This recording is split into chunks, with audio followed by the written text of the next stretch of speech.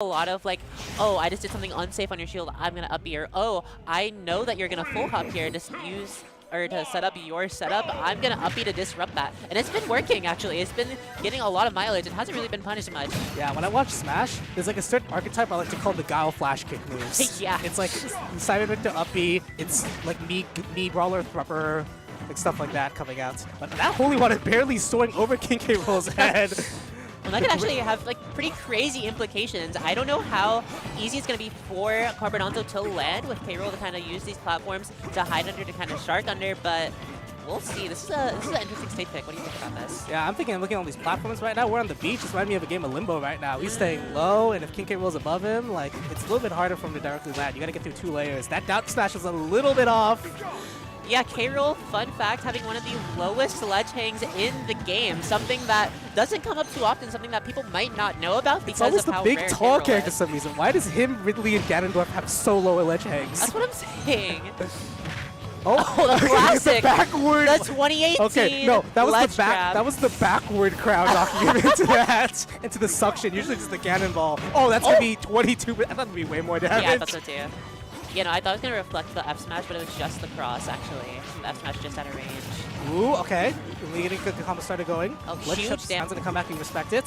What's the ledge trap? Check me out. Okay. Crown's gonna fight you off the ledge with that armor. I like that option choice by David. Oh, good grab. Amazing grab, actually, from the side of Carbonanzo. David is kind of stuck between a rock and a hard place there, kind of forced his shield. Yeah, this cross that's like hovering over the ledge is like very difficult to deal with when you're getting ledge trapped, because like you have to like respect it for your jump if you get up. But that down smash is gonna be able to cover a lot of space and take that King K. Rool stock. Good option select. You know, good stuff on the side of Carbonanzo. I know a lot of back hit down smashes end up doing more knockback and or damage. I'm not sure if it's the same for Simon. But either way, yeah. Simon just has like a sweet spot, like the tips and stuff like that. I'm not sure if there's like a stronger reverse hitbox, but like honestly, when you see that sweet spot, it feels like just like every spot is a sweet spot. It's true. For the front or back of sweet spot down smash. I mean, Carbonanzo up over a stock at this point. David stuck on ledge. It's just so hard when you're a very large alligator. Yeah, trying to make it back. The hard part about like fighting Simon Richter is like the first game is like the test game. They like throw out the options and see what you can do. So like if you take that game, now they've already seen like your preferred like get up options or like disadvantage tools. So then they like start hard looking for those. So you have to like you have to adapt like multiple times at the ledge. It can't just be one simple fix. And there's that Shoryu uppy calling out the full hop approach from David. David just cannot find a way to get out of the corner every single time. Carbonanzo has been staying patient, staying aware. The down smash not quite hitting its mark, and now David has a second chance at life. The down air, no up B, but finds the back air. That's going to be game 2 going to Carbonanzo. Wow, that down air was able to clip King K. Rool's like initial jump, I think, because I think David was going for a fair. Because like he was like sitting under the platform, and that down air hit him, and that just put him in that spot. It's like kind of difficult in those positions because like you want to air dodge because like it would dodge you through that move, which like probably was like it. But like if you do that, there's like a chance you get frame trapped. So like those scramble situations against these like kind of like characters with huge range are like massive, because even though like characters are like 3 feet away from you, you have to be aware that that's their hit range. That's where they like to play, and that dynamic is going to keep shifting as they move around the stage. Exactly. You know, I really, really like the adaptation from Carbonanzo. I'm really curious on what the counter pick is for David and how he uses it more than anything. Okay, yeah, this is kind of what I expected. Yeah, Hollow Bastion seems like a fine stage. You get it's a little bit scary because you give Simon the potential of using the house of like sitting underneath the platform, but like I think King K. Rool can also kind of use that to deal with like Richter, like Simon like down air mix up that shield that Carbonanzo's been enjoying. And that was weird between the holy water and the down air. Ended up like canceling the knockback. Okay, and dodge. We got a punish. We have holy water King K. Rool. Oh, okay. But just goes for the dash attack. Goes for the guaranteed. Yeah, I mean it's a kill either way if you can get Simon off stage. Yeah, I like the dash attack option choice. A lot of people would like go for like hard F smash or something like that, but you would not have enough time. So Exactly. just like put him in a position where it's like messed up for him and just try to 50-50, like get some higher level on that air. Very good stuff. Ended up working out for David and Carbonanzo now, trying to even the game back up. David, though, just staying super patient, using this armor to his advantage. You got the ledge trap situation. That axe almost gonna combo into the F smash. And that air dodge up was creative. I actually really like that. Air dodge up gives you the most invincibility in this game out of all of the air dodges. So I like that idea a lot to try to like bypass like the lingering projectiles. That there takes the stock. Weakener! That's the doubt. If Simon and Richter had a better recovery, this character would be a lot better. But that's one of the main things you can exploit. Just like sometimes you can be ledge trapping someone for like 2 minutes and it can look so oppressive, and then other times you get sent off ledge one time and you just lose your stock at a catastrophically low percent. Oh man, and David is chilling at 200%. Carbonanzo, we saw after that last stock having to kind of laugh it off because I mean, man, this is just so tough. Okay. How do you get this kill if you're Simon? It's way harder, especially when all of these approaches from David have armor and just go through everything, going through the up B. You're saving Grace and now you're off stage. Okay, we're going for a hard down and trying to get like a low recovery at that time. But this is so frustrating because it's kill percent. Okay, you got it. But like that armor is really good at like negating like you trying to like impede David's progress. He gets to slowly like march forward like a juggernaut with all these moves. Oh man, and I feel like Carbonanzo had so much momentum going into this game. And even at the start of the game, but David just so good at surviving and so good at finding these kills, exploiting Simon's recovery. Are we going to see it again? Not quite the fair. Going to be saving Carbonanzo's life. One more chance at life, putting David back onto the ledge, but just can't find anything from it. The armor from the side B just going all the way through that holy water. That side B armor lasting through the entire holy water is crazy. Like, that is pretty good at bypassing, because like when you use holy water, there's like some end lag to it. So like if you're able to get that side B out like David has been, he's been able to like recover before like Carbonanzo can like run up and grab, which is like the common counterplay to crowd. And something we were kind of seeing there is an interesting dynamic. We saw like a kind of Luma-esque dynamic with David. Oh yeah. Oh, not quite. Not quite. Carbonanzo. Down in the cannonball cover! Oh, no! The crowd kind of going crazy for that down air. Everyone was kind of hoping for it. You know, a good set between the two. Yeah. If you're a Smash Ultimate player, everyone their mother has seen Shuton down air Pikmin to recover. But David, also knowing this, cannonball, and then, oh look, it's a bigger cannonball. Wait, it's a crowd. It's a K-Rool. Yeah, no, we saw that kind of a dynamic with K-Rool kind of treating Crown like Luma. David, when getting ledge trapped, would often use that side B, the jump down side B, to get back on stage using that armor. But when the Crown wasn't an option, we saw so much more ledge trapping come out from Carbonanzo. Just like in that clip. It just makes it so much harder. The backward crowd into the cannonball is so funny. That was just it's just such good option coverage from both of these players, like the whole set. Yeah. And die. Die. Yeah, but this whole Bash and pick King did. I'm not sure exactly how much the stage played a role, more so just like I felt like these two early stocks, like that fair not grabbing the ledge is like, uh-oh situation. And I mean, it's crazy because after a while, I mean, David kept going for that drop zone area to stop. Ebish. This world's strongest croc schnoz. Oh man, you know, amazing set. Oh, you know what we should do actually now that the lighting's good? We should take a picture for Twitter. Oh, so true. The classic in commentary pic. Thank you. Thank you. Yeah, shoutouts. I think this is Jordan behind me right now. Shoutouts. Yeah, no, blocking the backlight from coming through. Yeah, you know, beautiful day. I just want to look at his amazing Hawaiian shirts. This guy's selective hearing is not hearing me. Nah. But yeah, a lot of the games so far have been pretty fun for like this round one pool. It's like we got 2 game 3s. It's true. Is pretty fun. Already, yeah, no, already explosive. Looking at the bracket, you can just tell sometimes when it's just gonna be an explosive day. Yeah, sometimes I look at a set and I'm like, this set is not gonna be normal. And sometimes I look at a set and I'm like, this set's gonna be pretty cool. Yeah. So it's gonna be interesting who we have coming up next, because now we're like starting to reach like the almost, I think this is the round before the qualifying rounds to make out the pool. And Buck Dom, I was talking about the set last night. I am so excited to commentate this. I really do mean that.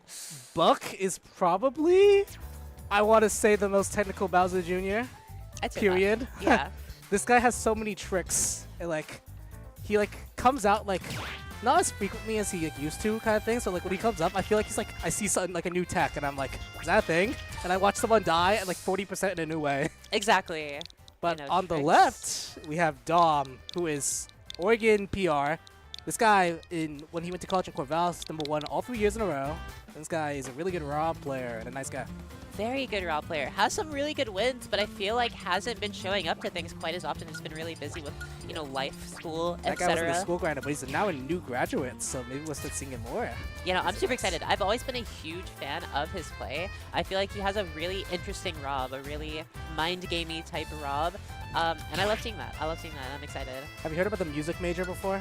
Of course I've heard about You've the heard music about the major music before. major? We're going to be calling out the music major. Oh yeah. No, we're going to be You got the treble probably cliff, I seeing got the that. bass cliff. Oh no, but which one's treble, which one's bass when they're both so powerful? Treble is the down tilt, bass is the gyro. That's what I figured. So that's you what make I like the figured. Rob like Yeah, the- sound, and I'll Yeah, make like yeah, the gyro like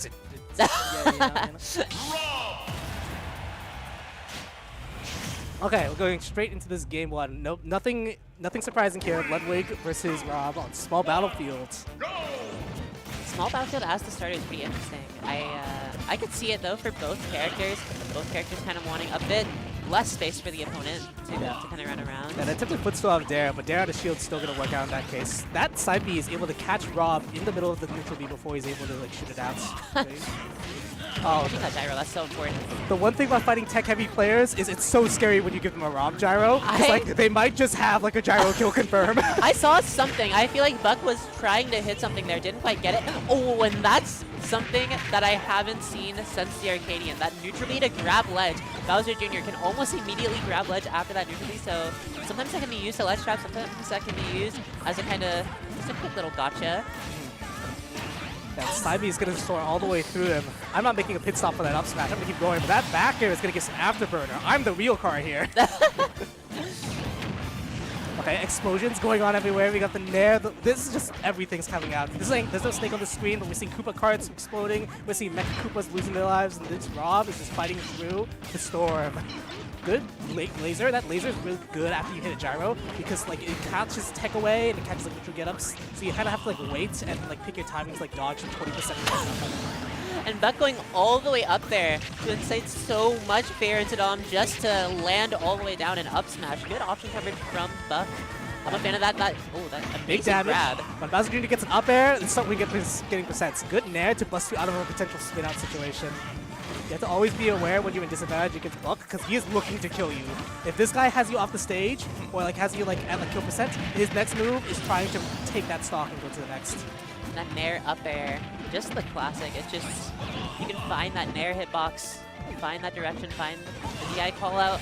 It can be so deadly. The spin out though, just as deadly. Amazing call out from Buck, and that's something I feel like he's kind of known for, is finding those spin out kills off of the air dodge. He looks for those so often, and he's so good at finding them. Yeah, Bowser Jr. has a lot of early percent kills because like spin out hitting you like at this percent, that would be okay. If that cart hits, that would have been death. But at that percent, Rob's gonna live because he's heavy. Oh, that's unfortunate. So Bowser Jr., when he gets tripped animation, he goes in the air for a second. It's kind of like Pac-Man. So like when you try to down tilt spam, he just hopped over it. That is a tragedy. You know, certain characters just have really interesting get-up animations. Bowser Jr. obviously one of them. Samus also another one. Yeah. Gato, okay, catches the matchup. Up Gets the up air, that's gonna be game. Yeah, a little bit of a miss DI situation. You're going to die to the up air. Rob up air is like that move. If you DI it right, so you're going to be living like 20% longer. If you DI it wrong, good luck. Especially on small battlefield. Oh my god. Yeah. But I think like watching that set, like Buck had some like things like that up tilt, like side B kind of thing. There's no like direct follow-up that he can have after the up tilt, so there's like probably a little bit like match spin experience. But like Buck's like a kind of player, like when he sees stuff like that, it's like, okay, noted, I'm gonna keep this in track so I can try to take a stock at 40% next time. You know, amazing stuff coming out, and now game 2, we're running it right back. Dom has zero fear of this stage. Yeah. Thinking, you know what, I'm gonna play better. Okay, big laser's gonna do a lot of percent. We're in this situation again. Down tilt's coming out. Oh, and that's something that I love seeing. Oh, that was a crazy turnaround. That's something I love seeing from Dom, is that pressure that he has, even when he's not necessarily converting. He's still finding his damage, just running at you and taking all of that stage. Yes, okay, he knows that if the spin out happens on your shield, you can just run forward and punish it directly. But that spin out almost going to take that stock. God. Rob's a heavy character. That almost killing it is very impressive. Oh, doesn't quite catch the landing, but finds the Dom. That is the Dom. Waveland down throw into the up air. That is the Dom. It's been the Dom, and it'll always be the Dom. We're seeing it now. When that happens to you, you feel so bad because it's like you can react to it, but like no one sees Rob do that, and everyone gets hit by one smite. Dom able to cash that out and take that stock lead. Okay, Gyro's on the field, but Bowser Jr. has it in hand. What does he got? Just tosses it up. Just did negate it from the situation. I like that. If you can't get like directly like any quick gyro combos or like not confident with it, just sometimes throwing it up and turning it off for like 10 seconds is very good. Okay, that gyro dynamic is going to be good to pay attention to because side B has armor, but if you hit the cart, he's able to keep going. But if you hit Bowser Jr.'s head, he stops because it's headshots and there's no armor on the head. It's like Steve-esque, but I feel like a little, it's more Regrab. precise or less precise. The regrab, no call out on that. Finds the up tilt, but can't quite get the pivot grab. What's his punch? Oh wait, that's sick! That was so sick! Buck finding his opening, using these tricks to get past the defense that is Dom, and eventually finding the kill off of it. Now finds the up air, can't quite convert. Okay, Now Dom. Cloudcloud gonna go straight through the field, taking care of the gyro. Okay, Cloudcloud's good because it's able to cover roll away easy. Oh, and finds the up B kill. That's just so early, and that is such a momentum shift in the favor of Buck. Dom, though, finding that classic El Diablo bear, as some may say. Okay, Rob's gonna have you at the ledge. Rob's a very strong character. Okay, he's been trying to footstool down air the down air dare approaches, but he's been a little bit off. But these dares have still been connecting because of how Buck's not pressing like field. There's the first footstool dare. We're gonna gain some damage. Oh, footstool Finds again. the footstool, get out of there. I actually really like that option, even if it wasn't intentional. Yeah, that's just something. disengage. You know, that's something that I've seen a few different BC players do actually, kind of, especially off of ledge. Okay, ledge trap situation. He's coming. Oh, and what do you do though? Now you're below, and that might be even worse. Yeah, Buck has been like starting to like take control of the pace of this match. He's just like swinging the kill moves. We see like 3 side Bs, 2 up Bs, and that smash. And it's funny though because Dom's just been like, okay, I'm just gonna let you do your thing, just kind of staying in the air, staying below. Yeah, we had a little bit of speed bump there to stop that Koopa cart, but we have gyro in hand, tech chase. Oh, finds the up smash of his own, and Buck finding that early kill was just so important. Actually ended up converting all the way off it and getting that game. Amazing stuff. That's now 1-1. Yeah, good recognition like immediately for Buck to process that like after that whiff is like, oh, my move was safer and now I get to hit you with that smash. But this is so good because the first game we saw up tilt side B and Dom air dodged. So after that, after you do that air dodge, you're like, don't do that again, you're gonna die in early percent. So when that up B came out, he's like, okay, I don't want to air dodge, what's the best way to disengage? Because I don't want to be here. Jump. Boom, jump gets covered, you're dead. Man, that was just so good. I think that actually called out an up B in particular from Dom, something that we see a lot of Raw players do, especially in disadvantage and again, small battlefield for the third time. He is Z-dropping gyro. No, I'm telling you, I swear he has Oh, something no. Okay. Oh my god! Oh my god, he almost took that stock. I was thinking about like, does he have like a gyro side view or gyro up B like going into like the set? But like, he almost just lost his stock at that criminal percent. I'm peeking like music major. And here it is. Oh, can't quite actually find any kind of long form combo off of that. But still getting advantage off of it. Just staying so patient, staying right outside of that fair range. Amazing stuff from Dom. Now still an advantage. Buck now trying to land, and all of these obstacles are just in his way. He can't quite do his game plan because of, like you mentioned, that gyro just taking so much space, acting as a literal speed bump in this matchup, though Buck finding his opening. Okay, gonna get a down tilt. Oh, not able to carry him across the stage. Down tilt trade. But Buck swinging with that up tilt, but back air is going to be able to outrange by displacing Rob and getting that kill per skill. And just what do you do when a Bowser Jr. is dash dancing in front of you? That's just so scary. Rob Nair into gyro side B. That's a good point. That's a good Oh, point. there's a Rob side B, and that's gonna take the stock. Equally as early as Buck did that last game. Yeah, both these characters have like explosive kill power with their moves, but like Rob is able to show, okay, I've been dying super early. Okay, a little bit off, not gonna get killed, but that fair is gonna linger for a while, and that sounds like still gonna be able to nab that kill on that percent. You know, fair is so meaty and so strong even on the late hit when it's in that blast zone like that. Buck, no stranger to finding these early kills. This game is not completely out of the question for him. Although this is just so hard. Dom, again, I mean, we've been seeing it over and over again. He's just so good at holding this advantage. not letting Buck land, not letting Buck get the stage control that he needs to really find his Here's setup. Major, and he's not dead. Okay. Oh, wins the Buck's 50-50. Buck's been doing like really slow mashes. I wonder if Dom's going to start up smashing soon, but like he's able to like get himself out of the situation. 164 rate junior. This should be up smash. Yeah. Yeah. And Dom just looking so comfortable. I think there's maybe like 2 players in the venue that would have been able to mash out that up smash, and those players' names like Jojo the Hobo and Bassmage. Whoa, whoa, whoa. What you got? What you got now? I look, he got this. Oh, you got this? Okay, okay. I got you a this. new controller after the set too. Oh, thank you, thank you. Yeah. Oh man, yeah. I mean, Buck was looking for those up B into the wand hit like the entire set, but that first game though, using that option coverage to kind of find that up smash instead was just so smart. Wow, that was able to catch. Okay. And we're seeing so much down throw. Dom was so good at finding those grabs. It's insane. Yeah, I feel like a big thing that was interesting in this set is like they played the entire set on small battlefield, so it all just came down to like player adaptation back to back kind of thing. So like after the first game, like Buck found every single way to kill, but then like at the end of like that third game, like after like the first like insane gyro thing, the minute like Dom didn't die, I feel like in Dom's head something went, oh, if I didn't die to that, I shouldn't be fearing anything anymore. I've seen everything. And then he was able to control the pace and just slow it down to a crawl, as we're seeing. Yeah, I feel like at a certain point, Dom just kind of had no more fear left in the tanks. Just kind of had so much confidence and ended up just running at Buck, but also pulling back when he needed to. And wow, this is a set. Yeah, we got sure. Shweepy versus Kasai, so a little bit of Soa versus Bellingham action coming to us. Sweepy, another Rob player, and we have Kasai, the PT from Beham. And Of then course. this is gonna be something because I know Kasai doesn't like fighting against Rob, and Shweepy's main training partner is Despa, so Shweepy's got a lot of XP. But Kasai is really good just killing you randomly. That is And true. That is like the most important skill to have in Smash Bros. I feel like. Oh, no, I agree. Across the entire, really in fighting games. Yeah, like when you get a swing at an early percent, like it can like destroy people's mentals at times. You know, Kasai, I feel like, at least from my experience against playing him and watching him, I feel like the thing that's most scary about him is his Charizard. His art is spooky. His I art feel like is he like scary. starts dash dancing on me, and I'm like, what's he gonna grab? And then I get backward.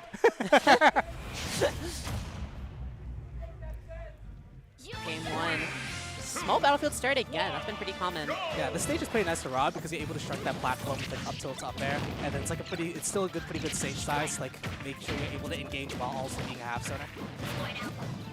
And I mean, Kasai is the favorite to win this according to the seeding, but like you said, I mean, Despa is Sweepy's main training partner. Yeah, I think Despa and like Shweepy definitely like play difference in like in terms of their styles, but like both of them have like. I know like Despa's like most known for his like Ivysaur, and like Kasai's most known for his Zard. So I wonder if like that dynamic is going to like shift certain things in this matchup. Sweepy so far. It's a pretty even game. Kasai looking for the up smash, not quite getting it. Going for the hard read there, the down throw. No up B. Actually going to be reading the air dodge, but can't quite find the conversion off of it. Okay. Sweepy now has the stage. That backer is going to be taking that stock from Ivysaur. And we're going to be in the situation. Zard's out. Your jump is scouted. Yeah. Okay, the thing with Kasai is this guy's stage spike master. This guy will try to stage spike you like he's still on Wi-Fi with quarantine. And you're going to be seeing Squirtle bears, like Charizard bears like coming out. But that up B is going to be able to take that stock. Good out of shield by Kasai to even this up. And I mean, we don't see PT too often in general, but we don't see up B out of shield from Charizard too often either. I actually really like that that option. I don't know if up smash necessarily would have been fast enough, and even if it did, that armor from the up B just so deadly, just as deadly as these gyro combos, not quite killing, but doing so much damage and still an advantage is Sweepy. Yeah, good mash to get out of that situation. Any percent where it's not like kill percent and you get hit by down throw, you want to make sure you have a good mash, or else it's going to be really bad for you. Okay, there. Sending you up in the air. What are you going to do? The side B going to be covering all of your options as a poor little Ivysaur. It's just so hard. Ivysaur's disadvantage is really bad. I mean, besides Switch, which is laggy in its own right, Ivysaur really doesn't have that many options in disadvantage or necessarily in neutral. Ivysaur more about the punish game. Yeah, Ivysaur's got like a super strong punish game, but as you said, a little bit laggy with trying to land and things like that. And Sweepy is going to be able to abuse that with these insane like aerials, and that up B is going to be able to take that stock. That move got nerfed years ago, but like that move is still killing it at like 80 and 90 when I watch it. Okay, this is the hardest position in the game when you're Pokemon trainer. Oh my god. Getting off the ledge is really hard, especially when there is a Beyblade sitting at the ledge. Beyblade out ledge, there's a robot trying to kill you. Okay, wait, Kasai is racking up percent right now. We're gonna be entering like Ivysaur like down throw up B and like Charizard like bear percent soon. I feel like already we might be in Ivysaur up B percent, especially Kasai looking for it, not quite getting it. Finds the drag down, but doesn't actually get much off of it. The fair saying, get off of me, get on the ledge. Then the gyro is just so scary. What do you do if you're Kasai? Okay, we have the big dragon out right now. He scouts the soft dodge, but isn't able to catch a jump. Sweepy decides to just dash back. Here's Fair. the thing, Sweepy, no stranger to Charizard, no stranger to these last hits, finds the tech, and now in advantage. And that's one thing about Kasai going for these ledge traps is the fact that he gives up stage, but if you find the back air reversal anyway, off the ledge, it doesn't matter. Yeah, Sweepy there trying to set the gyro, but then goes to try to pick it up. And then Kasai, like, he has to re-grab the ledge there. So, like, if the gyro has a chance of, like, spinning off and, like, hitting him, so, like, I guess Sweepy was trying to, like, grab the gyro to, like, throw it down immediately. But, like, because he got closer, Kasai's able to line up that back air, and that back air is going to be able to take that stock, because the sweet spot of Charizard Bear is insanely strong with its knockback, killing coast to coast there. Oh man, and I mean, that's like a rough one to lose, honestly, if your Sweepy had the lead pretty much the entire game. But Charizard is just such a demon when it comes to killing him because he can kill you so early. He thrives off rage, especially with that bear. Something we saw, I think, kill either twice or almost kill twice. Yeah, Pokemon trainer, like, as like a stance change character is crazy because you can just choose to go to Zard, like, when you have all the rage, and just play Squirtle and Ivysaur the rest of the time. It's awesome. Ooh, looking for that super early kill. Yeah, Sweepy tried to line up that. Speaking of super early kill. Yeah. That down is going to be able to catch. This guy, you can tell he's been, like, having to, like, he has to, like, try to give Ivysaur when he plays, like, Duskball all the time. So, like, he knows, like, where the line to, like, reel in. And this might be the stop. Uh-oh! Sweepy, so practiced, so labbed out. Are those gyro confirms? The power of Thailand's #1 Rob Zero together. Oh, okay, that get up attack gonna be saying, get off me, and now still in advantage as Sweepy finds the, was that the footstool? Yeah, I tried to footstool and try to set up a dare, but Kasai knows the lineup this time and is going to, like, wait it out a little bit more. And that uppy not quite finding its mark this time. Oh, the F smash, looking to catch out some kind of habit, some kind of roll. But Sweepy just so calm, so in the driver's seat, not giving up any kind of habit, and still in advantage, pushing this advantage.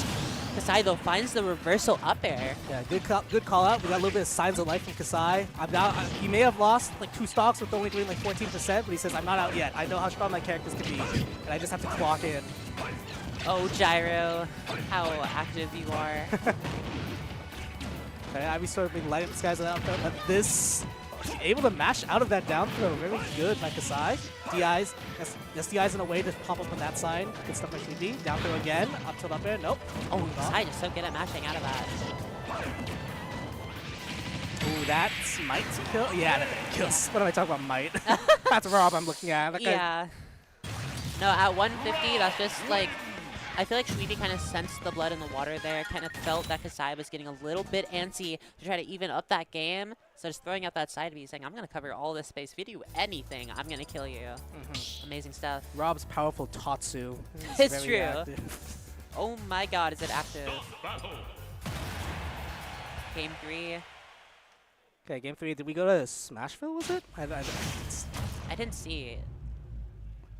Either way, I feel like we didn't even see much of the stage in general. This is a pretty interesting pick on the side of Kasai. This is very interesting because I know Smashville and Bastion have really good stages for Rob because that center plat is like super good to act like the roof and you can up tilt through it.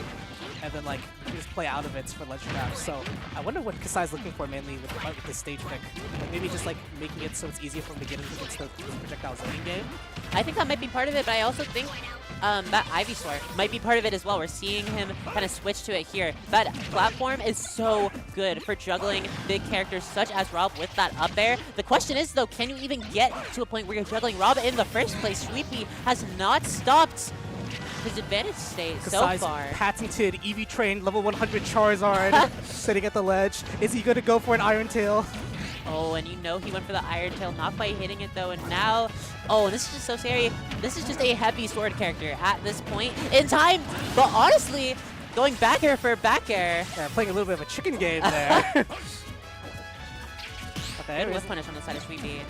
Like Kasai is respecting like gyro and laser very very importantly. He's like understanding that like if he takes that random chip, it's gonna stack up over time. That raise leap upper's gonna confirm. I see what you're saying with the smash throw, like the platform. You're kind of trapped up there. Exactly, and I mean we saw Sweepy kind of showing that matchup experience. I feel like a lot of players would go to that center platform as a way to land. Although Sweepy playing smart, going to the corner instead, going where Ivysaur is not necessarily quite as powerful, but nonetheless still. Yeah, good call out with that back air. Full hop rising back air saying, I know you're gonna nair. You're playing wrong. That's true. Now Kasai, the one in the driver's seat, for the first time I think in this set, having the lead. Okay, double dip. Oh no, goes for fair. Interesting. I like it. Okay. One switch to get past. Oh, he's trying to mash. He thought that Rob was going to try to keep chasing him and he's going to up B out of it, but not a big punish. Now we have Charizard with gyro in hand. Tosses his up. Kasai is going to like try to make sure that Rob has as little time as possible to play Beyblade with. Okay. Oh, tries to make the roll-in, and that's the second time Kasai's been looking for these roll-ins and hasn't been getting the call-out. Oh, the up smash going to be hitting shield, but not punished, though. The up throw on the platform not quite killing. Yeah. That's another thing, actually, about Smashville is that top platform is so useful for Charizard as well for finding those earlier kills. I mean, Battlefield, obviously, also pretty good. It's a really tall ceiling, though. That's true. It's like you get like a little bit of a layup, but like it also like, kind of negates itself in a way. Okay, gyro at ledge again. You have to tech it. Nice, you get that. Oh, yep. Oh, you live the up smash. Oh, Charizard is heavy. Oh, living the up smash at what, 100 something? Yeah, Charizard is holding on to some really big item right now. Really get that extra weight to survive. But that grab is going to like extendo hands. I'll take the size off. I don't know what exactly Sweepy grabbed there, but whatever it was, some kind of hurt box extension. No, okay. Not from center stage at zero. The thing with like Rob Zero to Death is that they start like center stage, you have a lot of time to try like SDI through moves. It's like a hop right carries. Oh, got a little scared. That down air lineup was a little bit spooky, and Kasai goes for the up B a little bit too low. But Sweepy, we're gonna book it in to go to the next part of pools. Yeah, good stuff. I think that's I think now Sweepy's in winners to make it out, if I'm remembering the bracket correctly. He's winners to make it into top 32. Yeah. It's currently projected that he has to fight Onin, I believe, unless the bracket's changed.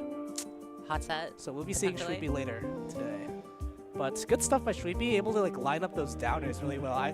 Like when he just like went hard off stage and like went for down air, it was kind of raw, and that was a good find with like that Rob Zero to Death. Oh man, such a good call out on the side of Kasai there with that up air, but yeah, equally as good call out with the landing trap of doom.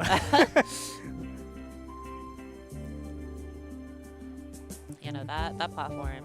I feel like Ivysaur is such an interesting character, and I feel like as we've seen the kind of fall off of PT, not to say that they're necessarily a bad character, but we've just been seeing less and less PT players. I feel like the less we've seen Ivysaur used to be such a hot topic back in like 2019, kind of pre-COVID, and now after the PT players kind of fallen, the dust has settled, I feel like we're seeing a lot more Charizard, a lot more Squirtle, more than that Ivysaur in current time. I mean, Ivysaur is still obviously extremely powerful in their own right, but yeah, it's interesting because like PT has like an entire character. There's like when they were extremely popular near the start of the game, and like there's like some like nerfs and stuff and some dropped them. But, like there's still like strong players. Like there's like the less like big moves that like Quid won. Yeah, like Ivysaur. That guy's like an Ivysaur main. Right. For the most parts. So like you still see like all the characters. But moving on from Pokemon Trainer, we got Nathan versus Charlie D. This could be interesting. Both players rather really good at finding their kills. I feel like it's something that both of them are really good at doing. Both of these characters want to grab you. It's true. They can manage, but it's gonna be Mario versus Ness. So that matchup's always interesting because when I think about it, I'm like, okay, they both kind of have to like brawl with each other, but they both have like projectile options. Mario attacks you from like a 45 approaching, but like you can get negated by like Magnet or Clinks. But like Ness off stage, sometimes you gotta go PK Thunder and then you get kicked or you get flooded. It's true. It's like I feel like neither of these characters are ever out against each other, and like stages obviously play like a big role. Like when Mario has a counter pick and gets like a stage where he can like ladder you really well, like he can like get stalked extremely early. But like both of these are like momentum based as players from what I've watched in the past. No, definitely. I mean Nathan. I don't know if is it just Nathan. I always say Nathan. I just say Nathan. Nathan, yeah, no Nathan when kind of in his advantage zone, in his advantage kind of flow. can just find kills so early. His combo game is so practiced, so optimized on so many different stages against so many different characters. It's terrifying. But the same could be said about Charlie D. And I'm curious about the stage picks here in this matchup. I'm not sure. I mean, obviously Mario is really good on most stages in the game. Any stage with a platform, Mario is extremely deadly on. Ness, however, I don't necessarily know if it's the exact same. Ness kind of like, he likes a lot of stages, which is like character dependent a lot of the time. Kind of like go for like where he puts it. But we're gonna go on PS2. Everyone knows about Game 1 PS2. It's PS2. But like Mario is extremely strong on the stage because low ceiling in that platform. But we're gonna see how like Charlie's like shield pressure game is gonna be kicking in as he's pushing Nathan into the corner. And I mean, the last I watched Charlie D was the Oregon Arcadian, and there we saw a lot of PS2 as well. I think Charlie D, this is a very comfortable stage for him. Okay. Couldn't quite find anything off that setup. That down smash though, gonna be sending Nathan at a deadly angle here. Yo-Yo is like an insane move for pressuring ledge. It catches neutral get up, it catches ledge hang, but Nathan's gonna be able to bust his way in that situation. Oh, a little bit off and trying to find an opening, but now he's gonna try to fight out. Oh, and you entered Mario's zone at 30, did you? Good Nathan. mash out though. Didn't really negate that combo. Goes for the stage control, doesn't go for anything too crazy, not anything too risky. That dash attack did amazing option coverage from the side of Nathan there. Yeah, Nathan a very fundamentally sound player, so you'll be seeing him getting a lot of these ledge traps. Try to call out Charlie's options. And Charlie's trying to do that ledge trap with that Yo-Yo, trying to walk the dog. You know, Nathan picking the correct option there with that get-up attack. Actually scary though, depending on the spacing. Oh, wow, amazing awareness. Yeah, good roll, because he's able, if he's trying to do it on reaction, he has to like do it slightly before, or else he isn't going for that. But that back throw is going to kill. That move is so strong. Why does Nez have Man, that? is it strong. What the heck? I mean, Mario has a good back throw in his own right, as we're about to see, not quite killing. Sending about half the distance of Nez back throw. That might be true. Okay, down tilt's going to be hitting the shield, a little bit of a check. Yeah, that diagonal PK fire is like crucial to like Ness's neutral. If you hit that diagonal PK fire, you get a lot of combo starters, and it's has like a better coverage than like straightforward. Exactly. I mean, it's like it's strong in the same for some of the same reasons that like a Kuma Fireball is so strong in Street Fighter, right? That diagonal just covers so much space, and that's kind of where Mario wants to be jumping. He wants to be jumping at you. He wants to be jumping forward. Ooh, going for the up smash, but it's going to be able to get negated by the shield. Okay, this air dodging out, I like that because it's just like, don't mess with Mario. If he's sitting in that top flat, he only has like nefarious purposes for you. Charlie E just denying the back throw kill. Ooh, good hold down. Wow. Able to break past the Yo-Yo and hit Ness. Cape trying to get a cape up smash, but since Ness too far, and that backer is going to be a good call at catching that jump. Nathan equalizing the stocks. And Nathan's been so tricky with his movement there. We saw the kind of landing into that immediate rising back air. That was just so smart on his part. And now going for the damage. Yeah, good whiff. You can't get like a ladder directly at 0, but like once you get them to around 4 turns, he's looking to grab. Yeah. Up air, up air. Oh. There we said. Oh, if you Oh, kept I love chasing, that. yeah, because you go for the nair because if they try to like DI out or DI in for like the uppercut thing, like it sends them into a combo percent where they can still get up air instead of being holding out. I mean, 30 is that kind of sweet spot for when Mario wants to grab you on a stage like PS2. Now, Charlie E at 72 is going to be a little bit harder to find that kill, potentially. Ooh, try to stop him, try to get like maximum damage, but a little bit off, and Nathan's going to be able to put him in this ledge trap situation because of that. Ness reclaiming against the ledge. Okay, Cape is going to creatively like shift around. That down is going to shield poke, and now we're going to be in a situation where that magnet is going to flip the script. Ness is about to start going in on Mario. Okay. Looking for that up smash, not quite finding it. Charlie D staying patient, staying strong there in center, just shielding, knowing back there can't really do much. Yeah, sometimes you just get Yo-Yo at the ledge. You can't pick neutral, get up there. We're like, that's when you'll take the stock, and Charlie D is going to be punching his way into the game too.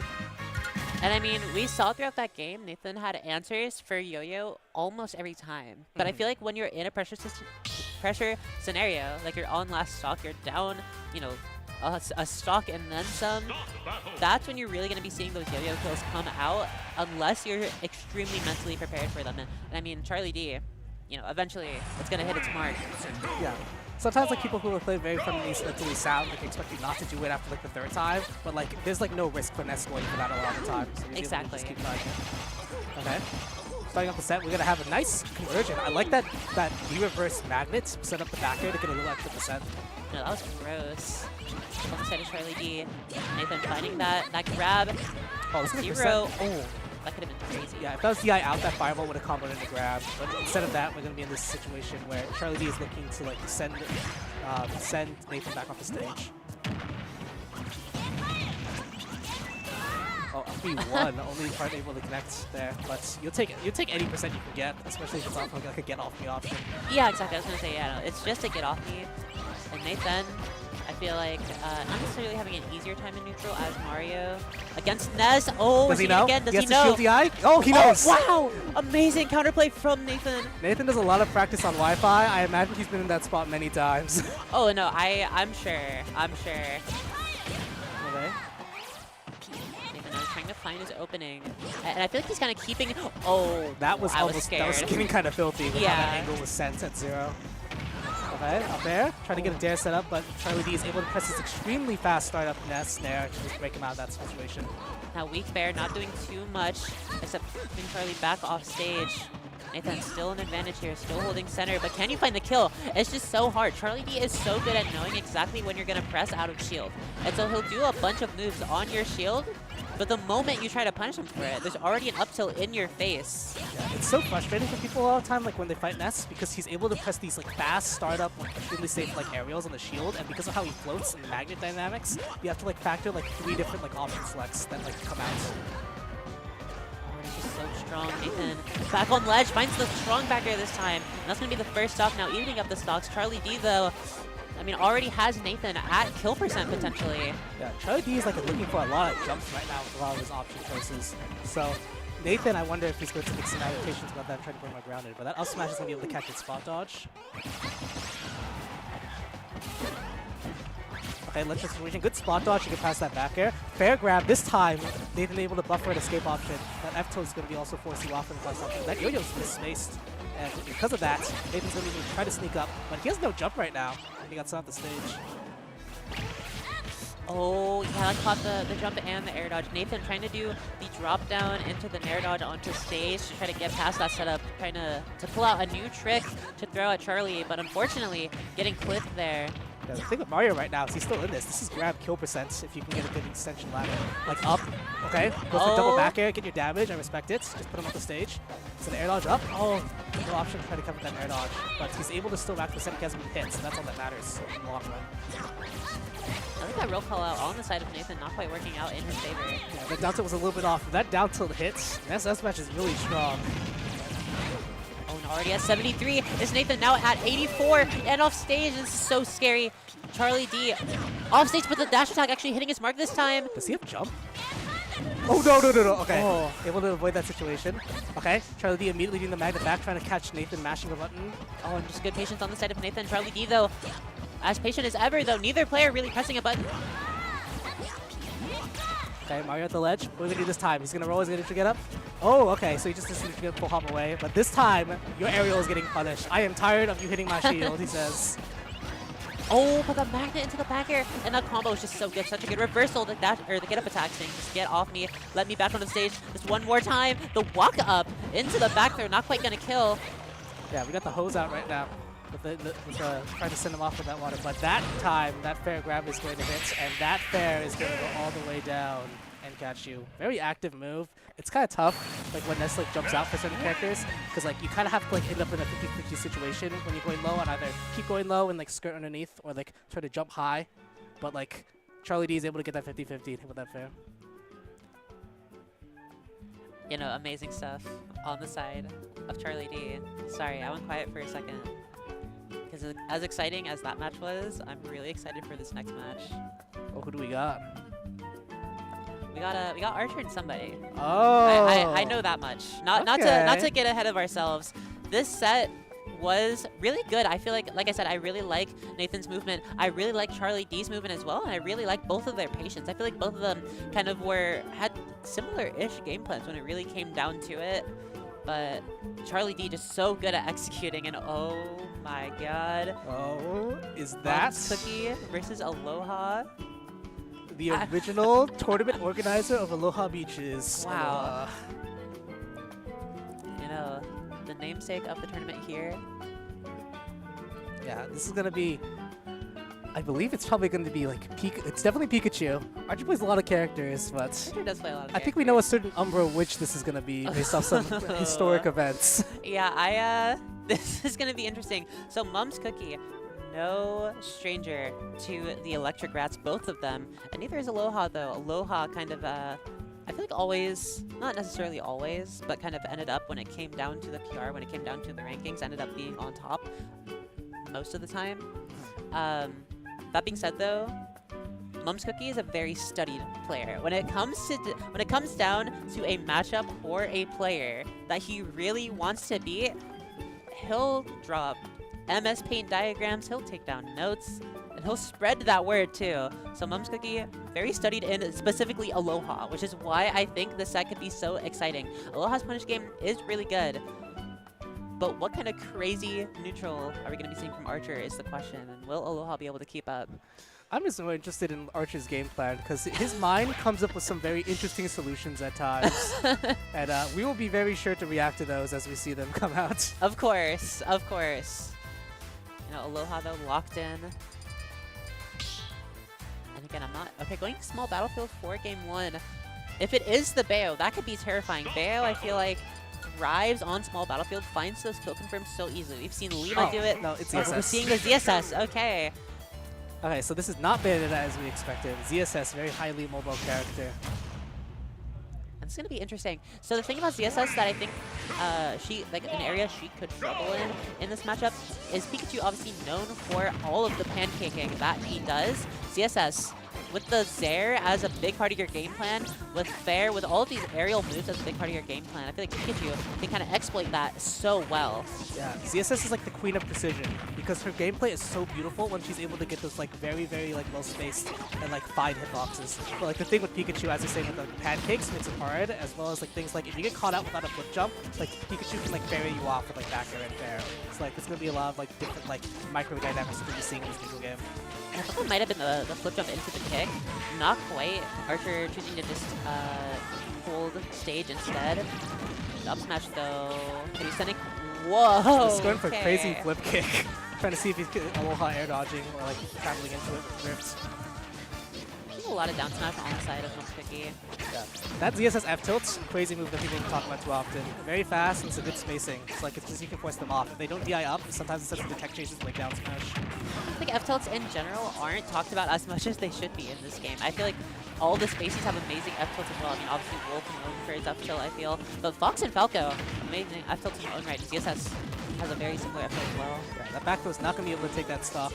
ZSS is a very light character, however, back throw's not like inherently the strongest with Pikachu, but he does have up throw kill percent right now and waits for the spot dodge and gets it as I was like, speaking about it. Yeah, good patience on the side of Aloha. The keep moving tag. I'm sorry, what we just I looked away for half a second. I don't know. The back air coming out, sniping Pikachu out of the air. And I mean, you talk about precision. You talk about how beautiful ZSS can be when she finds her mark. Nair flip kick? Oh, no. not the sweet spot. Yeah, a little bit off with that spacing. Yeah, but good stuff on Aloha for having the correct DI there. Yeah, even though we don't get like a big like spike, like hitting their flip kick is still like 30%. And both of these characters, like their combo games, like do around similar. So that's still like winning a neutral opening essentially. Oh, 100%. Another back air coming out from Archer. Aloha actually recovering high, recovering in free fall, but doesn't get punished.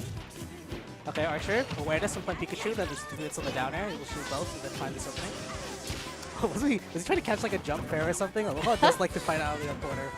I actually really like that idea now that you mention it. Yeah, that's like that's part of like the Archer goes for some creative options kind of thing that I was talking about. Like if he has like a hard read on you, sometimes he goes for some he like goes for some options out there very unconditional. And it's funny, Archer was Aloha's like up throw thunder coach back in the day. That's true. Now seeing it come out, not quite killing that up B though, is going to be killing it now. Archer going to be the one with the stock lead, 2-1 on the ZSS. Yeah, ZSS now gets kind of dictate whatever pace that she wishes. Trying to go for a back throw flip kick. Phantom hit. Okay. Hey, Pikachu, look, these doubters are starting to come out. Wait a second. I think I see the game plan. Oh no, yeah, no, Archer played a bit wild, but that back air, not quite killing Pikachu back air, not the strongest if it's on stage. The flip kick, saying, stay away from me, the up B, saying, stay away from me, I don't want to touch you. that Nair flip kick. Again, not quite finding the spike hitbox, but still good damage and good stage control. Aloha just cannot find its way back into this neutral game. Mom's Cookie is doing such a good job keeping the yellow rat out of his zone. The dash attack is breaking through that wall. Yeah, Pikachu fighting back saying, yo, I was in the same path as you with the subspace adversary. I can fight back too.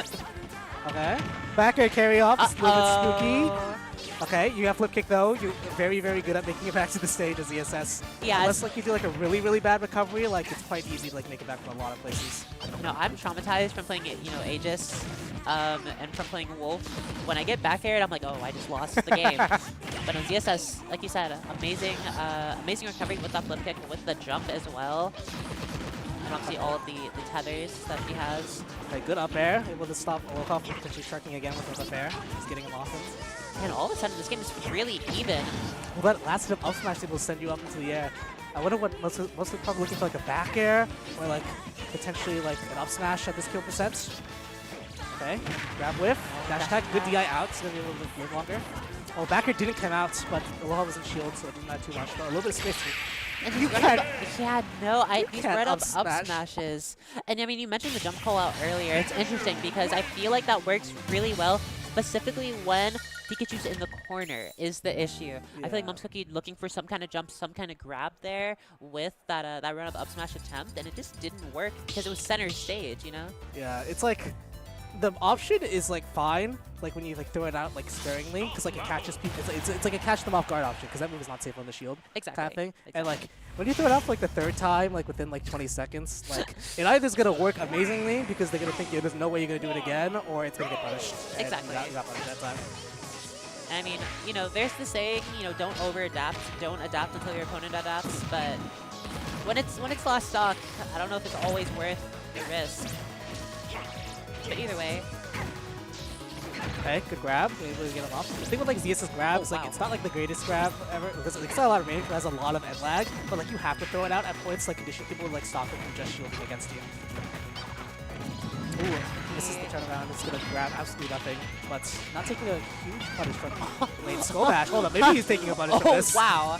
And I mean, we were talking about creative advantage options from instead of Mom's Cookie. We've been seeing a lot of Skull Bash from Aloha, and it hasn't been punished yet. In fact, it worked out getting the hit, like extending that advantage. Actually, really like that option. Aloha now just taking stage with that up B. How do you get back into this if you're Archer? I feel like Archer's covering a lot of like player read options right now. Like he's trying to like grab like specific like dash-ins that he's expecting. Like, okay, good SDI up to able to negate like taking too much damage from the down smash and maybe send like a more favorable angle. Oh yeah, so he's trying to F smash him like down airing even closer. Like Archer's trying to like snatch a stock. Being like, I played you so many times, but like Aloha is just like playing super hyper safe and being like, I'm not doing that dumb thing right now. Oh, and the side B gonna be catching out. I believe that was the jump. The back air not quite hitting its mark. Aloha able to air dodge through the up throw. Not gonna kill because it is Town and City. And Mom's Cookie has one more chance. Okay, To find this kill. off this game. Oh, up smash almost catching the quick attack, but didn't come out just yet.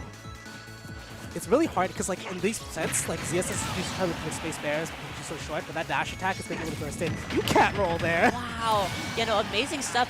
Oh, and the taunt coming out from Mom's Cookie with a slight smile, trying to get in Aloha's head a little bit. It's an even game, despite. I mean, it feels like. No. Oh, and CSS. Yeah, he got gimped. The awkward trade is going to make sure that ZSS dies because of that. And I mean, we mentioned the amazing recovery on ZSS earlier. It is true, but you need to have your resources. The moment you're a little bit too low, all of a sudden, all of the horizontal recovery options that ZSS has just become useless. And that up B, because of the Gimp, not quite going to be able to make it back. Mom's Cookie, though, has been holding this advantage ever since he dropped down from the Angel platform. Yeah, he died at like 0, but like he's able to like rack up this percent slowly. Okay, good up B, able to catch Pikachu trying to poke at ZSS shields. Yeah, that's a big part of the matchup, is making sure that Pikachu does not feel comfortable landing on your shield with all of these multi-hits. The Fair, the Nair, the Bear, all He's entering so good. dare mode. Oh no. I saw 2 dares come out. You get Archer to his last stock, and uh-oh. We're seeing a lot of dash attack as well. Okay, he's able to grab that up air. Okay, a little bit off of the angle, so not able to set up a thunder. But jump. slow bash. Okay, good flip kick. Is he gonna dare? No, that's not gonna kill at 0. I thought ZSS would die for a first. second. It's true. If Pikachu was at like 40, it would probably kill. He kind of feinting the aggressive option there. Pancakes. There is the pancake that I mentioned earlier. ZSS has so many horizontal options. They all lose to being one with the floor. Aloha now with such a huge, comfortable lead, choosing, you know what, I'm just gonna stay back. I'm gonna neutral B at you. What are you gonna do about it? Okay. Let's just situation. Oh, that's how it uppies. You're pressing nothing, but you're gonna live. Archer laughing about it because what was that option? Oh, you're dead. Another You can't down win. smash, another up B. Yeah, that's gonna be taking it despite the blast zones that Town has. That up B is so good because the shorter side blast zones, even if you DI up, you might just die for it. Yeah, a thing with like a lot of like, when I watch people sometimes, I can tell there's certain players where like, when you reach like the last stock and you're like looking for the kill, like at percents like that, it's kind of like when you're like trying to like punt the golf ball in, you know? But like, or you could see that like Aloha was looking heavily for like drag down nair down smash for like the last 20 seconds, but like Archer was like not giving it to him. And then at the end, like when he got put into that ledge trap like situation a couple times, he just ended up like panicking, trying to reset the situation. And Archer was able to capitalize and bring back that full stock deficit. He died at 10% and brought that back. Man, and I mean, yeah, no, you mentioned the panicky options from Aloha. I mean, we were seeing that a lot from Archer. So much down air, so much dash attack, but nonetheless was able to lock in once he actually was able to find his way through that neutral game into advantage. Yeah. Now the thing with Archer is when he gets to game 3s, he starts playing freaky mode sometimes. Like the down air is starting to come out. There it is. Wow. Okay, grab. We're gonna get an F throw. Okay. Yeah, these T-Jolts are starting to stuff out some of like the landing options. But Archer is trying to like control this pace while Aloha is fighting ways to like being ledge trap multiple times. Down is gonna come out again. Oh man, you know, Mom's Cookie has been taking these trays, but taking them in stride as he's been holding this stage the whole time. That's so important versus Pikachu. The moment Pikachu gets advantage, or gets stage rather, and is able to just sit there, execute his game plan of neutral B, execute his game plan of, I'm going to run at you in aerial, it becomes so scary because your options are so limited, but when you limit his options, it becomes scary for him. Oh, and DI in. Smash. DI in on the up smash leads to you dying at that critically early percent. And a lot of things I like notice is like Pikachu's like one of their strongest suits is that Pikachu's a very prolific edge guarder. But the thing that I'm noticing is that Mom's Cookie has only been like edge guarded in that really weird Gimp situation, and then all the other times, like Aloha's been trying to like have him to kill him while like vertically off the stage. So that's like negating a huge strength of Pikachu just based off how Mom's Cookie's controlling the stage. Exactly, and I mean ZSS with that like down B having that invincibility, that is huge in this matchup. A matchup where Pikachu wants you to be in a really specific spot with no resources. The fact that you have so many air disposal can get around those Pikachu options. It's pretty huge, but Aloha though, finding that kill. Okay, flip kick to disengage. We're back underneath the roof. That Pikachu is trying to like fair into you. Like they have to go like thread the needle, and ZSS is setting like directly center. You can just grab it every time or something, or F tilts. Aloha making it back to center. Those neutral B's kind of. Oh, the flip kick not quite hitting again. Hasn't found the sweet spot. I feel like eventually we're gonna see it, right? Yeah, and it feels almost like a canon event at this point. It's right? Flip kicks, so none of them have sweet spot yet. But like, we'll take the damage. It's better than getting nothing. And it's interesting. Okay, something I'm noticing from Mom's Cookie is every time that Aloha does the neutral B, a lot of the reason that he's taking all of these rage is he's just, oh wow, I can't talk. He's just phase tanking these neutral Bs from Pikachu with a down smash of his own, just in case. Because Aloha, especially Pikachu, right, loves to run in with the neutral B to take that stage control, to call out some kind of action. But if you're down smashing every time, you are not allowed to run up, and you might just die for it. Yeah, that was a really good spot dodge right there. Backward facing shield, like usually like Pikachu's like to back air, but like Archer has not been hit by any of those just yet. So like Aloha's not picked it yet, and Archer's able to just capitalize on like expecting a defensive option. This is the first time I think we've seen that down tilt actually do anything on ledge. That sounded way more toxic than I meant it to be. That's the first time we've seen that down tilt hit its mark on ledge. Oh! Are you dead?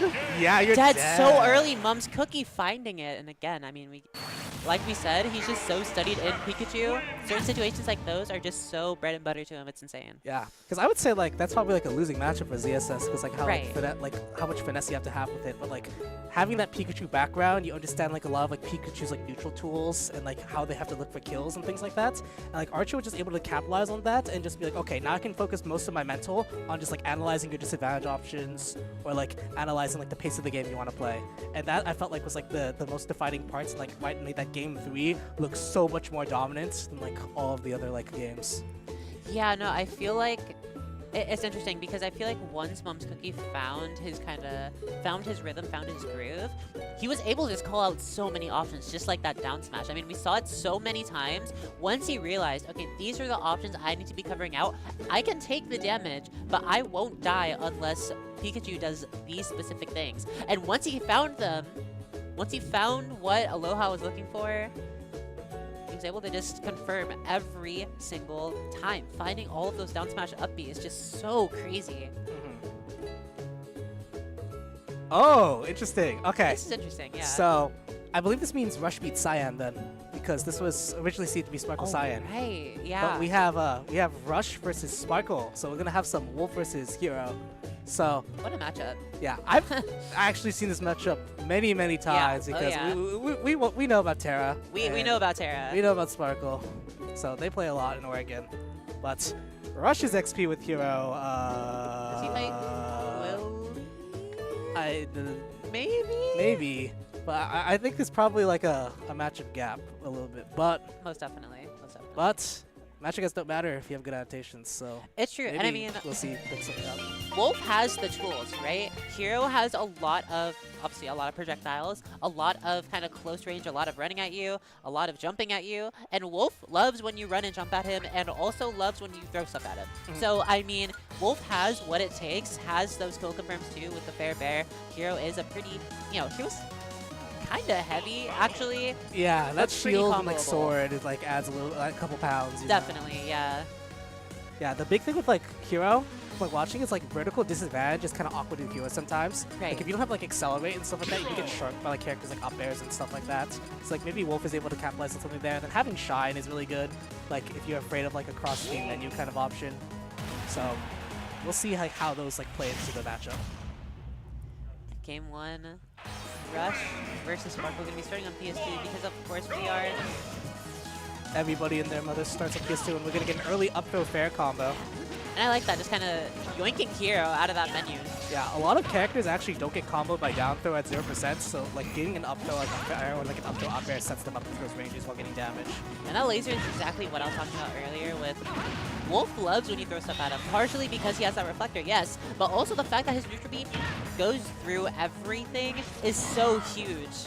Yeah. And if you can, you're alive. alive. Yeah, okay. yeah, no crit, no crit. Yeah, no crit. Uh-oh, yeah. Ooh. A little bit slow on the reaction there is getting hit by that bang. Like, reposition F tilt. Okay, we're gonna get a backfill. We're gonna try to send him off stage. Accelerate's gonna come out. And do you know the Excel counterplay is the question. Sparkle, no stranger to counterplaying the counterplay, just straight up running at Rush there. A lot of heroes will love to jump at you, and that's the second fuse. Yeah, you initially. A lot of heroes will love to jump at you when they have Excel because of how dangerous their fair is, how dangerous that Nair is, the up air, really all of Hero's aerials are pretty good. The air drift is just insane when you accelerate. You cross like half the stage by just holding forward while like doing a short hop. Rush landing behind Hero, which I actually enjoy. Not getting grabbed there, but gets grabbed that time. And this is so scary. When Hero has a full charge neutral B, oh my god. When Hero has a full charge neutral B and you're around like 30 to 40-ish, there's just a true combo out of Nair, and you just die. Sparkle going for the third snooze. He's like, okay, you missed the first and second time. I'll try one more time. There's not too much risk for it. But Sparkle using a lot of his menu. He's at 12 MP right now. After this up B, he's going to be like, yeah, he's dead. Yeah. At that percent, you can only do like a small whoosh to try to make it back, but that up B is going to be able to cover you.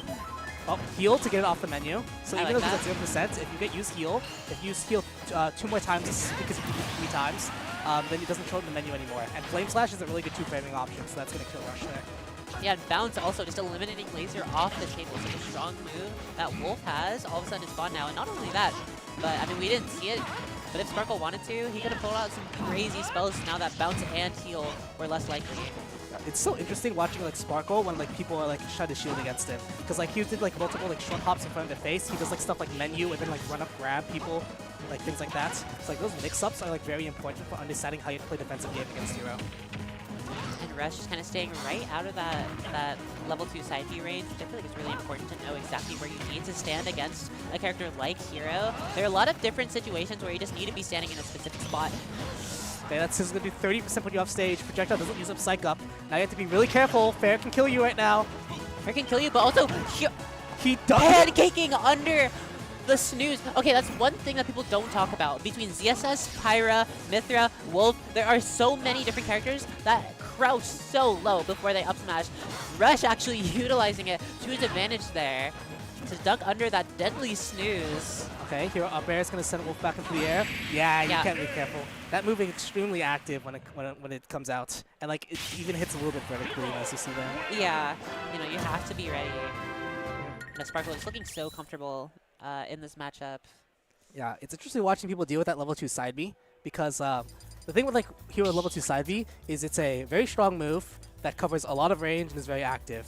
But if you shield it, it's like minus like 26, I want to say. Yeah. So like if you character like Wolf, you could probably like dash attack and stuff like that. But like if he's like exclusively using that move like when you're in the air and stuff like that negates the main counter play. So you have to be really careful about how you drift against Hero. And if they ever do like a bad side B, you have to like be ready to capitalize it. And something I'm curious too, I'm not sure how much Rush will be using that Shine, but Hero side B does not count as a projectile. It's actually a physical move. It does 25%. It does so insanely 25%. It's insane. Oh my god. Okay, Fireball. If you get a Fireball and Accelerate, it can combo into Fair, and that could be a really good kill option, or just racking up damage. Yeah, no, it's so scary. So it's fun to like throw out Fireball, kind of like a Hadouken-esque like projectile, like when you have Accelerates to check the waters.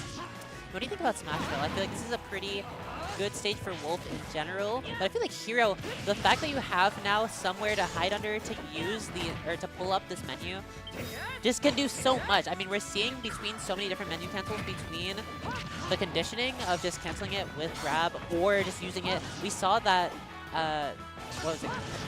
Crackle slash almost break shield. Yeah, I think like a small stage, like because you try to use it to like get close to the Hero, but Hero can now ledge trap you from underneath the roof because of how small the stage is and how big side B and like options like Kaboom if he goes up menu or Flame Slash. So like it's kind of interesting. We have to see if Rush gets a lot of neutral openings, because if he's able to like keep Sparkle constant disadvantage, and that's when we see the stage kick in. But right now, Rush's disadvantage is getting called out. All these like anti-air aerials, and like now, Sparkle was like, my god, you cannot, try to fair this. I'm gonna just put my wall. You have to re-grab, but put a little bit off on that dare. Yeah, Sparkle not quite finding the dare on the re-grab, but I mean, Rush, okay, as much as he was getting chipped over and over and over by Sparkle, very much not out of this. Only took, okay, well now 70%. We can't say only took. Hero racks up percent. We look away for a second and they can do a lot. It's and true. okay, oh, okay, I like that. You try to jump and like feint like a tomahawk and then roll in, but okay, that down smash is gonna kill. That was a funny interaction. And a Rush finding that down smash on the on Hero's down smash on shield. And now this is scary. Yeah, no, any real like kill move from Hero is just gonna kill so early, especially on a stage like Smashville. You just have access to that platform to jump so high. And speaking of jump so high, this Excel doing insane work for Sparkle here, almost finding the neutral. I think that would have killed. Definitely, it's this close, but like that was just a scary situation. But Rush this time reaction air dodges. Okay, cover, nice. I like that. You're able to get that pivot grab. Laser trying to get like a full extension, but you're able to recover. Okay, finds the fair flash, doesn't quite kill, doesn't hit Sparkle onto the platform with that. Tries to call out something with the F smash. That was interesting. Okay, trying to barrel over the shield. Okay, able to juke that side B. We're going to see a ledge trap situation here from Rush. He's going to look for like an F tilt. He's going to go, facing away. Oh, that was crazy.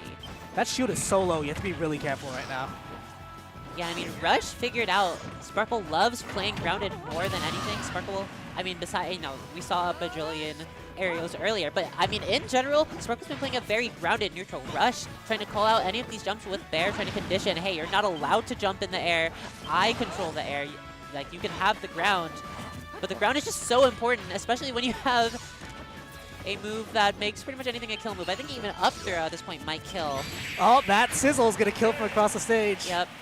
The scary part about Hero is like when he gets psych up, you have to think about stuff like, okay, if I'm standing too close, I have to be careful. I have to have my reactions ready for like run up grab. Okay, I also have to be careful about jumping in because of up tilt. I also have to be careful about dashing back because of F tilt. And then he pulls out his menu and throws the sizzle across the stage and kills you. And psych up didn't matter.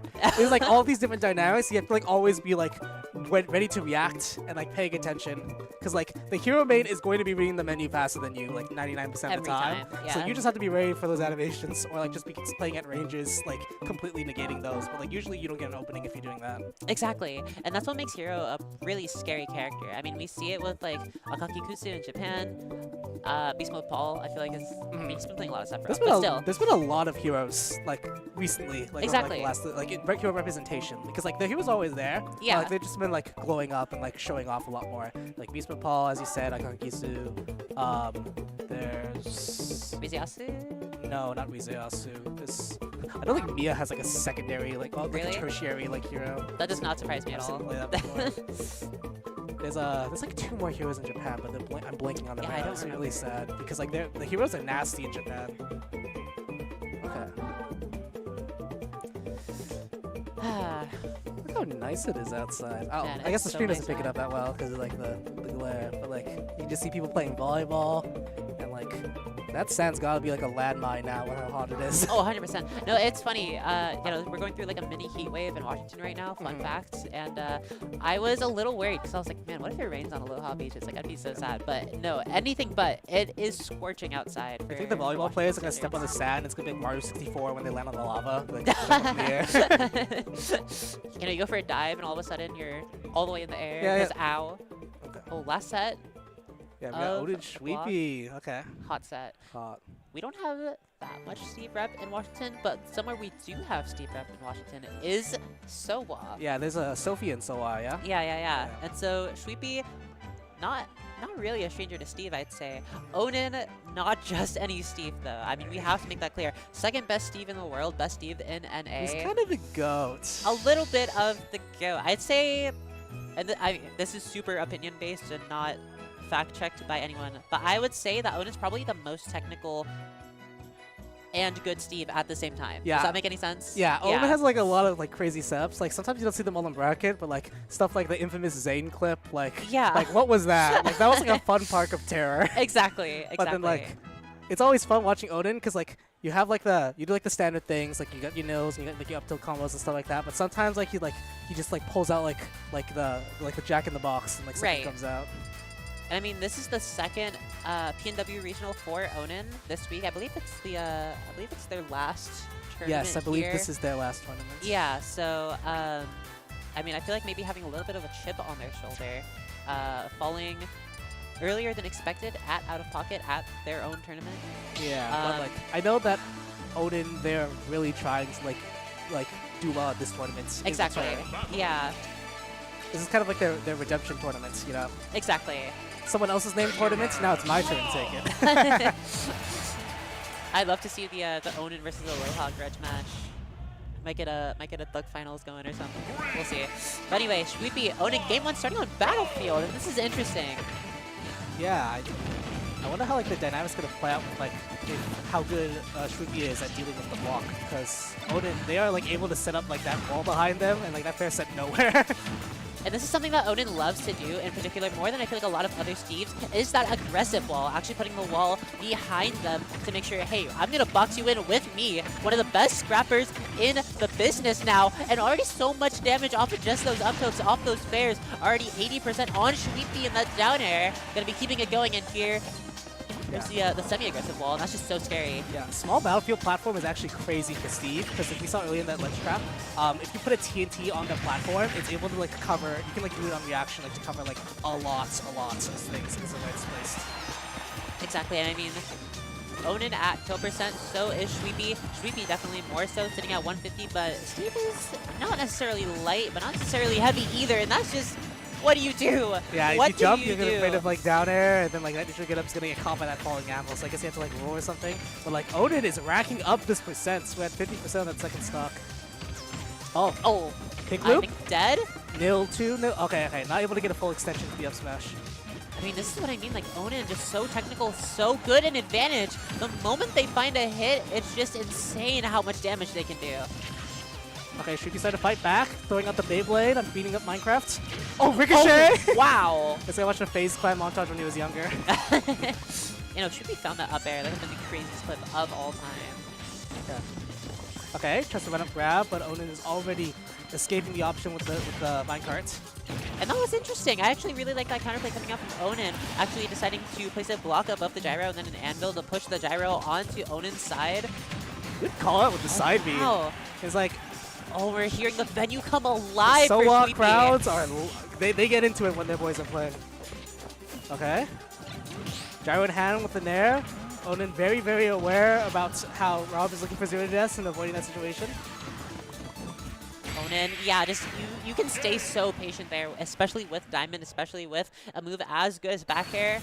You can literally just get your mats up and just wait for the Rob to come at you. That Nair, as good as it is as a landing tool from Rob, against Steve just has so many tools that are like, it feels like it's made to beat Rob Nair. I mean, we have the up smash, we have the bear, we have fair, we have blocks. You can just build a roof. There are just so many things that Onin has at their disposal to beat that Rob Nair. So how then do you land as a character like Rob? Yeah, something that we haven't been seeing a lot because like Shruti is aware of it is like Rob gets his best combos when doing drift in Nair. Because if you do drift in Nair, you get like full access to like stuff like side B, like fair, up air, things like that. Oh yeah. However, if you do full drift in Nair, if you're playing against a character that has a really good footstool on a shield, that can get footstool on a shield every single time. So like Shrupi's been mixing in like drift, fade back Nairs alongside that, trying to like trip it up.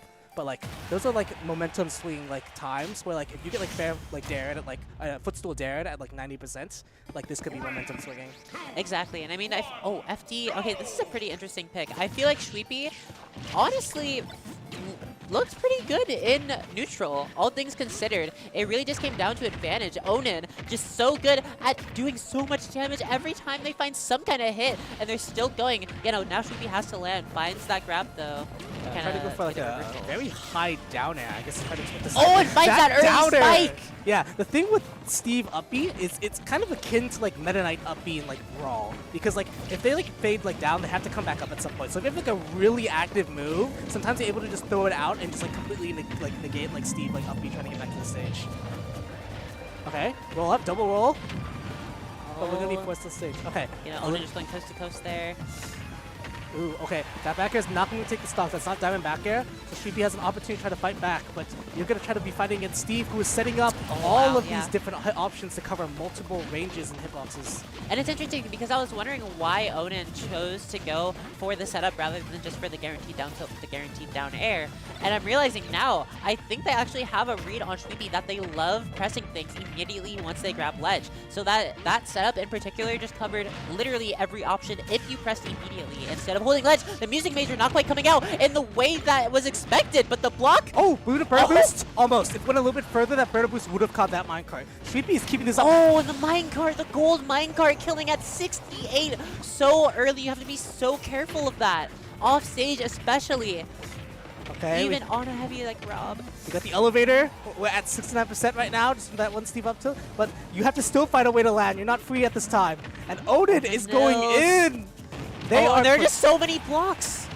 Should be playing Cosmic Pinball right now with Onin's hurt box, but they are able to live through that entire barrage. Oh, and now Gyro in hand. Another tool at their disposal. What do you do? Staying patient. The up tilt going to be covering their own whiff there. Okay. Opportunity. Nope. You're going to get your down tilt beat up by that jump back. And Onin really makes their money off of these patient plays, off of the fact that they know, hey, I know for a fact you're scared because I'm Steve standing right in front of you. I'm Onin, the one with the craziest advantage out of all of the Steves. I know you're going to do something with Sweepy, though, staying so patient. And we saw that from Sweepy's last set as well. I feel like that's a recurring theme. They just don't get shaken very easily. Yeah, the thing with Onin is like Onin is so good at like Onin's playing a slow pace right now, but Onin also knows to be one of the more aggressive Steves. Like Onin is able to just suddenly burst you with that time mix up. You're so dead. Oh yeah, off the backboard, that's gonna be the set. Untackable anvil, you're gonna be ricocheted off, and Onin is gonna be punching their way into top 32. Sweepy not out of it yet though. Sweepy playing pretty good today. Oh, definitely not out of it. And losers. All right, I believe believe it was our That- last. I think so, Yeah. unless we're streaming any losers. Yeah, no, it's gonna be our last. Man, yeah, no, this set was really exciting. I'm glad we got to commentate this one. I'm glad we got to commentate Archer Aloha. Oh my god. There was some fun. All the sets that we were commenting today were like pretty close, and like Yeah. the ones that were like still like 2-0s, like there were like moments of like greatness from both sides. Exactly. I All mean, the that time. dare a really good example, just covering so many options. Like you said, like when you find that exploit in the linear recoveries, even when they are really good in in Steve, in like Limit Cloud, etc. Mhm. You can really find some early kills with that. But yeah, that down air, so strong. Yeah, amazing stuff. I had a really good time commentating. I'm excited to just enjoy the beach, enjoy the day. Yeah, we got a beautiful day with Oh, yeah. good sets, and also the water's right there. Sand's there. I'm gonna get in there. I'm gonna get some lunch and sit on the beach. That sounds kind of nice. That's what I'm thinking. That's what I'm thinking. So thank you guys so much. Yeah. I'm Avenue. Follow me at Avenue U. I'm Clue. I think my ad's on around right now, but it's Clue_PNW. Follow me there. And it was really fun commentating and talking about the sets today. And I hope that the rest of the event goes well, and I hope the rest of y'all enjoy watching the show. Yeah, thank you guys so much. I'm excited. Tune in. The rest of the day is gonna be really exciting. I promise. Like, oh my gosh, I was looking at the pools. I was looking at the projected seating. It's gonna be a pretty crazy day. Stick around. Yeah. Yeah? All right. Peace.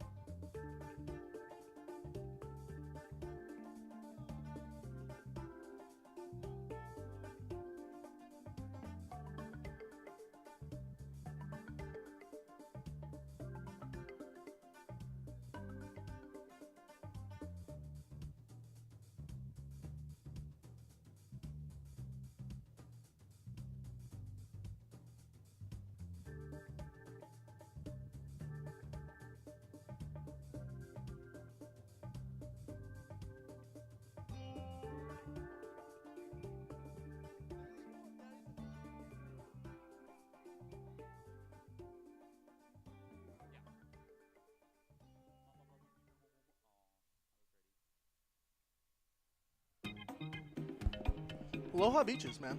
We're here at the beach. If we're playing Smash. Oh Not my a bathtub either. Not a bathtub. Honestly, I'm excited.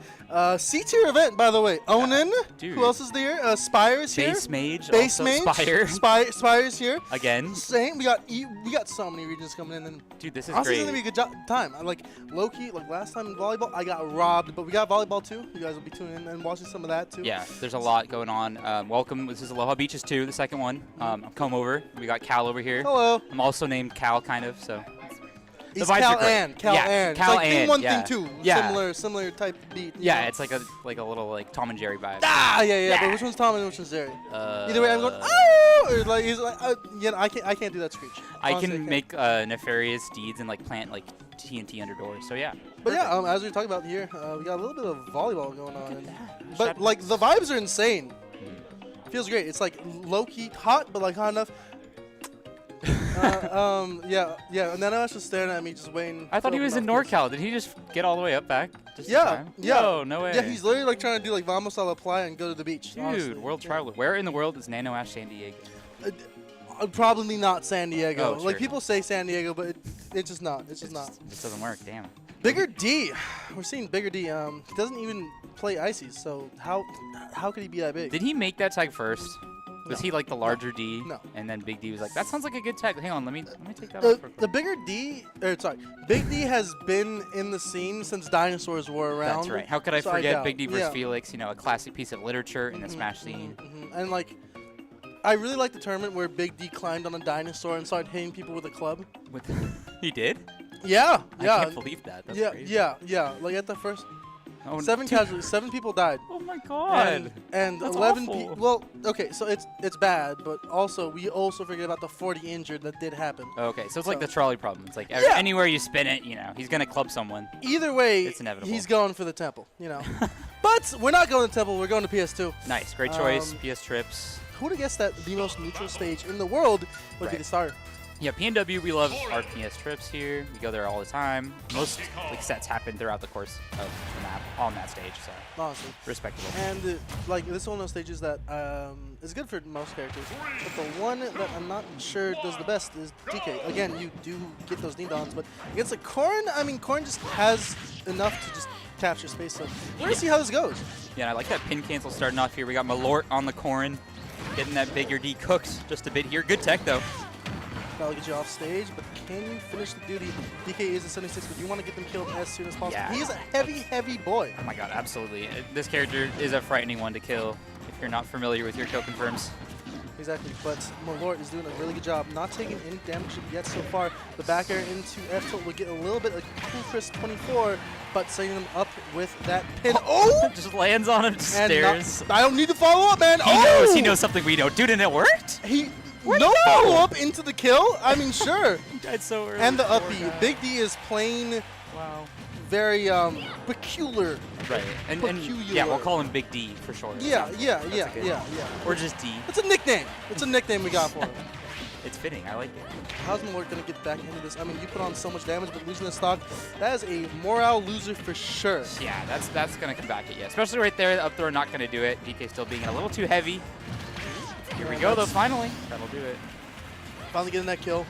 Tighten up the percentage pretty good. You do not want to get hit with another back air train like before, but getting a little bit more off that F tilt. But Bigger D is able to get a little bit back. Nice. And I like these landings from Malort as well. These uppers getting a lot of percent off the juggle right now, keeping them in the air. And even with the tipper to boot, looking really good. Not able to juggle, but getting Uh-oh. a berry into that. Oh! Dude, that would have been a clip and a half. I love that he went for that. And Only- that, oh. not going to be, oh, that is it. Can't get back from no joke. that far blast zone. How's Bigger D going to get back into this? Let's see. Let's see. Well, he's been doing good so far. I feel like he's not one to like bother with momentum. He can just kind of raw hit, get a random side B or something. And get him off stage with that down throw. God. Not quite yet. The pin, keeping his shield in place and trying to go for an up B. Not sure what he's trying to do there, but now he's putting disadvantage, getting him off me with that little foot. Oh, and he went for it. He went for a Unfortunate. clip He and could've just saving made him. it back. Saved him. Yeah, you And saved him. Everything went wrong. Yeah. You had that stock and said, I want to go for some buffoonery, and you you exploded and died for it. Exactly. So, You good know job, what they Bigger D. say with the up Bs, you know, fool me once, shame on you, fool me twice. That happens, and it's really The unfortunate. fool me twice, you fall into the ether and explode into a million billion pieces. Yeah, I may never see you again. Whoops! Your body is just dust on the beach. Yep, to dust, to dust, to dust. I really do like how my fucking...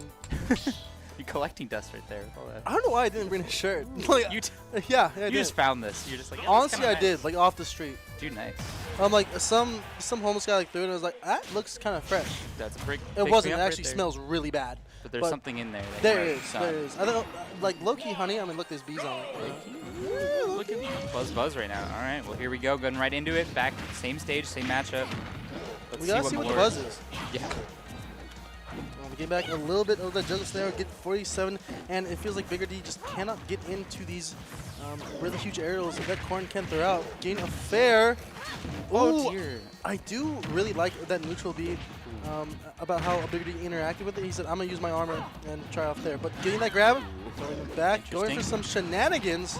Love to see it. Just DK's just having fun. We are at the beach, you know. That's the anthem of the weekend. You DK's can just call having- it monkey Oh. business. Nice, okay. Going for the brave up, be right back onto center stage. Interesting, but the charge is going to get it. There you go. All right. That's exactly what you want to do. Bring that saw out and put it through their body so they go flying. First stock is now on the Malort's side. Let's see.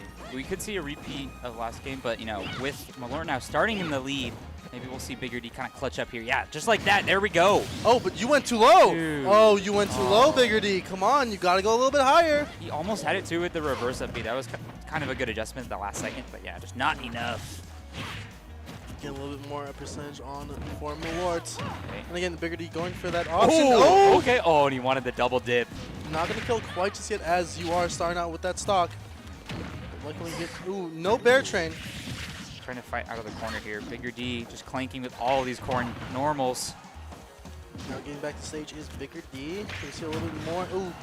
They're trying to go for a cheeky little down B, but seems like Malort is in control of this set so far. Absolutely. Like Shades of Shattuck right now. He's just picking every option. It's leading to damage. Except for right there. Okay. Bigger Right D. grab was.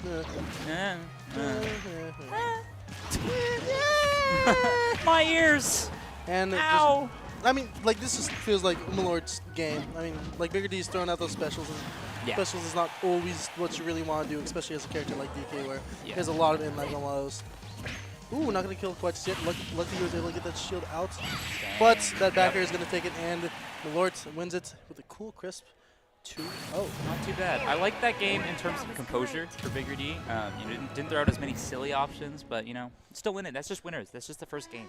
Of course, You're good, you're good. And we do like the silly, but that was a little bit too silly. Yeah, Just a little. but that That backer, was so silly, I though. like that. I like that because he literally got exactly what DK wants to do. Yeah. Is backer and the backer and the backer. He Not really had something going. exactly. Yeah. Not brain dead at all. Yeah. Oh, No. I think DK is actually the most knowledgeable. Like, based on size alone, like, if you opened his Have you skull. seen Chunky Kong, dude? Chunky Kong be doing stuff. Dude, that's right. Biggest brain in the game. Yeah, he Honestly. does those tech chases on the platform. You know, the grab kills you at like Oh, 40. that was like that was tough because like when you got that cargo throw off stage, it's like you just went a little bit too low, and you go too low. Guess what? You fall over. Yeah, tumble, you stumble, take a spill for the worst. But you know, that's just the beginning of your journey. You have a lot of path ahead of you. I want to see more Bigger D. Great job from Malort as well. I love seeing Bigger D in the morning. I think it's like 1 o'clock to be honest, dude. Oh, but I'm just gonna. I let don't you even know. pay attention to the time, but you know. That's okay. Um, you know, we're He's ready. still in losers. Yeah. So, you know, we could see more of him. I mean, Would love to, hopefully yeah. he'll make his way to Grands. But, you know, we'll see. We'll see. But We we, need a have a lot DK. more. But DD15 Revival. That's what they're calling it now. Exactly. Okay. And you are listening to the TO of this event. Please come. It's the biggest event in EWA history. We have so many people coming from all over Canada, Mexico, all over the US West Coast, and from the East Coast. You need to come to this event. Rivals 2, Smash Bros. Ultimate. Please come. Please. Please, for the love of God. It's Spokane's biggest event. We have a 18-month hiatus, and we're back and bigger than ever and better than ever. A year time of preparation. You will not want to miss this event Dude, for I'm sure. so excited. I have yet to be at one yet. I would not want to miss this. You don't want to miss this for sure if you're in the PNW or anywhere in the No, US, anywhere. in the world. In the world, if you're from Tokyo, I want to see you there, but I also want to see you at Ooh. Keep It Chill, August 3rd, KIC. 2024. He has a lot of people coming in. Like, Mexico is coming in full board. Yeah. Have you seen that? That's just the beginning, too. There's so many more announcements he's had planned. My boy Everest, always down to just let him know what's up. Always down to, like, reach out to people, to different people from different communities in Smash and kind of bring them all together, which is the beauty of the PNW. And he does a very good job of it, like in that Keep It Chill venue. A very compact and a very intimate venue as well. Oh my so God, yeah, you so get to wonderful. be around your friends and really feel the warmth of their friendship for sure. Yeah, come enjoy some panuchos, some good times with friends. It's delicious. And just enjoy Trident's presence. Or Trident's presence. Trident will be there. Oh, don't get me excited, Dude. man. Oh my God, stop. I'm stop. so Oh, excited. That Oof, guy. Oof. Ooh, let me give him a big kiss. Guys, Oh my God, you you're right. guys- This is coming up, You right? guys need to vote for Chango. Egg Dog Summit is coming up. That's right. the Melee. goat. This is not my first time hearing this for sure, I swear. But we need to get Chango into this event. 5 votes equals 1 entry. You can win your own custom controller. Please vote on startgg.eggdog invitational. Tell me a little bit about this event. So I believe, not many invitationals in the Melee scene this time. But it's been a while, right? But unfortunately, BTS we haven't seen for a while. Invitational formats, so rare we get to see showcases of players we don't often see, such as Chango. So there's other people, there's tons of people, for like NorCal might be getting flown out. Canada being the host of the event, Gallant, just doing great jobs collabing with Of Big course. Dog. It's going to be great. It's the kind of event I'd love to see. Gallant does amazing events. I mean, we all know about LBC, but I mean, historically, they've been doing so much for the scene in general. So, I mean, this event is going to be a really fun one to watch. I know that I will be watching for sure. Totally. Oh, really? Yeah, totally. So I basically, would love it if yeah. it's like a reoccurring thing too, because the scene definitely misses it, and it just brings people together. And in that also, beautiful it format. being in the PNW, Yes, that's pretty dope. Our last chance of getting a PNW person in. Chango, we want to see you there. Shout outs to the boy. is this a PNW event? Right? Yeah. Yeah. So, like, it is also in PNW, and we haven't seen a PNW invitational since Cascadia. Yeah. I So don't why know would you if not tune Polo in? is still in there, the Falcon from Canada, but yeah, at least one of the few last PNW people repping. So, oh yeah. Repping the cool Hawaiian chain that I have. Oh, I don't have mine. I don't know where it went. Where's your chain, bro? I think I sell it for drugs, Let probably. that thing hang. Come on. Oh, trust me, I do. Whenever I'm just, Not right now. falling out on the streets, it's usually hanging out. Yeah, we don't want to see that, but that's okay. What? Come on! Why don't you want to see it? Come on. Sorry. It built a story. It's true. It very much does. It does. Just like what we have going on today. Chapavelli, please put some clothes on. Putting up the stinker sign. Get out of here. This guy. Oh my God. Get out. Just kidding. All love Chapavelli. One of the patented Oregon commentators we love very well. Oh my God. A thug shake. Oh no. Thug shake. Oh. Now Dude. Chapavelli needs to hit the thug shake. Is he gonna hit the thug shake? Come on, Chapavelli. You can't see us, but this is groundbreaking. Oh my God, he hit the thug Oh, shake. he turned around kind of. Whoa, that was a crazy thug shake. That's okay. Volleyball. I So- mean, we're good so at we it. can play on stream. Like, we can play on. Rock, paper, scissors? Yeah. That's the 3? Okay. On 3? Yeah. I do on 3, okay. On shoot? On okay. shoot. Yeah. Okay. Rock, paper, scissors, shoot. Rock, paper, scissors, shoot. Oh, rock, paper, paper, scissors, scissors, shoot. Hey, woo, I did it. I cheated. Yo. Please, yeah. Do that. Nasta hooking it up, the go. Nasta, you versus a level 9 Akasia, please, right now. Yes. Ridley. Yeah, Absolutely. Akasia versus Coolest Ridley. character in the game. Ew. What'd you say you? He is dragon. Oh, Dragon's- you're not a fan of the scalier sort of vibe? What does that mean? Or like a pirate sort of space Arr. guy? Oh yeah, he is a pirate, which is weird. 'cause I he's don't a know the dragon lore pirate. that well. Yeah, he's done some horrible things, but people like the villains. People I don't like know. horrible things, honestly. Ooh. My favorite war crime has got to be the one that I can't say on stream, or else we might get demonetized. That one George sounds pretty good. No, I'm just kidding. Never mind. They were. He was Gosh so dang ready it, for the Nasta! CPU. We wanted level 9 CPUs, and we don't get it. We get what we want here. Ah! Dang it. Well, unfortunately, we're gonna see some talented players play Smash. Unfortunately, Pick up the controller and learn and grow together. I want them to play level like. Oh, never mind. They're Sayark! They're not Ewa! Let's talented. go! Ewa is on Oh, stream. This is perfect. This is my Yes! boy Oates, who's also very talented. I have to say, I have to shout him out. Let's He's go. one of the up and coming players in Oregon too. He's like right under PR. He's the fringe Fox player. PR. Yeah, you Is know it- him. Are this winners or losers? It must be round 1 or round 2. Kyle Krogan looks very dashing today. Oh my God, have you seen them? I would give him back shots in a Hi, second. Kyle. So cute. I love Kyle. What? He said what, but he knows what I'm talking about. Zyark, the GOAT from Iwa, started about a year ago, and he decided to come out all the way from Spokane, Washington to play. Did you all like carpool together? Yeah, Journey we all did. this way? Yeah, That's crazy. We're in the same boat. Me and Oates, we go way back. Well, we drove actually here. slept in the same room. Ooh. Tell me about that. No, I can't. Afterwards. I'll hit you. Okay. okay, it's all good. Not on camera. He doesn't want to talk about it. He doesn't want me to talk about it. Embarrassing. Yoshi from Iwa. Yoshi, what yeah, color? Pretty good player, but he hasn't been to a regional. The only regional he has been is Big Ball. He's never been to the Daddy's Den. Dude, never. this is exciting for him. Nice. As long as he doesn't play the felt Yoshi skin, I'm down. Anyone but that. That's a horrible skin, honestly. Literally, like when he it wins. sounds racist, but I just don't want to see that skin. Yeah, it's only because on the windscreen, like it looks HD and it like blurs my eyes and I can't see for a second. It's just not a good time. No. But yeah, Like Oates it's just rocking too the fuzzy. I just don't like the texture. Yeah. Like how could I even pet it? You know. yeah. You can't. I mean, you Why- almost could if you imagine. Right now, no, you can't. You can't. Thank you, Nasta. Thank you. All right, but here we go. We're going on into it. Zyark versus Oates, round 1, and we're going to small battlefield to start. I love the pick. Maybe not love the matchup if I had Fox going into this, but you know, at the end of the day, they're kind of the same character, are they not? Right. They both nair, they both up smash. Honestly, they are the same character. Honestly. Look at that fair combo. That's pretty much Fox-esque, if you will.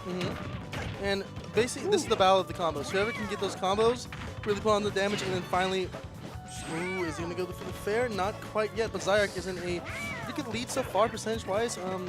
Like getting a few of those panic Yoshi up tilt combos so far. And the down B is going to put on a little bit more damage, not going to kill quite just yet. But now, Oates has a little bit to say about that. Ooh, oh damn, reading the wrong direction there. Trying to get that kill confirmed. Not quite it there. Zyark looking for a landing. Tries to get an up smash, but nothing quite just yet. And Oates is able to get him off stage. Can he capitalize? Look at these He tilts does. connecting into each other. Oh my gosh, but that's going to be it. Great stuff from Oates so far. Looking clean, running around the stage, giving us a Taurus small battlefield. Not quite just yet. And the Nair, get him off stage. Can Zyark finish his plate? Not quite yet. Trying to read it with the down smash, but not quite yet. And Oates is able to follow up off and get a 20% punish and maybe follow up some more. Let's go. That tilt will get him in a bad scenario. And that's an up air. Lost his jump. Juggle City right You now. are food. Uh-oh, one more for him. He's going to want to finish his plate, though. Gets that dash attack and a little bit more of that up air action so far. Awfully hungry, both of them. Okay, trying to get this kill out is Zyark. See what they can do. Into the A, can they get it? And do an up air? A little bit more damage, but nothing quite just yet. Fox falling so fast out of that. Kind of rough to read an option. He really needs to get something, or else this lead is just going to snowball. Oh, and it's snowball snowballing. it Oh, does. there we go. Doesn't even care about that stock. I mean, I wouldn't either. Fox at 150. Might as well jump off and bear. Exactly. Any of those straight moves with Yoshi's will send you to the strategy. Oh, yeah. Let's see, though. Just right back into it. Instant 60% there from Oates. What is the answer? Zyark, you have to land. That is one way to do it. Oh, yeah. Throw that ass in a circle and back down. That's what Yoshi needs to do to get a little bit more damage. But it seems like Zyark just can't. He's just flustered right now. He can't do much because Oates is overwhelming with his Oh my birth god! and tonnage. That hurt box shift scared me, honestly. That was crazy. You missed that. Great With a stuff. dash What into a the fair, we'll put a little bit more damage, and that is prime real estate to get this kill. Looking for those back airs. Nothing's going to hit quite just yet. But now we're just playing a little bit of neutral, and Nair will get him off stage. Can he get a little bit more come over?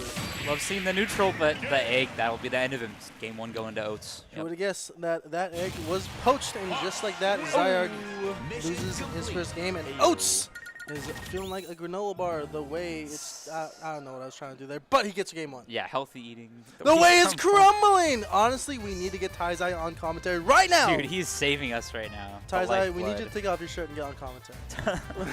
That's the honorary way to join. They had me do it up back. It was crazy. Well, you know, honestly, at Daddy's, then they make me do it too. Yeah, I mean everyone's out Well, here they use playing the voices, volleyball. but you know. It's true. But here we go, going right into game 2. Oates fresh off a game of volleyball, I'm sure as well. So he's playing pretty clean, albeit everything. Let's see what Zyark has to answer back. Same stage, same battle. But Nair into Nair, throwing him off stage, can Zyark capitalize on the scenario? I like the down. Oh, that's follow up? Okay, adjustment, just in time. That could have been awful if he SG'd there. Yeah, but nothing quite just yet. Luckily for Oates, he was able to get back on the stage and put on more damage, and no jump right there for Zyark. A very quick 93.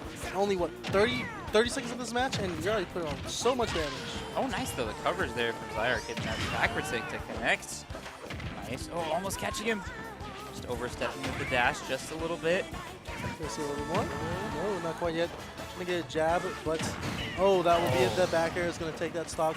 And just like that, Zyark is in firm, Oats is in firm control of this game so far, just like the last one. Great answer. I love what he's doing so far. Oh, and Zyark Wow! as well. What a way to wake up. He's coming right back into the scene with it. Crazy. You know, drag down, back air into up tilt into up air. Classic Yoshi combo. Love to see it from the Iwa player himself. Dang, I'm impressed. Both of these characters too, it's like they can't really play their normal game plan. Like right here, he has to adjust to the jump armor from Yoshi. Good option to land though. I'm sure Oats is going to start to read some of those though. Yeah, we can there in the up smash. We'll take that stock. And Oats, love that comeback. Dash back so good from Zyark. Gonna get a little bit more. Ooh, that trade was not good for Zyark. Not able to get any movement, and Oats is just putting on so much pressure right now. What is this, a math quiz? My goodness. Yeah, looking like a clinic right now. Looking really rough if you're playing Yoshi on the screen. Oop, trying to get a reverse be another 30. Nothing quite just yet, but weak hit in there. Pull a little bit more, and that's no jump. Almost getting the kill quite there to end it. Oh my God, is he that dead at 60? Shield break. Oh, that was Oh close. my Dude, God, almost he did saved not his mean to ass. jab. I can promise you, he did not mean to jab. Oh, well, he got the clip though. Oh, it's meant to do that? Yeah. Good job. Good job. All things considered, you know, he woke up a bit that second game. I The wonder- landing options were a bit scary though, kind of repetitive, and Oats kind of caught on. Honestly, wow, JP is looking handsome. Sparkle too. Oh my God. Oh We got some Oregon hotties over here. Dude, Dang. I love the Oregon hotties, but I Not mean, enough. it just seemed to be like both games, he just kind of snowballed that second stock, and Yeah. Zyark just didn't have the means to like come back. Yeah, and that's totally how it goes. Like playing against this guy, this Oats dude, he just knows all about momentum. He just goes into the game like playing with the will to win that I've just never seen from anyone. Just taking so many people. He took Sparkle to game 3 last hit just the other day, and I was kind of terrified of what was going to happen. Watch this. Jab. Jab, jab, jab, I'm silly. He did not mean to jab. You He's know kicking he, his feet in his Yeah, chair. He's yeah. like, I got a shield spring. Yeah. But Zyark, good man. Nice. Good Trying his stuff. best to take down the Oats, but Oats coming back up and taking that stock. So, I What can mean, you say? Yeah, that's the homie. Well, hopefully we'll see him around. Oregon Maybe is you now will. officially better than Iwa. So That is the proof. I mean, if you want to settle it later, we can put some money down and get a little I'm carpool down. crew battle.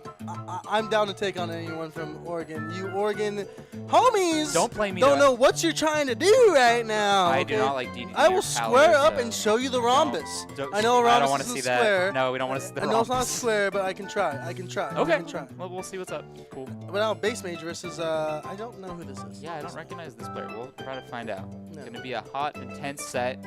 Very hot outside. Getting a I little wish sweaty. this room had AC, honestly. Yeah, honestly. Not as honestly, hot as last year, but still pretty like. it's still pretty bad. Honestly, We're like hanging in here. I am going to go outside. You should just like streak real quick. Are you down? Yeah, I'm down. Because you're not going to do it on stream, but like, what if you like around? What the if First off, he's saying it, Meeps, not me. It's so- a suggestion. It's a polite like, haha. And I'm like gonna Like- say yes, but you know he did it. The He- glare from the stream, you wouldn't be able to see it, but then you would like appear right behind us and be like, oh, Oh. like the little like suntan lotion girl. Yeah.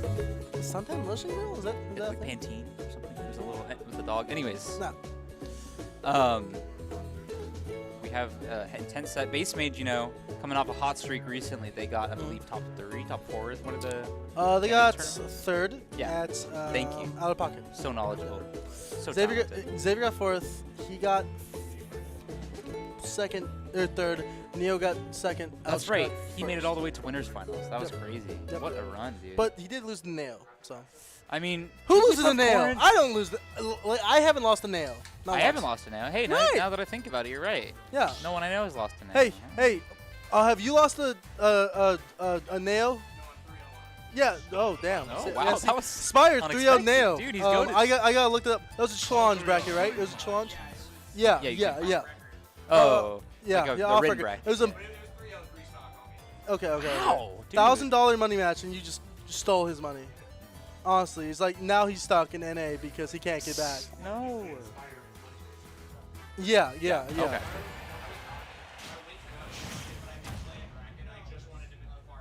Oh, no. And then you just farm. That's some villain Yeah. material. We love to see it. Let's go. Let's go, But Spire. going. Oh, whatever floats. Okay. So, Oh, whatever floats. I've heard of them. Let's yes. see. Yes. Okay. I think I saw him on Twitter. Oh, but you're dead. Oh, but she is already all the way off stage. Yeah, and you're dead. Bassmage calling everything out Wait, right now. are you dead? No, you're back. Right. I think- Kazuya has the best recovery. Oh my god. Oh, he that does was not. so sick from Bassmage. I've never seen that. Oh my God, Dude. Bassmage. Jesus, licking that Stealing plate the clean. heck out of that bear. But I guess that'll just be it. Yep. Cleaning that plate like it's nobody's business. Wow. Clean Bassmage plate is club hungry. right now. Eating off the Zoopal's plate for sure. Let's You know, see. You know what's funny, like watching Bassmage play, because like especially against like not lower level players, but like players not on his level. It's like, oh, Puff looks good. That's not supposed to. Yeah, what be- is this? yeah. Like, you used to Oh, you're consider dead, Puff you're like dead, what, you're low dead, you're tier? dead. What do we even call this character now? Like high tier because of Bassmage for sure. Oh my goodness! Like Oh, no. literally, like Float's got 2 hits and then still died anyway. Yeah, I believe though she can get something here. It's still Kazuya. Random F smash. I mean, Oh, this could be a rest combo. I don't think random F smash would be Rest hit. combo, rest, Oh, rest. I Ah! like that. I like that. Let's get it. Dude, the Bassmage is not the rest Puff. Never, ever rest. That's ever. kind of true. Yeah, he's more than Air Puff in the Mhm. bear. Yeah, like he doesn't like to rely on just that kill move when you can just kill Oh, with yeah. just knocking you off stage. Like You can just like horizontally push your opponent to the blast zone, like we've seen, like putting on a clinic so far. especially Kaze, who like isn't the most mobile character. Yeah, Like look at again, that. is broken, Just but- put yourself oh. in front of the ledge, and there's no chance of you and getting back. you might be Just like dead. that. Yep. Bam. Wow, Ouch. That was a fast game. wow, all about the bass, no treble. Good job from Bassmage. Look like Bars. Megan Trainor. Well, look like Megan Trainor out there. Call me her husband from Spy Kids, because you're looking quite Megan handsome. Trainor is not in Spy Kids. No, she's married to the remember the kid Junie? The like No the way. curly hair. Yeah, they're Wow. married. They're like hard in love too. They have like a clothesline or something. Good for them. Good for them. Yeah, no, it does show you're in love if you have a clothesline with a partner. Yeah. Yeah. It's like I love you so much. I want to Let's exploit people get for money. clothes in Gap. Yeah. But now back to it. Hollow Bastion is the choice right here. Let's see if Larry Floats can do something against this monster of Bassmage. I like the single plat choice though, because we can see a lot more control. You know, some of those perp techs in place. If we can see her only get a conversion. Oh no, if- the DI. That's rough, right? Because Kazuya, you kind of need to hold in to survive. But I mean that is kind of a huge if, but just a repeat, but even worse than last time. yeah, that's a whole stock in getting 0 and getting the parry. Ooh, I see some composure hidden behind whatever floats his neutral here. Let's see if she Oh, can it's land a another one. hit. Oh no.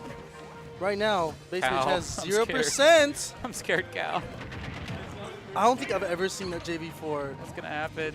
on stream ever. Really? Never. I Well, like actually- live. yeah, wait a like, second. Obviously Is on like this- YouTube or whatever, but Like, it's cool to talk about it, but it's actually happening. Like, yeah. they do here? Oh, there we go. Let's go. What Let's a- go, Floats. hey. 16% right there. Nice. And you got Rage Drive, so who knows? It could be a little bit more. Yeah, one more like straight hit into that Braves drive, it could lead to a stop. Also, how does up air do 16% for Kazi? Yeah. That's That's kind insane. of wild. But You can like link them together into multiple. I don't get it. Ugh. Crazy. gross. Yeah. I mean, now in percentage, we are now tied up. Can we So, get a 1? that's good. Can we get a 2? Nope. This Into Bassmage the may- platform. Nope. That's a little bit. I like that. Oh! Whatever floats. Not Let's gonna take a stock go. quite just yet, but that one little combo looking not so good Uh-oh, for Bassmage. careful. And as Bassmage says that, Good answer into up B. Get her safely back onto the stage. Oh, no, he tried come it. on, Bassmage. That's not the Bassmage way. Come on. What have you learned? You can't do that. I want to see you sleep on them. They're sleeping on them hoes. Come on. Let's Now see. back to it, the Nair, and this could be it. Oh, nice stall. I Rest, love that rest, with the rest, laser. rest. Oh my God. Unfortunate air dodge timing. Rest. Bassmage's so Rest. good at covering this. I want to Rest. see rest. Rest. Sleep. That was cool or whatever, but I mean, I just need to see like a sleep comfort mattress or something of that nature. But Yeah. no, using his body, just go and then you explode. That's cool. I miss her, man. I just want to go to bed, man. I It's just been wanna go to hours. bed. It's been all week. It's been so long. Those long hours at work. But Bassmage looking very dominant. I mean, composed. My goodness, just couldn't drop anything. Yeah, I believe he's seated pretty high today. Like, I wouldn't expect anyone else. Did Lemon make it? Do you know? I haven't seen him, so I don't know. I hope he made it, dude. I really do He's too. so talented. I want to see them run it back too, because I think they've played some hype sets in the past, Mhm. going to the wire. How do you that's miss that that? thing. Honestly, I would hit that. The Nair? Yeah. Or the red? Oh, you would sleep on The him. rest. He Honestly, knows. honestly. He knows But what Bassmage moving on and winners. Who would have guessed? Pokemon are goaded. Po- You know, and Pokemon are floaties very good at this especially. game. You get the floaty power up because you're on the beach, so you tossing other people He's around. literally a easier. volleyball. He's literally a human A flotation. beach volleyball. He's everything you could ever want to bring to the beach. I want to hang out with Jigglypuff in real life at the beach. Nowhere else, because I feel like they'd be really annoying. I and sing all need the time. Puff to like make me go to bed, honestly. Like Like a whenever little. like I'm having trouble. Yeah. Just see me asleep and have me just. What would you're a Pokemon fan then? Do you have like a type you would use, or if you're blonde, a gym leader, blonde probably. type? That's my type. Yeah. Oh, okay, like Frank Ocean Blonde. No, it would probably be Ghost. My favorite Ghost? Pokemon is Dusk. That's kind of edgy. Dusk Noir. Dude, Dusknoir's so hype. Keep tapping Right, for right, that. right. Dude, No hell one, yeah. no one ever like puts Dusk Noir like in their top 5s, but like Pokemon Mystery Dungeon. So Look cool. it up. So sick. Look it up. He's Explorers of the Sky. best. Yeah, Explorers of Time. the best villain in the game. Where he's like, yeah, no, I'm just really cool, and then boom, turns out he's the bad guy. Who would have guessed it, right? The Reaper. True. I'm impartial to Dusclops because he's got those like giant spooky hands. But Dusknoir, is the goat as well. True, and that little skull. This Yeah, the guy. shiny's so good. Wait, no, it's red though. It's like, yeah. Oh, and I see. Yeah, That's sad. but Papa Frank versus. Oh yeah, we're watching Rathbox. Smash Brothers. Sorry, wrong game. I always forget Oops. about that we're not commentating Pokemon Mystery Dungeon. So, you know. Which would be kind of hype, like low-key sometimes. Yeah. Yeah, There you everyone go. does. But This is yeah. the Orbitar Classic, if I'm not correct, right? They might play a bit. I would not know. I am not from Weewah, but I mean maybe. Yeah, I've just recognized the name. I know Papa Frank, obviously, Weewah. Rathbox, I believe. I've seen him at least at the Seattle Arcadian, so. Redbox, I've seen. I've heard the name, but I don't recognize it. But we do About to know find the out good right old now. Papa Frank. Yeah, good old Papa. Oh, cool. Yeah, thank you for the confirmation. Here we go. And Vamos a la Playa says Papa Frank. He really wants to see this done and goes back to volleyball, but you know we need to see him somehow get this. Aegis Crumb, one of those weird, or like it's definitely a weird, definitely a weird matchup because like you look at like Mithra, they kind of do the same thing. That's Crumb, like more or less. low key, like this character is the same except they. Oh, Rapbox yep. calling that out with the S rush. That's a big one. Yeah, that's But as I gonna was cover saying a lot. before, this is the same character, except one just has better options for Correct. Aegis, and more of them. So we have to see what Papa Frank can do to get back in. Constantly, yeah. That's the thing with Aegis. They're just throwing out like different options quickly in quick succession, making it harder and harder for you to expect what's next. That was good. Oh, that was speaking of perfect. it, yeah, great. Like use the armor against him. That was wild. And Crom, you know, that horrible doo-doo recovery. Like if you have a counter or like whatever that is, I forgot what it's called. You can just exploit it so well, and Rapbox is doing a great job of doing that. Yeah, absolutely, yeah. You might even see the 3-stock here. I don't want to say it, but yo, You- so confident. Oh, you commentator blessed. Did you know I could see the future? Mithra. I don't play Xenoblade. I'm sorry, Mithra. guys. I also don't speak Australian, but Or British. Wait, is it Australian? I thought it was British. oh, I thought it was like Whatever, New I Zealand. just- yeah, Anyways, no. we don't need a confirmation No, on that. The classic commentator misinformation. Commentate. Thing, you know. That's me. Press 1 down below if it's British. Press 2 in or 2 in the chat if it's Australian, and 3 in the chat if you don't care. And hit me up on Twitter if you don't play Xenoblade And hit Chronicles. him up on Twitter if like you're bored, because his Twitter is very, very, very good. Aw, thanks. You too, buddy. Aw. Careful. Here we go, though. Small battlefield. Frank, much more awake this time. Let's see what he can do to not get edge guarded. Like we were saying, like the up B is really rough, but what was happening, I think, is just like choosing similar timings to his get up options and not mixing up with the up B. Yeah, I think he could probably go for a couple more up Bs to like get damage too. But I mean, Rapbox did a really good job of using that foresight Oh, Good count. to knock him out, but he wasn't able to capitalize on that point. Yeah. It's a much more even game than we'll see. Oh, no.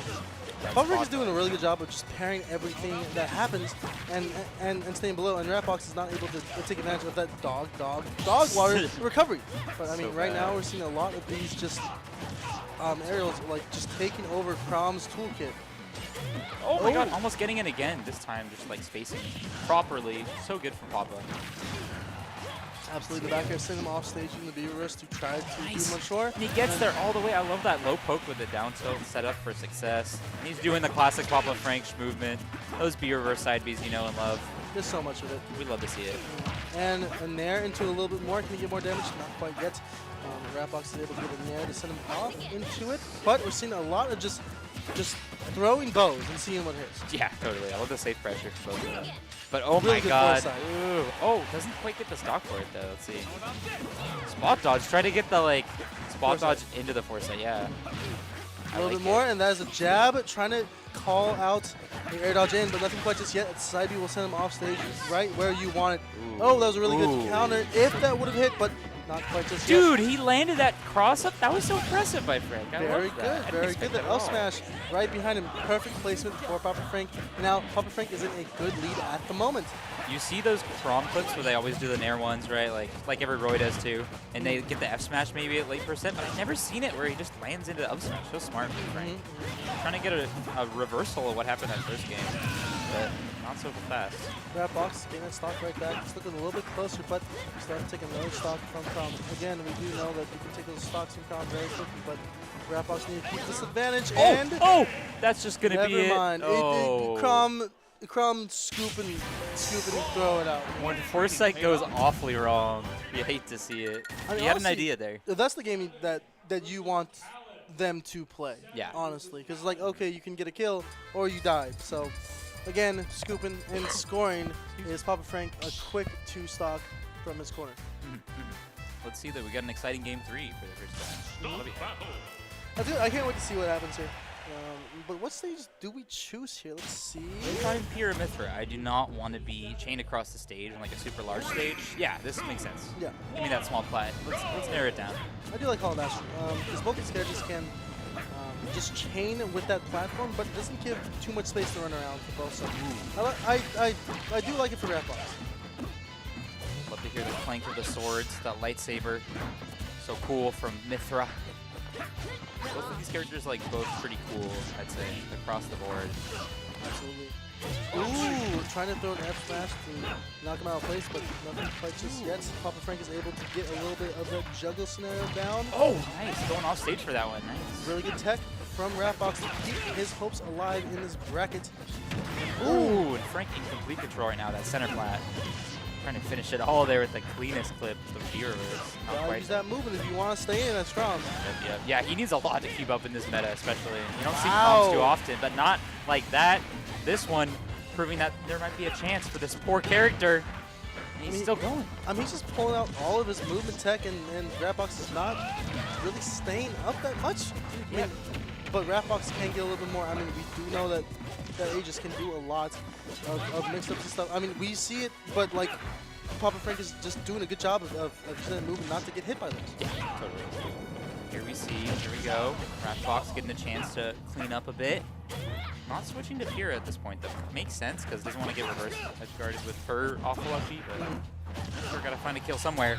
And honestly, Pyro doesn't feel good in this matchup, because again, if you're struggling against Crown's movement, imagine if you're slower and bulkier. That's right. It's just not the best switch, so I do like how it just stayed on Mithra and using those bamboos that.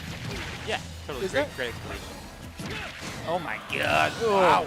That big old meaty one. It gained through that shield. Was that sword for Crumbs, and Papa Frank has looked in firm control at the moment. Frank will not stop. Can someone feed this man like a whole 3-course meal before this? He's moving like none other.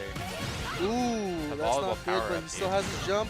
But that fair will do it, and just like that, Rapbox is a little bit closer to pointing it back. Oh, Frank not accepting his fate, but just a little too That's far. Not what you wanted. That's not what you wanted if you're Papa Frank. A little bit closer. Yeah, he's trying to space away from the F smash, but a little too far. Oh! Okay, here we go. Don't get too overzealous here. Up B, not gonna take. I guess eat some damage instead for that. Rapbox cleaning up here in the center plat. In there is getting a little bit more. The fair will send it's just a whole bunch of juggle snares, and you don't want to do that if you're Papa Frank and any of these juggle snares. It could just kill. But that neutral B looked a little bit scary, but luckily getting the foresight sent him a little bit more. Forward throw. Okay, into the back air. This could be it. One more hit. Looking clean. Oh, no recovery not working right there, and that is Papa Frank 2-1. That was a clean set though. I love that. That was good. I mean, we just saw a lot of change. Yeah. A lot of change for Papa Frank because he realized that he needs to change up his recovery a little bit more to not get gimped like that. Yeah. And it felt almost intentional, like the way he was saving a lot of his like cooler tech and like spacier movement for those later games. Like he did that landing nair, that second game. Game 3, just moving all the way around the stage, juggling. Like he showcased everything. That was a whole opportunity to see what Krom is capable of. Yeah, and Krom is capable of a lot, but again, once he's off stage. Yeah, not it's really. it's It's a pretty big handicap. Like you can scoop them out and do a little bit, but dude, if you fall, you fall. You fall and you keep falling Doesn't matter. until the next Smash game comes to save you. With And hopefully a better recovery. let's just hope Crom gets like 7 jumps, so he's actually okay. Dude, that'd be so hype. Jumping everywhere, aerials, pew pew pew. Everyone will be playing Crom, like low key. The perfect universe. I've come around to Crom too. There was a time where like my local Crom back in NorCal would just up B out of shield me all the time. Shout out to my boy Lumix. No, he's the GOAT though. But yeah, the characters that just get away with up B out of shield for free, what is up with that? 26%. There's a lot of them. There's a lot of them. I mean, Roy. I played against Young today. Ugh, I was like, Everest. Or who'd you say? Young. Young. Yeah, Young also from another very Siwa. talented Roy. Yeah. Yeah, I met him today too. Very sick. Yeah, there's a lot of like really up like. Ugh. There's so many like up B out of shield. Ugh. Oh, My best the buddy. Pizmaster! Dude, Thug Shake. Seesaw staring into the soul of the camera there. This is gonna be an epic battle. I think so. Seesaw doing a lot of good. Like Mr. Ninth at regionals himself. True. Unfortunate every time it's always Ludo. I know. Loser's bracket, game 5. Always Ludo, which is so. Ugh. Yeah, it's like the hometown homie too. Or they used to play a lot back when he was Weewa, I guess, but Mhm. unfortunately. And then we also have J-Piz from Morgan. J-Piz, the GOAT. If you don't know him, you will now. You should. He's a clip finder. This guy plays for the clip for the entirety of it. Like, he doesn't play for any other reason, honestly. no. Like, if he plays for something else and he tells you that, he's lying. He's a double agent. It's a J-Pizzle clone at that point. Don't believe whatever that man says. The best Falcon in the room by Yeah. far. And The I best lo- Falcon ever. Ever. I love the mango reference he has, too, with the towel. It's pretty sick. Like Mango Nash or whatever. I don't know that reference, but yes. Oh, sorry. Melee? No. Oh, one day. I don't really watch Melee. The only thing I watch is like SpongeBob and this. Oh, okay. That's a good show. I watch SpongeBob a lot. I've heard some good things. Yeah! he's like a sponge under the sea. It's kind of crazy. That seems like this His name's new Bob. profound. Yeah, His Bob. Yeah. I'm learning so much. Wow, I feel educated right now. exactly. I'm quite the teacher, you know. And that show actually was created all because of one of my favorite bands, Ween, their album The Mallas. Really? Shout out to Ralph, who's also a big fan. They got the That's freaking sick, Ween dude. tattoo. Sick. Okay. But Well, here we go. Let's see if J-Piz can show it and show us what he got. Show it. Maybe show us a little thug shake too, if we see. I a would dub love to see a after, thug please, shake. For the Thug for the shake fans on at home. camera. I want it framed perfectly. Oh, our audio disappeared. We did lose game audio, but that's okay. But we don't need to. We know what's happening. I honestly prefer it this way because hearing Incineroar's grunts over and over and over. Yeah, exactly. It reminds me of her. Now back to it. You're too right. But here we go. Yep. Side B doing a little bit of damage to get him off stage, and luckily able to tech. Not Nice, able to nice. hit Okay. that reversal with that downer quite just Nice. yet. Oh, I But love that little cup with the up air into the nair there. I'm excited to see the master knowledge too. There's the audio. We're back. oh, Yeah, Oh, J-Pizzle that's not plays a bit of Incineroar himself. So Yeah. beware. the Seesaw. Seesaw's instant is different though. Like That's true, actually yeah. built. Like This is the dude who beat Kaninabe at Volleyball. Mhm. That's pretty good. That was pretty cool. That was pretty cool. I'm not gonna lie. Get him off stage with those jabs. Really good moves right there. So quick and just. Oh my goodness. That neutral B is not gonna kill quite just yet. The So layer's coming even. out. Oh, nice DI at the last second. Switching it up to J-Pizzle. And the back air almost enough to seal out that first stock. Not quite it. Oh, and he gets Oh. it. That 2-frame with the down tilt. That's my boy, Oregon all day. J-Pizzle, I'm alive. Having catches meant using that detail to get that stock. Yeah. Good shit. You love to see it. But here we go. He is on one, but oh, too low. Not quite going to get off the top. I was wondering if we would do like the fake out one, like the worst side B, just to push him off. Oh, trying to call out a, what I assume is a jump. Not quite yet, but I do like how J-Pizzle is hanging on this stock. Ooh, not hitting the side B quite yet in Seesaw, but he needs to get the stock soon. Oh no, he did the landing, the silly move. Oh, So silly. Yeah, Way he's- too silly. ready for that one is Seesaw. Ooh, I do like that layer to send a little bit more damage into that. Jab, jab, jab. Let's see if we can keep this juggle going. A little too early with the up B. Gonna eat something for that. Might dive for it, honestly. Watch out. Okay, still on ledge. Yeah, Gotta being get on on. ledge against Instant is very scary because at any moment, if you do something wrong, you're going to feel it. Yeah, wouldn't want to be me. Surprised he didn't go for another clip or 2-frame there, but probably didn't want to overextend. Down there. Now we kill Up quite. B. Oh, I like would that it, I like clank there? Like if side being up B, would that just be a clank? Yeah, or I've would- seen that yeah. kill Falcon, but also like trading with Falcon's up, it usually ends favorably for Falcon. So. Honestly. Oh, trying to kill out. Whoa, So- just like that too. Wow, so many clanks. And the Damn. falling there and the grab really good by Seesaw. Not going to kill quite yet. Not able to tech. No tech And at all. that is it. Calling out that up B is Seesaw, and just like that, There we go. Seesaw. First lead of the game for him. Oh, J-Pizzle has to offer. Can he get a quick, clean stock in time, or is he going to get ledge trapped again here? Oh!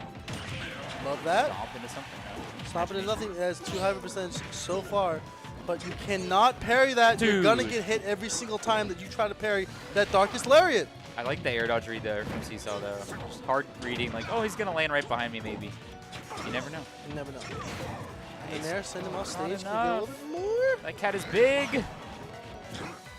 Let's see. Back attack. Nice up air. We'll do a couple more up airs, actually might kill. Of course, like juggling's great right now, but like you wouldn't want to just keep juggling. You want to hit a move that will kill.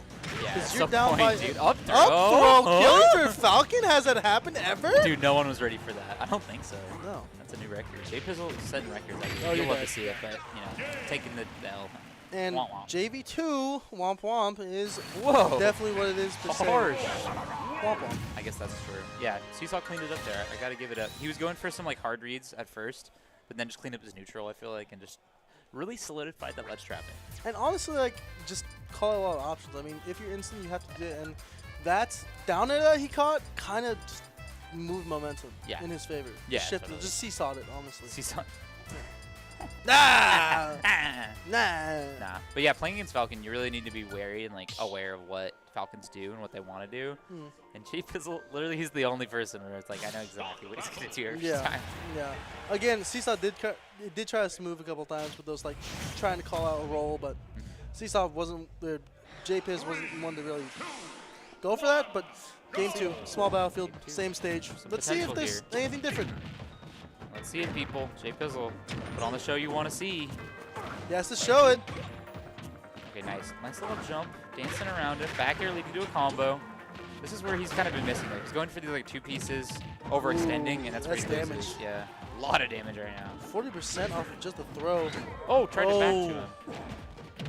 And that's a back throw. Lots Not of going to kill damage. quite just yet. Falcon is kind like of a big boy. Like 28 damage, that's crazy. Nair, keep him off stage. Can get a little bit more.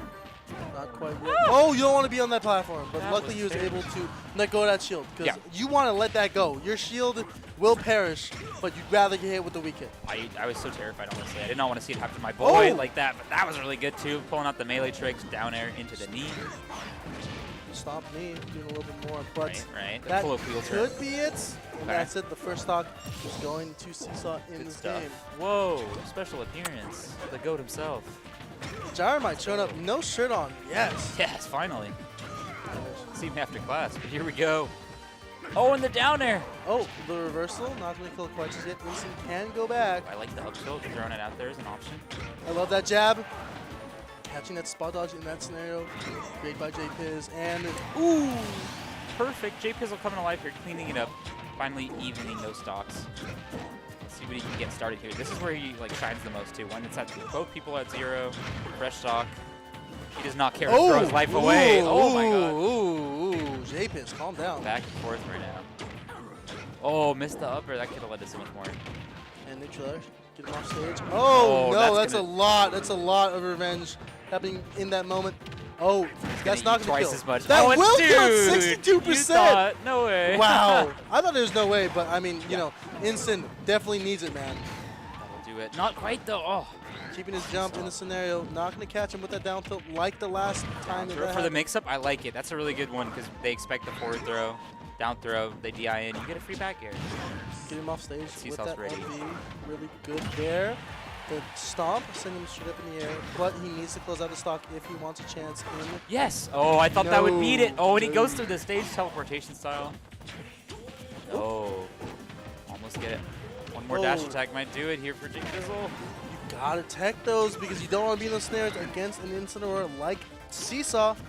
Yeah, J-Pizzle just getting a little antsy here. It's going to be a back throw, sending him off stage, but can you capitalize off the snare with your J-Piz? He's got to play to not look for the stock. It's so unfortunate because he's Yeah. doing so well. And Oh, the DI mix-up as well. yeah, Dang. pretty good stuff by Seesaw. I mean, just controlling, man. Like, just don't, like, anytime he gets in, he can just push those snares, and just like that, taking that pretty quickly was Seesaw. every J Pizzle set takes like a couple years off my life. Like that was at least a year and a half, maybe 3. But at the end of the day, can't be too sad seeing a fellow PNW in Sin win.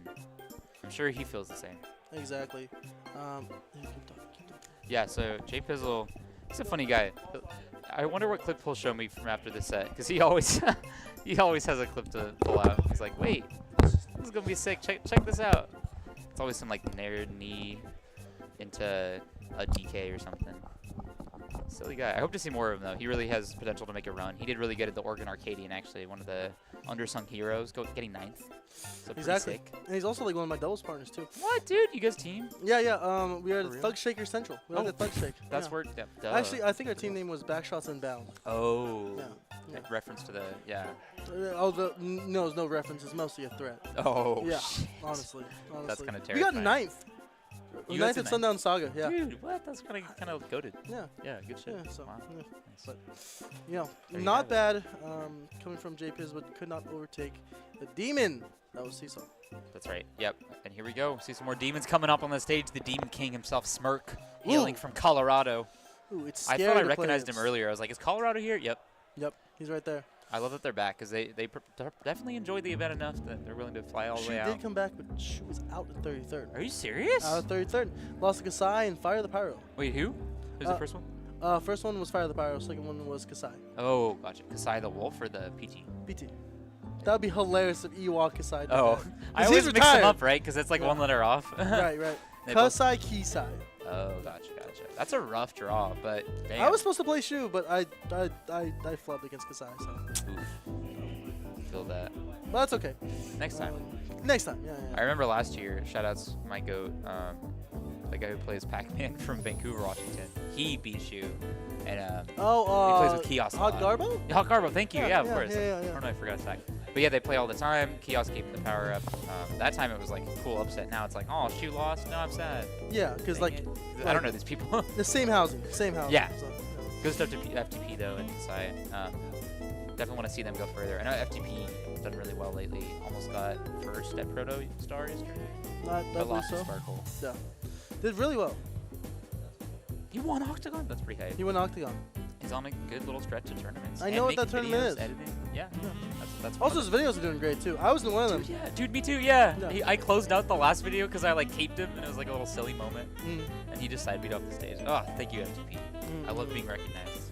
Yeah, and then like he literally like, God, great videos. Check out the Fire the Pyros. Yeah, oh my god, so YouTube. much knowledge on that brawler character. You think it's Exactly. just up tilt, up air, up B? No, there's so much It's more. complicated. There's like a couple more routes actually too. You can Like down throw, you can do so down much off that character. It's kind of stupid about how much you can do. throw. He's good Mario. He's Mario if he was tinier and more agile and speed. Good Mario's crazy.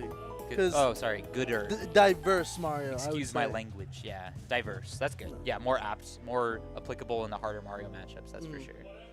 Except for Shulk. Oh my God. Yeah. That matchup's kind of horrible. Don't talk to me about that one. Don't bring up Xenoblade again on stream. Honestly, Or just else. don't talk about it. Click, click. I know I'm not talking about it. Fizman would. Yeah. something Fizman like or Jared. Smirk's on the Smirk's the right. one on the right. That's all I know. Neztec, I believe, on the left then? Yeah, cool. Narrowed it down. Mistake. Have I heard that name before? I don't know. That's pretty cool guy. Is he But- gonna be a Shoto Ditto? No. No. No way.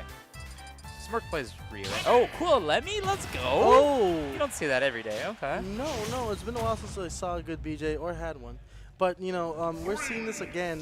You Small silly Battlefield guy. really keeping it. Well, actually, it's not bad. But now Small Battlefield trying to keep it a little bit closer. You know, a little bit more of those intimate ones that you want to be throwing out your bows and really getting much out of your combos. I mean, that will happen once you're close, but as you see right now, Smirk's getting a lot of damage off of these stray hits. Yeah. So he's smirking at that. Nah! Okay, I'll never say that again, I promise. I'll say it again, like 3 times. Smirk. Haha. Yeah! That's a good one. Thanks. I'll be here all weekend. Or till tomorrow. Yeah, sure. But I like how Smirk is just trying to zone him out a little bit. And Yeah, it's Trying to pretty play easy too so far. yeah, this feels Sonic-esque, where it's going to be a lot of, well, it's like Sonic-esque because like as I say this, it's going to be a lot of side B, but with item play involved as well. Right, yeah. So, I It's mean, more like, interesting for shit. a lot of like that, like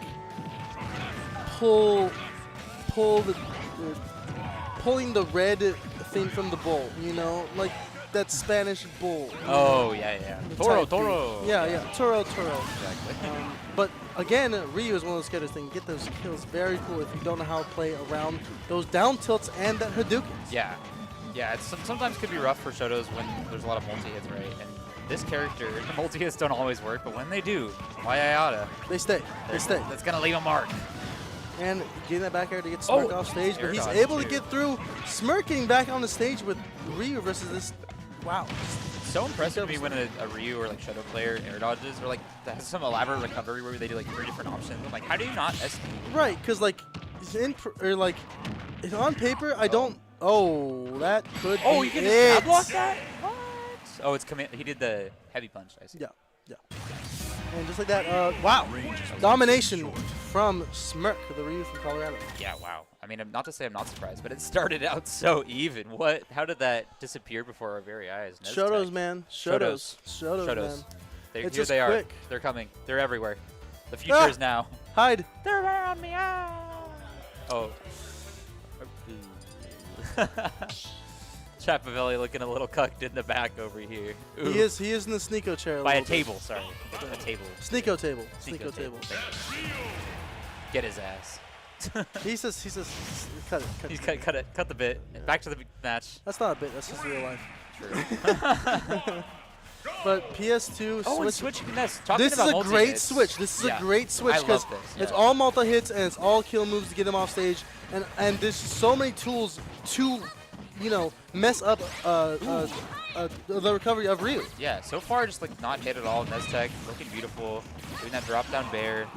Great conversions. And this could lead to a stock just off the bat. Oh my god, mixing it up, calling out the shields. Can't even get a stray hit. Is smart. He is looking rough. And it's There we go. weird because I remember this from the Back in Blitz 7.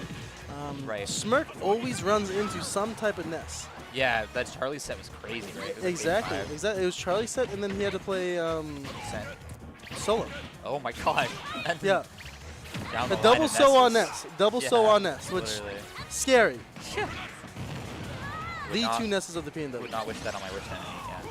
But back to the set right now. Smirk's got a lot of that percentage straight back, and that back throw will kill at 133. That Nest brain looking awfully big. He knows, like, oh, back throw across the stage, that's going to do it. I mean, 140, you kind of assume.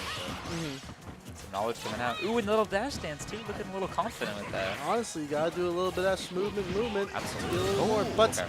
a couple of those jabs will help Smirk get that stop. Yeah, and that's what we're going to see unless Neztec, falters too much more in the set. Smirk is going to have these quick conversions that finish things up. And it looks like Neztec going to establish himself if he gets a hit, but it's going to be fine to Oh, that hard to win a neutral here. was against looking Smirk. very scary right there. If he got that follow-up, that would have been a stock right there for Smirk. But Percent just climbing right now. instead he elects to just kind of keep him in disadvantage, just keep on pushing that. That's what you got to do against Nest, man. So many abilities to just come back to the stage for free, just fair from ledge, right? And just floaties in general, like Yeah. bad, a little bit worse on the disadvantage side. So Yeah. why not just keep on pushing? Absolutely. It's going to be a bad time. Here we go. Up air juggles. Spark putting on the pressure here. Not trying to overextend too much. See what Neztec can get going. They had it so good. Both of these starts of the games. Let's see what they Exactly. can establish with their momentum here. And those down tilts going into the side B from Smirk. Get a little bit more there. damage. Nice. Okay, get him off. Get him off. You. Swat the fly. No Shotos on my screen. Oh, just catching every single time he's shooting with a I jump. love that reverse mag into the bear. So clean. Waking up a bit here. Neztec. Gotta get this stock quickly. Honestly, he needs to take it or else it might be Jover. Yeah, I mean, he's got opportunity to heal, but not by much. No, absolutely not. And that's, luckily he was able to shield that, but that would have been scary. And almost probably the set right there. Yeah, one more upper. Oh, I wanted to see one more there. Could have caught the air dodge. Back there sending him off stage. Oh! Wow, love that air Back dodge throw? through, and that's Oh, going to yep. send him off stage again. You want to keep this advantage if you are Smirk, Yeah. and you are doing that down smash, not going to hit quite just yet. And that will be it. That's side B. Yep. Heavy Tatsu coming through. And Tatsu is taking that, and just like that, Colorado's moving on in the bracket. Moving on in the world. You'll love to see it. Colorado supporting their own. Only losing one stock. Is The that whole so? set, The yeah. whole. Oh my God, you're right, Whole set, dude. yeah.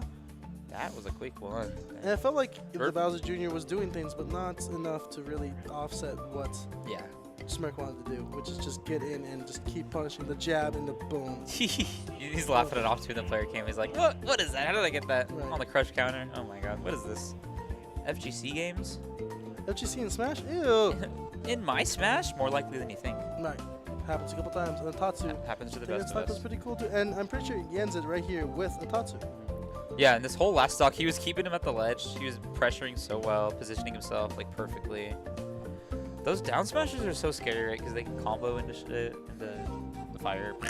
It's scary. It's scary. It's I scary. wouldn't want to be there in that position. Tatsu is like, Ryu and Ken is just like, they are characters that can just, they get one interaction right. Yeah. That could be a stock, and that's scary as hell. Yeah, I thought they were scary when I didn't know anything about them, but the more I learned about these characters, it's like their mix-ups, their options. Like, why? Yeah. What? Are they bad? Are they good? I don't know. Who knows? I mean, honestly, like they have to be. I mean, they have results. Yeah. Have you seen Japan? Yes. Asimo? Asimo's actually like ranked high. He's coming over here soon. This week actually. Mhm. Check out Asimo at a tournament. Not Patchwork. Oh, he's going to Smash Factor. Oh yeah. Heck yeah, that's gonna be so stacked. I'm so excited to watch. I've heard. Yeah, like if you are going to a Mexican event, go to Smash Factory. I really want to go. Or Delfino Mazza too. Next time I get a passport in the next several months, I'm there. We're seeing Bassmage again. Bassmage, dude, he's on a roll. Versus the GOAT Beef Mandarin. Beef. Where's the beef right here against this Bassmage? Where's the beef? Is this the bear from Chicago? That's not the accent. No, That was like a Danny that- DeVito. That was like getting closer though. Definitely getting closer. Slowly skirting my way over. Where the You can do beef? accents, right? Cal, No. we've been waiting for this, everyone, right? Everyone say, Uh, yeah, Cal, let's hear your accent. I would rather not. I don't want to be clipped out of context. I'm just pressuring you for the camera. I love I getting could- peer pressured into doing things, but the one thing I don't want to do is accents. Okay. Mm. Wait, true. What about Italian people? They aren't people. That's exactly. That's very. That's all I very wanted to debatable. hear. Yeah, French people, though, it's like, I'm not gonna do it, but yeah. Yeah, no, you do it. sur la plage, sur la... I don't know. How That's- dare you? It's like go to the How beach. dare you? Clip that. Clip that. I don't speak French. You guys should hear what Dylan's saying. It's some horrible stuff right now. I'm not going to lie. Blah, Yeah, croissant. just blah, awful baguette. hate speech all over. Oh my god, you cannot say that, Dylan. Oh my God, stop this okay, man. Someone okay. get the stream runner. Yeah, is someone getting him off? Cancel this man. Just Ugh. kidding. No, hire Hire Dylan. Tempest right now. Hire Dylan everywhere. Yeah, yeah. Today. He is like the voices in your head was funny. you He's know? Mr. Worldwide. Speaking of Tempest, Tempest Productions. They're everywhere. I've seen them actually like travel the world now. It's really cool. Like, cause they started small. You know, he's been working his way up from streaming all around Washington. He's really good. He's the quality behind a lot of what you see when you see multi-streams. That's not the right word. What's it called? Thank you. He invented quad streams. yeah, he pulls his quad all the time. Yeah.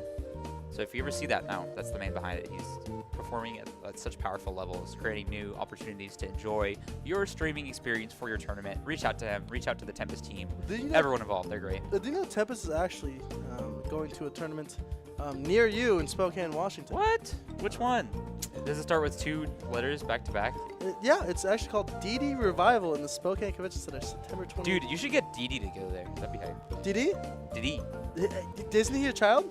Oh, yeah, I guess he doesn't Yeah, play yeah, after stuff. yeah. but- I'm pretty sure he doesn't want to go to Daddy's Den. But if I know you want to go to Daddy's Den, I know everyone else wants to go to Daddy's Den, so you should too. September 28th and 27th. Main brackets are on the 27th, but there is some side brackets happening on Friday, the 27th. We have everyone going. That's Louis such a Minor, great idea. Shu, JDV, Silver, Can you say Chrono, some of those Skittles. side brackets too? Because I'm really curious. As a side bracket Heavyweight enjoyer. bracket.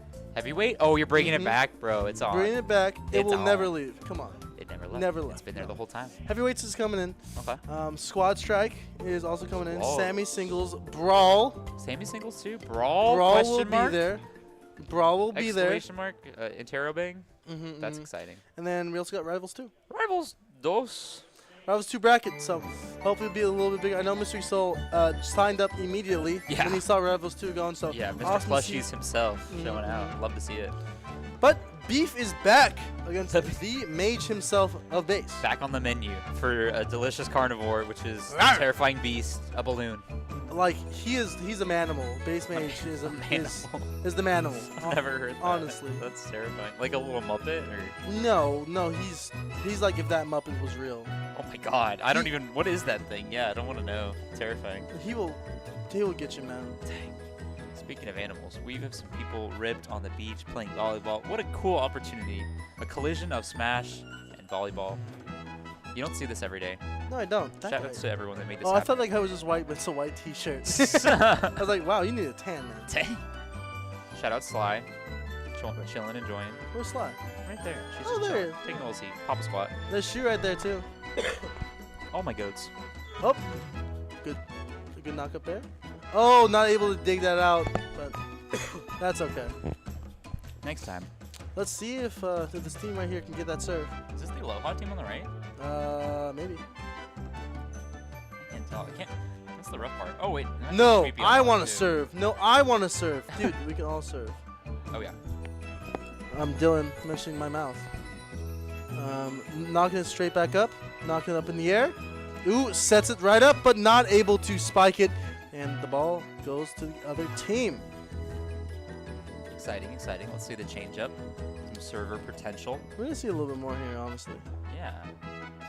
But it's going to be a good serve. If you have a good server, you can go pretty far in this bracket. I know, because there's a lot of casual volleyball players here. Right. Yeah, as long as you have those couple carries that like hold it down in those positions. Oh, like, really nice. Good set to knock it back up, and you need to go, get it over the net. go front. Able to do that. Front Good set. sets. Oh, and the Oh! counter attack. I love Sorry, that. buddy, you're too short, but not short enough to be seen. This rocking of a set, Beef versus Bassmage right here. And I was looking at matchup charts because I was going to pull out my puff today, Okay. just in case I needed it. Okay. And actually, Didn't know you had it with that. oh yeah, easily. I'd be looking for red. Like I'd be seeing blood. I just up there and try to rest the whole fucking fight. Carnivorous as hell, right? Actually. AF. But the one thing that is like in this matchup is like bad is Falco can do a lot of just like what he wants to do and really push forward with it a lot more because of slowness. But Bassmage can take advantage of that not so like good recovery that Falco does have. Super linear for Falco. He has a couple mix-ups, but it's And that almost is a worth the scene, cost. and you are dead. Up air rest. Oh, just straight up bully him, destroy him. Straight at up 50%. downtown. Yeah. Take him for a tour. It's a lovely beach, scenic area. You know, gotta show him all the sights Fly, birdie, fly. while he's in town, because he lives in SoCal now, right? I don't know where Bassmage lives actually. Or Beef, sorry. Beef, I have no idea. Yeah. Oh, They're both but- from people, places. Oh, The angles he's going for, the mix-up worked the first time. But yeah, there you go. Okay. but yeah, like if you get that bird off stage, you kind of just keep on packing on damage, and that Oh is no, a dude. death. Doesn't even rest that time. Yeah, why not? Just kill him straight up. Wow, it's just domination from the Bassmage side. The mage himself The mage. coming onto the arena. Oh, And he just, sure, unfortunate. Tried sure. to parry that probably, but I don't think that Beef wanted to do that, but it worked out in his favor. Yeah. Like he literally like winced when he did it, and then started laughing once it worked out. Oh, love to see lot of it. damage right there. You do not want to get hit with these down airs from Puff. Down air can lead into a lot of different things at low, high, and any percentage.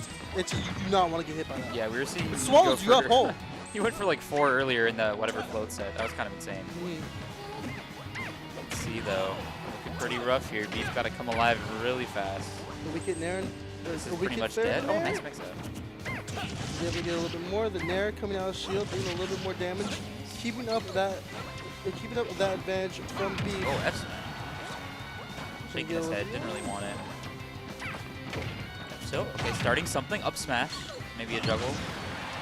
And not God. completely quite see it with that stray back air, but it's looking not so good if you're Beef. Trying to get a little bit more. I'm kind of surprised they didn't go for the rest right there because Yeah. he read the roll there. I do like the pound, and it, more than anything, I like killing with up tilt. What the? This is Snake all of a sudden? Up tilt is very good. Puff can do that? Oh yeah. Did they buff it in that last patch where he got Oh, it was buffed a buffed? while ago. Yeah. Oh, that's Yeah. right. Okay. I mean, like one of the things about Puff is that like it has a lot of kill moves at high percentage. Yeah. Like Nair, up tilts, up smash does not do it. Don't use up smash. Yeah, Use forward up throw. throw. It's so much faster. That Forward throw as base well. mage, he's all about that forward throw propaganda. He pioneered the forward throw. Honestly, Yeah, honestly, one like of the first. he made it like known that you don't want to get grabbed by Yeah. Puff. And like a lot of its moves leading the grab. Like you look at like weak hit fair at like low percentage, or like you look at like down air. You can turn around and grab. It's hard because like Puff can really press advantage a lot more so than other characters, especially on a Falco like this. Yeah, especially by just pressing buttons in your face. Pound being one of them. That almost broke his shield straight up. That's You don't want to crazy. get pounded by Puff. Yeah. What did he hit him with before that? Because I know it doesn't like break full shield. That was crazy. Ooh, almost getting that grab right there. That would be amazing for him to get in that scenario, but not quite yet. Is Beef. He's getting a little bit more damage. He is controlling this percentage a lot more so, but you do not want to get hit by the pound. Nice. Good DI to not get hit by further extensions off there. Oh, the Nair. Not going to lead into something, but he was able to get out of that jab scenario. It's really scary fighting Puff here because you want to, control the space, but you don't want to whiff too much where he can just come flying in. Absolutely not. Right down. With the F tilt, just doing a little bit more. It's a lot of just throwing bows and seeing what sticks. He thought about that one. Nice. I like the back there too. Get the laser percent. The Nair, weak hit. Ooh, I thought it was going to be a rest right there. Oh no! Okay. Hit flow chart looking like he's trying to follow up with the fair. Doesn't quite get the timing. Here we go. He's so good with these mix-ups today. Oh. Suicide. Not going to come back. No jump. But that I was mean, lit, I will say. I mean, that's still a stock, right? Yeah. Like, I would rather not die from that, but I mean, at least you're getting a stock to keep it a little bit better. Especially with the lead he had, yeah. But using Fire Falco there, really good. Firebird. I was hoping he could do like a beefy Firebird, get like 30% off buff. You see those clips where it does like hecka damage. Ooh. Oh, what? He did not want to rest there, but I mean, sure. Beef laughing it off. Uh-oh. Nice. Oh. Careful, playing around each other's shields pretty carefully. That DI, that was scary. Ooh. The fair. One more. Off. Pound. Turn him around. Wow, Turn Pound turned him around. Take him around Down. town. Take him around. Just like that. Best in town or best around? No, I mean, either way, it's going downtown. There you go. And just like that, that was a crisp stock from Bassmage. So let's see if he can really capitalize on all this extra damage that he's getting. The jab, and dash, send him off stage, put him in a bad position. It hasn't stopped yet. Back and forth. Heck no. I mean, even like if you roll in, it's like Bassmage will keep that and just keep on pounding that train on you. He has every variation planned out. Not good, and that's it right there. The Going kicks. straight into his loving paws, and just like that, Bassmage is moving on once again in winners. Yes, Yasugi Bassmage proving why he's seated so high at this event. He just put on a clinic there. That second game, it started out not looking like he could win as easily, but then, yeah, just stuff happens. Took I mean, him honestly, back and forth. That linear recovery that we were talking about earlier came into fruition, especially in that last stock, dude. Yeah, he took advantage of that tech too, where he was like, oh, I'm ready for this. I've seen this situation a couple times before. Let me just back you into your death. Honestly. And then up till taking that stock too, but it just firm control. Oh, but that was clean. You know, can't be too upset when you go away with a little clip. Look at this. Yeah, Boom. there it is. There it is. Boom. Tech into the back air. It's like, dude, just calling out everything. Reversal City. Just tough. Just And he tough. showcased the beginning of that whole sequence too. He did the double dares like you were saying. Yeah, He proved it. It's a thing. Puff can do it. absolutely. Dare And trains. Just like that, Bassmage is moving on. And I can't wait to see what else we have from his block. But Bassmage twice, dude, I just love seeing him, man. Puff, like, it's not fun to play against. That character is crude. Yeah, he's going to be all in the air, all up in your grill. Not a good time. But again, taking a little bit of water break too. Getting to see the sights. Nice. I love the scenic music too. Oh yeah. That's strange too. Again, we could change it to Nice. nice. Is there any Metallica play? Maybe if we're lucky. Oh, dang it. Next time. Who do we got here? We got Ryan coming up on stream. I believe that's how you pronounce it. The Ryan? infamous Weewa snake on the Is left. this extra? No, is this not? It looks like, yeah, I was like, yeah. pasta? Maybe? Sauce? Hmm? And there's also like Red X from Canada, right? That always confuses me. Yeah. I met them both, and I was like, are you X-Red or Rex? Yeah, like who's Red who? X. Kind of wild. But still, back to it. Hi, Nick. I get to see Ryan. Aw, so Aw. handsome, so cute. That's our Tio babies. Go. He is, absolutely. I mean, Invictus, throwing on as they call Aloha, throwing on Aloha beaches. What a unique event. Yeah. There's not many beach events happening quite like this. Yeah, totally not. It's such And a in Seattle, beauty, Washington too. You know. right? Like people are like, "What? There's beaches in Seattle?" Absolutely, there's beaches in I didn't Seattle. know. Look I how didn't know there hot was it is beaches. out I didn't know there was beaches there. You until I lived came in here. Spokane your whole life, you didn't know? Well, I lived in Linwood until I was 8. But Really? Even closer? yeah, I guess so. Dang. Well, when I went to the beach, it was like the lakes, not Yeah. the beaches. Right. There's like some sand around the beach. There's like cattails and stuff. Shout out cattails. Shout out Cattell for Where's not that guy being been? here. Yeah. Oh, he's in Spokane right now. No. He's in school or something. I actually wanted to come to this, but he said no. I miss seeing the hype link plays. Maybe we'll see Jonas. In the He next might one. come to keep it chill. Oh, cool. He's not going to Daddy's Yo. Inn though, so that's cool. That's hype. Well, that's cool. Love that. That's great. Fake That's fine. fan. You think you know a guy from your very own scene too. I know. Fake I know. Christian. But here we go. He's We not got gonna be there. Zeb actually. All right. Okay. DSEE Zeb versus Ryan. Now this is a hype matchup. Two very interactive characters. Snake not always being the case. Cloud really either. Cloud kind of has to interact. Though. We'll see. Snake is one of those characters where you do not need. They're like you have to interact with Snake. Right. But interact does not have to really interact with you. Oh, yeah. Like the grenade play and the amount of traps that Snake can set is abhorrent. Just a little scary. Nice. Scary to say the least. Wow. I'm loving all we're seeing from Zeb so far though. There's like empty lands, wave dashes on the platform to create space. Ooh. This could be a lot if he gets a combo starter here. He's got limit on deck, as they say.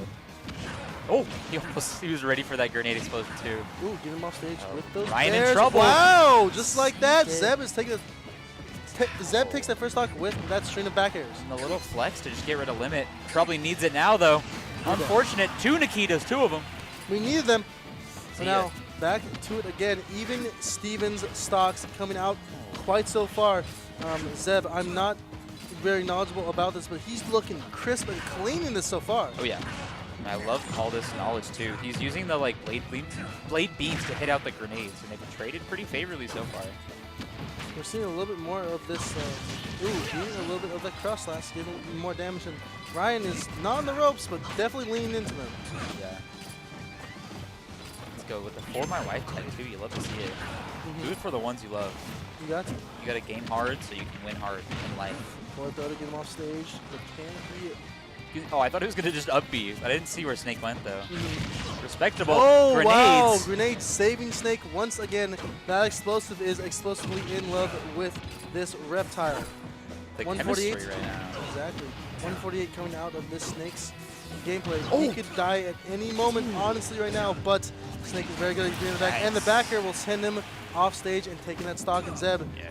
firm control so far. I was gonna say, there's so many almost right there. He like Ryan caught the up smash from Zeb, but just in time Wow. to stealing Well, the everything. B reverse the jump to get over the grenade was very good by Zeb. Jeez. Very interactive game so far. Honestly. All Now, this. Zeb's use of the backer is just incredible. He's been doing so well in that. Yeah, and honestly pretty sparing compared to most Clouds we've seen. But, And then Nikita will do it. One of the things is that you don't want to go off stage at all if you're Cloud because it's the death sentence, bro. not a good recovery, especially if you don't have a limit. Yeah. Not much you can do. Yeah, especially with Snake's big old long legs out there. They're going to do a number on you. They just send you Exactly. straight horizontally out and Ooh. you'll die. Ryan trying to get a little bit more damage, but luckily able to Z-drop that grenade immediately and get a little bit more of that Oh. percentage-based lead. Yeah, try to sneak behind him with that grab. But Grenade's finally doing some damage here for Ryan, making Wow. it really tricky for him to get in. Oh, that up air doing a Oh. little bit more. I thought he was going to do something with limit there to Better really take that stock, but throwing him off stage is Zeb. You're not gonna be able to do much off of that downer. Oh, But and he cross limit catches again, it. and game one goes to Zeb.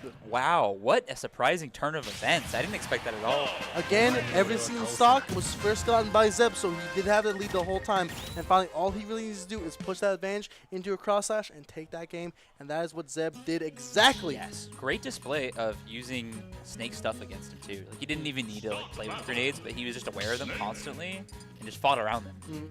And like it was like weird because like every time that he died, it was because of Nikita, right? Yeah. Nikita killed him every single time off stage, but other than that, Ryan didn't have answers for him, especially in neutral.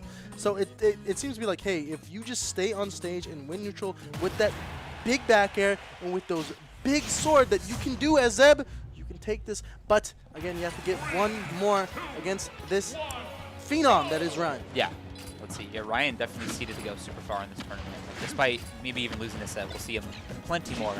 But Wow, so I love far, the grenade drop into the backer to get a little bit more damage, but Ryan was able to follow up with a bear and up there to get a little bit more damage on that deck. Now, trying to get a grab from Ryan, not quite yet, but now using C4 to really solve that puzzle. That fair, getting a little bit more, but unfortunate, he had to collide with that grenade. Grabbing him, throwing him off stage. Can the limit do a little bit more? Ooh, Getting that nair to get him off stage, and will he get a little bit across us? Grabs grenade, a little bit more. No, not quite yet. Oh, in the slick back turnaround into the F smash. Not enough to do it though. No, Almost. not quite just yet, Almost. but that was really impressive by Zeb. Not going to kill quite just yet, but getting that grab to get him off stage. Oh my god, I love the way Zeb positions himself. He's landing back airs into the turnaround grab. Oh, that good time, parry. mixing it up as well. Oh, such clean, smart play, acknowledging every ounce of mix-up pressure. Really good dash and getting a little bit of that limit on it too. Getting a little bit of that shield off too by throwing it straight at that Snake's shield. Oh yes. Oh, and he didn't even extend there. He saw the grenade in hand, didn't want to get hit. So smart, so knowledgeable. Blade beat coming out, throwing that nair, and nair fair into cross slash gain 69%. Zeb is in firm control of this match so far. Dude, is this Fargo with like a different controller behind the scenes? Like what is happening? It could So be, good. and limit is on deck. No jump quite just yet. Backer gonna do a little bit Oh more. my And god, he the cross picked him up slash! off of the ground, dude. And just like that, 2 stocks ahead is Zeb. Jeez. Let him breathe. Zeb, get off his throat. My goodness, trying to tear it out of his body right now. Back air sending him off stage, but not going to kill. Oh, you did not want to get hit with that chasing grenade. him And down. now he's alive. The blade beam get a little bit more damage, 29% from Zeb. Dang, Ryan started this game off with such a good foot, but The back air into the it nair. could be all gone. Oh, the cross slash getting more damage onto it. People popping off Domination, for him right but now. the F tilt, Jeez. we're taking right there so far. I have never seen such clean, crisp cloud gameplay. Not from this PNW arena. So cool. My goodness, the fair, get him a little bit more. Can he? Oh, another The cross slash to wake-ups. put on more damage. So smart. And will that be another one? Getting that grab every single time you neutral get up. Guess what? I got my hands on your chest, boy. Callie's in his head. He's in his head. He's in his head, Oh my just like God. Jason Derulo. My goodness, God. what you gonna say? Maybe Limit even- is on deck. Oh. Not gonna do it quite just yet. The grenade and blade beam. So you do spend that limit, but it's okay. 141. That Snake could die at any moment. Nikita coming out, not gonna kill quite just yet. Fortunately for Zeb. Oh, Ooh, the the fair. fair. Interesting. Not gonna hit. Trying to catch something right there. One more back here is gonna do everything, even in the center of the stage right now, but doesn't even need it to turn I around. love the empty hop into the grab. How Just is he get him getting off so stage. many, dude? 154, All of them. anything could kill. Oh, And no. trying to get an up tilt to kill. Not the And just desperation like up that, tilt. chopping your head off, and Zeb takes it over Ryan 2-0. Wow. The emphatic pop off from Zeb, so cool to see. My- Such confidence that entire set too. I know. It was like every single time that he took every advantage that was given to him and just kept pushing, and Zeb taking it Handily, handily. comfortably, all for the Yes. wife. So sick. I'm just so amazed, like speechless at the way he was just confident playing this matchup against one of the PNW's most. Like, WeWa's top 10 right now. Exactly. Top 5 even, I believe. Top 3. Top 3, yeah. Top 3. He's number 2. It just keeps going. The numbers go up, and numbers are definitely flying today for Zeb. I want to see more of this guy. I mean, honestly, Popping Zeb off. just went crazy on him. He will be Also, stirring he up was doing people's tricks on it. brackets. Jeez. My Yeah, goodness. doing every trick I've ever seen. Dang. Holy moly. I mean, just really knowing where it was going to poke and everything. Like, my goodness, he was like the doctor trying to, find out where you were allergic to. And look, at that point, you just got desperate and started, throwing out up tilts, and it was over. Just Yeah, chopped what the head more off can with you the do backer. if you're Ryan? Yeah, you're at 150 as Snake. Like, you can use normals, but eventually back air is just going to start swinging. Honestly. Not in your favor, yeah. No, you do not want that in your face. But Ugh. Zeb taking a pretty big upset of this bracket. Pretty There's big, been a probably the couple biggest of upsets. the day. Outside of the shoe. Fire the pyro. Fire. Oh, yeah. He took down shoe. But again, there has been a couple of pretty decent upsets so far in this bracket. And you just saw one of them, so. Yeah, that's you'll love to see cool. it. We'll see. Potentially a couple more matches coming at you. I hope so. It's cool. I'd love to see a couple more. Yes, we're seeing the boy Oath yet again. The return of the king. Shit. Oregon's up and comer. He's always hosting. This will be our last set, guys. So strap in. It's gonna be great. Yep. Strap in. You got one more of Cal and Cal. Cal Cal cubed. Classic. Cal cubed. Cal squared. Cal cubed. That's good. No, Cal Cube. Shout out to Cubes. Shout out to Cube. Cube also here. Just commentated earlier, right? Or no? No, Cube is not here. I'm sorry. I confuse Clue. Clue Clue's and here. Cube all the time. And Clune. And Clue. There's so many There- clues. yeah. No, it's the tags. They start with C and E. me, it's not the tags. They just need to, yeah, that'd be funny actually. Show up Honestly. one day. Like, both very talented commentators though, so there you Just go. like this. Oh. But back to this. We're about to see Oats versus someone with a Kirby shirt. Sophie. Oh, is it Sophie? Oh, Yeah. Sophie. Yeah. Nice. I'm pretty sure Sophie plays Aegis. Yo, not the Sophia from. There's like a Sophia in Oregon How who plays many like Joker. Any different person. Common name. Sure. Oh. Uh-oh. Zombie. Uh-oh. Oh, Zombie well, that's a versus counter pick Fox. if I've ever seen one. I'm pretty sure this has happened in Minecraft before. Fox versus The look Fox. of despair crossing over Oates' face. But he's Uh-oh. accepting it. He's come to terms Do with not his get jabbed, fate. Oats. Do not get jabbed. We've all seen it happen. Whatever in you life. do, watch out. Do not see the light, as they say. Yeah, don't turn the set into a Twitter clip, please. It- For Oregon. It could just be. Oh, Oh, he got jabbed. oh, he's scared. He's He's scared. Oh my I goodness. mean, I would be too, dude. You I just was die. scared. You just die off those. That knockback growth just keeps going. And honestly, like being a fast faller, it just.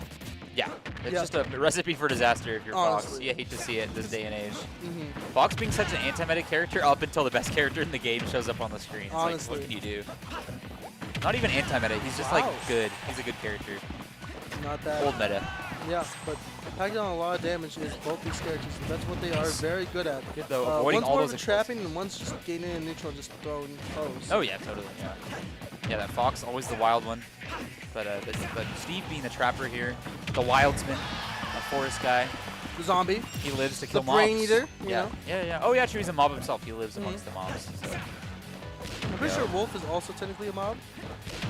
Wow, catchment with the up air. Good job. Eating it straight back up. Oh, Sophie. diamond Here's unlocked Sophie. for Sophie. Here she Oh, you're dead. goes. Could be it. Gonna build some blocks first. You're dead. Doesn't even need to. You're dead. Yeah, unfortunate. Yeah, that's what you get for being Fox. Sorry about that. Womp womp. Womp Let's womp. see though. Oats does have a Palu. Don't want to say things too quickly, but I'm I sure would. it won't turn I out would. into a I would, because full this set match of is Fox. horrible. Yeah, looking pretty awful. Let's see though. He's at like 80. Don't know He's from got to here. make something happen, as they say. Also, trying to call out a anvil. Not quite just yet. Nice. Okay, Oats using his patented clean, complemented neutral. That can only get him so far. Okay, some good damage here into the up smash. Can he reflect something? Nope.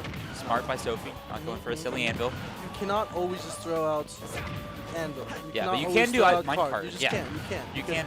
Either way, they can just call it out. Yeah. Yeah, it's very good. It's very strong. We've seen the memes, but I mean, we've seen what happens.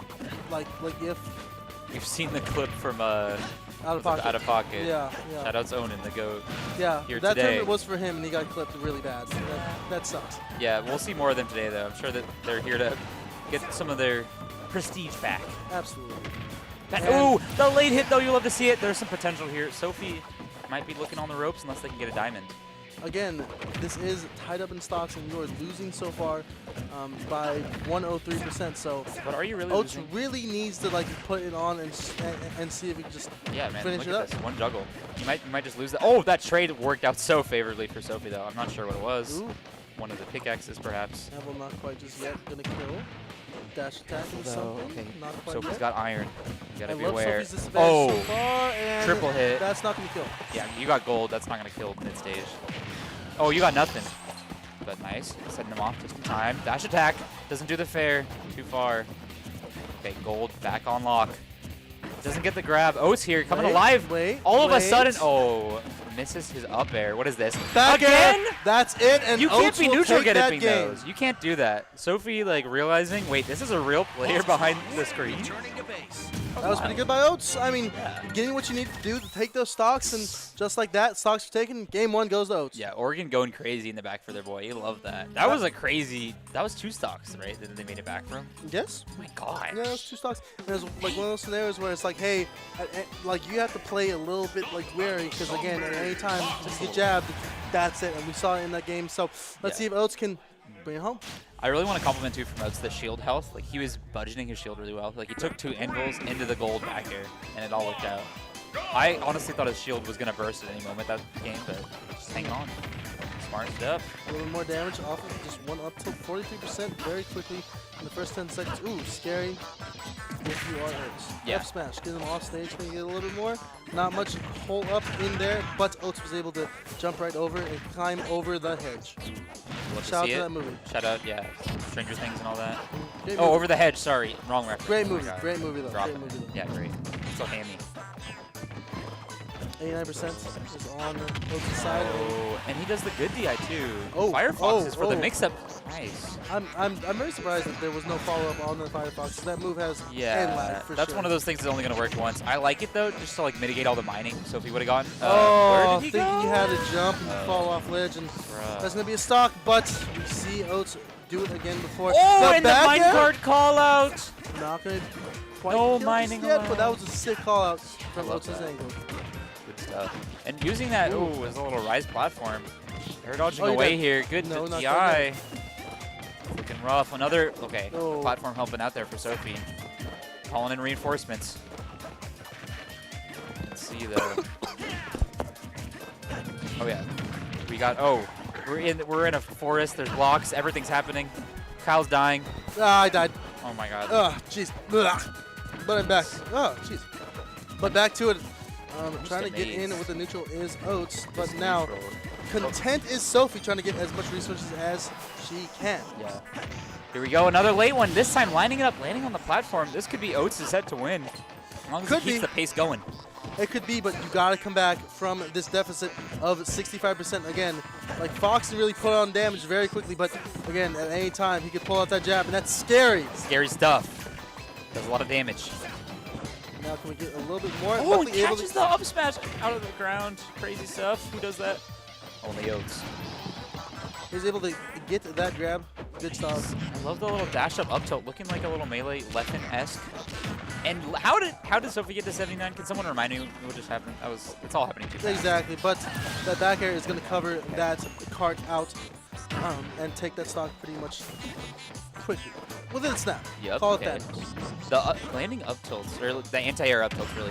That's really what's doing a lot of mileage here for Oats. Getting a lot of combo percent and just putting Steve in a bad place. Oh, that's not good. That's not good. That's a very quick sword. but the Gold. sword comes out, saving him. Very good. Gold just not being good enough to stay there. My goodness. Oh, yes. But now the diamonds are on deck, so. Oh, no, all that glitters isn't gold. Sometimes it's diamond as well. Oof. Let's Stars, see. stars Oh, there, the minecart stars. straight up. Yeah. That'll be it. That was a boost. If Exactly. I've ever seen one. That's one of the scary things about playing Steve. It's at any time, it just be stocks. Time. Here we go, though. Exciting game 3. Venue popping off here. The last one for the pools. Oh, After this. After the set, yeah. yeah. Right at 3. It's going to be perfectly lasting 13 minutes. And Kyle is evicting me again. Yeah, he's an Again. evil landlord, before? actually. Yeah, he owns multiple properties and just kicks out single mothers Yeah, all you the can time. see Krogan it. does that all the time. He called you a landlord. That's messed up. Yeah. Some people. Some people, man. Speaking of eviction, let's see if Oats can shine those blocks away, take that house, do some sort of fairy tale-esque, blow the whole house down. And now, Oats, Palutena. Ooh, did I predict this? Is this part of the plan? Maybe. The Oats Palutena, I don't know how much they keep it in the pocket or like keep it readily available, really. It's always around. It's their older main, but they definitely have more longer playstyle with this character, And so we'll not see. that, like, Palutena, like, you have to play a lot more different. Like, Yeah, yeah. different game plan. But those like multi-hits and those kill moves do a lot. Like the back air and the Yeah. up air does more against like Steve than usual. But Fox is just can really just outpace Steve, which is why it's not a horrible matchup. It's just terrible circumstance. But hey, at the end of the day, it's the Louis money, right? Both Right. those characters, he rocked them for a while. Fox kind of sitting in the retirement chair. But Palu always still in the meta. We thought we'd fall out, but still a good character. It was not one of the boys to fall out. The ever-present top tiers of the game. yeah. I'll say it till the end of the day, but still gonna get Footstool out of shield dared. Nice. Okay, up Not smash. able to kill quite as yet. Steve is extremely heavy. Okay, block disappearing just when they need. Let's see what Sophie can get going here. On her way to make out of pools and winners. Ooh, the nair Oh. drag down into. Ooh, you could have followed up with the up. I was expecting it. Up tilt. Interesting, honestly. Maybe a little too short or afraid of a reversal if they fell out. Back air sending him off stage. Ooh, Side not B. gonna kill quite just yet with a side beast. Was able to shield so far. Nice grab. Put him down, and that Ooh, is a catches back air the sending him off stage, and that is a stop. Great stuff from Oats here. Poised and in control all of a sudden. Let's see how much damage they can get. A couple more nairs. Nope. Love that follow up with that dash attack. But again, you are getting punished for missing that back air. Oh, yes. Now, dash attack, send him off stage. This is trouble. Throwing him off stage. Right Love here. the fair. Seattle City trouble. Let's see. Down tilt. Pressure. I like it. I like it. Not over-aggressing here. You don't want to take too much percent against you. Now back to right now, building up a wall. Can you get around it? Ooh, luckily the wall was broken Alright. down. Oh, no! Nothing quite just He yet. tried it that time. I respect the option, but didn't get punished. Now, Rebuild.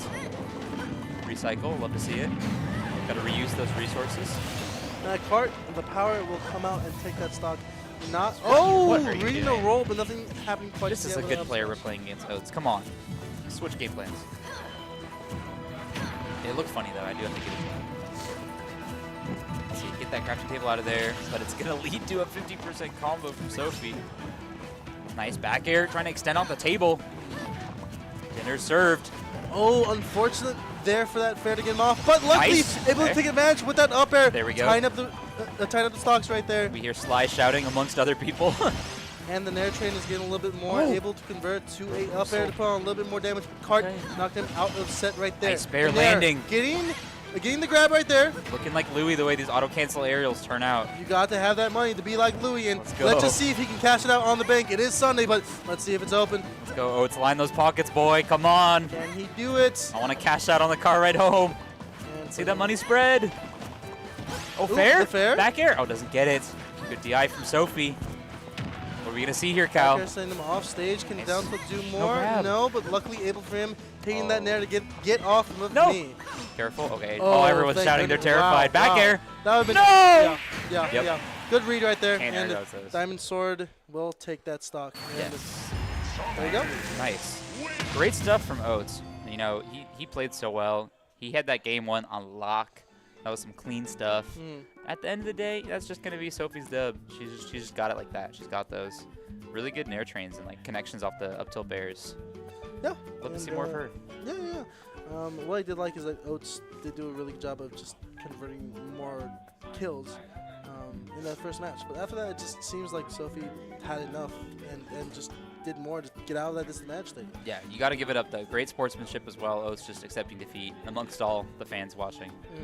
But we'll see more of him tim too. I mean, maybe making it out of losers here, or maybe has one more to play. But Hopefully. either way, we'll find out another day.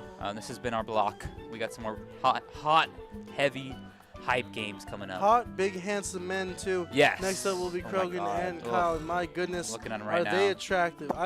Dude, I'm looking at the screen right now only because I don't want to get nervous looking at them. I'm kind of scared too. It's like making yeah, eye contact. yeah. And I'm like, Yeah. But, you know, cool. That's going to be our block. that'll be it. Honestly, Cal, follow me right there at CalFriends too if you want to That's hear more right. Me as well. Come updates over. about Daddy's Den, Yeah. DD15, or just come over to Yeah. great commentary, awesome block. Yeah, it's like been a usual. pleasure. Great commentating with you alone for the first time. It's been our first duo block. Love that. Go to Keep It Chill as well, coming up next month on the 3rd. Go to all the PNW events, every Please, single one. we love the PNW. Especially mine. Especially his. This guy's talented. Mine. He's the best TO ever. I'm the money Tio. And maybe, yeah. Yeah. Well, Everest is better. Yeah. But okay, we're going That's back Smash. into it, and that is going to be it. Thank you so much for tuning in, and tune back in a second. Enjoy the beach.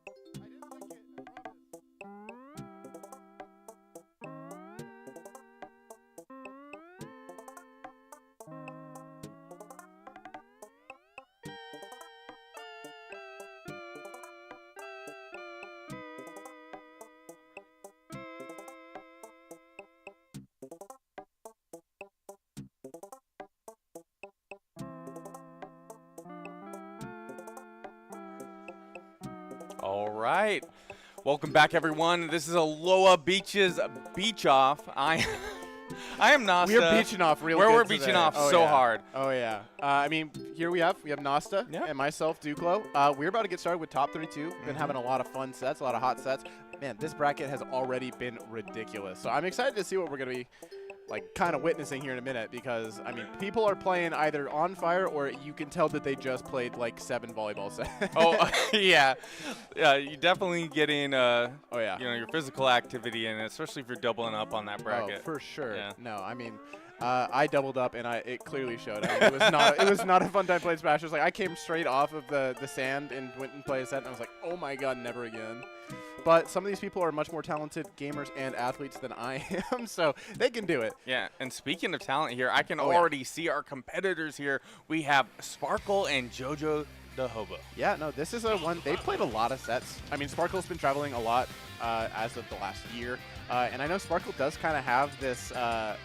Has the record over Jonas pretty significantly, I recall correctly. And the Hero 2 Link isn't exactly a lot of fun, so I know Jonas has complained and also talked about like what he did do for this Yeah. character. But I believe has won some sets recently, so I'm definitely curious to see how this is going to play out. But I mean, this is Washington versus Oregon. This is a very interesting one coming on through. Yeah, I got to root for my boy Sparkle. You know, being that Oregon rep. They're sad to say they're far and few, but you know, we've seen a little bit more of them in the recent. Oh, yeah. 8 seconds, 2 kabooms. We got a little bit of a jab action going on through. Jonas, however, just swings in reversals with that fair right there. Oh, dash attack to catch the kind of lazy DI, and Sparkle's getting caught out. But we're going to see a lot of that swoosh, all that kind of stuff, really getting Sparkle and Hero out of danger really quick. Yeah, and for those who aren't familiar with Sparkle, Sparkle is very big and using that menu, not just using it as an option, but also kind of like, you know, to mix up, like throwing out sort of feints to the opponent. No, I mean, the amount of pressure you get that from just like immediately seeing it, because there's so many different options, you have to be wary of them all. You're also trying to read, but they could, yeah, like you said, they just feint. They drop that menu instantly, get a grab. That is going to be a charge F smash pop in that shield. It gets another for the next That round. is insane. That was meant to be. Oh, absolutely. JoJo the Hobo now has to worry a little bit because, I mean, you still have oomph on deck, getting a little bit of damage, but needs to find this kill as well. I mean, what were you going to be seeing, Nasta? Like, I felt like JoJo already had kind of lead in the momentum. It was that kind of violent shift of the unfortunate shield smash. Right now, I do think Sparkle kind of struggling here. We're seeing JoJo bring it back here, and I think might end up kind of getting a lead back here if Sparkle isn't careful. No, you're absolutely right. JoJo is one of those players who is very calm, very patient, doesn't really let a lot of these really flubs or these interesting plays happen, really get to him, and he holds it down. And he brings a lot of sets back to a point where he shouldn't have honestly been in a losing spot. I mean, in a winning spot. All right, now bounce is in play here. You know, limits JoJo's options a little bit, but taking advantage of the Zair, not actually working as a projectile, just, you know, maintaining that pressure. Bounce twice in a row. Yeah, that's definitely very unfortunate. I mean, it's so much of this game plan is based off of projectiles, but I mean, JoJo is not afraid to really throw out. I mean, tried to throw that bomb anyways. Maybe a little bit of self-damage still helps. Okay, JoJo. Okay. Oh, I don't care. That was worth it. I love when people just kind of shark down there and they really just try and hunt. I mean, It's kind of like a staring contest, Yeah. right? Like, who's going to give in first? Yeah, no, exactly. Who gives in first? And in that situation, JoJo said, I'm going to send it, get that fair. Unfortunately, did not make it back, but we are down to an even stock apiece. Sparkle does have a full charge Capriz. I think that's correct. I think it's the... I believe so. I might be so wrong. Sparkle, I'm so sorry. I had them memorized at one point. Now I don't remember them. It's been so long. I remember that at some point. Oh, yeah. Throw out those last hit boxes in the up air mostly. But, I mean, JoJo's getting a lot of damage and a lot of percent built up right now. But Sparkle now has another bounce on deck. JoJo is in this corner. What's going to be the option? Oh, gets the up tilt, rolls in. I don't think he was going to get the updraft, however. Sparkle in a very scary spot here. JoJo trying to catch the jump there. Bounces back. Okay, this does allow for a little bit more of aggressive play here from JoJo. Back hit of the F tilt. Okay, you're not wrong. JoJo is kind of opting for, oh yeah, I mean, a little bit of aggressive play. Let that F smash rip. Bomb, dash in with that. Okay, Psychic in the ready here. That is a possible game changer. You have to be careful.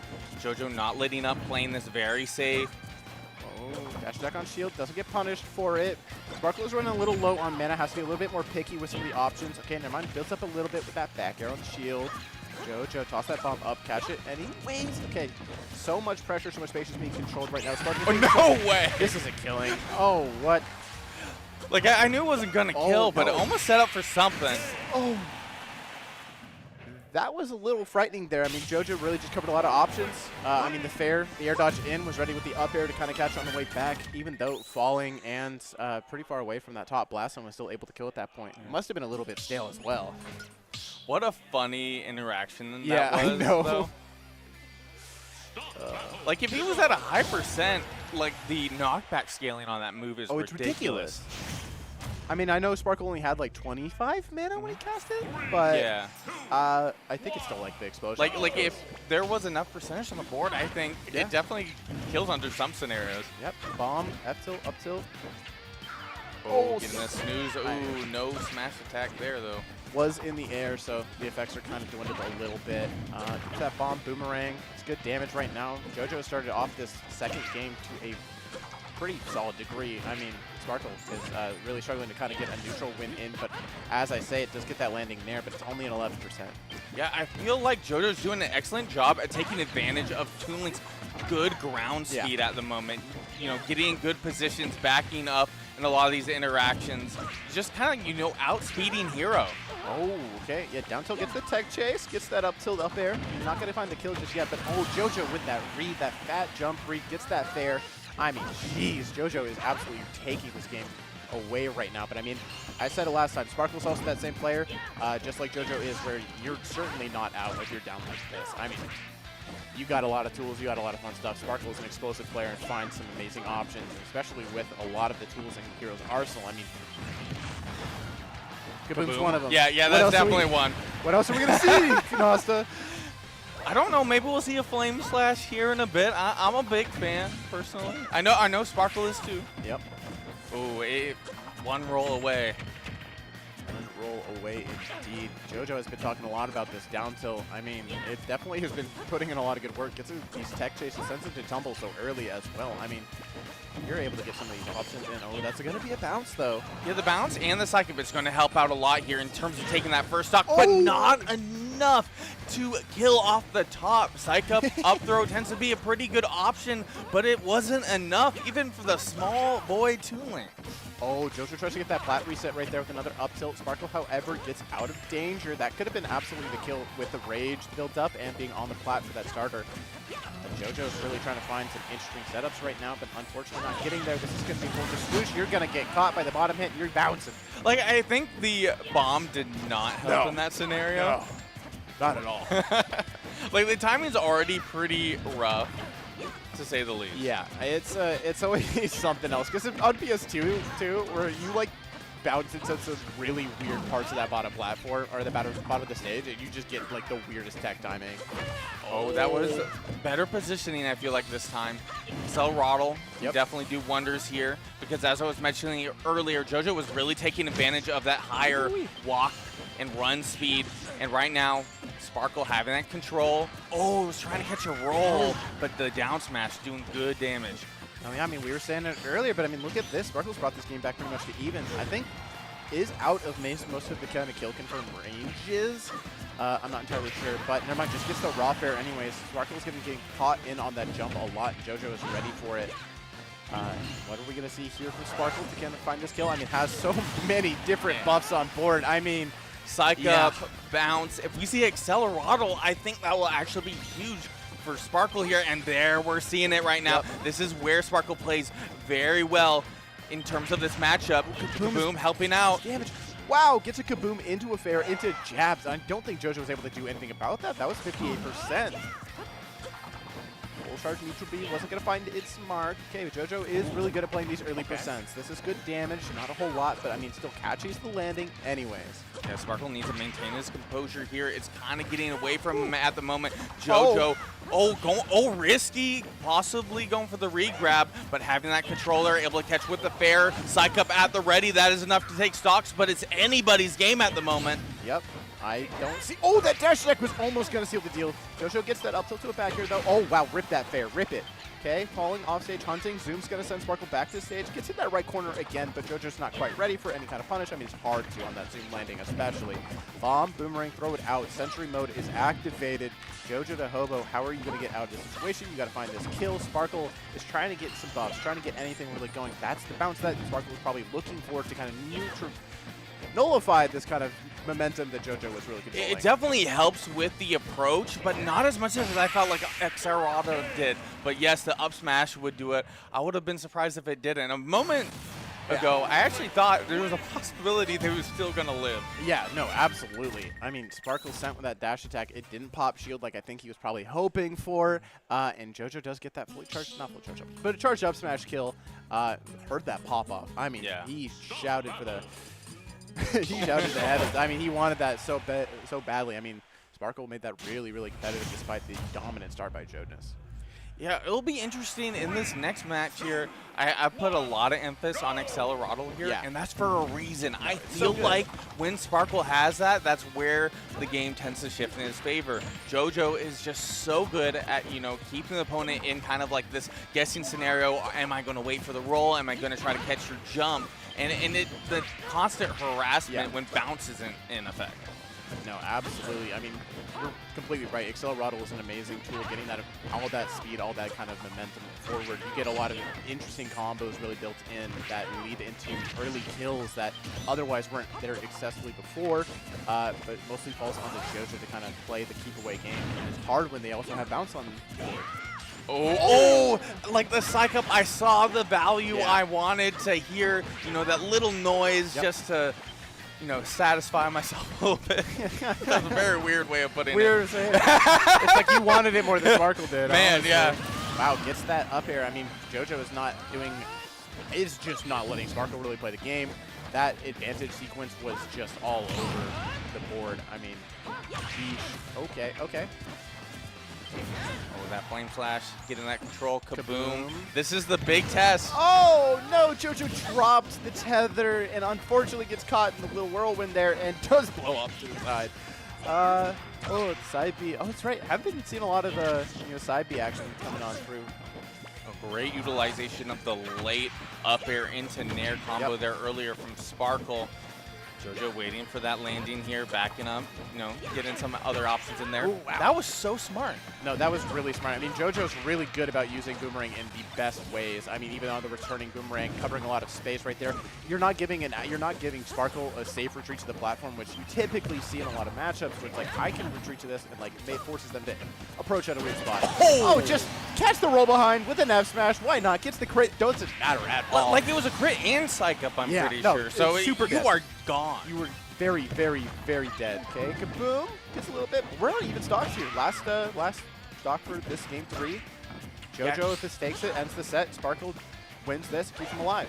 I noticed Sparkle did go for the heal relatively early. If you do use heal, it does, I think it can come up twice. Yeah, there's 2 charges per stock. So it reduces, or it actually increases the odds of different moves coming up. Yep.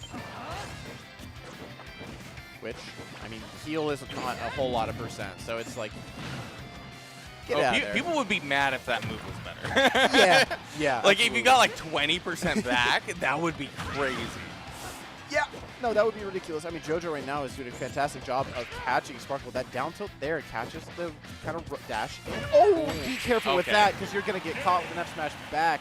JoJo with a little bit of that micro spacing just outside of it. Does take that and takes a 3-0. Yeah, that was a very bold option of Sparkle. You know, the game 3 scenario, I did notice there were a lot of Hail Marys that led to Sparkle getting some of those stocks. You know, like that psych up forward smash, for example, on shield. I mean, sometimes you just can't really, like, you're not ready for it. Your brain's not, like, catching it, and you just get caught by the F smash. It's not, like, super slow either, and it's just terrifying. You get put into a lot of, like, frightening positions by hero where you're not quite ready for all of them. That was a dare, yeah. That was like a real off stage. Man, it is crazy how much Toon Link kind of conditions you to jump when Boomerang is thrown low. Yep. And then, I mean, JoJo uses it in a lot of situations where it mixes the Boomerang angles a lot, where sometimes you then catch them in air with the kind of upward toss Boomerang, and then that leads into a combo start. Oh, and man, the kaboom situation there. It was just like how I was waiting, you know. It's one of those things where I've seen a lot of top players like fall victim to it. Yep. But in, you know, in a consistent environment, if you kind of know how the vacuum and the explosion works, Yeah. it's not too hard to deal with. No. I mean, I know Sparkle talks about it a lot, where it's like, if you're getting hit by kaboom, you're bad. And it's like, nah, okay, let's relax a little bit. But it's mostly like, if you have time to react when it comes out, when the explosion starts, like you can air dodge, or like you can get out of it. It's like a very good move still, but it's not as oppressive as people make it out to be. Yeah, and in But JoJo's 30% scenario, it was that tether grab aspect, because you're not immediately intangible in Yeah. that scenario. You are still hanging from the ground, so, you know. Still dangling a Yeah. little bit. Who do we got? Oh, we got Embo Z. God, we're Alright, getting a alright. true PNW. I'm not calling Embo Z 6th Isthmus. I'm sorry. Wait, I need context. I don't know the context because Embo just says, I'm going to use a random tag every so often. At least it's not Sour Grapes. I'll take 6th Isthmus. I'm not saying What's your issue with sour grapes? Sour Grapes is a dumb name. It's a dumb name. Embo's a great person, but a dumb name. I like grapes. Embo Z flows off the tongue. Embo Z, even better. I don't know who this other player is. I am not. Oh, the Ryu player. Thank you, voice in my head. Okay. It's Smirk. Okay. Okay. Yeah. No, Smirk. I forgot that Smirk was at this event. This is actually going to be rather interesting. In my in my head, not a good time for the Shoto player. Okay. Duck Hunt. Duck Hunt is Duck okay, Hunt. Okay. But I feel like Ryu. I mean, yeah, with like Shaku and like Hadokens. And, You like, have the a mixes of lot those, more like, you have in a trading lot. interactions. Yeah. But in terms of neutral, I definitely still feel like it's going to be difficult. I feel like they all just get stopped by Can. Does Can beat what's is it like Hashugeki Hadouken or something? I don't know what it's called. It must be Shaku. Shakunetsu. Shakunetsu. Yeah. Is that the fireball? Big fireball, I think. Yeah. And then Like does Hadouken. that cause the can to blow up? That's what I'm wondering here. If because it it's does, fire. then even then. I don't It know. has like a We'll find out. All Actually, right. this is not a matchup you typically see. Like, we don't really have any like traditional Shoto players in our state, and Embo doesn't travel a lot, and you don't really see a lot of Duck Hunts elsewhere. There's only like 3 that are of note. yeah. 3 or 4. And they're Like not Shadows active. like Vi and Spokane. That is one. Oh, yeah. Oh, yeah, look at that beach. Remember, we are playing on a beach. Just outside, we got a lot of sun. I know it's Seattle, but it's actually like 85 degrees. Thank you, Jay Pizzle. Get in you, that Jay camera. Pizzle. Give us a little show. A lot of fun. Everybody's having a good time. Volleyball tournament's happening as well. I mean, beautiful, beautiful day. Yeah, the weather's nice. Yeah. Beautiful sky. A lot of beautiful people. Mm-hmm. A lot of beautiful faces. Volleyball. Volleyball. It's like No, it's it's- kind of hard to beat volleyball. It's hard. It's like you have people here who are clearly here to play only volleyball, and you have people here who are clearly just trying to play. There are like, what I was saying was like 30% of the players that have like retired have come back Yeah. just for volleyball. No, it's a fantastic time. I mean, it's a great mix of like pretty much everybody. Okay, here what we got going on. So it's usually going to be the typical game plan for Embo. You're not going to see it really shift.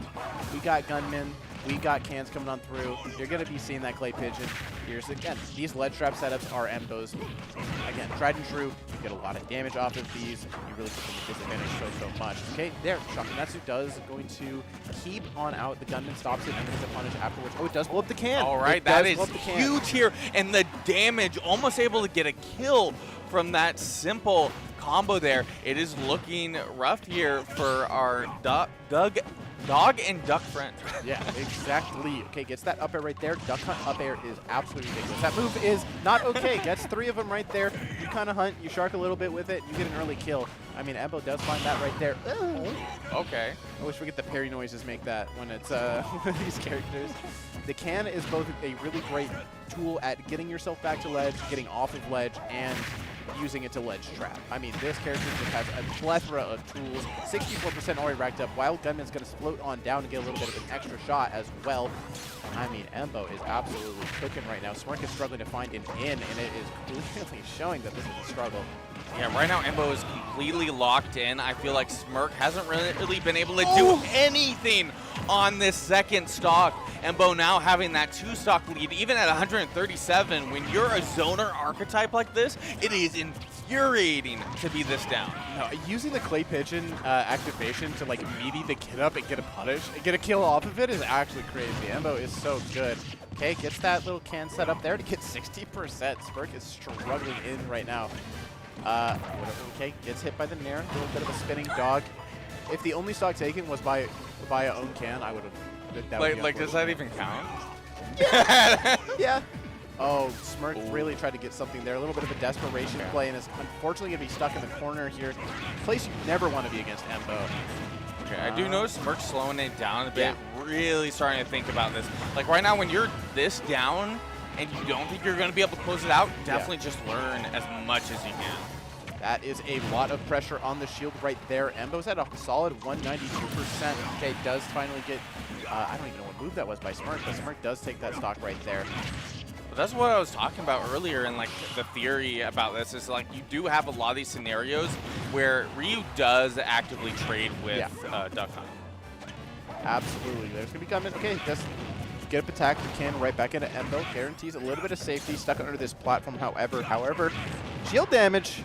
Scare right there. Gets that bear up there. All right, Smirk kind of cooking right now. Maintaining. Oh, that can. What frame? Is that frame 3? Can is frame 1. Frame Can 1? comes out frame 1. Clay Pigeon and Can both came out frame 1. Oh my goodness. Yeah, no, it's a really good tool. It's such a good tool. I just saw get up and then Can. It was just there. Yeah. No, I mean, Can is absolutely ridiculous as a tool. I don't like. Everybody's like, oh, Duck Hunt's a bad character. I just sit here and I watch Embo play. I'm like, how could this character be bad? But it's just Embo. The amount of setups, the amount of like everything that this player has devised to just kind of make up for the character's faults and to do this well. It's a lot. Smirk certainly has a mountain to climb right now. Interested to see what the developments are going to be. Yeah. Good player for a reason, so we're going to see adaptation. We're going to see real-time solutions being found to these problems that are being presented by Embo. Yeah, like just how that game ended up ending, I feel like Smirk's probably going to be more careful in terms of trying to maintain control from ledge there, now knowing that Embo has an instant option after get up. Yeah, no, it's sure you hurt yourself a little bit. I guess it mostly comes down to, are you willing to take that trade damage and be like, can I get this early kill on Duck Hunt? Which, I mean, it was shown to be very much a struggle. Embo living in 196 on the first stock. Ooh, interesting option there for Smirk, but caught in a pretty nasty spot. Yeah, nasty spot. Yeah. Well, no longer. It was very quick to turn around. I don't know. This is still rough. That can, okay, sends it a little too far, but does get the roll on through. Embo resets sitting onto this platform. I mean, this is where things are going to get interesting. How is Smirk going to find that in? Shakanetsu is really putting in a lot of work. Okay. Can at the ready here. That's going to be, you know, just when one can doesn't work, throw in another. Oh, just up to Embo's getting a little ambitious right there. Right. Tries to land on top of Smirk once more. But definitely a much earlier stock, taking this time around. Embo trying to hunt down there with that up air, but not going to get caught by me. Smirk gets a little bit of a reversal there on the landing. Still living. Yeah. Stock taking here is pretty huge. Okay, waiting for the option, was hanging there a little too long. Is on re-grab here, good timing, but the grab is going to maintain that control. Oh, that reversal on the can too is disgusting. It's a lot. Embo is keeping up the pressure. Okay, the can actually didn't catch Smirk out there. Able to get off of the ledge. Smirk has definitely slowed things down a lot. A lot of these fireballs are coming out of all sorts of kinds. I mean, how is Embo really getting it in? Never mind, just run over the top. Okay. Does find it. I mean, Smirk, 64% built up. Ryu does find a lot of these early kills. And Duck Hunt is not exactly a heavy character. Yep. And man, Ryu just hits like a truck. Oh, yeah. And when you're at 100%, you got to be very careful. Keep the pressure, get these kicks in this corner a little bit. Smark is keeping up the pressure right there. Yeah, shield on through the starting hits at that. Embo's really struggling to kind of get anything. Ooh, tries to get that untechable bear right there, but Embo finds the way out. However, I mean, Smirk, this is all on him right now. This is his game. Tatsumaki is going to get punished by Embo, however. Right now, Smirk just really trying to find that opening. Ends up getting caught on the jump. Oh, save pressure there, but risky going there for the Tatsu. Oh, great tech. Yeah, I'm actually, I guess the aerial version isn't as strong, but being able to get that tech in the first place. But Embo really risking it with that dare, kind of sending flying. Play pitch on the ready there. Oh, and it was still active even on the ground. No, Embo is fantastic at keeping himself alive, and that just showed that patient play, kind of answered it back, and was able to rack it up and get a couple good edge guards and ledge traps, and Embo brought that stock back into his favor. Now Smirk is the one who's at a deficit, and a pretty significant one at that right now, it looks like. Yeah, this is looking similar to game one at the moment, although in the first half it was definitely kind of a little bit more in Smirk's favor than the previous. But if Embo maintains this lead, it is kind of looking like those previous games. Yeah.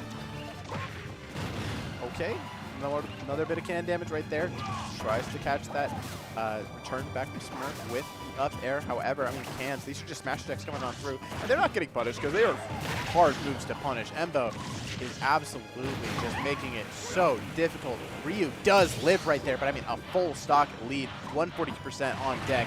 This is a hard comeback for Smirk. Yeah, at this point, just don't get hit.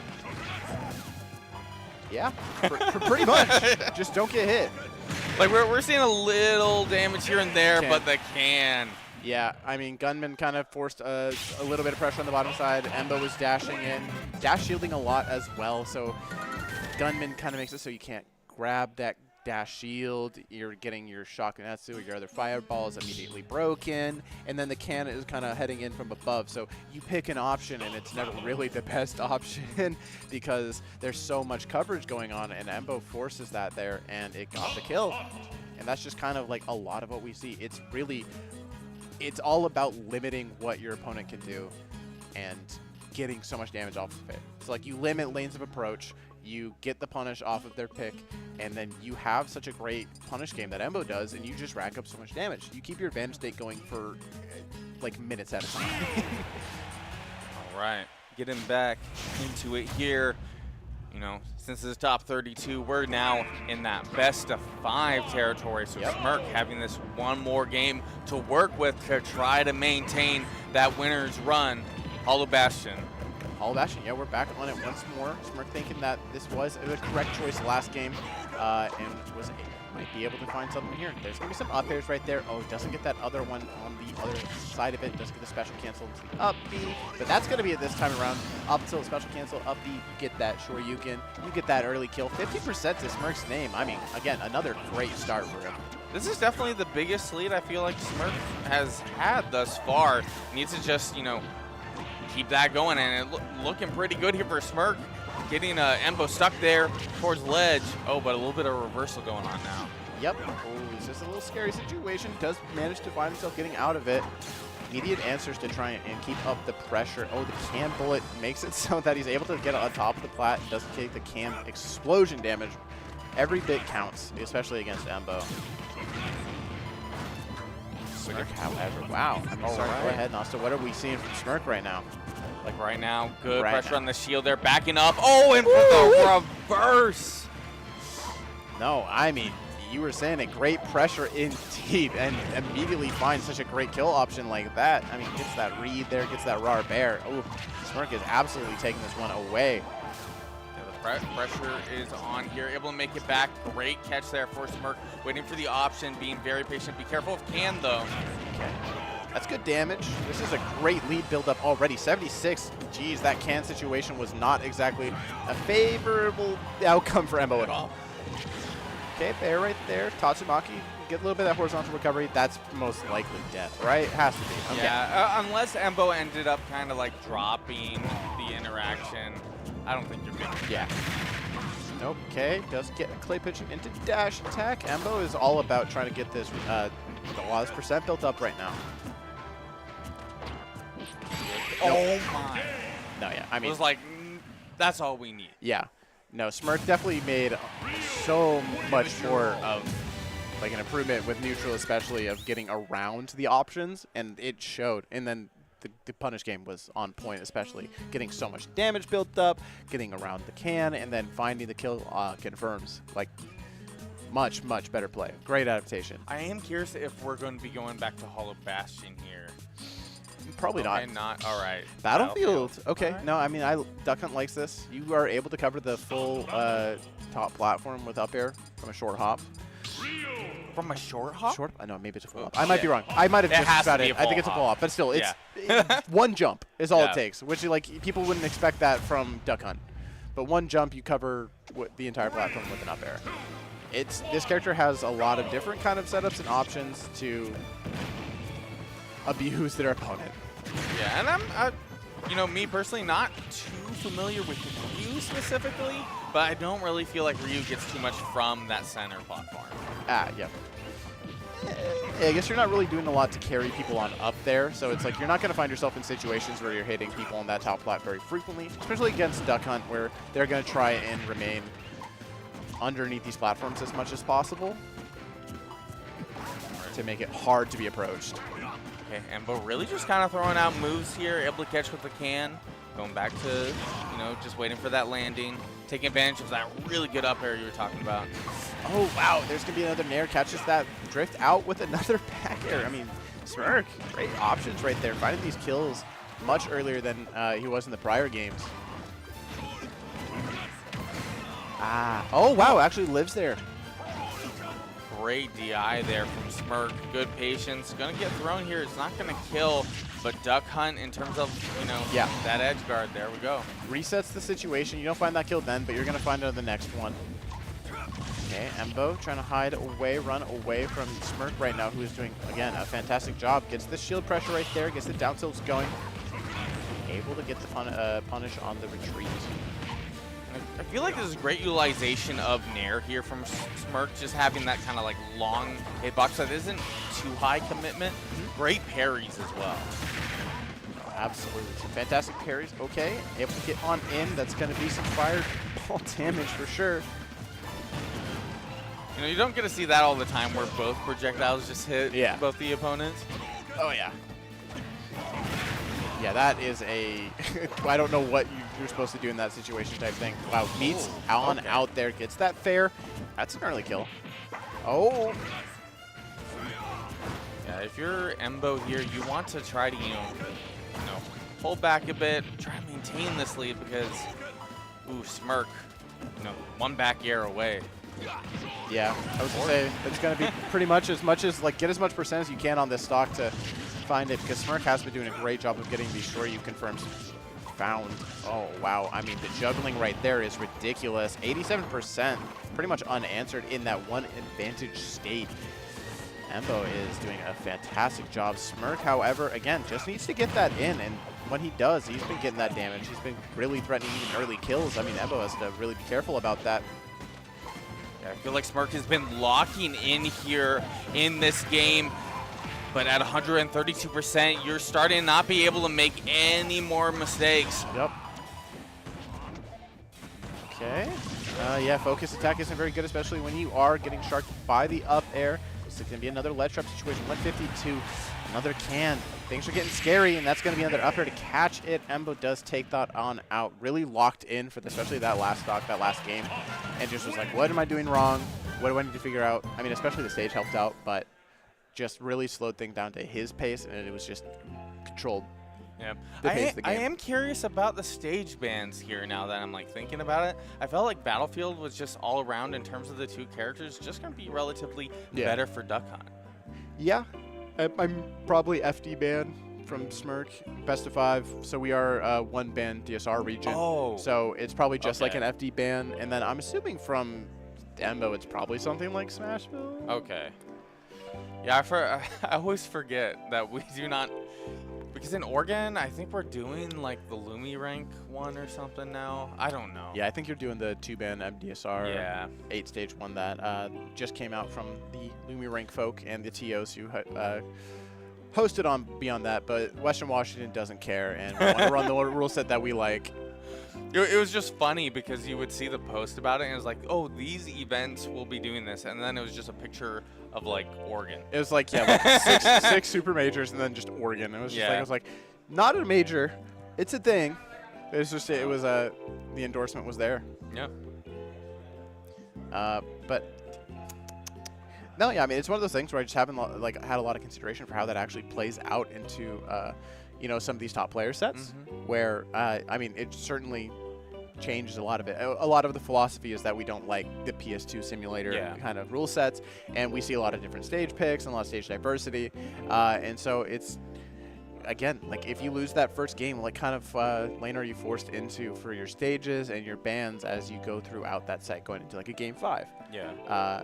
But it's like it also limits a lot for Embo. Like winning those 2 games, you also are restricted on what stages you want to pick. So like Battlefield is one of those ones where you have in your back pocket where it's like, I don't have Bastion anymore and I don't have, was it Town or was it PS2? I think the first stage was PS2. But you kind of lose out on those stages you really prefer. I think the first stage was Small Battlefield. The first game was so long ago. I mean. Yeah. Because I remember seeing that and I'm like, thank goodness this isn't PS2. Oh, we have Miaxi. I don't know how to pronounce her tag. Is it Miaxi? Miaxi. When I see it in writing, I will do my darndest. So we have Sophie in Miaxi? Miaxi. It's Miaxi. That's what. Yeah, that's probably like So Mia. Mia Miaxi. or Okay. Miaxi. The last thing I want to do is like mispronounce that person's tag, and I just was like, this is one of those ones where it's like, this is a new one. I want to apologize ahead of time. Yeah. I am known for butchering people's tag. Okay.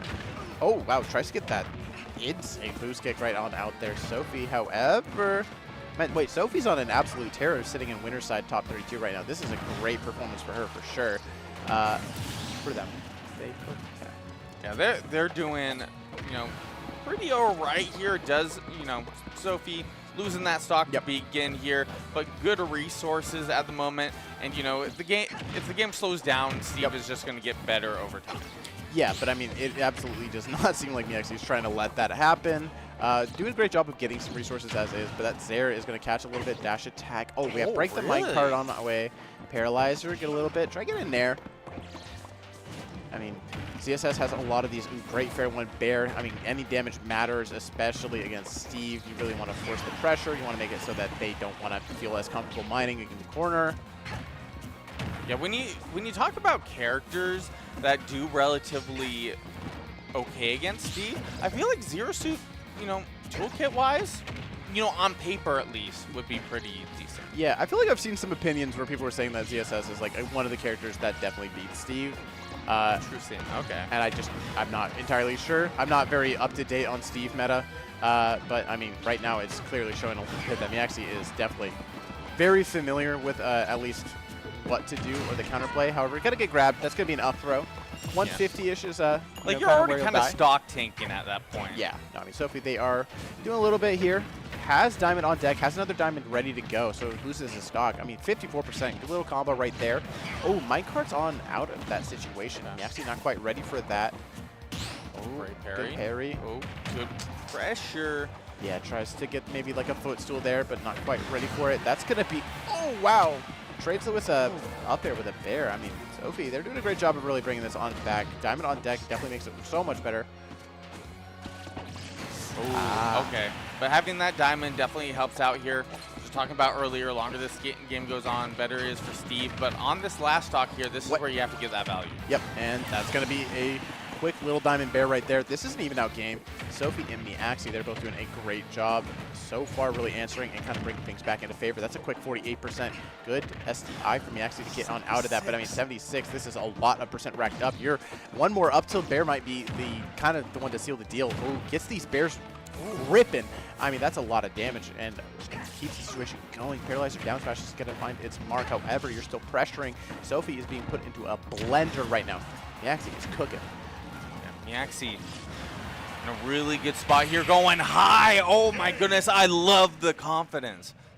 Yeah, I mean, sending it like that against Steve is always like, that's like a terrifying thing, because like sometimes they're just ambling out there or they're just ripping a minecart, and getting caught by a minecart, especially with power rail right there, you were probably dying off the top. 100%. So like having the confidence to just send it with a fair, especially a CSS fair, that far out, I mean, good on the axis. Like, you definitely have the advantage of that nice hurt box shifting where, like, if you are kind of at level with Steve, you're a little bit above the cart and you're able to just hit Steve instead of having to deal with the cart itself. Yeah. Oh, also, yeah, the frame, I don't know what frame the jab is. It's quick. It's a very quick jab. Frame 1 or 2. I don't remember which. Which one's Steve's? No, CSS. CSS? It's one of those two. It's one of the fast jabs. I don't know. My brain is. I don't know numbers anymore. I should stop trying to say numbers. But I mean, right now, ooh, yeah, good reversal right there. Gets the block on the dirt, back airs. I mean, now Sophie's the one with kind of the advantageous situation. That was a quick little combo right there. Does miss the magma block up smash. Just to send these back airs. This is an interesting stage for Steve because you have two different mining zones with different queues. That's definitely an interesting aspect of it. Yep. Okay, right now, Sophie in a really good spot, trying to catch with the back air. Still on wood tools, though. That's going to, not help you in terms of, the, having that knockback, having that, damage here, and losing pickaxe. Oh, but, stone, yes, solid. Stone will do the job. Absolutely. Okay. That's a shield pop. Mine up a little bit, get stuff going. Able to keep on mining. That's a lot of resources gained, especially in that situation. Like gold, you also, right now you have how many instances of iron tools at the moment? Like 6? Yeah. Oh, wow. 5. All right, that's the number there. I know it takes multiple iron to make tools, so, but I mean, it's one of those things too. You want to keep that resource for anvil and cart, so don't really want to commit to iron tools until you're absolutely certain you can get those resources back into play. Trying to bounce on around F smash, just send it. Why not?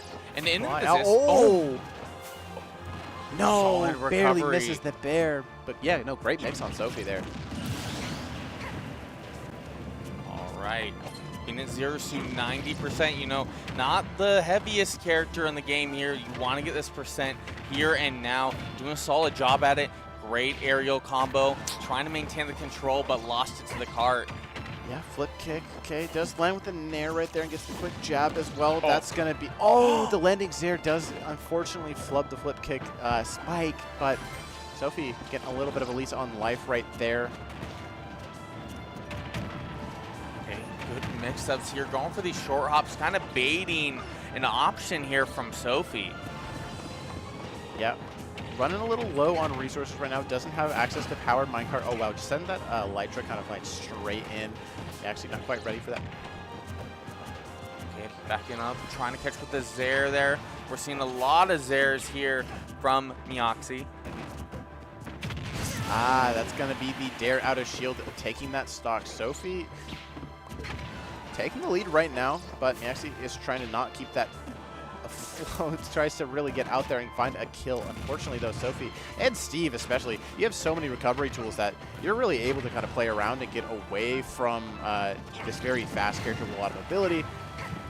But unfortunately, does land into that up smash right there. What are we gonna see on this stock right now? Do you think, Nasta? Like right now at the moment, I'm just seeing Mioxi with great pressure there. Oh my goodness, the crafting table actually interrupting Sophie's combo by delaying the hit of what otherwise I'm pretty sure is a true combo, as disgusting as it is. Yeah, as it is. This character has some crazy good combos, but you're right in that the minecart does delay a little bit, does make it a bit harder to find the next. That could be used in your favor or against it. Okay, minecart's on forwards, Mioxi. Yeah, I mean, we're definitely not seeing a lot of building right now from Sophie. You're not really hiding behind walls, especially with the way Mioxi's playing, applying a lot of pressure, destroying them quickly. It's mostly just trying to get as many resources as you can when you swat them away. That's going to be... Oh! That was very close. Oh my goodness. This is scary still. Has to get on back. Flip kicks to safety. Sophie's one recovering. That's not what I don't think that was. I respect the attempt. I can't help but feel that was not intended. It was very.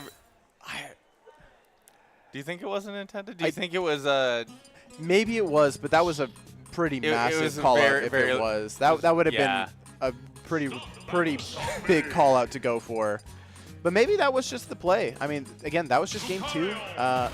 Lucario is hold up. the choice here. Surprisingly enough, Sophie isn't oblivious to Lucario shenanigans. We do have one.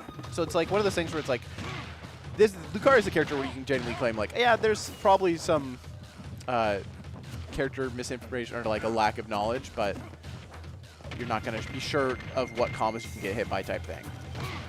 Like already we're seeing the Lucario put in the work here. We're seeing solid conversions, good spacing, and dash attack actually beating out Cart there from the looks of it. Yeah. Already has a little bit of aura. I guess this is mostly going to be like, oh yeah, smash attack right there. I mean, Miaxi's doing a fantastic job already with a lot of damage being built up. I guess it mostly comes down to like, how early can Sophie get these kills onto Lucario so where aura is not that much of a factor? Because if you give Lucario that much time to really abuse, like, you know, aura back air or everything else, like, it gets real scary. We're trying to space out here, you know, taking advantage of that increased aura.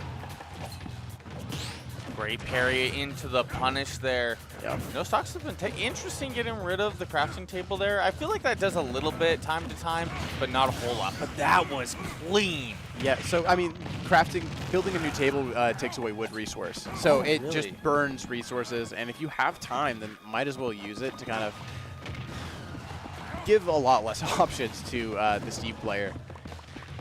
Okay, it does have pretty much almost full aura right now. This is where things get pretty scary. That's a quick 24% off of a little 2-piece combo. Full charge Aura Sphere, not going to find anything. I'm actually curious to see what the interactions are going to be with, like, you know, Aura Sphere in this situation against like Minecart, if that actually ever comes into play. Like at this point, I feel like if you are Lucario, you have to be very careful about high commitment options. Parry. Great parry there. If you don't parry that there and you're still holding shield, I think you just get shield from him, right? No, you absolutely get shield popped right there. I like that extreme speed, by the way, also just sending it straight down to kind of get the bounce kind of knockback. Oh yeah, up throw. This is where things get a little bit interesting. Juggling with that up air is really scary, especially with the amount of aura right now. Yeah, catches that landing right there. Not dying yet. Steve is a very heavy character still. Ooh, tries to get the dare 2 frame. Great catch, because the resets re-grab. Oh my goodness. Fair up air. This damage is absolutely ridiculous. There we go. There's the crafting table extending the hitbox of the back air, and it led to the kill on Miaxi right there. Right, for Sophie here, you want to take this stock nice and quick. You don't really want to build up damage. You want solid execution. Yeah. If you want, like, just try and get this kill at this percent if possible. That's where you want to leave it. But, I mean, Miaxi is making it really hard to get hit. I mean, even then, not a lot on deck, but still keeping the pressure up. What are you fishing for right there? It kind of had a clean angle for it. Okay. He was going for something that's going to be... Oh, what? That did kill? That is crazy. Oh. Man, I guess that like move just is great DI. Bad without aura, I guess. I don't know. I thought it would be worse than Force Palm not killing you there. I think it is very horizontal in its knockback, like severely. This is killing. This will kill. Okay. That was a much more dominant game. That was really, really good play by Biaxi all around. I mean, maybe it's just the driftier like movement or whatnot, but was doing a fantastic job of catching the landings and really not letting Sophia get to solid ground very often, or not letting them stay there for the long. Yeah. So it was pretty much like the entire pace of that game was all in Miaxi's favor. Like she was just really making it hard for Sophie to get resources, which as Steve is not something you want at all. Yeah. I'm just curious because like seeing a lot of these interactions with Lucario to like Steve's blocks, for example, where like forward air just seems to beat it outright. Yep. Weirdly enough. Very much the case. Okay, down tilt is a little good tool for breaking the bottom blocks. Okay, does get the punish on that bear with a little bit of a grab. Okay, good damage going on so far, but it's rather even. Backing up, doing a little bit of dash dance, taking advantage of that good ground speed.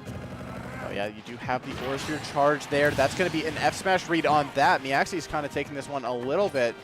Very aggressive play. I mean, very interesting. And it's just smart, too. Ooh, yucky. Like, kind of like understanding what people do in response to scenarios like that. Yep. No, yeah, that's one of the biggest parts of like kind of like this more of like a top player, high PR player kind of adaptation is where they're really good at finding the, if they find a pattern, they're really going to find the best punish to that. That's what we just saw. Yeah, because you're not going to jump out of it. You have to roll if you're towards ledge. Yeah. It might actually just be worth it to take the hit. It's hard to say because with the Aura Sphere, you can get confirmed. Yeah, you can. Yeah. I mean, okay, Sophie right there does find the kind of the back air kill right there. Does have a little bit of resources in play. Oh, wow. Actually does find a punish right through there. You see, oh, up tilt combo string coming on through. Only gets 30%, however, but you know, damage is still damage. Okay. Going really high there. Oh, jeez. Really? But now it's really scary. I mean, this is like about half aura, and now Miaxi has a lot of options for kills. Okay. Looks like the Aura Sphere was not big enough just yet to get the full confirm here. Yeah, it's like funny. This is like the only charge shot you never want to actually have like fully charged, I feel. Like his utilization is insane when it is not thrown out. It's like movement and getting confirms like that. I mean, sometimes you just full charge it and you just send it anyways. 17%? Yeah, What is wrong with that? Was that's got to be pretty close to like Samus, right? Where Samus full charge is 30. Yeah. Oh. But I mean, like this is like that wasn't full charge, and we're not at max aura. So it's very interesting. Oh yeah, be careful with your shield right there. Sophie is kind of going for these similar options. I mean, like Amble on shield is very good, but it's not getting pops. That's going to be a force palm right there. Good little tomahawk to find that as well. I mean, geez, Miaxi. Oh yeah, you really? Oh, but both players in that scenario didn't know what to do. I mean, Miaxi just kind of mashed out early. Just said, "I'm going to try and like stop you before you get the perfect like walk spacing." Huh. Oh, fair. That's being there. I mean, this game is looking like it's completely in Miaxi's favor. That's unfortunate that the dare didn't fully connect. Does find a little bit to reset the situation some more. That's really scary. Dash back again. The air dodge, the roll in, it was a habit that, you know, Miaxi really caught on to. And that scenario was in the air, which made it so much worse. Yeah. It's like you're really in a really bad spot there, especially against Lucario with that, like with the Aura Sphere like that. Yeah, I'm guessing in that scenario, Sophie was probably like thinking they were on the ground. Yeah. Because like my thought process was if you kind of realize that you're in the air, maybe you would want to air dodge out. Or you're like close enough to the ground where you can like air dodge down and tech roll. Yeah. And maybe just unfortunately was a little bit popped up further than they expected, and so just gets the air dodge in. Yeah, that was unfortunate. I don't know about that there still. Yeah. I'm not sure what that was. And it led to the Karu coming out, though, which was putting in work. I'm just not used to seeing this character. Like, I'm starting to believe that this character, like, I'm learning a lot of things that are good against Steve right now. This is a very educational top 32 here. So, y'all come back, save this VOD. If you're having a Steve problem, there are solutions. Yeah. Like here, like most of the West Coast, Miaxi's not from Washington. Okay. But I'm saying we don't have a problem with Steve. No, yeah, we here. don't. We don't have Steve players at all. And Steve players have come here, and they don't make our top 8s. Or at least at a, that is major definitely level. Changing today. Until now. Like, what was the last time? Akola got, like, 3rd at Port Priority. What are you yapping about? I don't know. And also, I don't know if there were any, like... I think Onin was the only Steve at Bobsy 6. Yeah. I don't think Akola went. Did he? I don't know. Okay. I'm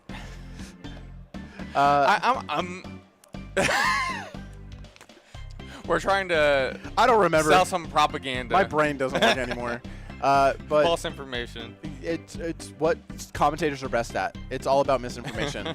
It's a thing. Like we have like there's a group chat of like 100 of us, and we just say like, what are the best ways we can seem really dumb about all the information we're saying, and just spread all of the bad stuff. Yeah, like Steve, horrible character. I don't know Exactly. what you guys got going on. It's our agenda. I'm gonna sit here and I'm gonna call what's the classic Goose one that got turned into a hero emote? Oh yeah, Flame Slash. Goose called it back air, and so they have an emote in the hero Discord called back air, and it's a picture of Flame Slash. I watched that live, I think.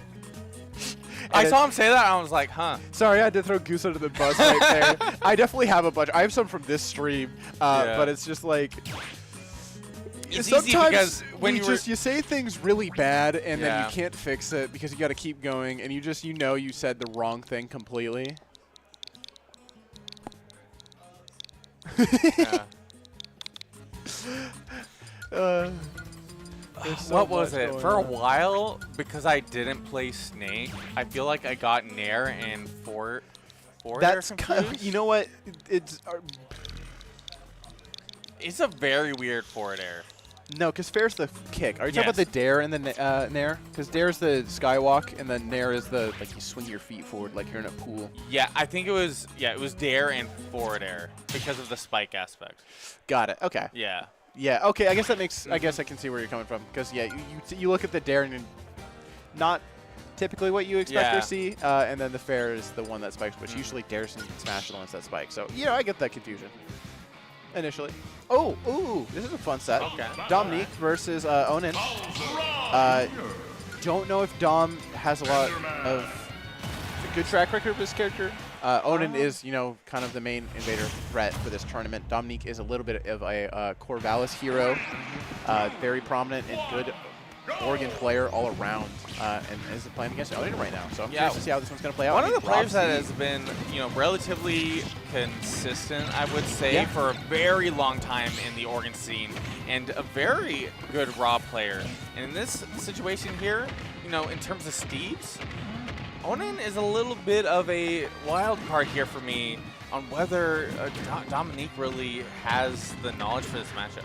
I mean, right now we're seeing it's very dominant that Onin is knows exactly what to do, and Dom is really struggling to get out of these situations. I mean, these combos that Onin is finding are really, really good. But yeah, up smash is going to punish that. That thing has massive scoop, so I mean, being able to punish Rob Nair when you drift so far forward like that still is really, really a lot. It's just that big body aspect that I feel like it Yep. makes it very difficult for Robs to What deal in this the- matchup. That was crazy. What was that? Onin, that was a ridiculous combo, and advantage state and string, that was 84%. Lapse in percent at the start of that. Onin, they are showing us how Steve should be played. No, good C play is actually really interesting. I think like what you can do with this character, it's messed up. I'm not the one playing against it though, so it's fun to watch it happen to other people. Where it's just like this is like when I'm not immediately a victim, it's more entertaining because like you see this, it's like what is this combo that's happening right now? That is a quick 62%, 80%. That started at like 0. Yeah. That's like a lot. Like up till even fair. with Diamond, that is just still insane. Oh my goodness, and just building like non-stop holding W right now. Oh my goodness, and just a call out on the jump there to close it out. Yeah, that was a really dominant 3-stock. I mean, 78% only. Jeez, Louise. Onin just really, like, finding time to get resources during all that, too. Like, it felt like there was non-stop combos, but then at the end, it's like, Onin still has Diamond, so has, like, the best resource and tools. And, like, I felt like they were comboing Dominique pretty much the entire, like, 3 stocks. All right, we're seeing the Rob here again. Part of me feels like Dominique might switch if we go to a immediate game 3 in Onin's favor, but if Dominique's able to get solid openings, maintain that advantage state, I feel like this can look a lot different than the previous game. Yeah, I agree. I mean, Dom is a good player, can find adaptation. I think this is just one of those things where it's like you really got to, like, kind of know what you're getting hit by first before you can figure out counterplay, and Onin isn't giving a lot of opportunities for Dominique to really kind of slow down the pace and find an answer. But I mean, right now we're seeing a little bit of it. Dominique blasting hitboxes are coming into a lot of play. Ooh, caught on the get up there. Great building here from Onin. Yeah, I mean, a lot of Robs opt to go for that high recovery, and so building up to try and meet them there and get like a back air or something else to get a combo started. Very, very good stuff. Especially because you can't meet him there otherwise. For those who don't really think about it, Steve's jumps are extremely small. Yeah. Ooh, not enough bounce. I think Dominic wasn't expecting. Almost gets another bit of that bounce to try and find the up air confirm. Unfortunately, not finding it just yet. Onin has a lot of resources on deck, but this high percent kind of means that they don't really want to use this diamond just yet. So their tools are gonna break here potentially soon. Ooh. Okay. Okay. Oh, good there stuff we go. from Dominique. Uses the kind of build against Onin, and they were the one who ended up. Wow, F-toss out of shield like that is going to be a lot. That's not going to be the kill. Getting close, but 60% is nothing to scoff at, 100%. Okay, Diamond is on deck here. Yep. There we see it. Resources a little low here for Onin. Kind of getting. Oh, Jesus! No! Gyro combo! With the wall, too. I mean, use both characters' tools to get something going. Onin, this is a quick 55%, little ladder combo like that.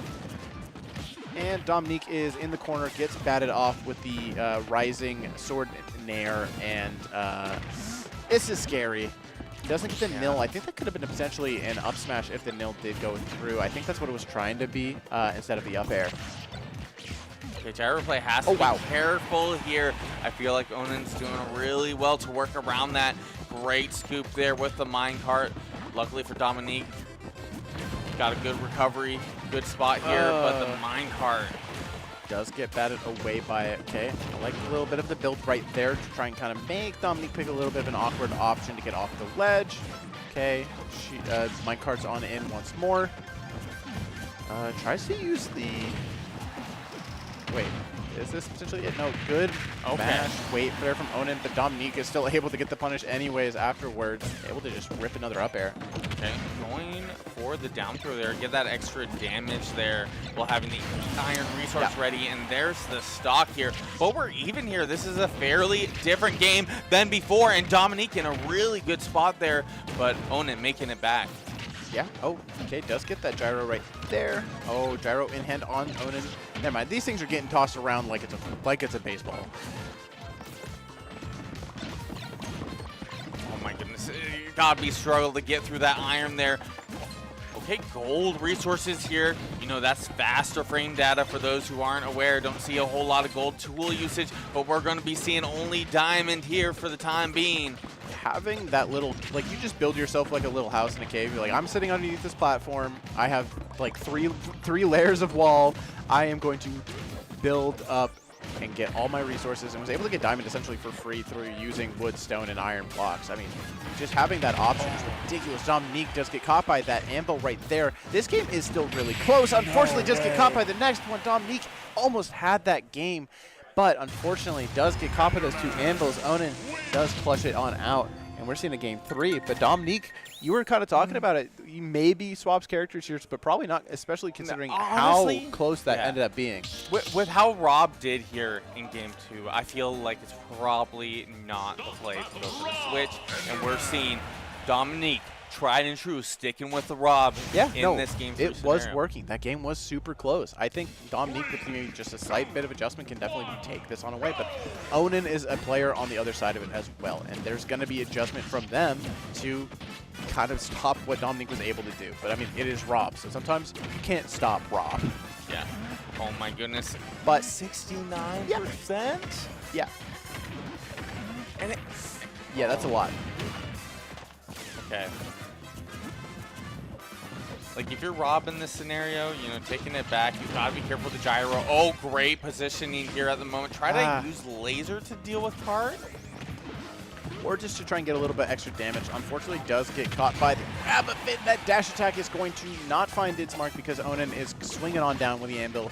You like these early kind of stock situations where there's just dirt, you're able to kind of nair, down tilt it away real easily, eliminate the pressure. But as soon as that dirt is off the table for a Steve in this instance, it makes it so much harder to kind of eliminate the wall and apply pressure to Steve.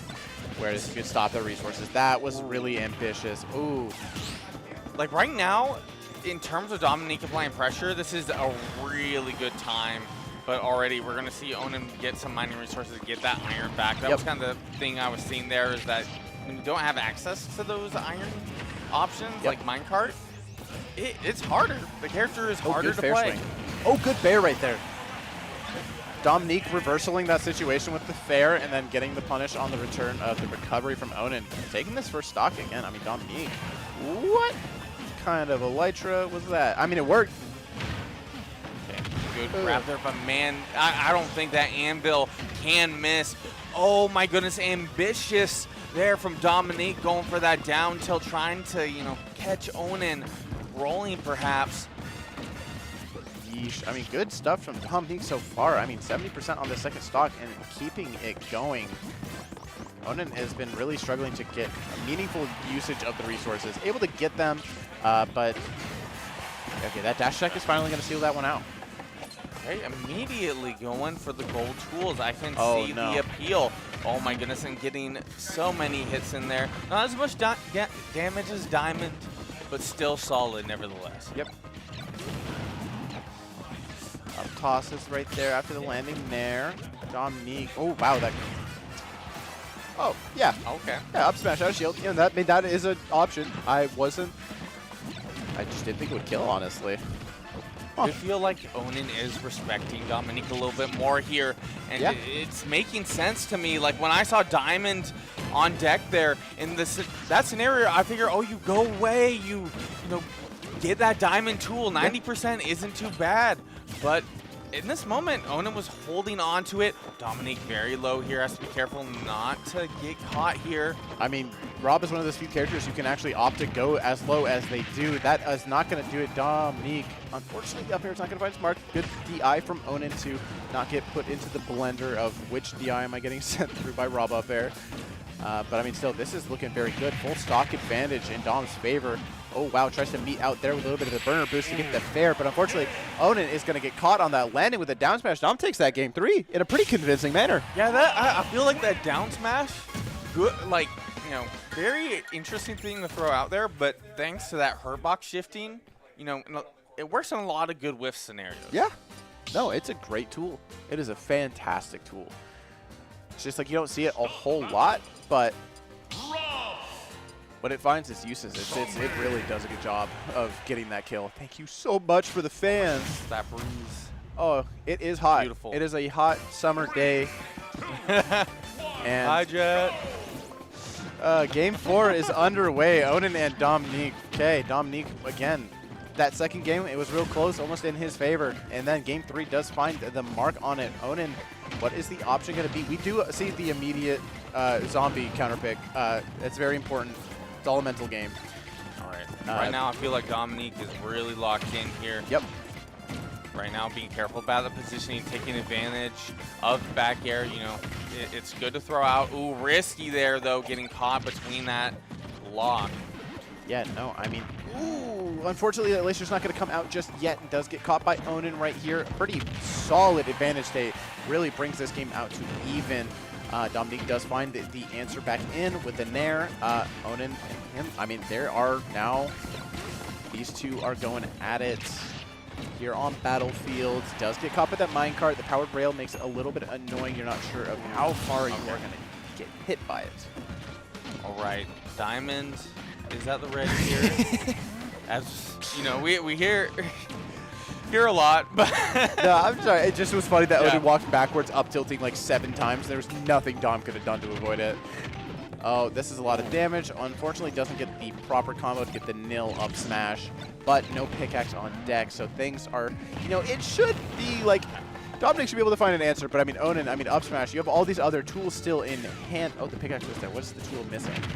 Oh, never mind. For Dominique in this situation, it's looking quite rough being 2 stocks down. Even if you're able to get this confirmed, being a stock down against Steve, you need some of that Rob finesse going on. You need to find that opening here. Getting there, does not have gyro in hand here. Switched hands, and now we're seeing that Steve combo. 50%. Oh, tries to get the dare out of shield. However, Onin's ready with a bit of an up tilt. That's a quick little combo right there. Another 40% tacked on. Dominique is in a rough spot, even though Onin isn't really opting to mine a whole lot right now. Using these wood tools, it doesn't matter. You're still racking up damage. You can still get a kill confirmed. You still have iron for anvil and minecart, so you can find these kills. And Dominique is really struggling to find any meaningful hit to get a combo going. Onin is really dominating. Is that going to be it, Nasta? It is. That is going to be it. 130% as Rob. Rob is big, but he isn't the heaviest individual.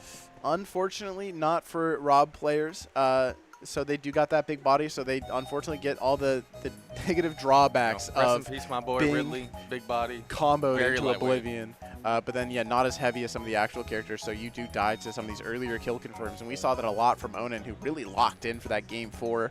I mean, definitely, Battlefield was a good counterpick choice. You had a lot of roots that you were able to kind of opt in for. You don't have to rely on nil blocks as much. You don't have to use as many resources to get good combo strings going. And it showed. Was able to use them in a great way when it mattered. And really locked in. Really locked away all that. Got good kills, got good options. Dominique was struggling to get a lot of hits going. But it does make sense that that was in winner's side. I would love to see a rematch here, but Dominique does have to make it up that loser side. And this is a stacked bracket. This is a C-tier event. There is no shortage on talent. Yeah. No shortage of talent, indeed. Again, beautiful summer day. We have some swaps coming in. Goose and X-Red, if I believe correctly. This was a fun little quick short block that we got to commentate between the two of us. And it's been a pleasure. I don't get to cast with my men that much. No, it's been a while. Yeah, it's been a minute. But no, it was a great time, and I guess this is what we'll call it.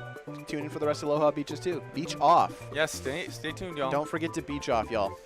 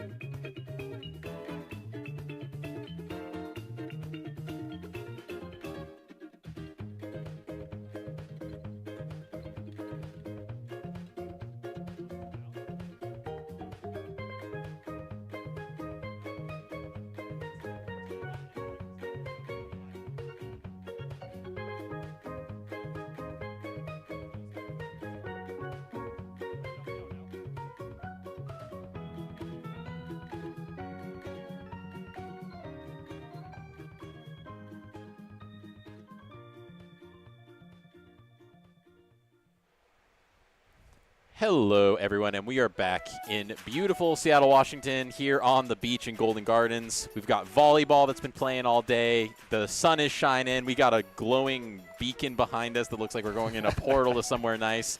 And, yeah, it's just been a real fun day so far. Amazing day. I'm not from here. I came out to have a good time, and, man, it's been perfect. Perfect day, perfect venue, perfect tournament. It's a great time. I mean, yeah, you kind of get the crossover of a lot of games, you know. You've got Ultimate, Melee. You think about, oh, do we add Tekken? Do we add these games? The answer is no to any of those things. The answer is we add volleyball.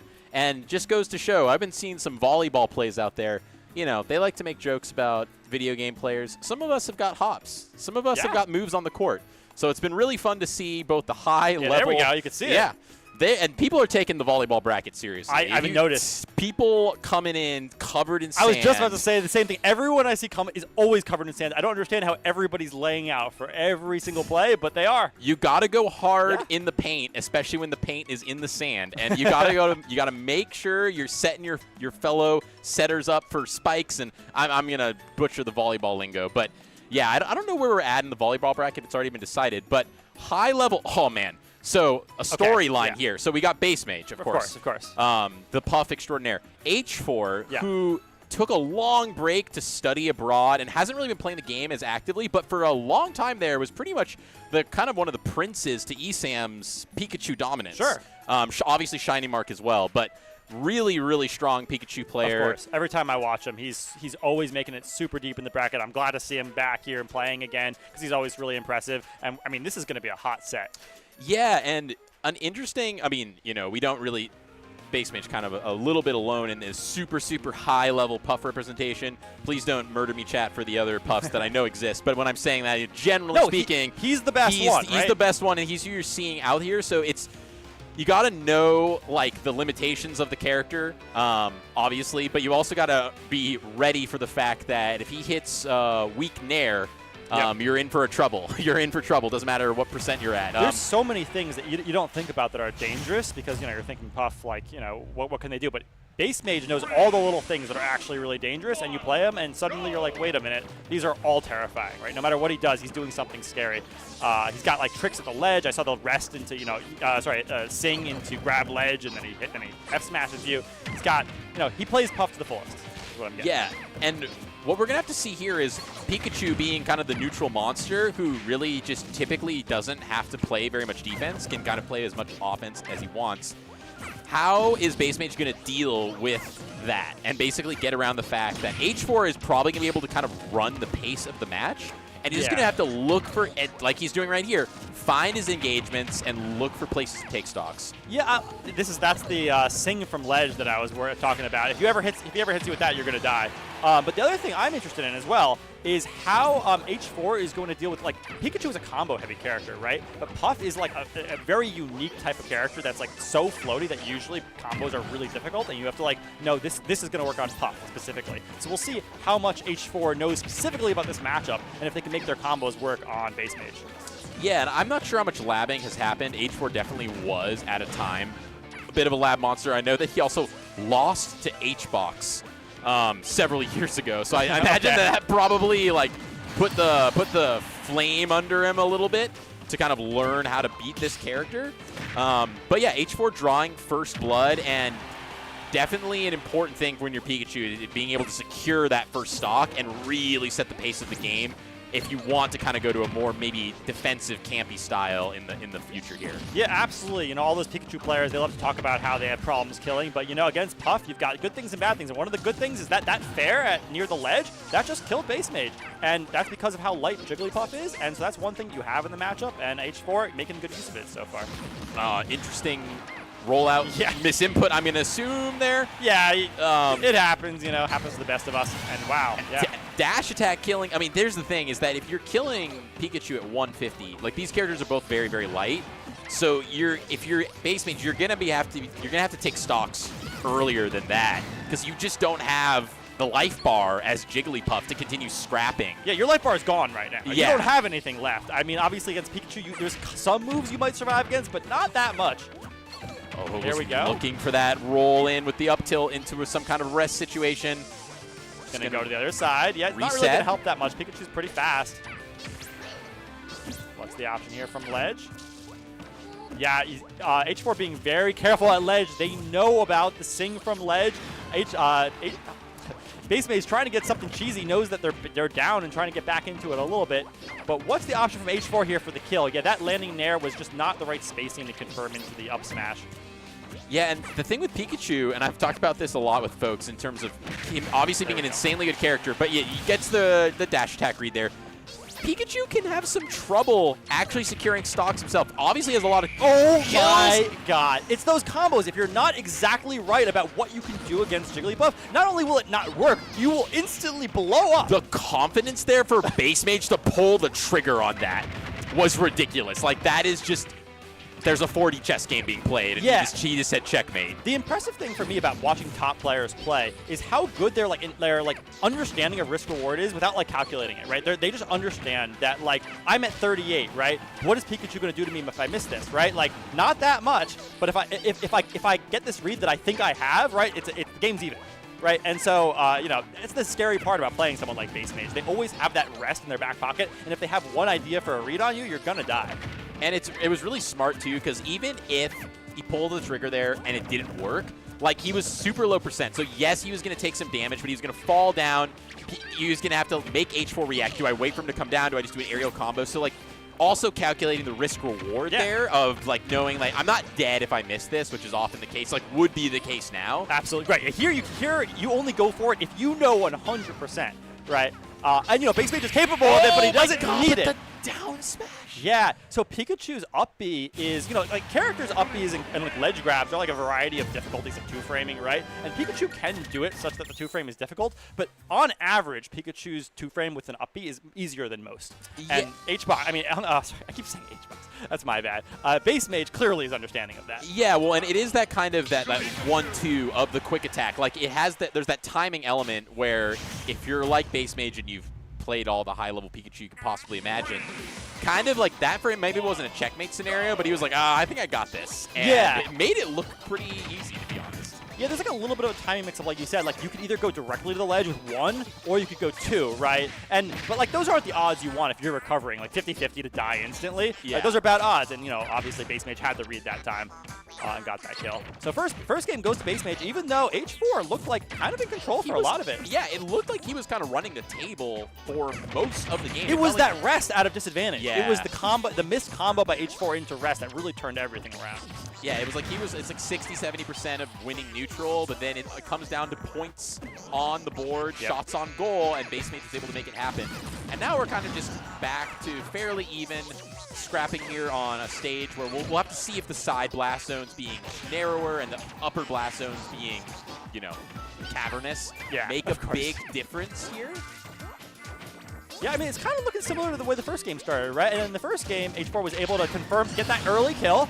And again, H4 managing to get that nair. This time the nair was in the right spot for the drag down up smash.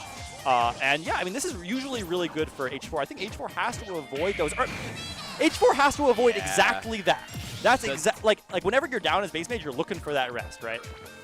Yeah, and I mean, it just comes out there, and I think that was just a missed dash grab, right? And like, it puts the fear into the mental stack there, because I mean, when you think about people going for fundamental parts of your rock paper scissors, Pikachu loves dash grab, right? Yeah. Well, like who doesn't? Who doesn't? Yeah, right? The dash grab in this game, like a lot of folks are going to be doing that. So just Bassmage putting that fear into you to be like, I've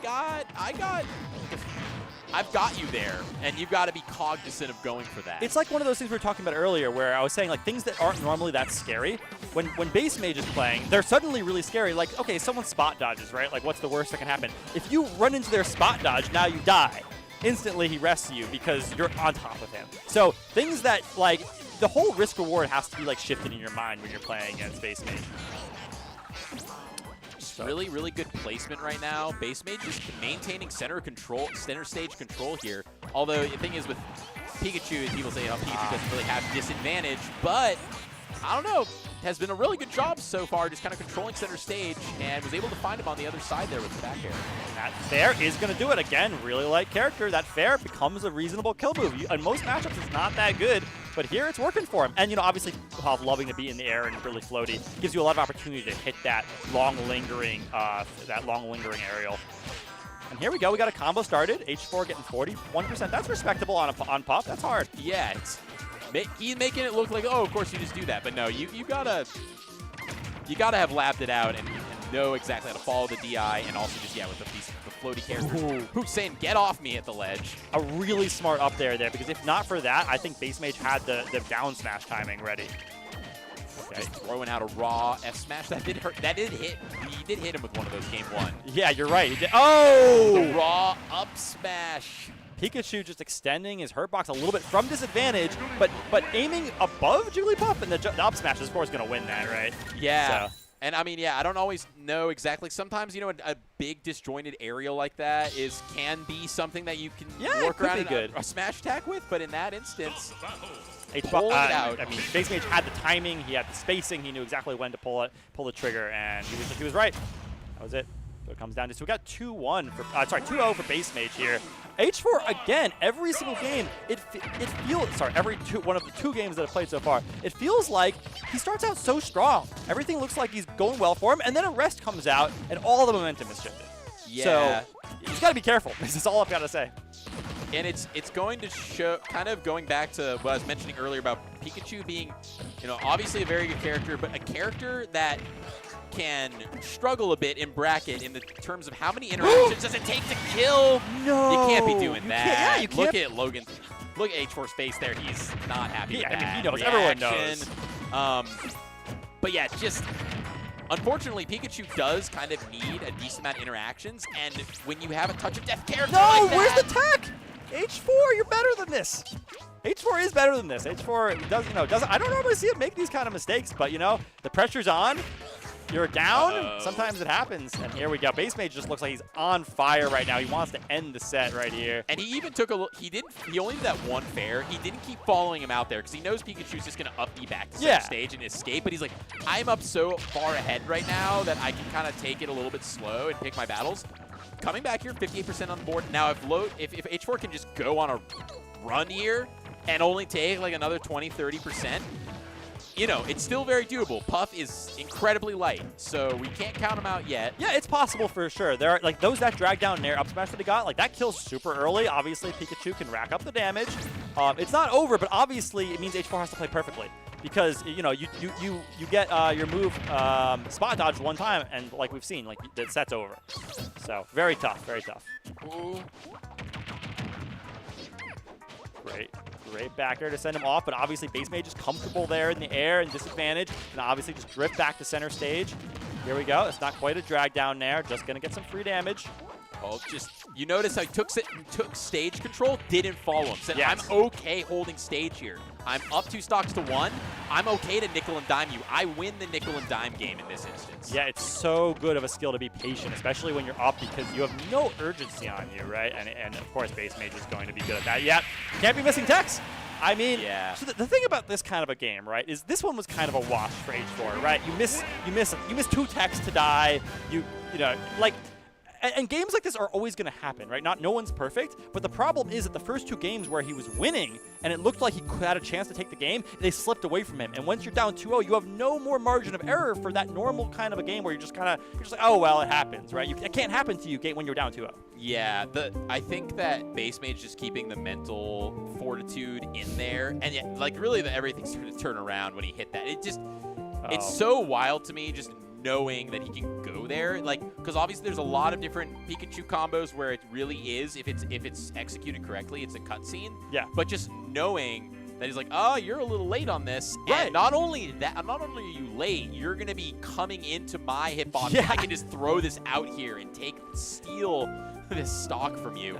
That was rough. That was brutal. And then here's another one. I mean, at this point, you're let the guy not relive his mistakes 10 times. But it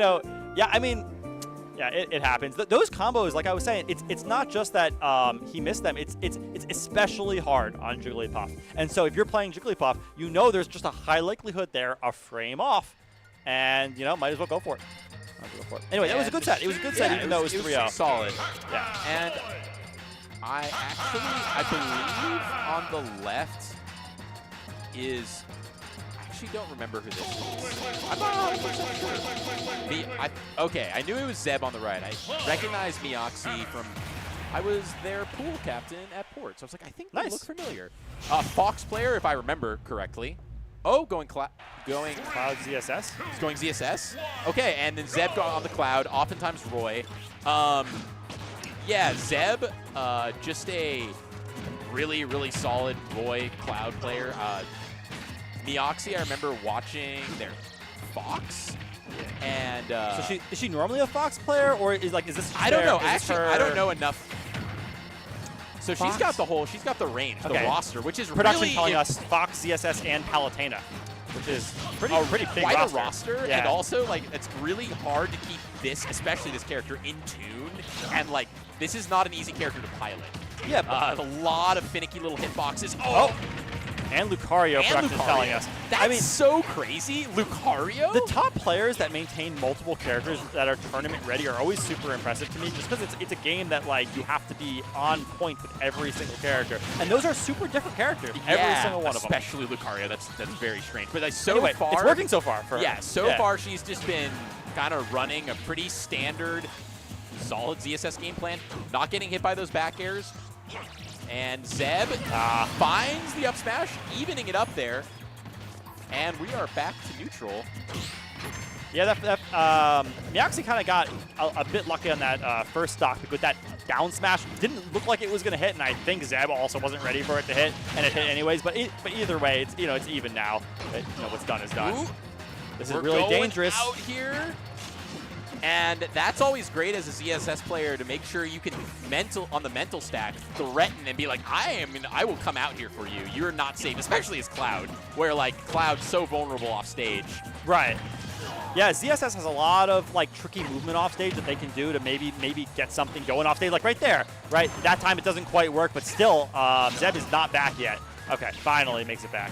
And I really love how Mioxi, she's not going for the flip jump spike.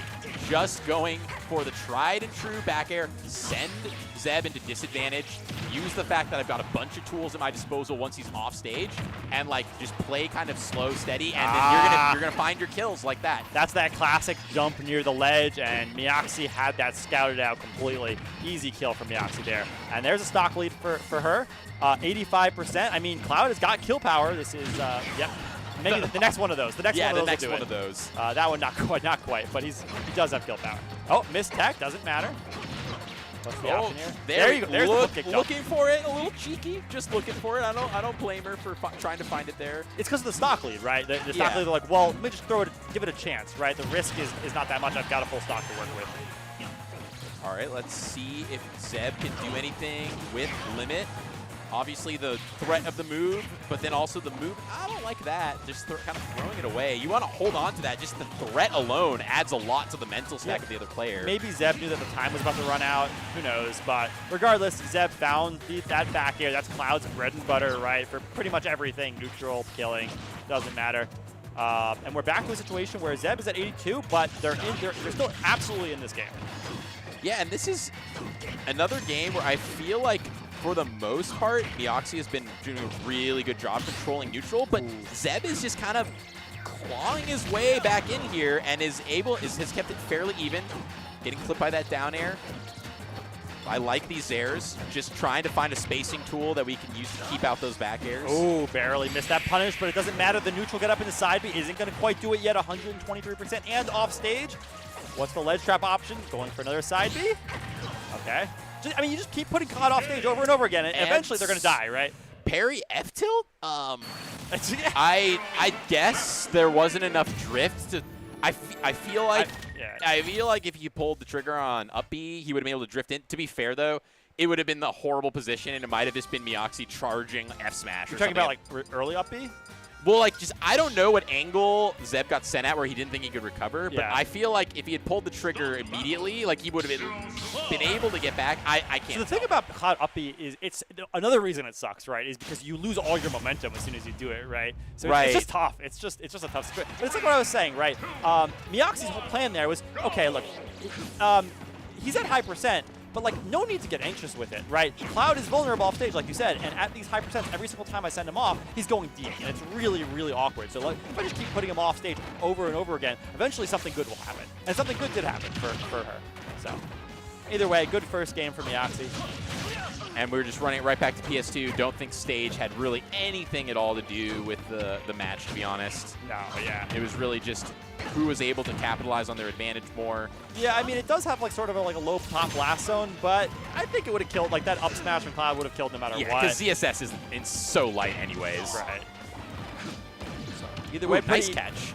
Yeah, no punish on that mistech, but okay, what? Limit is thrown away. I'm not. Yeah, we got to be using our resources fully here. Yeah, So good. It's super clean. We're talking about that Zera as a neutral tool, and it's not just good because it keeps your opponent out. It's good because it confirms the kills. I mean, look at that. Crazy stuff. And there's another Oh, Zera. there's another one, and I don't know. I was ready for that. Oh, and the spike! That was so cool. Miyoxi feeling herself right there. That was just the Zare cancel into the up B spike. Just beautiful ZSS. This is being a clinic on how you pilot this character correctly and not going for anything too crazy. This is pretty fundamental ZSS stuff, but just being executed at a really just high level. Yeah, keep the pressure up off stage against Cloud, who has trouble with. Oh my God! She said, Miyoxi "Let's is go next." crazy. Yeah.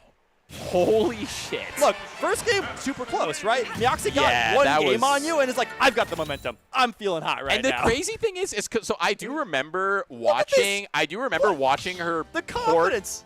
port pools block with Fox, and her Fox was also really saucy and Yeah. really good. So like all of these, I don't know. This is clearly just a very good player because all these high input, finicky, difficult characters that play differently. And yet, like, You love to see the top talent coming out here. you know, like another thing that you worry about when you play multiple characters is that like that intuitive understanding of them. Like, do you have that for all of your characters? And like, if you're feeling hot, like, can you just like go for things, right? And clearly, like Miyoxi can do the crazy stuff if she's feeling it. I mean, like she just 3-stocked Zeb in winners, Yeah. in winners side of top 16.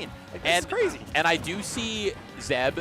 I do see Zeb switching to the Roy. I like that. Oh! Yeah. Ooh. I got reads Okay. of my own. Yeah. I want to be clear. I would call Zeb a Roy main. I don't. Oh, really? Yeah. Okay, I think okay. his Roy is. I think you're going to see pretty quickly here that the Roy is the better of the two. Interesting. Maybe just I've been seeing him play Cloud recently, so maybe just kind of looking for seeing how the Cloud works out. But I think you can already tell, like. Oh, yeah. Just his movement alone, like you can tell that he's very comfortable piloting. And Roy gives this you that swordsman. explosive options to get those reads, right? Like Cloud has some of them for sure, but it's definitely not as early as Roy can do them. Here we go. That's a combo starter. No, not quite. Not gonna quite work. Yeah, the Roy doing a lot better this game than the Cloud, even though the Cloud wasn't looking bad the first game, and that's dead. Yeah, and the thing is that you're going to get blown up as Roy off stage against CSS. You just have to be. But as much as Cloud? But yeah, Cloud is. It's both your characters are just gonna have to deal with that. Yeah. But at least on stage, you have the ability to kill God. sub 100 like we saw earlier. That's it. Wow. Yeah, dead. Stock. Okay. The kill power of that Zeb has on this Roy, really showing how important it is the game plan here. Especially against like a light character like ZSS that likes to like hop around and like really make your life difficult for getting the kills just because of their mobility. You know, being able to be like, no, you're actually just dead You're just right dead. now. Yeah, like no more of this. Really valuable. And my God, it keeps going. I'm liking the movement mix-up also with the side B reversal movement to be kind of a finicky little landing option just to keep Miyoxi on her toes and not know exactly where Roy's going to land. And then been able to connect some of those falling up airs using the movement. Super important for sure. Got to keep your movement tricky because otherwise, like Roy has like very like linear kind of airspeed. Like you can't change your airspeed at all. You're going one direction, and that's the direction you're going, except for the side B. So yeah, really good. Oh, okay. There's the tech in place.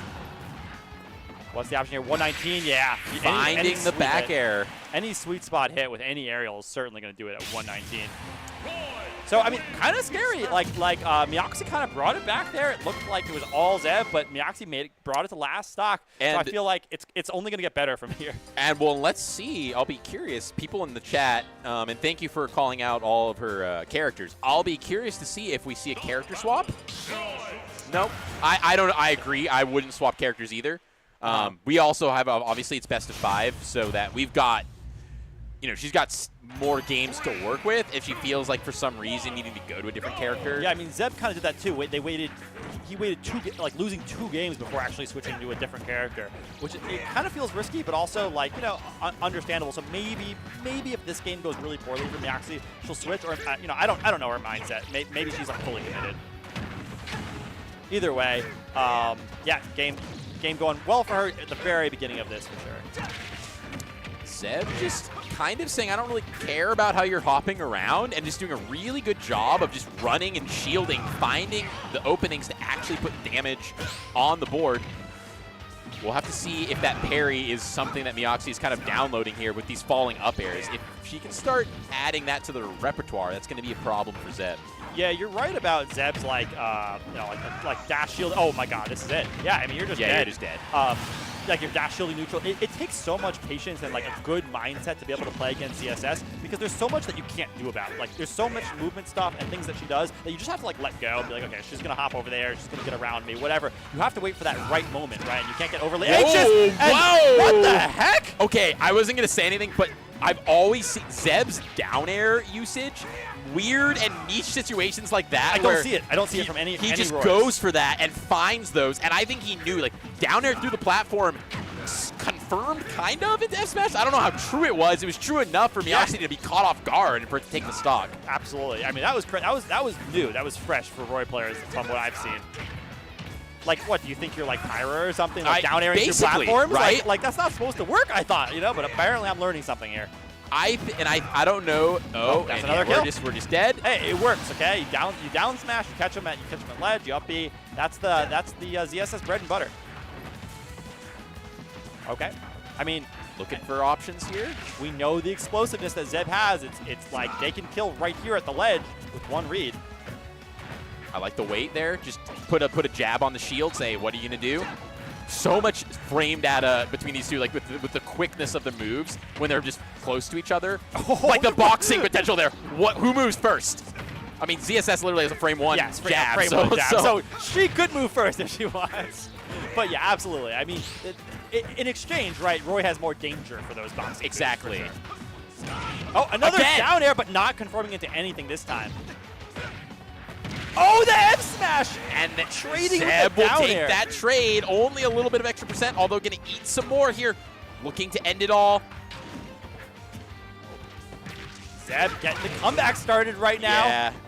And obviously, you know, definitely ahead, but Roy, such a good comeback character. The damage of this is semi-irrelevant here because it's a last stock scenario against Roy. Absolutely. Completely irrelevant here. Like Zeb needs a couple of hits into a read. Like almost kill percent for Miyake. And Miyake still needs a decent. Okay, that's should probably gonna do it. Yeah, even from center stage. Yeah, I mean, like Miyake needed like a commitment to kill there, right? Yeah. As opposed to Roy needed a hit and then, you know, any read, right? But yeah, I mean, great stuff to Miyake, being confident enough there at the last situation to be like, I can find the kill here. You know, you're feeling yourself a little bit with this comeback, but you're going to make a mistake here at some point. I'm going to be able to up B it. And basically, even from center, that up B's going to kill him. So. Yeah, really great stuff there. Just being able to keep. Oh, there was no jump, is what happened there. Oh, yeah. So you were just dead. They got parried F tilted out of the air, and they had already used their jump. But anyway, sorry, I just wanted to comment on that. Yeah, that was that sick option there from Miyake. Miyake really showing the coolest ZSS stuff to us this set. Yeah, it was a nice mixture between, and that was pretty saucy, that little dash back read. Just like showing us the mixture of just really solid kind of. Is this the down air? No. I don't know if we're gonna get the. Are we gonna get the Roy down air from the platform as well? Hopefully. I mean, this set had some really cool kills. Oh, Yeah. that's it. Down air through the platform into F smash. Yeah, what a cool. It looked pretty true. It looked pretty true to me. I gotta be real. I mean, obviously you probably could have teched, but besides that, right? Yeah. Yeah. Who's hitting that? Besides the tech. Yeah. Okay. Yeah. Great. A great set, that one. I mean, I wonder if Zeb a little bit regretful of like waiting 2 full losses with Cloud before switching to Roy. Yeah. Because the Roy looked really strong. Who knows what would have happened if it was 5 games of Roy? I mean, the first time he showed up, I think it was last summer. I know he's a player visiting from Mexico. I think he's since moved here. I'm actually not sure. But at the time, he'd come up, was visiting for the summer, and was only playing Roy. And I don't think I ever really saw the Cloud come out. So maybe it's kind of a little bit of a, you know, trying. I know some people like at upper high level, they have to start working in that secondary, and you can't not do it, right? You've got to put it in a pressure situation where you're trying. Because you know you're going to be sacrificing some sets that you might have otherwise won. Yeah. But if not, you're never going to get there with the character, right? Exactly. You're never going to get them to where you want. It's a trade-off. It's all trade-offs, you know, and I'm sure it'll only get better, right? If Zeb's working on it. And Roy, definitely one of those characters where, I mean, very strong character, but definitely has some problem matchups. I don't really know if Cloud is. I'm not sure. I'm not a good enough matchup tactician of all the matchups to say if on paper Cloud solves for Roy's bad matchup. If Everest is in the chat, go ahead and let us know, or any Roys if you think that makes sense.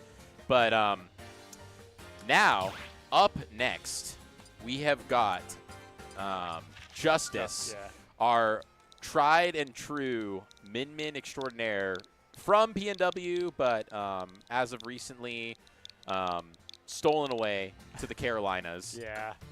Versus Onin. Versus, who you know needs very little introduction. Top seed of the tournament for sure. Incredible player. Definitely going to go super far regardless of what happens with the set. Yeah, but, and I mean Steve Min. We're blessed in this region that we have some Steves, but like I'm sorry. Not a whole lot of Steves. Sure. Oh, okay. You have. We're blessed. You were blessed that you don't have a lot. We don't have a lot. You started with like, we're blessed that we have some, and I'm like, oh, we're blessed in that we have not a whole lot. Okay, and congratulations. We have some upper, like not super high level, upper mid, upperish level Steves. But with that being said, but not like Onin. No, absolutely not. Not like Onin. And there's very few people like Onin. Onin's incredible. We'll have to see if Justice. I know Justice also a study up lab monster who's, you know. I know this is supposed to be a really strange matchup. I mean, obviously it's gonna come down to whether the players know it or not. And I assume Onin knows it for sure. I think both of these people. I think both players know the matchup. It's just that. Yeah, I'm realizing I've actually never seen this. I've seen this, but I've never casted this particular matchup before. So the weird thing, I think, is how the arms just clank with the blocks. And so they well, okay, obviously if you get the like end of the hitbox, it'll hit it. But normally I think they stop. Correct me if I'm wrong, chat, but that's my understanding of this. So it makes it like, it feels at first like it might be really good for Min, but there's some weirdness to it. As there often is with a lot of people in the cast. Yeah. Now, Onin just opting to just kind of set up the ledge trap and get resources and not go for anything off stage. It's always interesting to see the Steves who really want to try and convert and kill off the ledge and who are more just kind of neutral stage control and just want to maintain center stage, which is kind of what we're seeing here. Comfortable to just farm up resources and find that back air. You can tell how comfortable Onin is behind the wall, knowing what he does about how the arms, like what's threatening and what's not, right? And he feels really comfortable behind these right now because the arms just can't get to him. That time, that was pretty smart. That was going through the wall with the Nair, but that's he was standing as close to the wall as like you could possibly be. Normally, you're not going to be threatened by that. And I wonder if it's got to be megawatt Nair or if which one it needs to be. Like I'm sure there's some. I'm gonna go on a limb and guess it does. There's probably so many weird niche interactions to this matchup. You just gotta know. Yeah, you gotta be them. You gotta be a lab monster, right? And it turns out, chat, the casters, believe it or not, we don't know every match. All 93 or whatever, almost 100 characters. We don't know them all. We don't know every match. I gotta do some math to find out how many matchups exist. I mean, if there's like 90 characters, how many different matchups? Someone who's a math person can probably just crunch that formula. You know what I've learned? A hard rule in life: never do math on commentary. Yeah, I've learned that the hard way. Never ever try it. Your brain does not do math on comps. Don't worry, y'all. You'll get the addition wrong. You'll get the easiest things wrong. Well, right now, Justin's trying to figure out some basic arithmetic and how to 1, 2, 3 his way through the wall. And I mean, that megawatt Nair, right? Yeah, exactly. That seems to be the key to get through these giant just walls of defense. And I mean, definitely down right now, but keeping it competitive. It's just that Onin seems really, really comfortable just kind of running the table. Unless we're in this situation. It's tough no to be wall, at ledge, right? Yeah, no wall at ledge. Uh-oh. You're getting two framed. A second ago, they got grabbed. So there was the powered up dragon arm. Okay, what's the option? Okay, that seems to really be Justice's kind of set up, maybe not win condition, but go condition is when there's no wall and you've got that mid-range spacing. It's got to be, right? Because once you let him set up, you know how much effort and work it is to get through there again, and you know how many resources Onin's going to get in the meantime. So if there's no wall, it's, you know, green light. Go for whatever you can. Obviously, you can still die from, you know, from back air yeah, there. from back air trade, right? But you got to go for it. Otherwise, you're just playing to lose. And I do like Justice just trading with the minecart with Nair. I mean, you got to take some damage there, but at least you keep him off stage and in disadvantage. Yeah. And I think that that's probably a calculation he's just going to have to continue making, even if he is behind a little bit. It's so important because, like, when the resources are low, which is what they are right now, you can't give them a second to get back in the game. But, you know, again, one wall and suddenly resources are back, right? It's pretty easy to hide behind those for Onin in this matchup. And that down smash is going to send him, Justice at a really terrible angle. What the a footstool. footstool saying, I got those in the pocket. If you come out for me, I am ready for you. Onin has got to be thinking, oh, okay. Okay, we got the I've grab, gotta the charged up arm. And all of a sudden, this is where Justice really shines in these ledge trapping situations. No wall to be spoken of at that perfect min-min range right and now. Almost very few resources. Onin is starting to crumble a little bit here, but able to just kind of get out of jail free with that minecart. Minecart gets through so much, and there we go. Good call out on trying to jump over that wall at ledge. There's so few options, right? Like, what do you do there?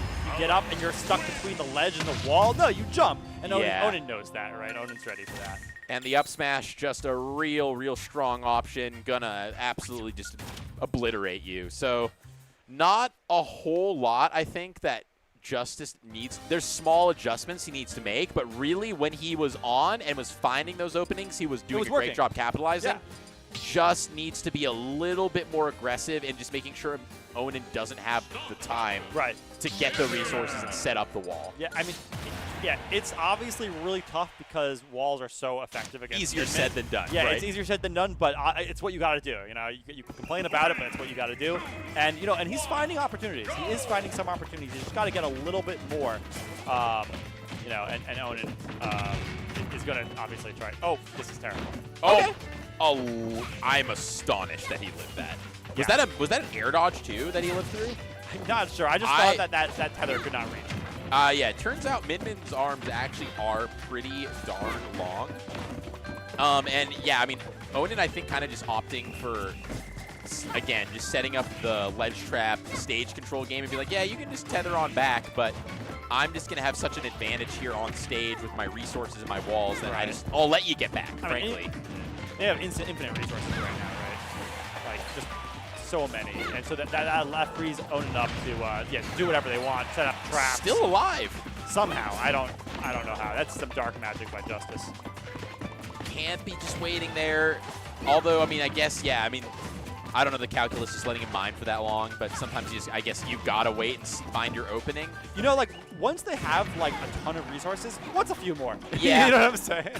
Like, maybe that's it. Oh, I like that. That was a real ballsy down smash there, considering how laggy that move is, but good option there, kind of throwing it out. Onin kind of sleeping at the wheel a little bit there.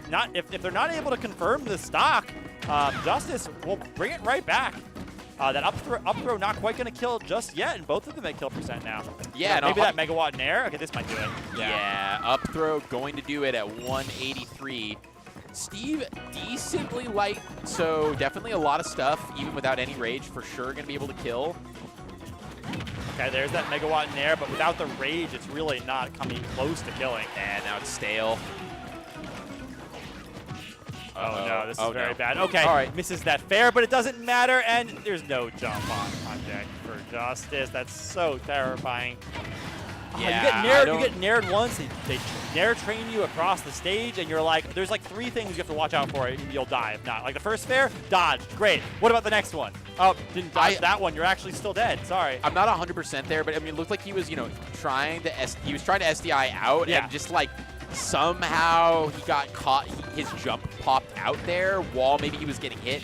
Hard to say, but yeah, really unfortunate flub that sometimes it's one of those forced errors that Steve gets to force you into sometimes. Yeah, it's just such a good position for Steve, like off stage there, where they can throw out like 3 different fairs, and they have 3 opportunities to maybe kill you and take your jump.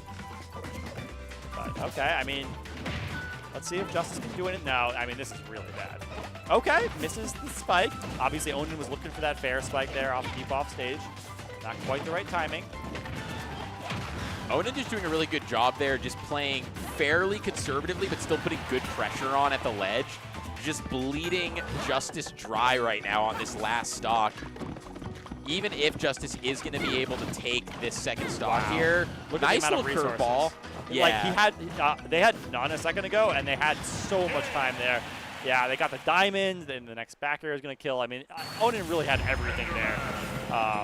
You know, played it real slow, played it correctly. There's not much you can do there as Justice. Yeah, really, really good stuff there from Onin.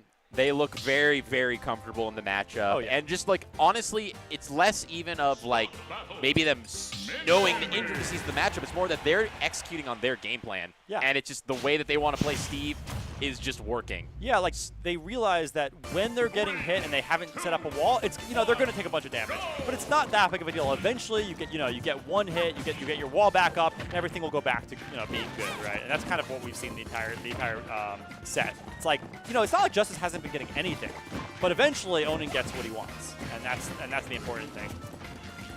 And what he wants is resources, right, and a wall. And I'm curious here if I'm going to be curious if we see Justice maybe try and opt for a little bit more of a conservative approach here, like this with the dash dancing for more mid-long range.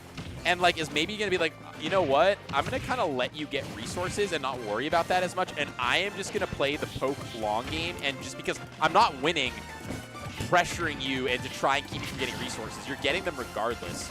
So maybe I'm just going to try and figure out how to just pick you apart from range, which Min Min obviously is capable of doing.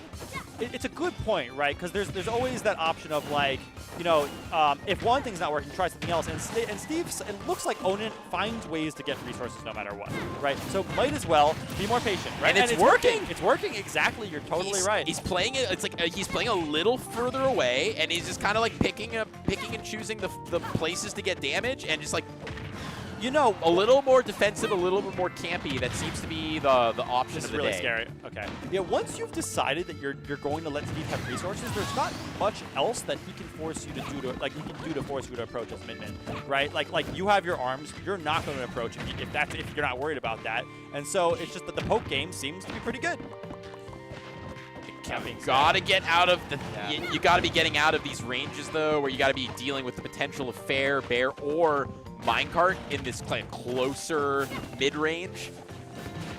Yeah, and think about punishing. It's so good at going through things. You saw that like Justice throws out a poke, but if the poke hits the minecart and not his head, suddenly he's in your face. And right? You're in. And Onin's been punishing every time Justice tries to jump over minecart. Onin's there with an up air. Although I will say, like, yes, he's there with an up air, but that's been it. So if all Justice takes from him, if the calculus is, all right, I don't want to get hit by minecart, I'll take an up air. Right. A single up air. It's like, Yeah, I'll that's trade that. That's fine with me. If that just resets neutral.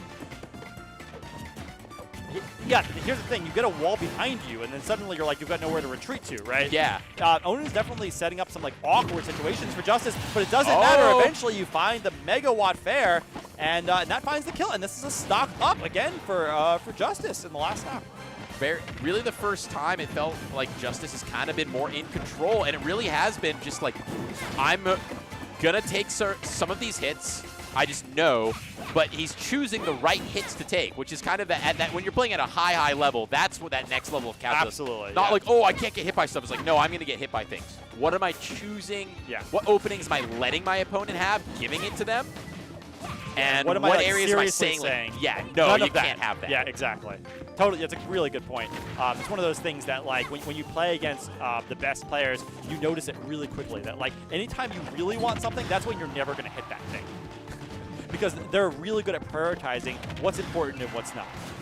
And at this point, I mean, everything's important. Yeah, megawatt. Okay. Oh, no, I mean, you're living, no. but I mean, like, good, like, the idea that Steve's gonna be able to, like, this is a go next, probably, like, no way Steve at 139 is gonna live. Like, I agree, but any megawatt. Okay, yeah. okay. So I'm gonna say, even if Justice dies, like, any megawatt nair at that percentage fresh is just gonna kill him. You know, it always scares me watching a Steve player and being like, oh, it's over because you know what Steve can do at zero. But true. You're right. I agree with you. And Justice clearly had his composure there. And, like, you know, a composed Justice with a full stock lead there is almost always going to take that game, right? And I'm going to be curious to see if Onin's like, if they're thinking, okay, so clearly the calculation is you're going to play from this more distance, far away, which was on Battlefield too, not even the smallest stage. Yeah. Like, so I'll be interested to see where we go on this counter pick. Going to PS2, I don't know if I like this, honestly, for Onin. Just thinking, I mean, there's a resource component here, obviously, but for like... Onin, you don't like it? So, you know, obviously I'm no Steve expert, but the Steve players generally always think that PS2 is, like, one of their best stages. I agree in principle. I'm more thinking about what we just saw and the way... Look at this. Just is like, I don't care about the resources. I'm going to play from center stage or cross stage, and, well, I'm getting blendered right now. But my game plan is going to be using the length of the stage to keep you at burst range. Yeah. As I say all this, though, is literally getting 0 to death. Yeah, 0 so, what do I know? No, I think you do have a point. It's just, you have to weigh it against the fact that you've got, like, iron and stone, right? You've got, like, the good materials, and it makes it extra hard to break those walls for Min, who already, I think, has struggles with it. So maybe that, you know, you've got to weigh your options there, right? Maybe Onin says, no, this is worth it for me, even though it does maybe give Justice some space to maybe poke me out. This is a scary situation. Okay, good option by Justice, just jumping over it. But Justice has so much work to do here, and it's not really getting better very quickly. It's actually getting worse so far. I mean, obviously they're in control here. They have stage position, but they need a lot more than that. Oh, nice catch. Nice. That's what we need. Need to be keeping Steve in disadvantage like this. Not allowing Onin back to center stage. Doing a fantastic job here. If we can see this rinse and repeat and take the stock here. Yeah, Justice back in it. Like below 100% that Megawatt Bear is going to take it. I mean, Justice, turning it on when he needs to.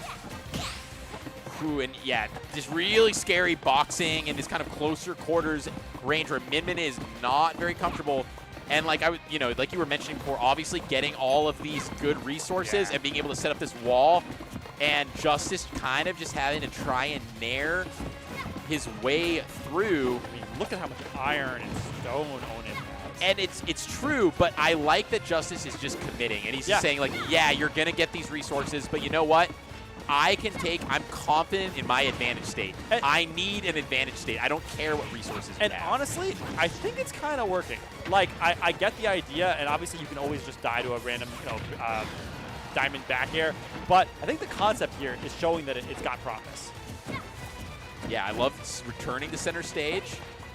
Oh, I don't know about... I want Justice fully committed to this game plan and not going in being under Steve is always very scary. Yeah, you got nowhere to retreat to, though, at the ledge, right? You're stuck at the ledge. You got a wall in front of you, and you can't even punish the up smash because there's a wall in the way. That was so key, that being able to escape there with that nair and turn the tides here. And 150%, but stocks are even, and as long as the stocks are even and you don't lose your... But that's just an interaction, and I think Onin... I think that they probably... That was actually checkmate for Onin. Onin knows eventually this is going to have to end, and you have so much end lag. It's just true. It's just, there's just nothing you can do, actually. You can do. You thought you got me, but I got you. I got you, yeah. Another nice down smash. 2 for 2 on the down smashes. Yeah, we really need to see Justice finish off this stock ASAP. If we have any chance... And he does. Oh, no! That's 2 times! I thought it was going to kill, and it didn't quite kill. That is some Onin plot armor here. It's terrifying because you thought you had to kill, and then suddenly, like, a ton of more percent coming on, and you still have to take that stock. Trying to go over the blocks. There we go. Does find that kill. 76%. This is doable. You just keep poking, right? Keep up the game plan. Like, no resources right now, but don't get anxious. We know what your game plan is. Stick with it. Yeah, and Onin also very, like, I know what you're doing, and I'm chill doing my game plan here, just farming up all these resources. Okay, yeah, Justice getting out of there, saying, I'll hit you out of the minecart. Quick grab, throwing you off stage. As much damage as possible. All I need is the damage. Nice nair, saying, nah, get out of here, my center stage. Oh no, it's these walls at ledge are so awkward. They're so awkward. Onin just like, did Onin stop for a second? Like, what, are you going to try and get out of there? I'm just going to up smash you. Oh, great cancel there, but Justice finding a hit anyways. Okay. Ooh, minecart beating out the nair. And that will do it. Wow, Justice really fought that game back. Justice was really playing well there. Yeah. It's just that there's only so many diamond aerials you can dodge until, and you get put at ledge against Steve, and he puts a wall in front of you. Onin just really, really, knows the checkmate situations really well. Yeah, really, really good. I feel like Onin kind of adapted their game plan a little bit to say, like, instead of stage control, we saw in those latter games 3 and 4, that at ledge wall situation. We're making really Justice smart. get up into that really uncomfortable, like, oh my gosh, do I jump over? Do I get hit by up smash? What do I do? I haven't thought about it a lot, but it's really awkward particularly for Min Min, who any tilts and aerials, like maybe Nair, but all of the rest of your tilts and aerials, they just get stopped, and you've got a wall in your face. What do you do? Yeah, and then Onin is comfortable to just sit there on the other side of the wall and just kind of be like, I mean, yeah, I'm chilling. And yeah, this was just... Yeah, you just can't do that. Apparently, Justice is like, well, learn something new there. I can't jab you in there with a wall behind you. I just die. So, yeah. Yep. Yeah, the handshake. I mean, it was a good set. It was a good set, and I really enjoyed seeing, particularly Justice, try out the different game plans. Really try things. It was clear there was that mid-set adaptation, and I've talked to him a bit about how he wants to play Min Min, because I was talking about at Battle BC, watching what's his name, the Japanese Min Min. Proto. I'm blanking on his tag. The one who was top 8 at Battle BC. The Min Min I'm thinking of is someone Proto. in chat will know. So it's not Proto. No. Okay. Not cool. Proto. Sorry. But anyways, sure. the way that dude, who I'm blanking on his tag, plays is way more like off-stage aggro Min Min, really? and like super, like lots of tether cancel off-stage shenanigans. Yeah. And Justice is like, yeah, that's super cool and it looks sick and it's like saucy, but like that's kind of an all-in balls to the wall, all or nothing style. And he's like, the way I'm gonna play Min Min, I need to reel it in and just play like the ledge trap, just sit at a 1/3 from the stage length and just poke you to death. Yeah. And just commit to that style. An effective style. Doramigi. Doramigi, thank you. Yeah, okay, that makes a lot of sense. Thank you, Thanks, Chatter. Yeah. Anyways, Bassmage, Bassmage, I mean, is this okay? I was about to say this tag. I assume that this is Embo Z, because I was like, wait, who is this? And Embo Z always rocks the Mums Cookie in-game tag, but sixth. I mean, their tag isn't this? Yeah, I think. Sure. Yeah. No, you're right. It's Embo Z. It's Embo Z. Yeah. I was just thinking about it for sure. He likes to change things up. But yeah, this I know that these two have played each other a few times. I'm not sure on their set count. How much have you watched a lot of Duck Hunt?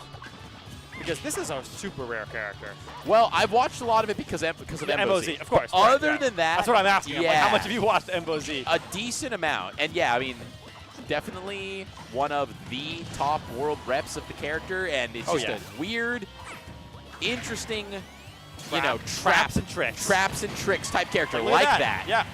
I mean, it's especially good against someone like Wigglypuff who's so light, because otherwise the can is like that awkward. The can always does an awkward amount of knockback where it like feels like it's like just about to kill, but not quite a lot of the time. And it's always stale. It's always stale, right? So it's always like just right before it's gonna kill. But against Jigglypuff, I think it just sends it over the ledge, right? It's always gonna kill you at those percents that you want it to kill. Yeah, well, and right now, I mean. Whew, that was decently close. Yeah, this is really where we have to see. Oh my God, these tags, these three tags in a row. This is you got to do it. You got to do it against Bassmage, right? He's gonna go off stage. He's gonna hit you. You got to be ready for every single tag. Well, and that's where the only way that Bassmage wins this game is just taking advantage of the fact that Duck Hunt Dog has a pretty darn linear, not awful, but not great recovery. And obviously with the floatiness and the aggression you can go off stage, really needs to be doing that, because on stage is the trap game that Embo's going to be able to set up. I mean, what do you do? There's two different projectiles on stage, and then of course and the shotgun dude came out, with that like, huge, get out of here. That huge knockback. I mean, I don't know what this is. I think this is no. What's the trap? Okay, look up at air, this, up air. and that's just I mean, 32. 32? I feel like you could have done better, but like I said, it's always hard with Jigglypuff. Jigglypuff. Low key though, I zero, wonder it's if I was gonna say, because my guess is that Embo, I'm sure knows this. My guess is that I was like, oh well, wouldn't he just do a clay pigeon combo? But I don't know if that actually works. That's at zero. what I'm saying. I'm At like, zero, I think that might actually be optimal. I don't want to say it and be wrong because the clay pigeon combos always feel so good, but who knows with this character? And that's gonna do it. Oh nope, surviving. That's what I'm saying. It like feels like that should have killed, but you know, the next one definitely will. And a whole stock lead, lower percent. Embo looking really good here. Yeah, that F tilt is, you know, against Jigglypuff, do what you need to do. You know, whatever move you got to throw out, it'll probably work. So, great first game by Embo Z. That's a 2-stock. Yeah, pretty confident there. And also on the defense, being able to hit that many techs in a row absolutely. to keep that stock alive, I mean, every little bit counts in terms of being able to make your opponent work for that last hit. And clearly very ready for the matchup. Like, I'm gonna go off stage, and if I want to not die, I've got to be tech. I've got to be ready for every single one. Very impressive. I mean, sometimes people come into the stats and they're like, oh, you know, you learn as you go, but he's ready. He was ready for it. Yeah, and we'll have to see how Bassmage kind of adapts in just getting around some of these kill options. Also, I will say, there was a little bit of luck in that shotgun gunman coming out. Yeah. That was a little cheesy. It's always a little bit but of it, you for got to sure. recognize, I mean, you know, there's only so many gunmen, so you got to recognize when they're on deck and just know the timing of when that hitbox is coming part of out. the Duck Hunt Dog thing, right? You put out the gunman, and you got to be so aware of which one it is and the timing of it, right? It's so delayed, and if you can't, you're at risk of, like, you know, there's only a few. There's not that many gunmen, right? Eventually, the shotgun guy will come out. So yeah, I mean, it happens. The counter pick here, FD, a really interesting choice, I think. Obviously, Bassmage's calculation here is platforms bad for me. You know, Duck Hunt has some really cool platform things they can do with the can in particular. So maybe that's the thought, as well as a really good sharking up air. Up air is really good. So I understand the thought here, but it's not like this saves you from the up air. You still have to land, and landing on FD is especially difficult. So, you know, that you get hit by up air. That's exactly what happened to Bassmage. Yeah, almost a 0 to death to start. And man, even though there we go. That's just gonna be a rinse and repeat here. And yeah, so here we come with the shot put or the super unlucky for Bassmage that he got the fast kill off the top, right? And then you take that combo for free. Right. 2/3 of the time, that combo doesn't happen, right? That's true. Yeah, you don't have to hold that extra. What was it, like 30-something, almost 40%? Minimum. Yeah, he took a ton from that. And like, you can't be taking extra damage as Jigglypuff, right? It's just, you know, I mean, obviously you've got no choice in that. You take the risk. Yeah, I mean, 152, you're just down. Man, it looks so good for Embo Z, playing this matchup so well. I mean, I believe in Bassmage. Bassmage clearly incredible. He can figure something out, but he's going to have to do it fast.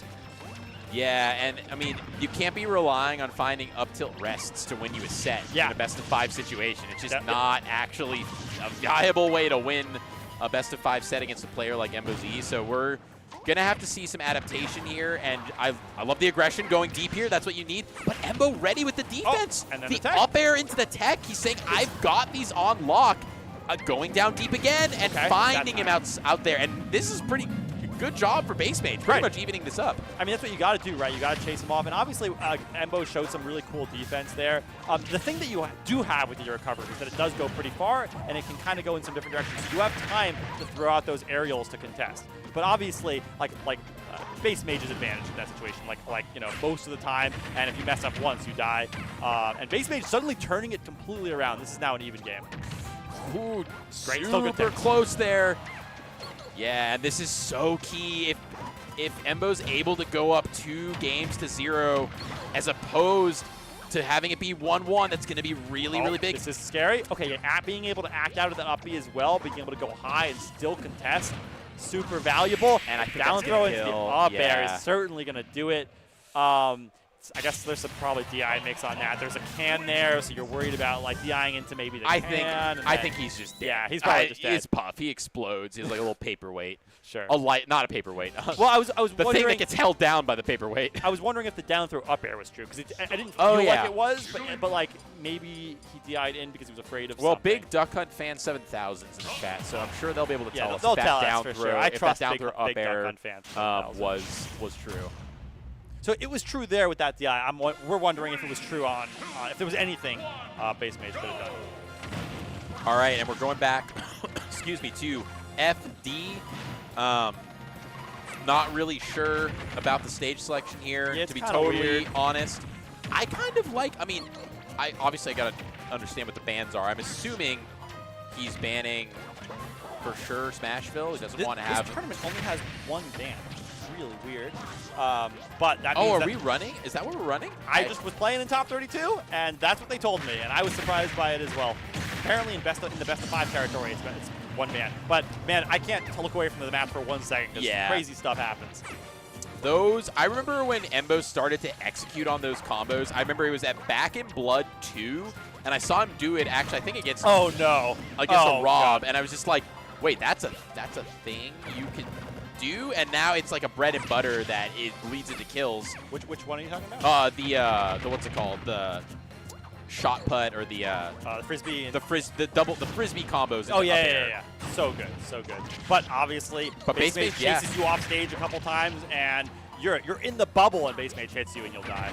So Nice. oh, here we go. Very scary. More hits, more hits. What can you do? Looking And there's at- another yeah. there, and you're just dead. Bassmage suddenly got a stock lead. 2 kills in the bubble. And it really has just been like on stage, it feels like Bassmage is struggling to get much of anything done, but whenever he's been able to find, I thought that was a rest. I did too, but I think he was just being like, nah, let's go for the damage, Yeah. let's be safe here. I don't need it right now, right? Oh, he's gonna. Oh, which way? Which way is he gonna go? Okay, he goes right. I was just like, Oh, what? What? Oh no, the shotgun the man had shotgun it! man You had ruined his it. kill. That was crazy. He grabbed him out of the shotgun blast. I guess he didn't believe that the shotgun would connect. Oh but, my okay. God, that was great. That was so wild. Okay, and now we're in a last stock situation. Really, Embo is gonna just be hoping a prayer here that Rage Duck Hunt Dog can get something done, but it's not looking good. You're gonna be going deep here as Jigs, and that's an you're super easy dead. rinse and repeat. Yeah, I feel like Bassmage really didn't have a good sense of how Embo was going to play defense off stage early on in the set, and slowly as it's gone on, he's really narrowing in on these are your options. And you know, I'm not going to fall for the reversals from defense anymore. I know exactly where you want to go. And man, that was 3 stocks of it. That was 3 straight stocks of I'm going to just kill you off stage. Well, and it was also, you notice how Embo has been going for those. He was being allowed to do these low recoveries where he's got the stage to work off him and tech off him. Bassmage is like, no more of that. We're in the middle center off stage. You've got no resources. You got nothing. Yeah, tech off the death, Off the depth screen. Yeah, exactly. And here we go off stage again. Is this just it for him? No! Yes, lucky that sends back onto the stage. And here, this is just going to be another one of those. I guess that's 30 seconds. That must be that's all you can optimal get. at 0. I guess that's the combo game for Duck Hunt. I mean, trust Embo here he about for that. sure would know. Like, that's what I'm saying. If we've Puff seen is him do weird. it, if we've seen him do it twice in a row, we can be It's pretty sure. gotta be it, right? Puff is weird. That just must be what it is. And like you mentioned in the game against H4, it's like kind of a hard character to combo. So maybe that's just like the I know I can get this guaranteed damage. I'm just gonna do that. Yeah, don't risk getting like rested from disadvantage, right? Either way, he does find the up air, and that's another game where he's going to start off with the lead here. Doesn't matter. Bassmage just saying, put you off stage one time. Now I've got you. I've got you in my sights. I know you off stage now. You will, it was maybe okay for you earlier, but now you're going to die. So back to even. Looking, ooh, that shield damage. Always got to remember how much that pound does off stage. Yep. You got to keep your shield fresh because if you're, as long as your shield is fresh, that's really negative on shield. But if your shield has taken any damage, obviously you're just dead. Okay, good trade. Able to get that out and barely was able to see that. Now the sharking with the up airs begins here. The trades, just constant trades. These trades are usually not good for Jigglypuff. If they're not going to kill, just because of that weight problem. Because Duck Hunt's like, like a mid-ish weight. And Duck Hunt has kill power. Right. Yeah. Oh, doesn't connect. What a weird Was that potentially because of the gunman? That's what I'm thinking. Well, yeah, I maybe. think it might have been a weird down. Was that down smash into gunman hit that just didn't work? Ooh, really clever there from Embo, finding the defensive option angle there just to like get hit into the stage and not die, and returns it around with the back air. It was a cool option by Embo that time, using the can to try to cover. I mean, okay, just taking the stock again, but like using the can to try to like make it even more confusing to edge guard him. But either way, I mean, it's just back to 0-0, right? These two are hitting back and forth. They're brawling. Uh-oh. Was looking for that. All Jigglypuff players want the same thing, and it's disgusting. Yep. Okay, what do we got? Yep, we're just into that zoning game again. Embo looking for some cool can setups. Yep, Nair anti-airs are really good. Doesn't want to get sent to offstage one time. You absolutely can die. In fact, I would say you're most likely to die if Bassmage gets you off stage. Oh, but missing on that follow-up there, that actually could have been the stock because that would have converted into up air, and that would have been it on this stage at that damage. Embo looking so clean right now. He is not getting hit in a while. Okay, the trade he'll take doesn't that. count, yeah. The throw is the can's not there, yeah. And now Jigglypuff just in real danger. Now F-tilt is a kill option. I mean, there's just a lot of stuff that Bassmage has got to be careful about. It's got to work through all these projectiles really slowly, really carefully. And like the mental reset there, which is basically what that was. Yeah. The mental rest. And yeah, we've entered a last hit scenario where like Bassmage can dodge, but eventually it's not gonna work, right? Like he's not really getting anything. He's just kind of like floating around and trying to not die. But I don't see any like opportunities because of the way Embo is playing so safely to get the kill. But the Nair. The Nair is gonna do it. Yeah. Was that a back air? I'm pretty sure that was Nair because I saw him like pancake out like this, like the little roll. Okay, we'll I must have missed it. We'll see it in the replay. I'm pretty sure that was Nair, which is wild because that move does not, usually kill. I assumed that he like had the first. We'll see. We'll see it. We'll see. It could have been back air because I don't think of Nair as a kill move. Maybe Duck Hunt fan 7000 in the chat knows the first frame of Nair versus the first frame of back air. Certainly not something I, keep studied on. Yeah. But we'll have to see. But a great set again, and a lot of props to Embo there in particular. I feel like once Bassmage started getting those offstage kills, a lot of players will fold there and be like, man, what do I do here? Every single time he hits me off once and I die. But keeping his composure and being like, okay, maybe I do die if I go off stage. That just means I got to watch out for the moves that send me off stage, right? I got to play around it. And really tough to do. And the defense on this last game here of just clutching into the stage where it's like, I'm going to take like 30 or 40% slow motion? Looks like, doesn't that Nair? I'm pretty sure that's Nair. Yeah, that's Nair. You're right. I thought that was like his reaction to trading. I thought I wouldn't have been surprised, but I see the dog. Yeah, go like, yeah, you're totally right. Which is really funny because, like Nair, I guess a lot of moves. And he exploded, Yeah, too. exploded. It wasn't even, like, close. That little puffball does not live a long time. Yeah. Yeah. I'm super happy with these games. They're very high quality. And now we've got JoJo the Hobo, our resident Toon Link extraordinaire, and Empty Chair. And Classic. Empty Chair, which, you know what? Empty Chair is not even the worst tag. Let's be real. Yeah. Like, of tags I've heard, Empty Chair, I've heard worse. Okay, let's see what we got. So it is JDV. Oh, the classic. Yeah. The absolute, Yeah, I mean, he's incredible. All these players also are. the Western Washington class, the TOs in the region, myself included, all make the joke about how everyone's nightmare is a JoJo the Hobo JDV Game 10 Grands reset, because that will take like an hour, and it happens often-ish, and it will take like unironically like an hour and 20 minutes. Yep. Yeah, I mean, the length of time. I mean, obviously, they're playing their hearts out. Like, the quality of the matches are really good. But, man, will it take a long time. Yeah. Yeah. Anyway, we're going to get to see it here. And it's like in winners' quarters. Yeah. So, I mean, just goes to show the quality of the competition here at of this tournament. It's just really, really high. Shout outs to Aloha, who is here helping but is not running the show this time. But just he, had an idea for a tournament on the beach. Honestly. And just like it was such a hit last year, and when it was announced for this year, like, I mean, what an amazing idea. I think it sounds so simple, but like also no one else would have thought about it. Just like do it on the beach. And I think that I'm not privy to how all the top players who are coming, like, exactly the setup. But I think that there was also there were some players who were like reached out to or flown out. But I also think that there was enough hype for this tournament that some top players just decided, I'm just going to this. Yeah. Because like it's in Seattle on the beach in the summertime, and it sounds awesome. It's beautiful. I mean, it's just like when you go to a tournament, like obviously it matters. Like, do you want to go?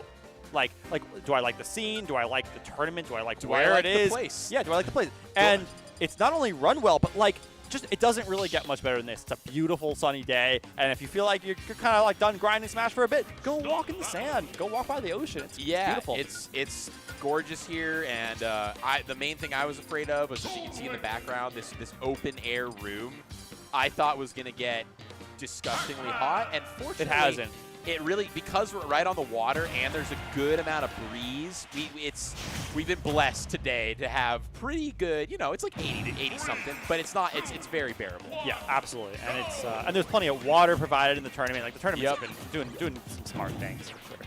And we are off. That's going on. Going off to the races here with the two zoner extraordinaires, and so tried and true in terms of what each other want in each other's game plans.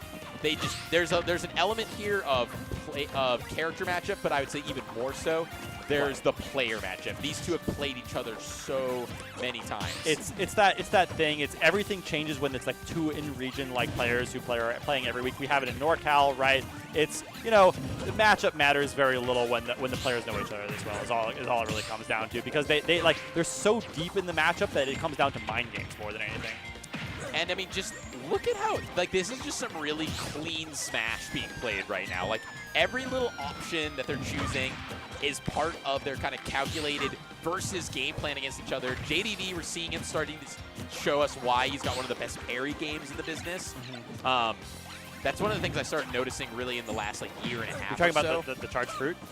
Or just in general, just JDV's ability to find parries. Oh, parry game. Parry okay. game, They yeah. said berry. Oh, yeah. And I was He's like, got a berry game? That's a weird way to say fruit, but yeah, kind of. He's got a berry agree. game, but we started to notice really with a lot of the high and top level players that it used to be parries were an accidental thing for the first couple of years of Ultimate, to be totally honest. I don't care who you were. Changed then pretty quick. People started to figure it out, and now there's parry into this, and having that actually on deck. Oh yeah, the best players.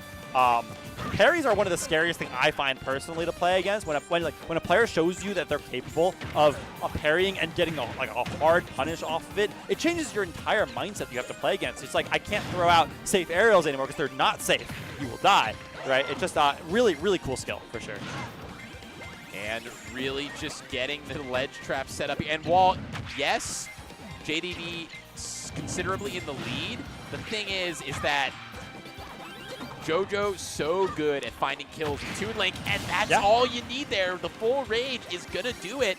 And super well-timed fair at ledge to get that neutral get up. It's hard to get. Obviously, it's pretty active, but still very hard to time.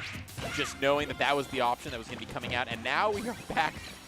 It's just looking at the clock here. It is one stock off the board apiece, and it has been 2.5 minutes. At this rate, it would go to time. Now, games don't always stay consistent the whole game for sure, but it's just interesting to note that how long the first stock took for both of them. They are both very comfortable to play slow, steady, wins the race, because that's how you're supposed to play this matchup. And again, with the knowledge that these two have of each other, there's 4 layers deep of chess games going on. So it lends itself to games that take a long time. Yeah. It's either character can also slow down the pace if they feel like it's not going well for them, right? Like the momentum's against them, they can slow it down, and they can utilize their project. Oh, what an attempt there! For it, something absolutely crazy. But yep. Just getting these bonus fruit out. The Galaga in hand. both of them are really good at dodging each other's projectiles. It's just so good. They're so comfortable with the angles that they're gonna like come in at, and just knowing like when they're getting caught with them, it's because they're being forced into and Spot dodge, F smash. spot dodge F smash. There's not much more to say about that.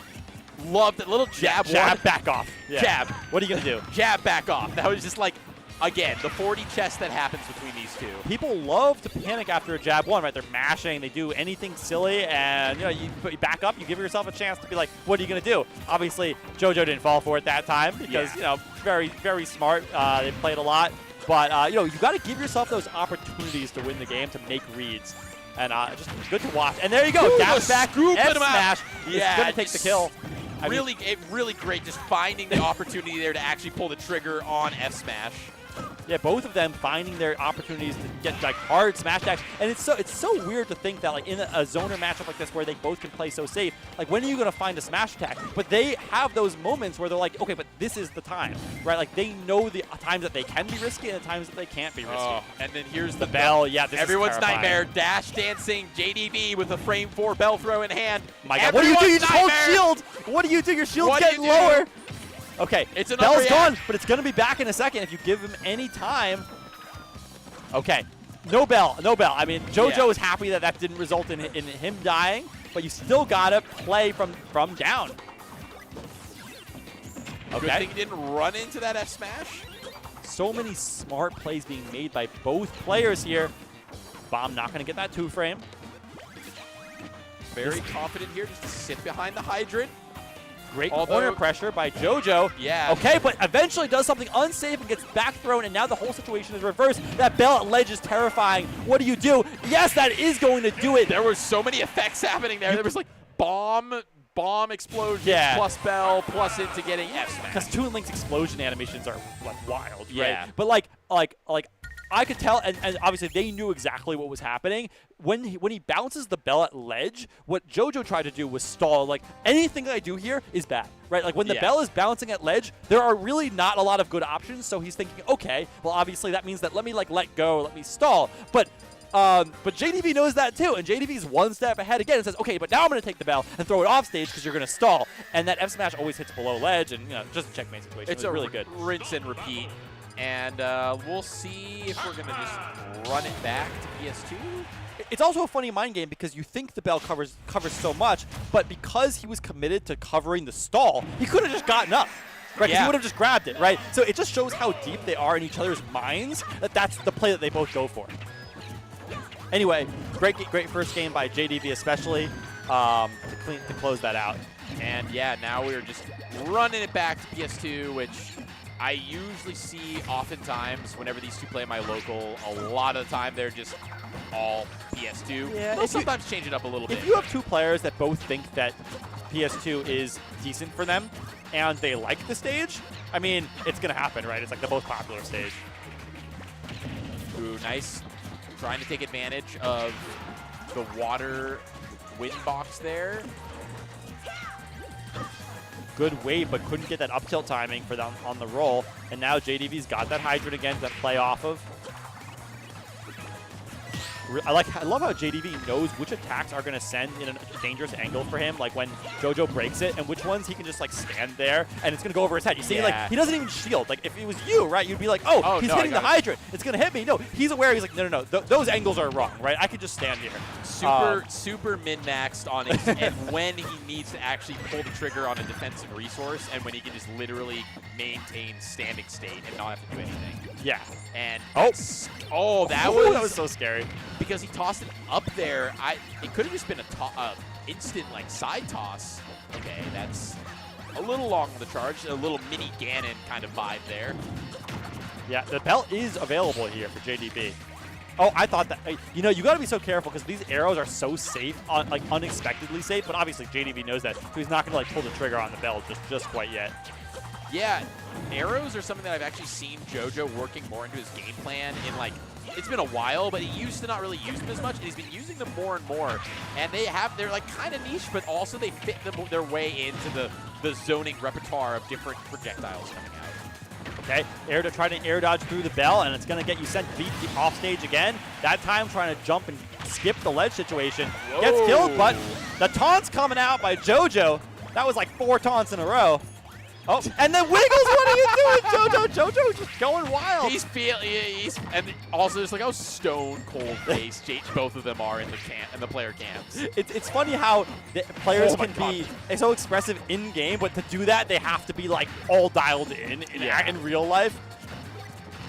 That was a pretty wild down air kill. That really just kind of came out of nowhere, off the Angel platform into just I'm going to pogo stick on your head. That was a parry F smash by JDV. You were talking about his parry game. You can see it here. It's really scary. There's a few other folks in the region who also have really good parry games, but generally speaking, he's regarded. I mean, the reason why he's, typically top of our PR is one of the reasons that he's able to consistently close out more games than Ooh, the bomb does actually connect, and the reversal up B almost got the kill. Really, really wanted that kill there. Very unfortunate for him that it didn't. The charge bomb, that for 20,000 years. that grab getting the max range back throw. Obviously not going to kill. The does set up the bell from off stage. Good to know. What is with that arrow idea? That is okay, and you're dead. So many cool things. And then the bell hits you, and you're dead. B reverse arrow is one of the wildest things I have ever seen someone go off stage with under. I appreciate it. I really do. It's unfortunate for him that none of that actually worked out. JDV was just somehow ready for all of it. But yeah, you got to go for it. You got to go for it. You're feeling yourself. You got to try. And there you go. Flashback F smash. And here come the taunts back. JoJo saying, I'm still feeling myself. I can do this. Just got to not get hit by a lot more of that action. Yeah, so far it's kind of been taunting to get hit a million times. Unfortunate. Okay, here's that belt ledge, but it's not bouncing anymore. He's got it back in his arms. What's the option here? Just standing there menacingly. Really does good, dodge the belt. Yeah, really good. Just hold shield there. Be like, I bet you're just going to throw it. JDV knowing how to use that win box to carry that nair into that situation to basically keep himself at a disadvantage. And we're just dealing with a situation here where JoJo's got to be real careful and just play from range. Start to pick him apart with some bombs and some arrows if he can get in that boomerang. He's doing it very smart right now. He's playing very patiently. He is getting that a little bit of extra damage. He's got some clanking with the key. He's got some more work to do here, and you can't be hitting you can't be hitting JDV's parries. If you attack and JDV parries you, you die to F smash. Yeah, that was an unfortunate one. The dash attack, a great option from Toon Link as kind of a mix-up. It's decently good for covering landings. It's good for a lot of stuff, but when you're at kill percent to F smash, which is a lot of percents, most percents are kill percent for Pac-Man F smash. It's just a risk. It's just a risk, and the risk didn't pay out for him that time. And are we? Looks like we might be moving. Changing stage. Yeah, going to small battlefields. Different. This is PS2, but like slightly smaller. Yeah, PS as people like to call it. I've heard it today called PS3. PS3. You know, when they first added this to the stage list, it was PS New. PS New. Oh, okay. Right, but you can't say that anymore. It's not new anymore. Now it's established. Yeah.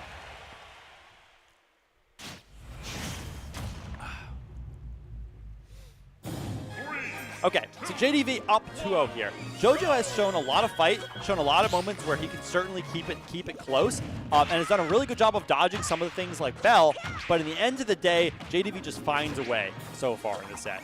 Yeah. So we'll see if JoJo can, maybe with the stage change, maybe can change things up. Yeah, and I mean, a great opening here, almost close to 100%, pretty much unanswered. And, so hard to punish that move. Yeah, that dash attack on shield is like it's not just safe. Oh, okay, yeah, he's fine. I mean, Pac-Man's always fine, but it's always so wacky to watch. Yeah, I was just saying, the dash attack is so tricky because he actually attacks afterward, and he's like often like going to hit you for hitting your shield. It was interesting there seeing JoJo actually crouch after getting hit there, and JDV opting to just charge through in what looked like kind of advantage state. Instead of just carrying advantage, just being like, nah, I'm good. I'll just charge a little bit. So now I've got Galaga in hand. And Fruit are good. Yeah. It's funny to watch. It reminds me of like like a little bit like Cloud or even Smash 4 Cloud, where like you have an advantage. You're like, ah, good, a time to charge limit, right? It's like that's my advantage. That's my punish. And oh, okay. F smash. Raw F, and it's 3 for 3 on those F smashes in this set. Knowing when to throw out that giant, super laggy, but very powerful hitbox that's able to take that first stock and put him in a decently commanding lead. Super important for him because I feel like he hasn't had a lot of opportunities where he had a lead so far in this set, and so as long as he can dodge the spell, which is not a given. Okay, you have to dodge the bell, and if you don't, then the game's even. But if you do, you have like a ton of time to be patient and like rack up the damage. But it's not what happened. Bell hits. JDV, obviously gonna be one of the best with that bell. Really terrifying. He's got all the reads ready, and sometimes bell hits you. And now we've got Melon, a real slow-moving, chonky, big knockbox, big hitbox fruit. And it's always interesting seeing two players who are good with items in general play against each other, because we haven't seen it a ton this set, but they definitely have both been very comfortable catching each other's items sometimes and trying to use them against each other. Yeah, a lot of the early fruit are really good for that. Obviously, the later ones, it's a little terrifying to try to catch some of the stronger fruit. But you're totally right. I mean, obviously, both these players, like any player you play, oh my, okay, not quite. Not JDV, not. I gotta say, if there's one thing where it's like he's not as consistent, it's the closer. Right. The first time Midi was the Pac-Man, I always saw that do that first early days of this game, and JDV not always finding those. Yeah. And in exchange, because that kill, not able to find that kill, it gives JoJo time to find his own kill. And that we see it again. We saw it before. That reversal, like turnaround up B past the stage is going to actually get the kill this time. Last time it was just barely not enough. But this time, luckily for JoJo, it's just barely enough. So 92% JoJo. I want to see him play patient. It's you obviously can't let him get Bell because of how scary that is, but you got to rack up that damage with your projectiles. Oh, well, apparently not. Apparently you just go in. Yeah, just finding those openings. I don't know anything. Yeah, I like the pressure, the implied pressure there on the other side of the hydrant. Doesn't have to pick an option, but saying I'm stuffing you out, controlling stage here, making you go next, making you choose the option. Yeah, you're right. His spacing is really, really strong. You obviously don't want to be in like boxing range of Pac-Man because Pac-Man's boxing is like really incredible, actually. But you want to be just outside of that, and that's the range that JoJo's been really thriving here in this stock. 127%, but JoJo doesn't care. The percentage doesn't matter to him on this stock. Yeah. As long as he's not getting hit by like Bell and like things that'll actually kill. I mean, even here he's probably okay. No, Nair is not gonna do it. Yeah, he's still okay.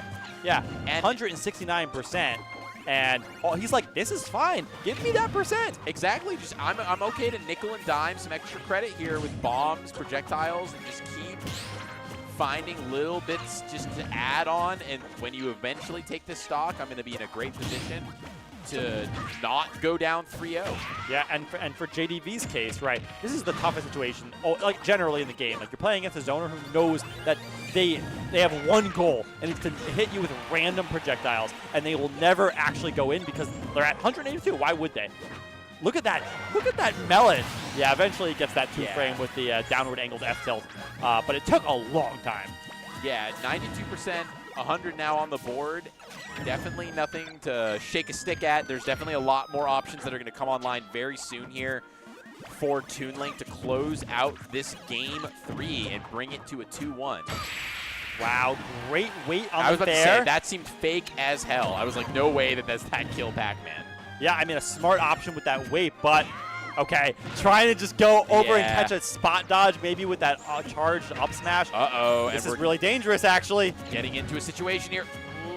Pac-Man. I like the empty hops. Oh, my God. I love the empty hops there, threatening, falling up air or something. The crazy sharking. Okay, he's only got Cherry. He needs to get a better fruit. Okay, yeah. We got saved by the boomerang. You can't get parry F smash here. You will blow up, even though you're like up by 62%, and the bell will also kill you. So not quite much. yet. Back throw from the center stage isn't going to do it. Percentages semi-irrelevant here, to be totally honest. Oh my God, look at the respect that JoJo is paying JDV from ledge because of the bell and the. Or actually, does he have a key right now? That would have been it. Tell. Okay, no, he's got nothing. Yep, there's the bell. Is he going to pick it up? No, he Oh, misses gets it. blown away by the water. Lucky break for JoJo, but still off stage. Wow, man. 110%. JDV has fought this last stock so well. What's the option? The wait back air? Not quite. Just throwing out a raw F smash. And now it's just maybe really. Oh, I don't think so. I don't. Should? Oh, that does. Oh, do it. Yeah, yes. I was I thinking have with not the rage. seen. I mean, I guess with the rage, Yeah. I have not. Man, Toon Link up throw is not a kill throw. No, that I think it's about. really not. But with rage and your opponent at 180 something, Yeah, that'll barely it'll do the it. trick. Yep.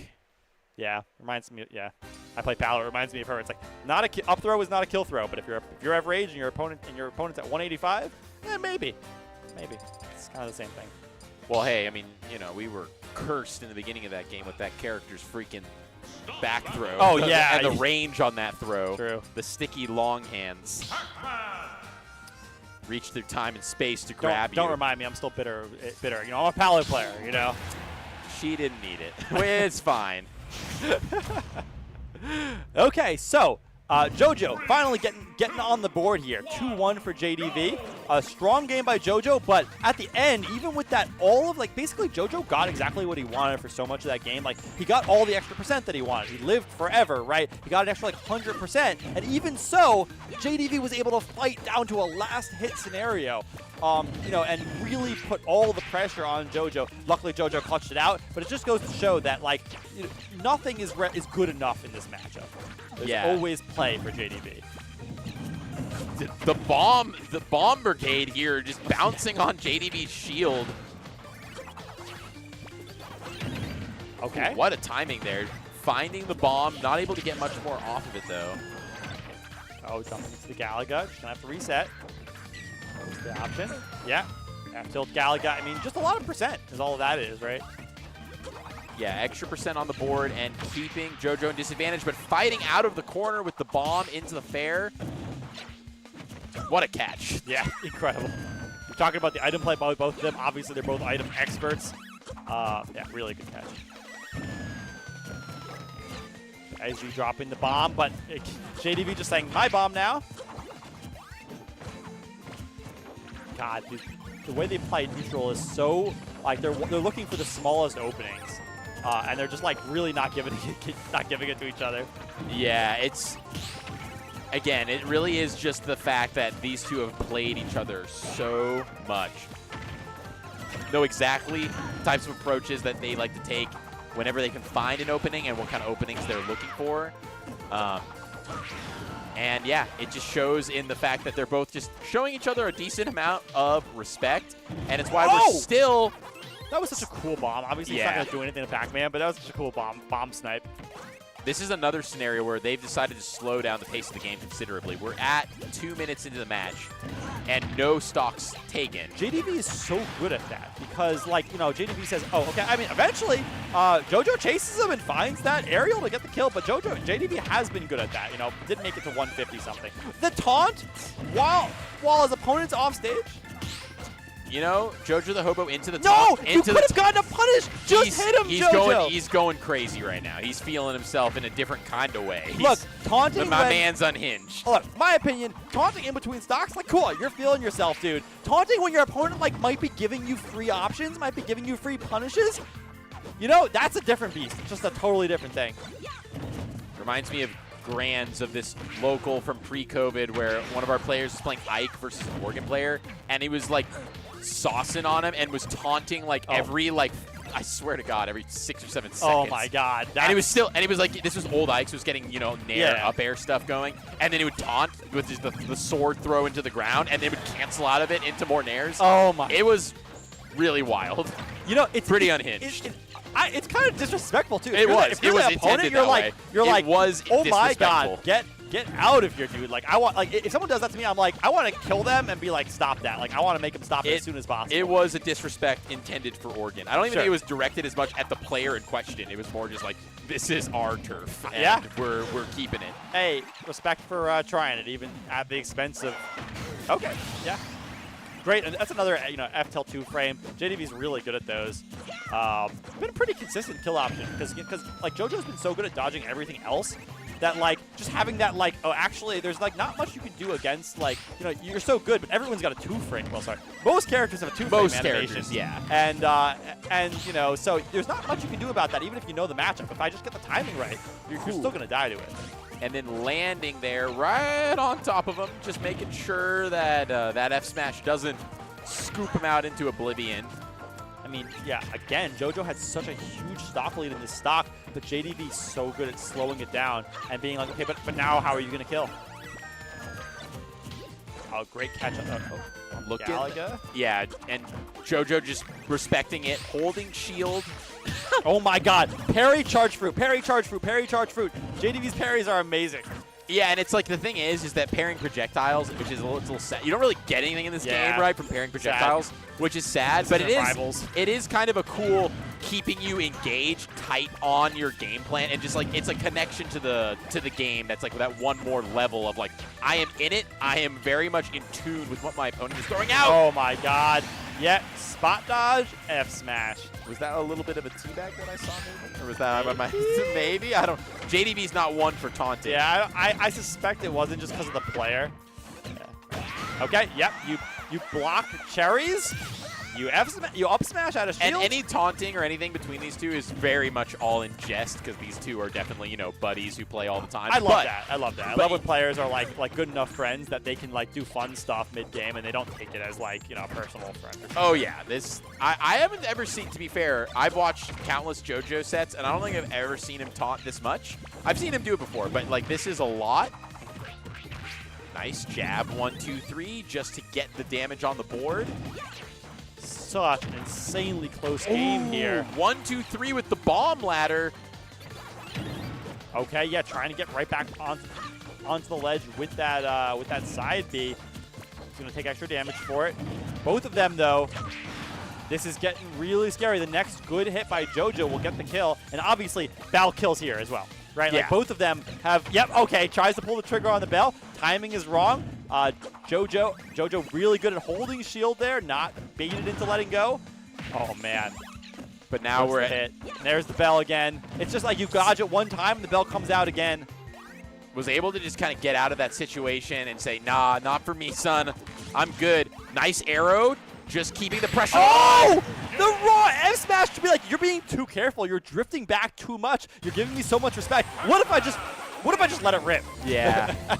Knowing when to let it rip is so key for Pac-Man. If you can connect on those consistently, that's just going to be one of those key things. And as we move here out of winners quarterfinals, we've got a whole heck of a lot more content coming your way for top 8.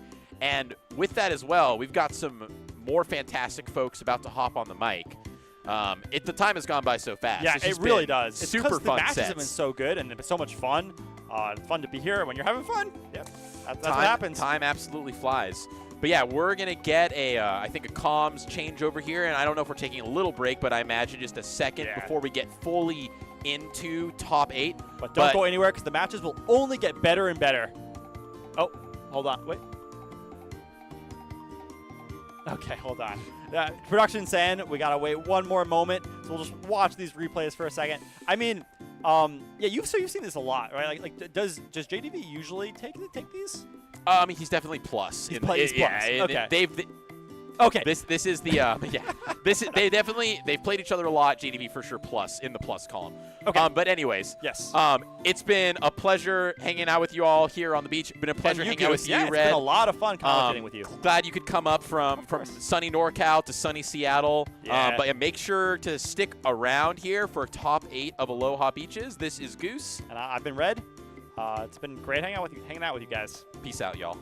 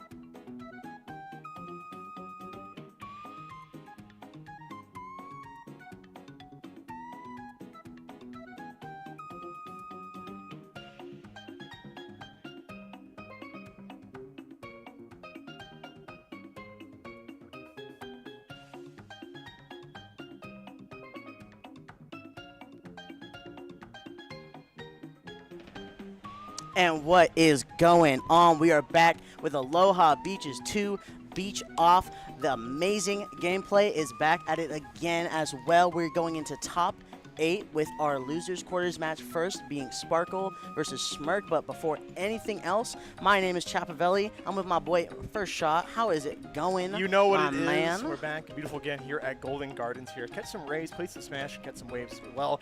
And it's been such a beautiful day. I got to play some volleyball earlier in the day. Went 3 and 2. Oh yeah, how'd that go? I 3-2? don't even play that game.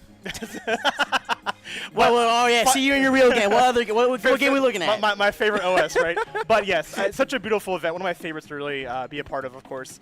And of course, we'll look at this top 8 now. Such a wide variety cast of players and characters abound. Of course, we had Onin come all the way out here playing that. Yeah. Where's that glorious Steve y'all know and love, right?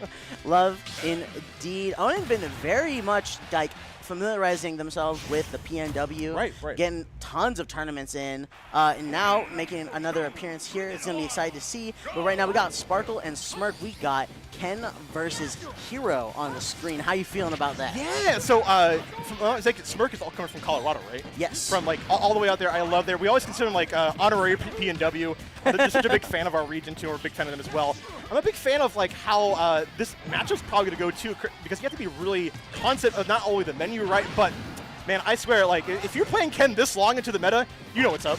You're a believer. Nah, Shoto variety as well, by the way. Smirk has seen to be using the Ryu throughout a little bit of the tournament as Makes well. sense. So again, exciting just to see Shoto gameplay after so long. But hey, you gotta win those tests right there. You definitely When you're do. trying to hit those up Bs. Now, one thing that Ken does offer versus Ryu, of course, is like the short little extra burst of speed to play the CQC game like we're seeing right now, and your shield's gonna be broken. That's exactly what Ken is good at.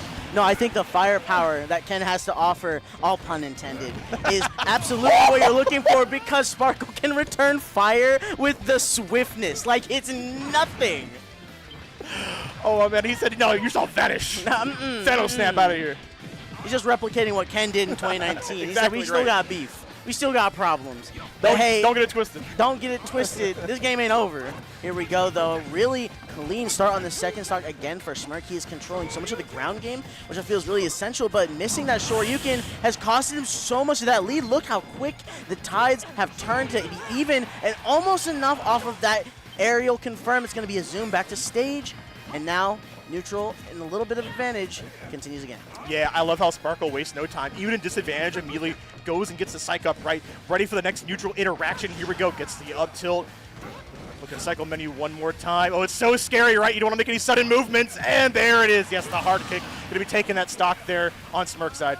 No, Smirk is absolutely taking every opportunity, right? Just the second it shows up, because all you need is a jab. As Ken, you just need that one little moment to just pop Hero like a balloon. And again, I think that is very much a reason for picking him in this matchup. You need that volatility to match, because again, a little bit of a little scary, almost a replication of that first stock.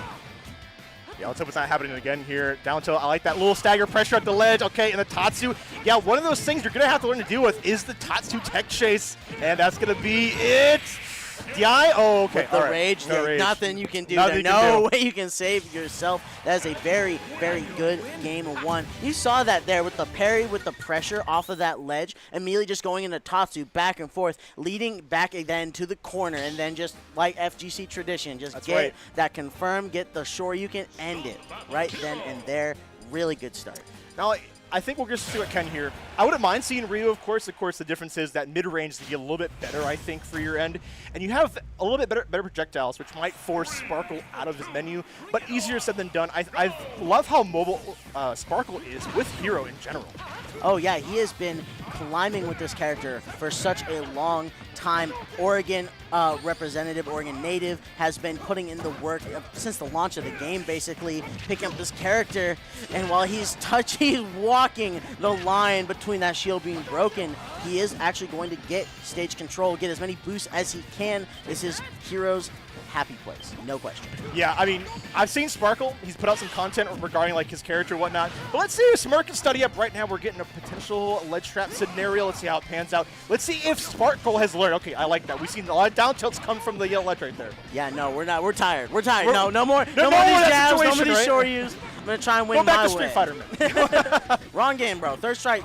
way long ago. There we go with the back air to cover that option again. Now the retaliation seems to be the answer. I'm curious to see what Smirk adjusts specifically moving forward. Hey, the psycho, hey, and toss him out of here, right? You're so scared of any kind of shenanigans going on that you shield right into an up throw kill. Great stuff from Sparkle, looking good already. Got a great stock lead, see how long we can keep it. Yeah, no, run up, grab my beloved. No, Yeah. no ifs, ands, or buts. We love easy kills in this house. There we go, using the Accelerado to use that beautiful air momentum just to get right past Ken and now control the center stage, control the Pokeball, just move and dance around as much as your heart desires. Sleep catches him. Son. That's lacking. You can't be lacking. You're so gonna close. live, but lesson learned. Oh, barely getting away from that hero with the urge to kill. Now, dancing around with each other's shield. It's going to be another run-up grab to get... Oh, the footstool! Not enough. A down smash just to cover the timing. Such a very precarious situation. Oh, I'm very scared of that twag. Okay, but we clean it right up there. Smirk looking stoic right here. My man said we ain't smiling about nothing. We're getting right down to business. Bro, you're playing Shotos and Ultimate. You got me locked in 24/7 because Gotta hold that though. you just explode like it's nothing sometimes. I think that's one thing to talk about Hero is that you have like the RNG, but you also have consistency, right? And of course, the neutral B and side B. And honestly, I think consistency is a little more scary. Oh, yeah. Speaking of, there we go, the punish.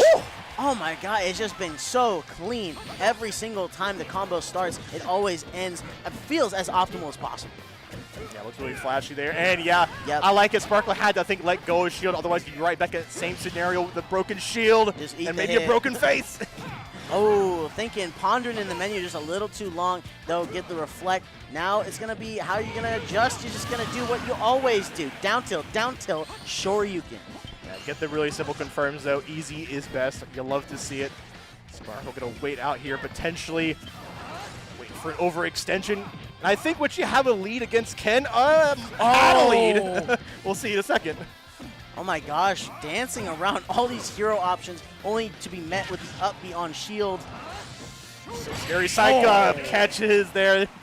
The extension on the Shoryuken, such a big hurt box. Great stuff. Honestly, a very close match, very competitive. Which you love to see going in the top 8 or close to it, right? But can we talk about here like Sparkle's timing on that? Right. Like literally to catch it. Of course, Dare does have some extra frames. You know, it's gonna be there for a little bit, but still catching it as quick and on pace with the Shoryuken. That is experience. That is lab time. That is what makes Sparkle so good. He has dedicated so much to knowing what hero can do in almost every situation. He is very much the example of hard work finally paying off. Yeah, definitely a student of the game here. And of course, going to a change of scenery, now going to Hollow Bash.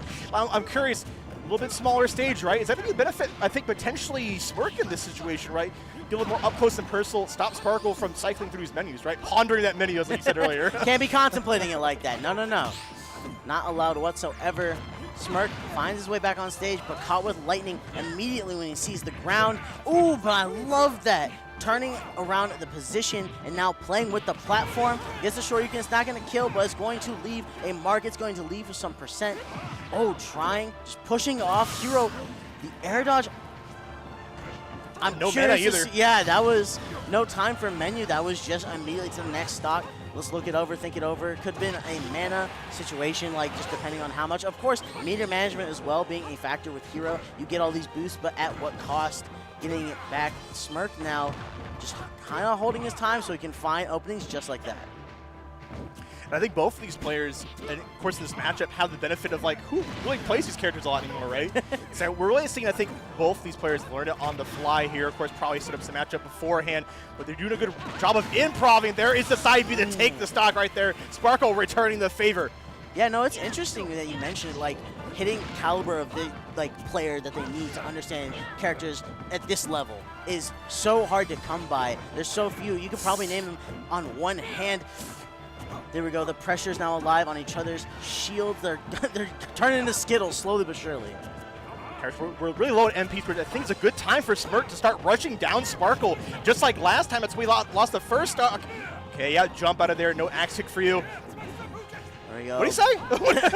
Tatsumaki Senpuku just extremely fast. Like 1.25 speed.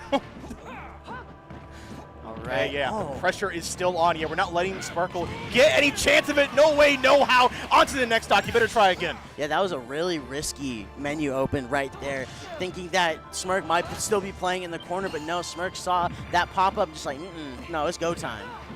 It might be go time again. Oh, I thought to go for the double dip. Oh, trying to get the spike there. No, it's going to be a freeze. It's going to be a forwarder, not going to do anything. Still in the iceberg. That's a really, really good option, though. It's now puts the opponent on the stage. You know what? You're never down and out against Hero. Either you were 84% lead here in percentile, but can you find the kill before RNG becomes a factor, or you might get this edge guard?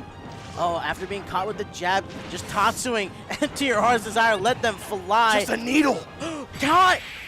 Caught the roll. It's not enough. Good, great DI. I almost expected a short you even.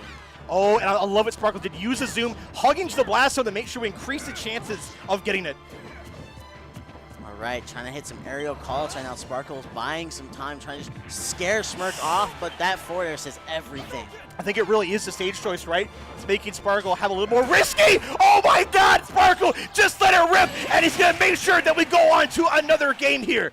And we see Smirk saying, all right, yeah, roll it back, roll it back. What else can you do? What else can you do? Say Levine. That was the call out of a lifetime. Knowing the boost was available, knowing that Smirk is going to try and play around shield, just try and dash around, get that one frame option. No, just hold that and die.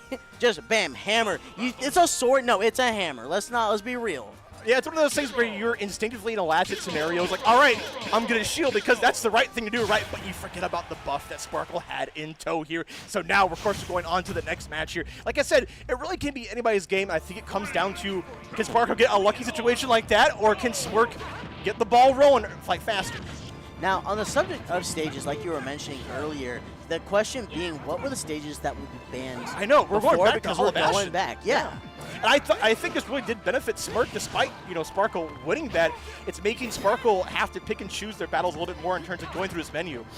Yeah, no, you're seeing right there, playing on the farther ends of the platform, forcing kind of like two positions for Smirk to have to play in. Now just trying to get away, get the sleep, and the up smash. Don't sleep, stay woke! Sparkle's out here taking the lead! Gosh, there we go. On an up B, opening another option right there for Sparkle. He's capitalizing just like Smirk was in the first game right now. Oh, almost called out the air dodge though. Smirk is so far from done here. Hey, I'm liking the interception I'm seeing so far. Smirk is making sure to just RTS this all day long. All right, a little focus in the corner. Just kind of think about some things. Immediately resetting his air just so he can get that down tilt up. Excellent stuff. Now we're back on the board for the Shoto side. Yeah, Chris, we got that boost one more time. Hopefully Smirk has learned their lesson from last time. Great shield Lesson on the learned right there. Yeah, hold right? the shield. I beg of thee, hold the shield. Okay, hit the fireball. Immediately checking the vertical, though Sparkle will let him back onto the stage. You know what? Sometimes you just gotta let it swing. Yeah, you gotta let him know, right? He said, don't you forget. Don't you forget. This thing's I locked and invented loaded. anti-airs. I was there. Oh, and I like that the DI mix-up going for the back air this time. We haven't seen that all said, but Sparkle is not going to make it back. Smirk has a commanding lead, 109. How long can he hold on to it for? Oh, and I like it. This time we're kind of faking out, just using it as kind of a mind game. No reaction. Kaboom. That thing is lethal. That thing is it never feels lethal. And then you just see yourself delete. Literally 2 frames from the explosion to the blast zone. Oh, God, hold it like you mean it. There we go. Smirk taking a commanding lead right now. How long can you hold on to it? There we go. Oh, okay, let it go. All right, I got scared. We're adapting. We're adapting. All right, yeah, another jump out. Okay, recognition. That axe kick will no longer hit that shield. Now let's see if Smirk might be able to actually find a way to let it land. And we've been here before, right? Oh, yes, we have. I know. Hopefully no deja vu coming in soon. Let's see if Smirk can close it out this time. The focus was so close to being level 3. It was almost done deal for Sparkle for the game 5. Yeah. The let go. Oh my, the angle. I think it's so important to use that setup in that corner too, because if you miss the opportunity, you're still going to get hit and die. You take the hit or you take the shield break, right? Pick the poison. Maybe even a test for like the parry, maybe, but as you can see right there, you got hit. Sparkle got hit. You got to rotate your options a little bit more, right? Speaking of which, roll out a ledge. True, you could roll. You could do a couple of things, right? Yeah, I think parry definitely is an option, but it's easier said than done, especially in the heat of the moment here. But let's see what we're going on here. I think we're taking a little bit of time at the character selection. I always say, you know, if you can ice your opponent, do that because it's so good to reset the mental if you can. Take your time, of Right. course. I know it's hot out here, JDV but versus we need to JoJo cool off a We little need bit. You know what I'm it'll saying? be a 50-minute set, not a 40-minute Right, set. right. All right, come on. 10-minute break. I need lunchtime. You know, give me some space. But now, the stage swap. We're going to Battlefield instead. Yeah, early buff coming out from Sparkle as well. And I love the roll in here, making these callouts on the menu. Smirk, yeah, chasing down here. We've seen these early commitments here from Smirk that lead to some really good damage, despite Sparkle having the lead. Sparkle having a lead, I feel like he has had so little control on this neutral, like you're mentioning right now. Even when he's swatting Ken out of the sky, like I just mentioned. With the kaboom, though, there we go. He gets the hits where it matters. You're talking about getting swat out of the sky. Well, a kaboom will do you some favors. Explode. Just. Magical death blast, bam. All Nice right. call to jump. I'm like what I'm seeing from Smirk so far. Okay, Sparkle returns. I like it. Go to center stage. I immediately get the accelerate. Now it's a lot harder to control this this little wizard, right? Now this hero is flying. You see right there the anti-air game from. Oh! You saw him scheming. Yeah. We all know we've seen enough Sparkle and know what's going to happen right there. You just gotta hit that frame one teabag, you know, top of the map. Just gotta hit it. Just to let them know I'm always there. I'm ready. I'm prepared. I got Accelerado. I can do basically anything. Yeah, we're seeing them hover around there. Yeah, and pull's an option that you really can't react to in that situation. We are 2-2, of course. Smirk, you got something. As soon as I say it, ask and I shall receive. There we go. Finally drawing some stocks on Sparkle right now. Now it's going to be his job to not take too much damage. You know, focus, wonderful thing. Helps you get back to stage sometimes, but you still eat a lot. That's 80% in just a couple moves. 88. The shield looking dangerously low. said it. Jump over the sleep. Okay, there we go. Now it's time to cook. Get that 54%. Trying the air call is not going to land. Sparkle now with the menu. The kaboom goes over, but he doesn't close out a stock or pressure sequence. Yeah, we see fine Sparkle in these precarious situations where they're willing to take the hit on the Axe. Hopefully to come back to bottom once more. 99 there still on Smirk. Oh, great call out with the spot There dodge. we Now go. taking the stock here. Can magic happen? Can the stars align, Chapavelli? I think it might. We're seeing a couple of them form right now. He's got the movement. He's got the platform control. He can finally dance around a lot of these projectiles, and he's nearing the beautiful, beautiful rage percentage that we need to make someone pop like a balloon very fast, very early. All right, 104. We finally entered territory. That's scary now. We got Psych up on the board here, so you can't even shield, I feel, now into this situation. Yeah, even the footstools there. That was 2 footstools on this stock alone. 31%. I don't hate this. I mean, No, you, this is you, the- ha- this you, is have, the you have to answer. play it. You have Yeah. to play to win this. You have to camp out your opponent, although at the same time, you're letting Sparkle get some MP back. Yeah, but now Holding Eye is still recharging so slowly. The swings are not resulting in too much. Oh my gosh, what that Tatsu went right through him. Don't blink, guys, because you might just miss it. Okay, over the Kamikaze. You're definitely not going to pick that. All right, we got the Psych Up, though immediately pops on the focus. That's 138%.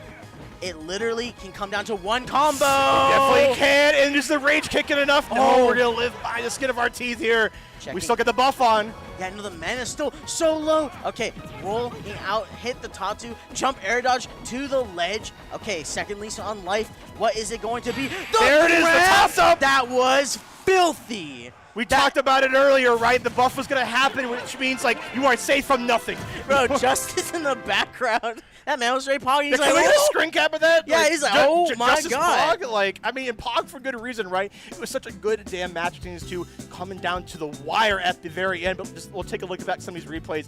Yeah, just the consistency, getting these Shoryu kills, and Sparkle going for 2 of these up throw that just amounted to some great victory.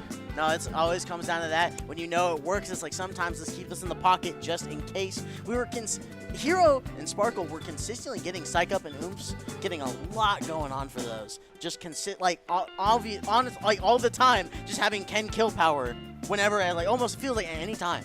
And I think it makes a lot of sense with some of these kills that happen between the shield break that happened from Sparkle's in with the forward smash, and getting the grab at the last stock is that there was such conditioning from those backers, right? We saw the shields starting to get whittled down a little bit more and more. So I think Sparkle planted the seeds for his victory, as we see right there. No, it's excellent work from Oregon top Working player. out here. Yep, Sparkle. Gotta rip it. I'm totally cool about it. No, don't worry about me. I've been about it. No, no. Oregon's PNW too. Yeah. Yeah, you know what? Aloha Beaches Only when you're winning, 2 though. is about the unification of the PNW. I'm all about that unification. Until Sparkle starts winning, then it's always been about our success. No one else's. Don't ask the fact that we're not even in Oregon right now. Awesome event, by the way. Yeah, definitely on our turf for sure here. Of course, we're moving on through the bracket here at Aloha Beaches to the beach off. The beach off. Now we're going to be moving over to the winner's side. It is Onin versus Miaxi. Miaxi kind of going through a variety of characters throughout the tournament. We've seen varying levels of success, but success all the same, kind of across all of them. Yeah, tell me more a little about what characters have been cycling through here. Miaxi, the one that I saw first was ZSS. Okay. And I was told about some speculative other ones, but ZSS was the one I saw primarily, and it is a very, very good ZSS. No question. And of course, Onin's Onin, no introduction. Right. Steve, just, top tier Steve. No question, top 5. Come to give us the matchup, honestly, because the matchup? we don't have too many Steves out here, and I think, especially this caliber, right? So I think it's a good lesson for... Hey, put respect on Samuel's name. Hey, Oh, respect. Before you even respect, continue. respect. All right, and with Miaxi getting the approval from the production team, looks like we are going to be getting into this match with haste. Of course, the zombies locked in. I'm excited to see what Miaxi's answer to Steve is. I think ZSS would be a great pick here. You need a way to disengage and engage. What better character? Or, I did hear about this Lucario, right? Now, can the Lucario work like magic? I'm curious to see if Aura Aerials, when they get full, excuse me, and if they'll do magic against this whole scenario, right, where they're throwing up blocks. Yeah, no, this, aside from a couple Armadillo sets I've kind of seen just in rotation on my YouTube, I am not all that familiar with how these two characters are going to interact. So, I mean... You know what? That's not an entirely unfair statement. No, yeah. I mean, this matchup is pretty niche, right? But, of course, we're all learning here on the fly here. And my thought process is that, when Lucario gets Rage, I'm curious to see how aerials are going to interact with blocks, right? And also the B, because that's definitely going to be a factor. But you also have... You're going to have to spend time getting that Aura Sphere up, but the more time you do that, you give time for Onin to set up. Yeah, no, when you have a material system like that, unless they whiff, it's going to be a little bit of an uphill battle. The tiers exist for a reason, right? Yeah, definitely. Max is doing a pretty good job so far. Keeping it in this race, keeping it pretty even on percentile here. Yeah, the back air being a really good factor here to make sure we take out just that pillar of blocks. Onin going to go right into the middle of the stage here. Set up one more time here. Being a little aggressive on it. Early up smash, a little unconventional from Onin. Yeah, no, I'm seeing a lot of it be kind of like platform coverage, or at least playing within near there, thinking about the way Miaxi's going to move around, but Miaxi just has complete control of the skies. All right, girls, you get some. I want to see some Lucario play. People have counted this character out for a long time. That parry. Talk about that parry. Talk about that. That is called matchup awareness. This Lucario is not going in blind whatsoever. All right. Testing the steel blocks, the back air, of course. That you saw that angle. That thing intense Deadly. to kill at all times. There we go. First diamond is on the field. It's going to be a question of whether or not they're going to, second if I'm not mistaken. It's going to be a question of if they're going to pop it or save it.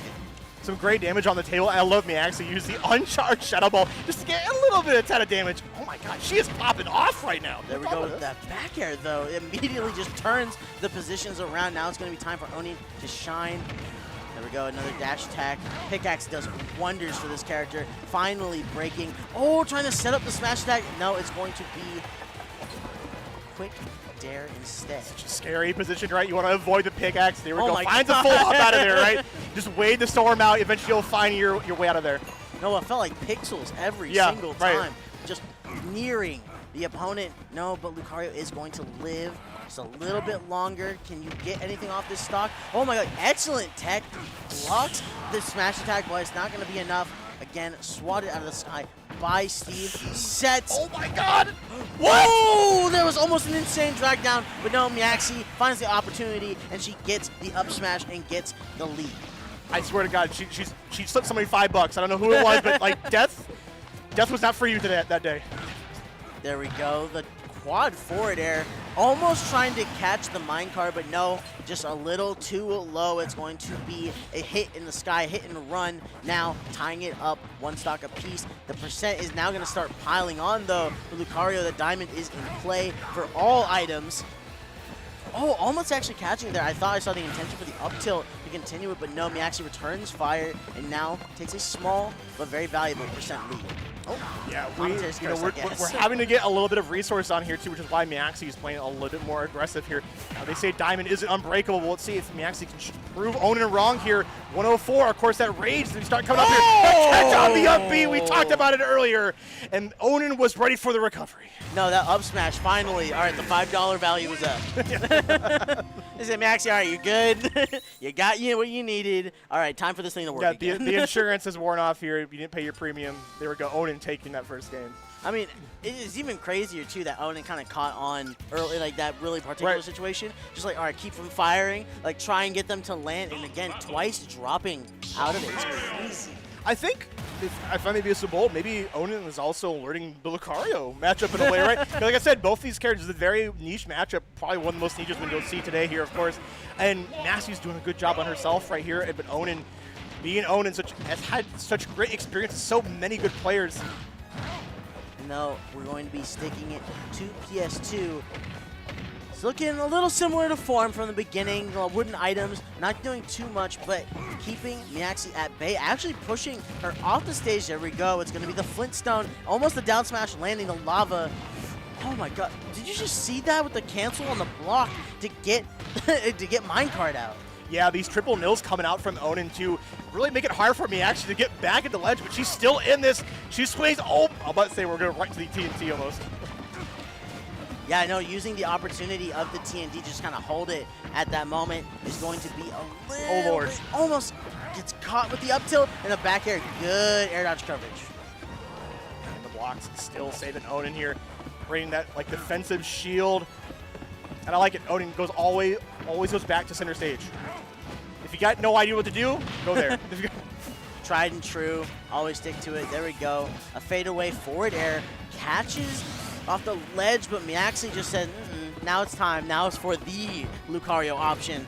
Getting the throw to kill. The air dodge past the up smash. All right, another $5. Why not? You know what? I'm going to give Miaxi some flowers here. Right?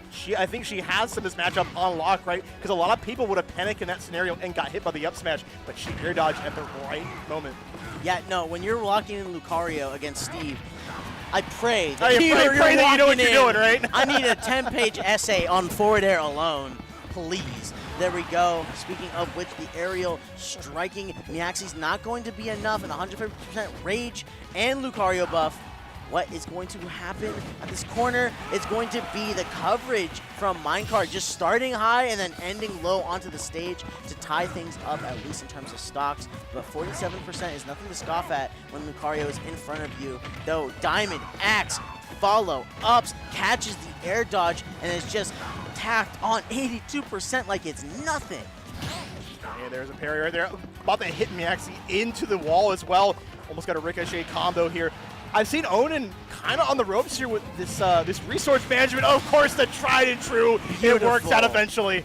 Beautiful. I always love to see that combo. I never get bored of it, right? Never. It's hard. I mean, like Smash 4, right? Right. We've been about that. We've been about those confirms.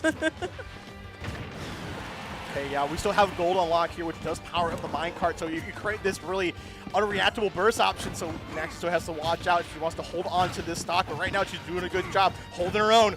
Wow, good actually the tech on the platform right there to get the escape option necessary. There we go. Oh, it whiffs yet again. That's going to be 64% on Steve. That's kills. That's kill zone. Right. Doesn't even matter if the stock's up. Lucario is in their bag. There we go. The forward throw. My mistake. I actually thought it was going to close right there. Unawareness on my part. No, that's okay. I mean, like, we're still got a chance for it to happen again here, potentially.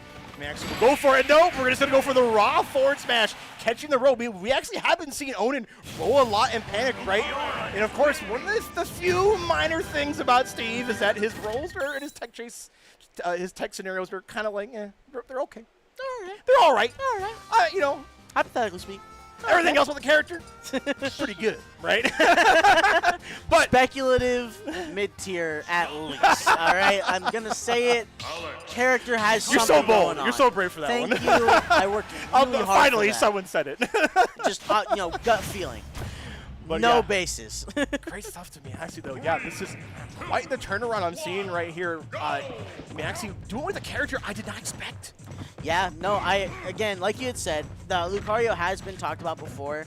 I was questioning a little bit about seeing the character come up today in this top 8, but you're seeing why it is firing away. Interesting to see Battlefield 2 as Onin's option. I think it makes a lot of sense. We were seeing a lot of axe just extensions, including blocks to keep them going. So just having that top platform saves a little resource and just keeps the combo going further and further and further. Makes a lot of sense. Right, yeah. A lot of big strengths, of course, with these platform stages like this is that you can see some special TNT setups, which might come to fruition if you get that scenario right. Speaking of which, there's a TNT, the unseeable mix-up. I just saw 3 big hitboxes. You saw that Skittle shield too? I know, right? That was the roll of desperation, and Onin was fully aware of it and just made sure Miaxi popped like a balloon there. Yeah, great start from Onin, of course, here. They might just keep on carrying away. Onin, I think, is firing on all cylinders now. Really warmed up. Yeah, gold items are diabolical, by the way, in this kind of lead, because now you've just tacked on so much and you're just keeping the corner pressure alive. That was just a straight dive in. That was like a Tetris. That was a line piece. You talked about the gold weapons, right? There's one thing that gold does give you is faster frame data. And if Miaxi is willing to box a lot in these CQC situations, faster frame data might help you out here. The up smash, get some good damage coverage.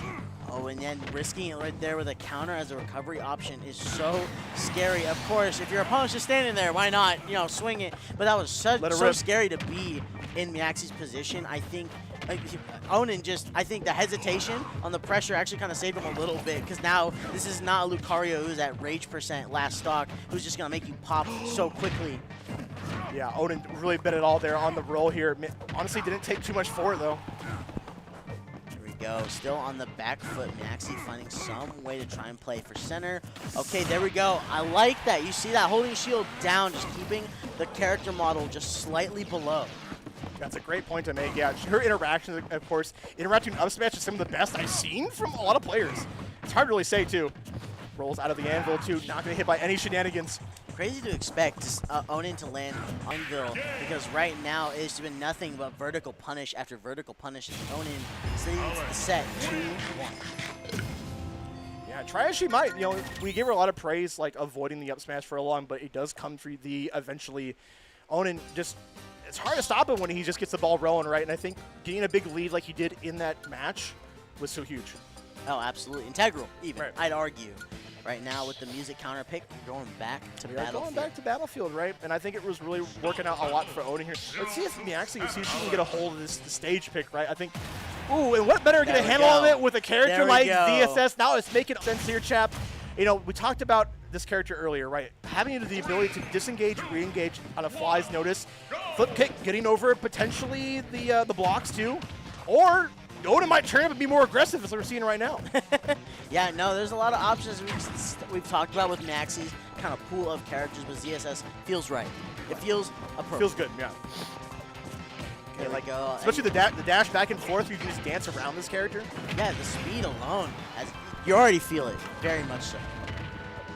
There we go, Onin still controlling the ground game, using blocks as an extension. It's going to take a little bit for Miaxi to find a way back in, overextending a little bit to try and get center, but immediately loses it because Onin is just keeping so much pressure alive. Yeah, I think the big equalizer here is that Onin gets a whiff of when an overextension might come with these juggles and goes for these anvils. And honestly, they just reverse it in your face. Oh, about to say, it might get blown up in your face too. A little bit of Acme style, a little bit of Looney Tunes coming out to you. Giant hitbox, not extended, but adding on the down smash there while having the block disappear to then immediately have another option. Nefarious. There's no other way around it. You said it, honestly. And again, taking another stock with up smash, it feels corrected now. now is consistent and is very, very powerful, and it's forcing Miaxi to use a lot of those options like you're seeing. The charge B shield is not going to kill it just yet as Miaxi finds an excellent vertical combo and uses side B to finally take that first stock from Onin. I'm about to say, yeah, I thought Miaxi was at the fish pretty hard for that kill, but she cleaned up just at the nick of time. Go forward aerial just to kind of get out of the pressure. Resorting to have to go back to ledge. I'm seeing that a lot when it comes to playing against Steve. It's like sometimes we're going to back up. We're going to back up. We're going to reevaluate things just a little bit. And I think that's honestly a thing that a lot of, you know, maybe like mid-skill players can learn. It's just like, when in doubt, just go to ledge, right? You know, what's the worst that can happen? Ledge, You get to play the ledge game, right? Like, a lot of players want to jump back on stage. They want to get right back into it. They want to, like, not eat their vegetables, right? Go to ledge and play that part of the game. Speaking of that part of the game, you see the the wall behind Onin just to kind of cover any damage, any harm that could potentially go their way. Hold it like So you need the it. up Good smash God, Onin. was charged, trying to anticipate an air dodge, but Miaxi stays vigilant and doesn't let that detract her from trying to get this lead again. There we go. Wait the up smash, get you their own up smash, but it's not going to be enough. Okay, now you play a little bit of cat and mouse against this character here. Fourth row offstage. What's the setup? Yes, it's going to be 2 blocks to block the up B here. I guess that is the difference, right? You don't have the extreme speed, thanks to Lucario, to kind of navigate around that scenario. Okay, There up we B. go. Ooh, Not yeah, enough. the blast zones, they give us some time. Oh, actually, take it away. re-entered the minecart. Take a while on the route side. All right, we're setting up some steel blocks, and we are mining away just as Minecraft intended. Just as Sakura intended. There we go. Scoop up with the up smash and just try and get as many up airs as you can. Oh, excellent tech. But Onin just kind of stayed on the ground, just awareness that there's going to be something to happen after that spike. Let's see if Miaxi cannot take any more big hits here because it could be her last. She's able to zone break. That's huge. A big nair off stage here. Catches the jump as well. Gonna go out there. Yes, you have to go out there. Oh my God! goodness. The armor breaking right through the It was up B. the right call. And she got punished for it. Onin wins 3-1 after pushing Miaxi to the other side of the stage and got the down smash pressure to win. You know what? Yeah. I love this game. Oh my goodness, but you saw in the It's first the game we play, right? But you did see it right there, right? You know, instinctively it's like, all right, I need to go chase off, I need to finish off the stock, right? But you still have to keep in mind those resources. And of course, the golden minecart, ever present, ever looming, and it does see all the game. Ever fearing, you know. Right. Terrifying weapon, piece de resistance, but it's okay. You walk away 3-1, very accomplished after overcoming the Lucario. Oh my god, the name just disappeared. You know what? I want to say Armadillo like several times. Oh, but you do, yeah. Yeah, Armadillo, the player. The player plays Lucario, okay? But hey, after overcoming that hurdle and then going up against the ZSS, maybe not, you know, as usual, but the adjustments were just perfect, and then closing it out like that, and then it's such a goofy way on top of everything stated prior. That's why we love this game. Onin, moving on to winners finals, waiting on JDV and Mbozet. I'm not even going to try and say that. 6 Isthmus? Yeah, 6 Isthmus or whatever. I'm not Six sure Isthmus? what they're going for, honestly, but yeah, Mboz. I'm uninformed, I'll admit. Duck Hunt I'm extraordinaire. unaware. There's Me layers too. to this. I looked at the bracket beforehand and I was just like, who? It's like the tip of the iceberg. Yeah, I actually had that as well. When I was looking, I was like, oh my gosh, this person is like a god run. Because everyone in like the crowds were like talking about these different people that had like great performances. Oats, Zeb, all these people. And then I just saw Isthmus. I was like, I feel like that's the intention, who am I? right? Yeah, like, this is crazy. Oh, no, it's Mbozet. We had a Mbozet. little like boomer lore time back in like Smash 4 days.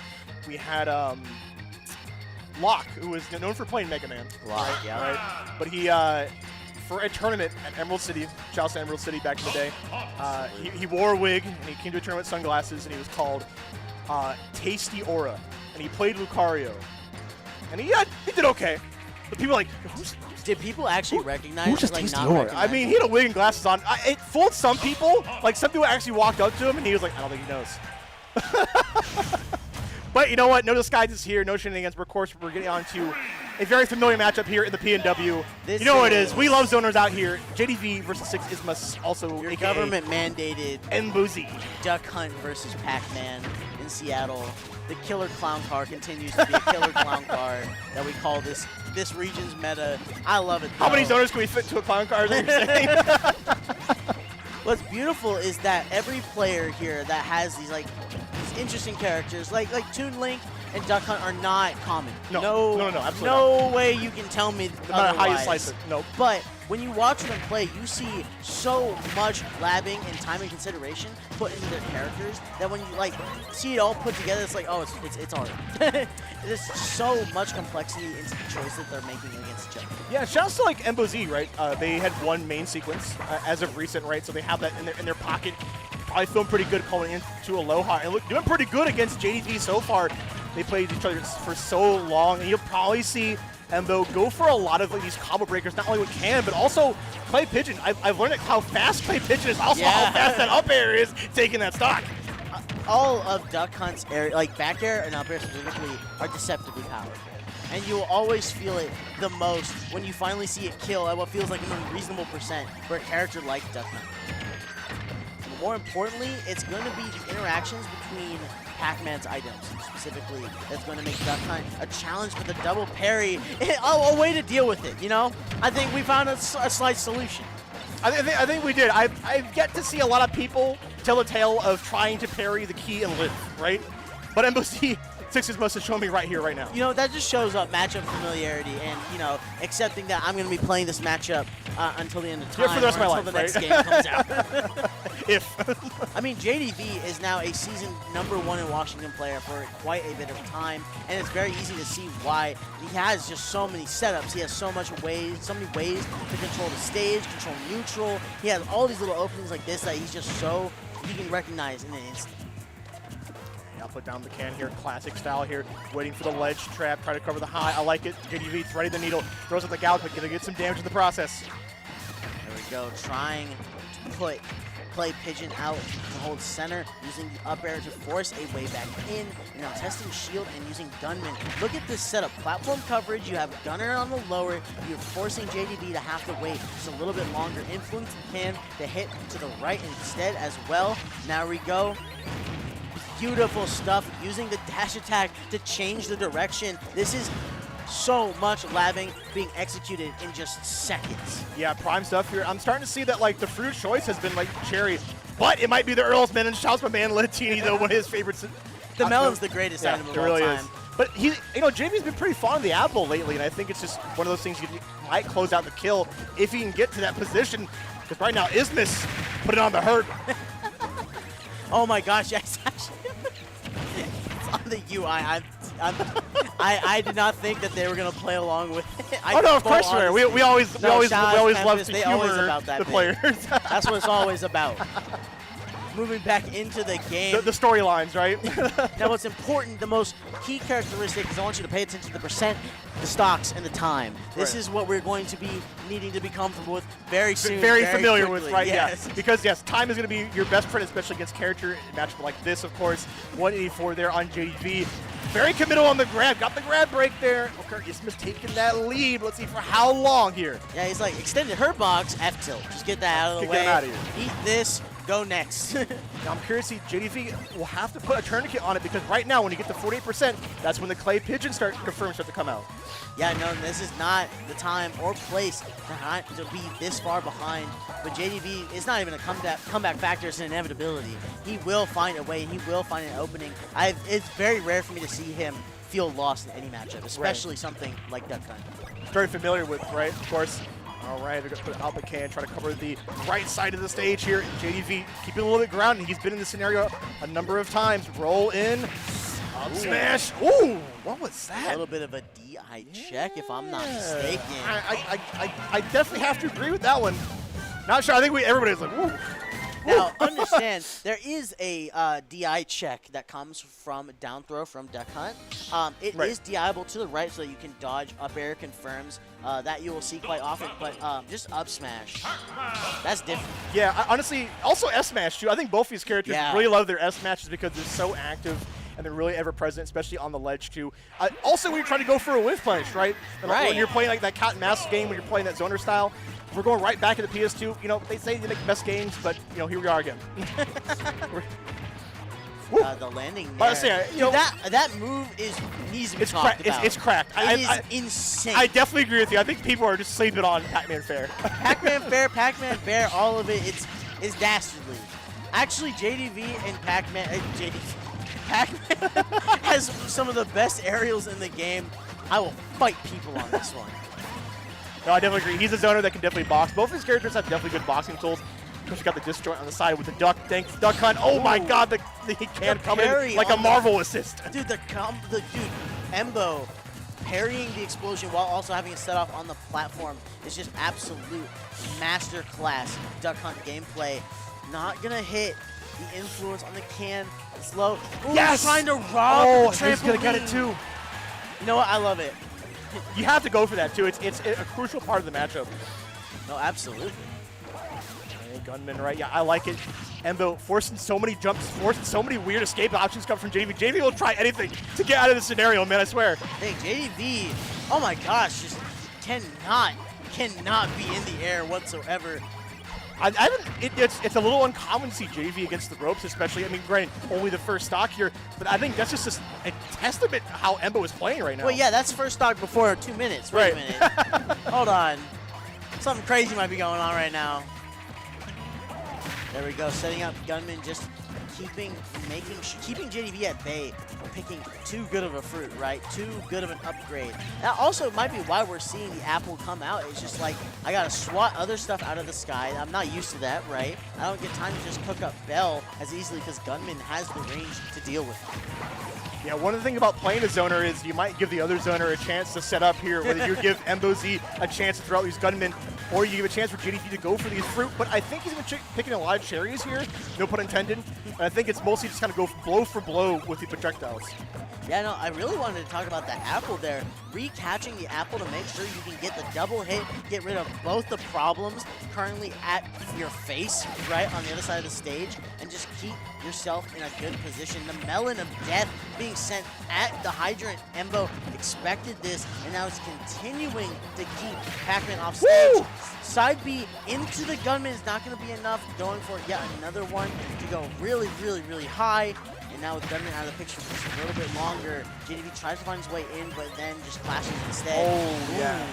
Still have to watch out there. JDV now put back the last stock. Embo Z has somehow hold on to all three stocks here. 195 here. I don't want to give any commentator's curse here, but it is uncanny, to say the least. Yeah, no, God. This is... Come on! Despite come on! Despite you manifesting a back air, I was praying actual, like, to somebody. Like, I saw the ritual circle and everything. Like, it's insane that is still not enough for JDV right now because he has eaten so many cans of beans.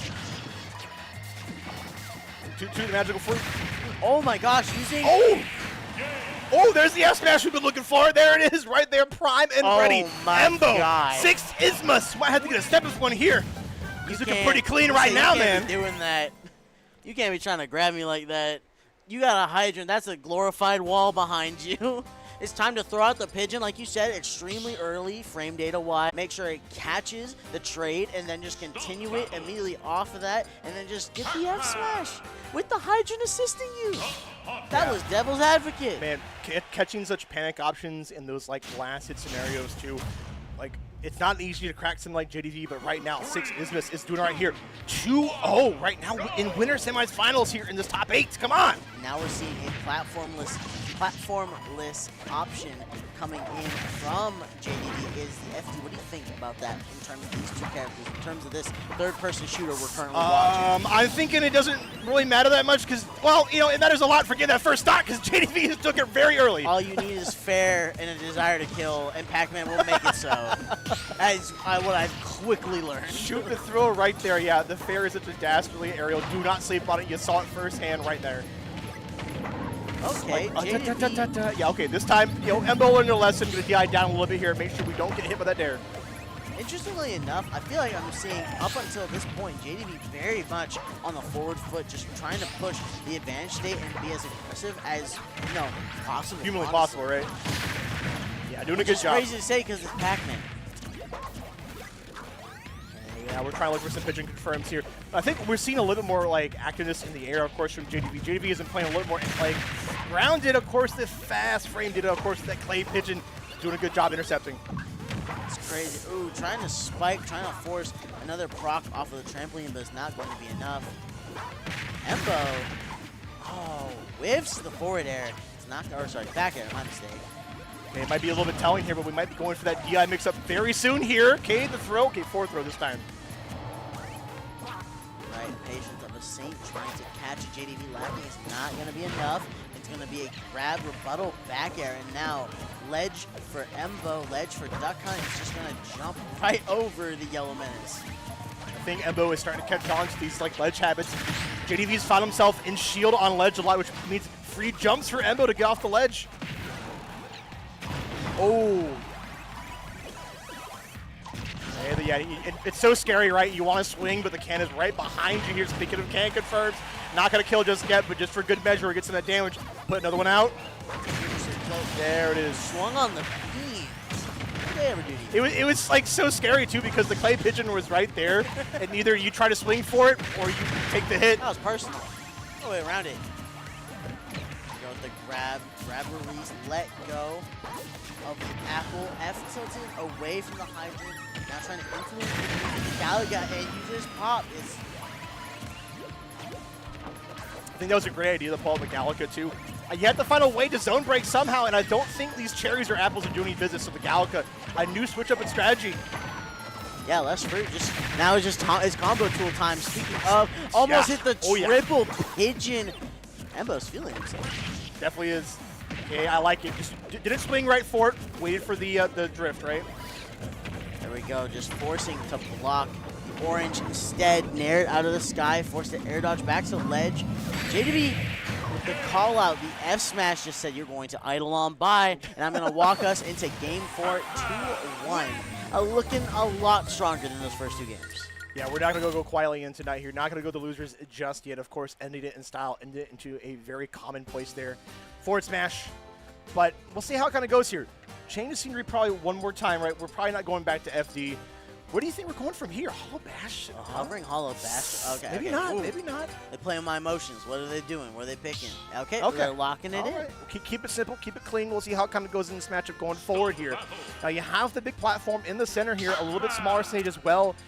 You're able to kind of cover yourself when the hydrant's coming down from below. Also, you got to keep in mind, can of beans too. So you have to play around a little bit differently in the stage. Maybe you'll come out to benefit one way or another. Right. Now moving into it, Hollow Bash. And what do you feel in terms of these characters choosing this option specifically? Who do you think someone benefits more? Do you think it's going to kind of be equal footing? Of course, that platform in the center is going to mean a lot, but what does it need to do? I think, honestly, it might benefit Embo a little bit more here, too, if he's able to keep center, which is easier said than done right now. When JDV has you on the ropes, it's going to protect you from a lot more hydrants coming down. Okay, doing a good job so far here. Yeah, pretty evenish percentile. Yeah, no, they're keeping it very close, very true to form.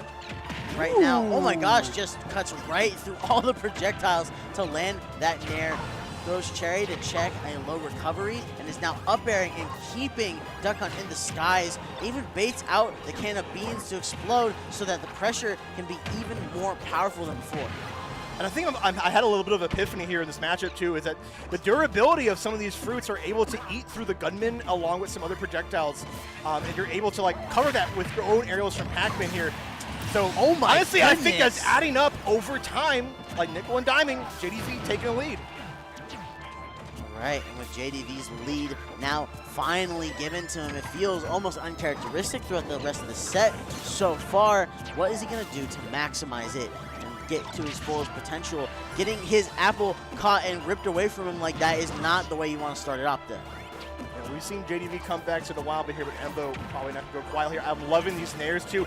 Eating right through the hydrant, going to be going down into the blast zone. Okay, we're eating up the stocks here, 0-0 apiece. Yeah, he got checked So hard there. That was a stage spike.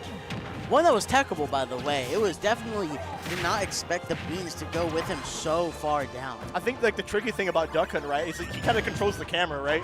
You never know where it's kind of going to go. Yeah, you have to be really it's kind of conscious of that. It's a ill discussed thing. Not enough people You are think you're talking fighting about 2 people? No, you're fighting 3 people. There's the cameraman too, right? it. Oh my gosh, yeah, that is in canon. It's just the player. Yeah, right. The zapper. Yeah, right? the zapper. There we go. Orange immediately thrown back at Pac-Man, back at JDV. Find an opening. Beans are still being influenced right there. Gunman being down for so long. You know, sometimes as a Duck Hunt player, you can only be like, come on, man. Come on, rotate, please. Yeah, you definitely got to rotate your options, especially when you got JDV on the ropes right here, giving her a chance to get the Gallica. Now, the Gallica has been a very important part in making sure that we can turn this whole thing right around. Oh my God, if it was any sooner. Milliseconds. There we go. Not going to get the kill, but going to do a lot of work right there. Can't influence towards Pac-Man. Going to pop off, and there we go. Bunch of vertical, getting as close to tension as possible. And there we go. Another gunman with the delayed punish is now keeping Pac-Man, keeping JDV as vertical as possible. Oh, frame 1 can though. Will pop, no question. Once it hits that shield, pops so fast. Yeah, you gotta be really careful, especially in these scenarios, right, where you're kind of inching close to losing your stock. You don't want to take more damage than you have to. Idling by, set up another can, make sure you hit your gunman for good measure. I'll say, I wasn't sure if he had orange or not. He was able to get a micro charge. But watch out for the can. That almost looked like he fell in between the hitbox and Pac-Man for just a split second. But there you go. Once the hydrant has finally been won over, it will lead to a Pac-Man's death, tale as old as time. Let's see if Embo will let JDV fall on their sword here. If you're able to keep a lead here, you're able to tack on some more damage as much as you can before losing your stock. If you lose your stock, 38% there on JDV, yeah, 57. It sounds like a crazy hypothetical. I know, right? And if any. All right, just waiting, just taking sweet time on that platform to find a way back in. There we go, just kind of throwing out the nair just to check to see how it's feeling. When you gotta stock up, why not, you know? Hey, we're hugging right there in the middle of the stage, underneath the platform. Orange coming out, JDV trying to find a way through, push Embo Z closer to the ledge, able to get right back out of there. It's looking so dire. Ooh, there we go, a back air though, finally getting the retaliation that JDV's been looking for when it comes to that vertical fight, that vertical air combat. Key interaction. Yeah, it's so hard for JDV to find any kind of semblance of sharking here against Embo. But it's not wow, I'm surprised. 176% on Duck Hunt is crazy. that is crazy. Yeah, oh my God. Almost landed. It's a base. Happy accidents. We'll see it here first. Let's see if JDV can find a way to stop the bleeding somehow. Got anything left in the tank? Gonna pull out the pocket right here, right now. No, just gonna be smacked out of the air by a dog doing cartwheels. There we go, parry, F-tilt. Just get off me tool as fast as possible. Set under the can, use the gunman, force the jumps. It's looking like a Embo Z setup if I've ever seen one. Yeah, the patience is really benefiting Embo right now here. JDV getting a little bit antsy. Really wants to make this up somehow. Going high this time. Haven't seen that too often. All right, and there we go. Swat out of the sky yet again. Embo, what do you do to close here? JDV, what do you do to come back? It's definitely not going to be like that. We'll see you in losers there. 6 Ismas. Let me get that right here. So we'll be taking it over JDV. Moving on through our top 8 here at Aloha Beaches. That was such a scary time to grab. Like, I get it. I understand. Try to expect the unexpected, right? But Embo has been so on point throughout the whole match here. I don't think you're going to get away with that so easily. Oh, no way in hell are you just going to let that slide. And I think that's just a testament to everything Embo did this entire set, is just going to minimize as many openings as possible. Well, I think that's going to be it for us to say. That is our first top 4 here of top 8. We're going to be switching out here for the final, the grand finale here. Of course, with some fresh faces here. We got, of course, we got some visitors. That's I'm a big fan. beautiful traveling talent. I mean, you're already seeing it in this top 8 now, slowly turning into a top 4 with the top cut of this tournament being a good blend of everything PNW has to love, as well as the people who wish to challenge it. It's just going to be an excellent time. But with that, our time is up. Prashad, thank you so much. You know what it for doing is. The commentary. That's right. with me. Champ, Prashad, doing it big here. Aloha Beaches. We'll see you soon.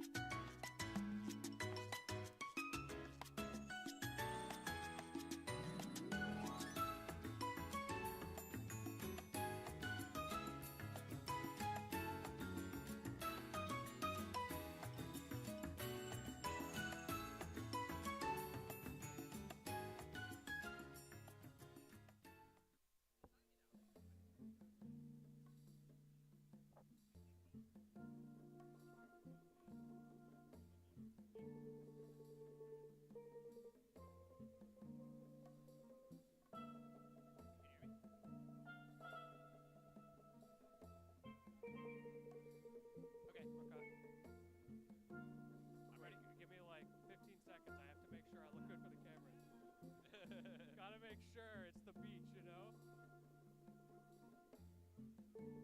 I know, right? He's crazy. It's crazy, right? Okay, wait. Please don't Elden Ring spoilers me. I'm not there yet. No, I know. I just wanted to forewarn. Oh. He's brutal.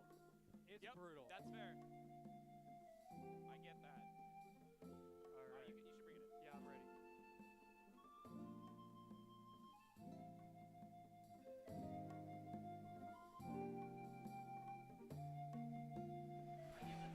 Welcome back, everybody, to Top 4 of Aloha Beaches 2. It's Lentini here with Jet to take you through the rest of this bracket. Hey, you know what it is? We're here on the beach. We're having a great time. It's been hot. It's been heavy, and the matches have been exactly the same, man. They've been sweaty. These players have been working hard. You saw that last set. Oh my God, just grinding to the last moment. It's a tough battle out there for these players, but hey, they made it all the way into top 4. They did. Sweaty is the word for it. I mean, I walked in here a little bit late today, like in the heat of the day, and oh my goodness, the war zone I walked into, the liquefaction of the place was unreal. The gamers were not just sweating in-game, they were sweating IRL. That volleyball bracket, that was great. I love the fact that we had a whole volleyball bracket going on. And we still do. We still do. We're in Grands of volleyball now. Oh yeah, go ahead. Yeah, we are gonna have our losers matches off stream, unfortunately, just due to time constraints. So JDV versus Sparkle and Myaxi versus Dominique are gonna be off stream, but we will be bringing you the losers semifinals match immediately after this winners finals match that's coming right up. Onin versus 6 Isthmus, which is Embo Z. Embo Z, my man loves to change his tags. These players should not be afforded this much power in Start GG. Make the cooldown like 3 months at least. You know, I was at main sequence the other day. Justice's tag changed mid-bracket. Mid-bracket! Mid-bracket. That should be illegal. I was like, who is this guy? But Onin, you know, the tried and true, once he figured it out, he stuck with it. The Steve propaganda here in the PNW. Yeah, this is definitely going to be Onin, you know, as the favorite to win the whole event, especially this match, but they have their work cut out for them on the other side. Embo Z is a player that just really does not care about the tier list, does not care about what character you're playing, because, you know, he's well known for figuring out tricky matchups and making them look pretty good for this Duck Hunt Dog. Yeah, I've said this before, I'll say it again. When you watch this man Embo play, you don't see the weaknesses of the character. It's incredible the way he's able to play around them, most notably with how he uses the can to cover his disadvantage. Yeah, I really like how every time he's in a bad situation, it feels like there's no escape. The can is there to bail him out. It is just his saving grace. But right now, it might need to be a huge amount of saving grace. Look at this. You were off the stage in disadvantage against the best character in the game at that spot. And you just got out for free. And he's going to have to feel out and decide throughout all of that, how does Embo want to approach this matchup? Does he want to approach Steve aggressively and try to prevent him from getting those resources, or does he want to stall it out? Those are kind of your two ways of doing this. The key thing is that you don't get caught in the middle. Yeah, I think the Duck Hunt Dog does not have the best tools for dealing with the walls. He has some things that make it a little bit easier to like threaten Steve over the walls, like you can throw the can over, but like doesn't have a good way of just straight up breaking them. So it's gonna have to be like a battle of attrition, I'm sure. And even when Steve is low on resources, Duck Hunt does not have what it takes to force those resources out quickly, Lenzini. Absolutely. His ability to just shut down, we see right there with that wall, the can's not going to be enough. The can plus the back air is not enough. And no amount of pressure that he's able to put on that wall is going to force Onin to play that 50-50 game. He can just keep mining and then eventually react if he does choose to jump over, which is so high commitment. Yeah, I think I like to talk about on PS2, Steve has multiple phases. You know, Steve is a little bit like an Elden Ring boss here.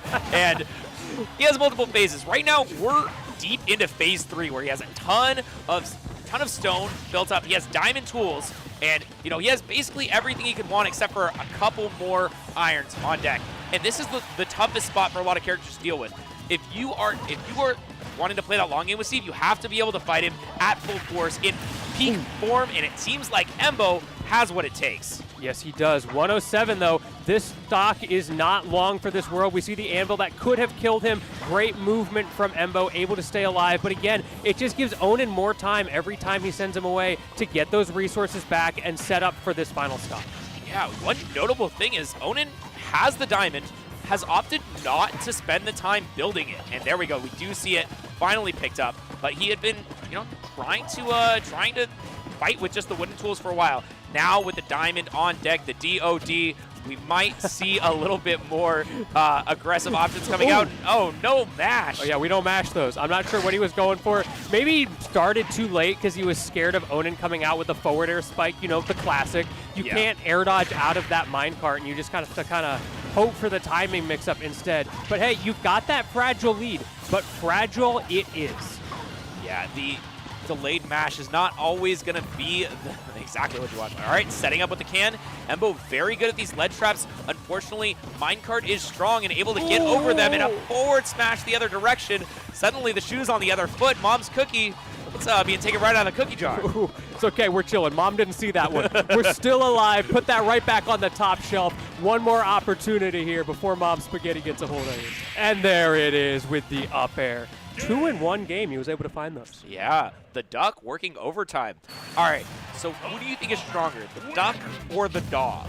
It is the Duck Hunt Dog. Yeah. I think the can, actually, if I'm being honest. None of the rest like of those rock, moves paper, kill. scissors, shotgun, you know? Yeah, the Hogan's Alley got hands out here.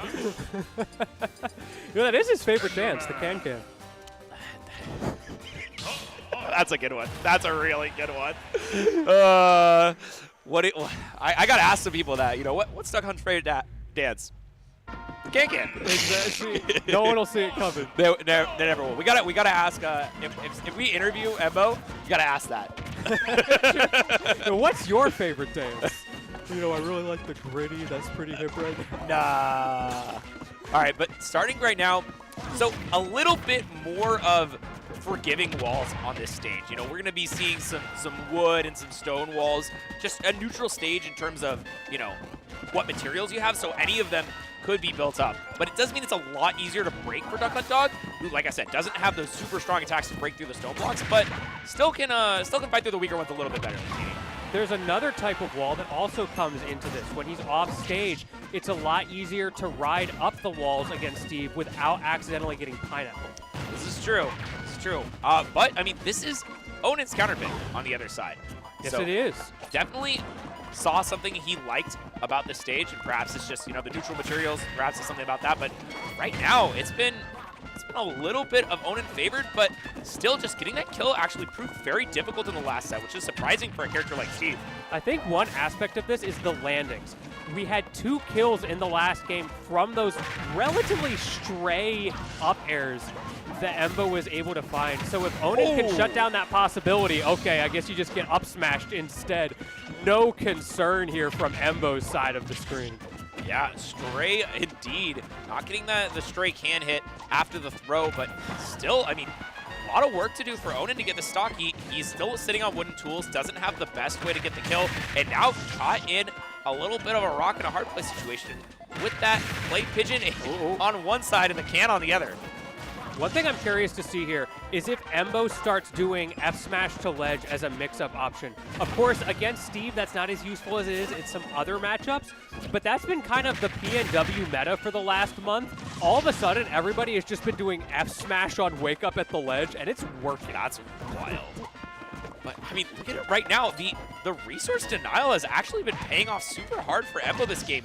Onin's sitting on poverty completely, just barely having, a block to his name right now is trying to figure out his way out of the corner. Onin finally gets a dash attack and some time to build resources, but Latini, this is barely enough to even fight with. And the way he's pressuring with that can under the block as well, because it was just dirt there, and the snipe out of the minecart. And on top of that, putting that can on the top platform. We double parry those though. Onin back with the diamond tools. Yeah, 169%. I mean, this is just showing how difficult it has been for Onin to get the kill. And just, once again, these cans are never missing. They're just always finding their mark. That was so good. He forced the tech roll in, because if he didn't, he was going to get hit by the can. This is what I was talking about. He covers all of the bad parts of this character with that impeccable can placement. Yeah, Can doing a whole lot of work right now, but big potential combo here. Gets 50%, not too bad for a Steve combo, but once again, the projectiles have beaten out Minecart every single time on startup, utilizing both that clay pigeon and the can, as well as blocking the anvil too. It's just doing everything. Yeah, the threat of those clay pigeon combos has been crazy. Okay, maybe threatening a little too much with those double up airs. Onin gets out of there, sets up his opportunity to mine, but even with that, he hasn't been able to find enough because of things like what we just saw. He had to get rid of the can first. Good trade there for Onin, though. And now, last stock. Obviously, Steve is never out of it. But at the same time, Onin, they're gonna need to find something big and much different than the previous stocks, because they've all been, you know, like 160% kills here. Yeah, speaking of 160, Onin about there right now. Duck Hunt Dog has a lot of opportunities. No matter how stale that can of beans is, it is still fresh enough to kill you at this percent. And there it is. No, the GI. It's too stale. Okay. Up air will do it though. Okay, we throw out that can of beans. That one was a little bit much. Yeah, I mean that one was way expired. You know, I've been out for months. That was the 2010 can right there. That one came out when Ultimate did. Not eating those beans. No. Gotta give him the beans, though. My goodness, the way Embo is playing right now. 2-0. 2-0. What's the tier list? Making light work of the best character in the game, one of the best players in the world, Onin here. And this is looking kind of out of pocket right now. Hey. Holy. But yeah, so the next. What's my man doing on the ground? Is he okay? You see that? I missed it. The man was on all fours on the volleyball court. Maybe he's meowing out there. I don't know. All right, go to this next game. We do like the same stage for Onin, but I mean, it seemed like it was relatively reasonable stage-wise. There wasn't anything too crazy about it. Just, you know, he has to figure out how to deal with these projectiles because they seem to be the biggest things that are making his life miserable. Speaking of which, and yeah, I agree with the stage. I feel like Onin was bringing it back. He did shut down a lot more of that anti-air game that Embo had, but at the same time, he still won.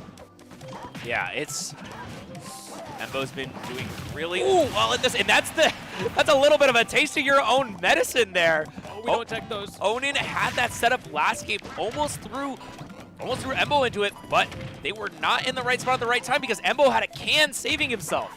Onin is usually so comfortable with those as well. Like, I see them set those up all the time against top players for those specific cases that allow them to tech. But in this scenario, who knows? Maybe it was one of those weird untechables that looks techable. Yeah, or it was just, you know, the fact that like there's like 3 hits on the board smash. Also it's not, true. Nobody knows the timing for Duck Hunt board smash except for Duck Hunt players. That's for damn sure. Bro, I will never forget the first time I played against Embo. Oh, no. Oh, no one ever forgets. And no one ever wins the first time they play against him.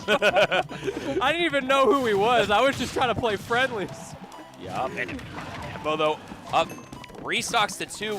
Very good spot here into this game. I mean, it seems like Onin has to figure out something so fast if they're going to want to move on in this bracket and win like they're seeded in a run-up smash. That's 3 stocks to 1. Another smash attack kill for Embo, and it seems like Super Smash Brothers is the name of the game. Yeah, that might have been a... Ooh, okay, we got the back air. I think that might have been a snapback grab from Onin.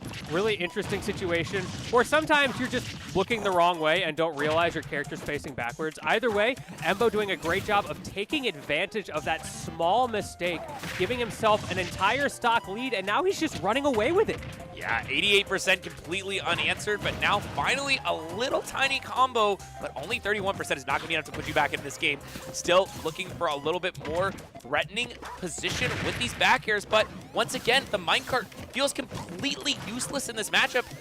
Only getting that one tiny hit earlier in the set, and now it just feels like every single one has been invalidated by either the clay pigeon or the gunman or any of these special moves coming out from Embo Z. Embo on the verge here of the 3-0 upset in winners finals, and another up air does it.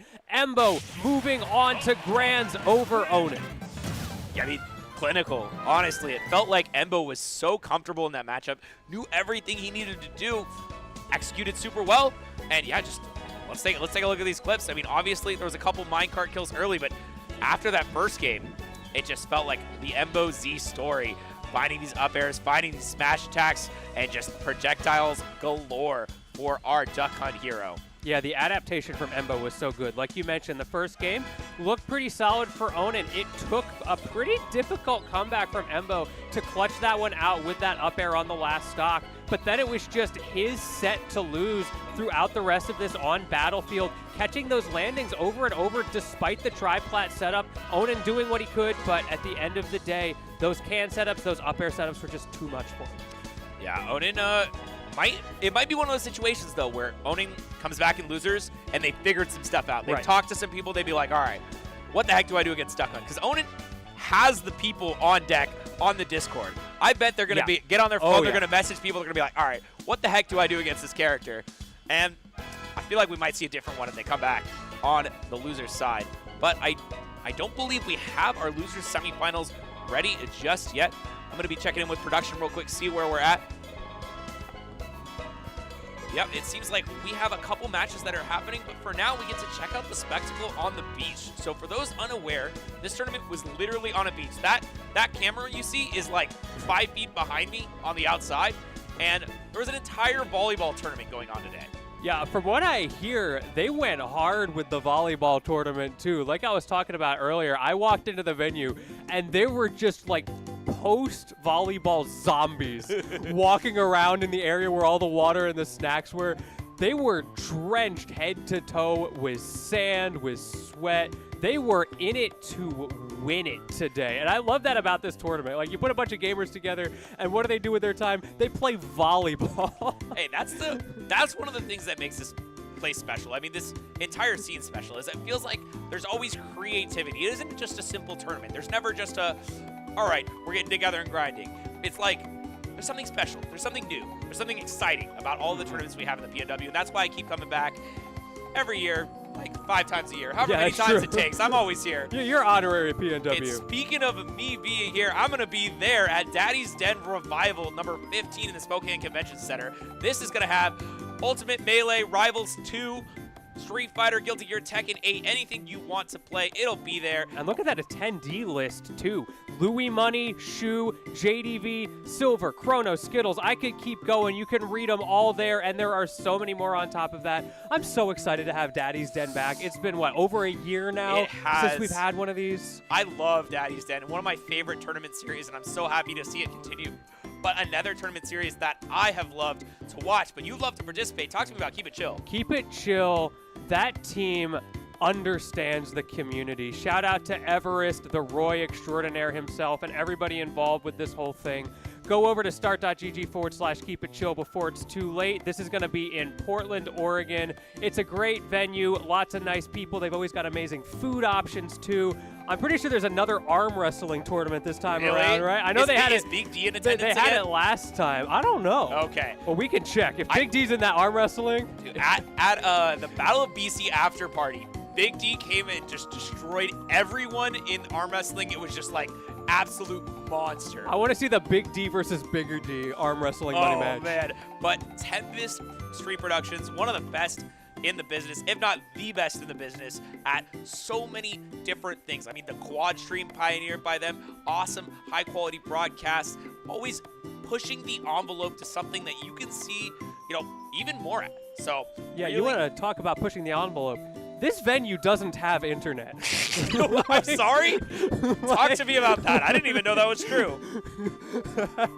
Like, y'all thought we just came in here and plugged into the router. Nah, Tempest comes stacked, ready to go. They make it work, and we are streaming, of course, on the satellite network through the Tempest team. They've got Ultimate, Melee, Fighters, Air Dashers, all those what is different. Air Dashers? It's like the anime fighter stuff, like Guilty Gear Strive. Got it. We dabble a little bit. Sure.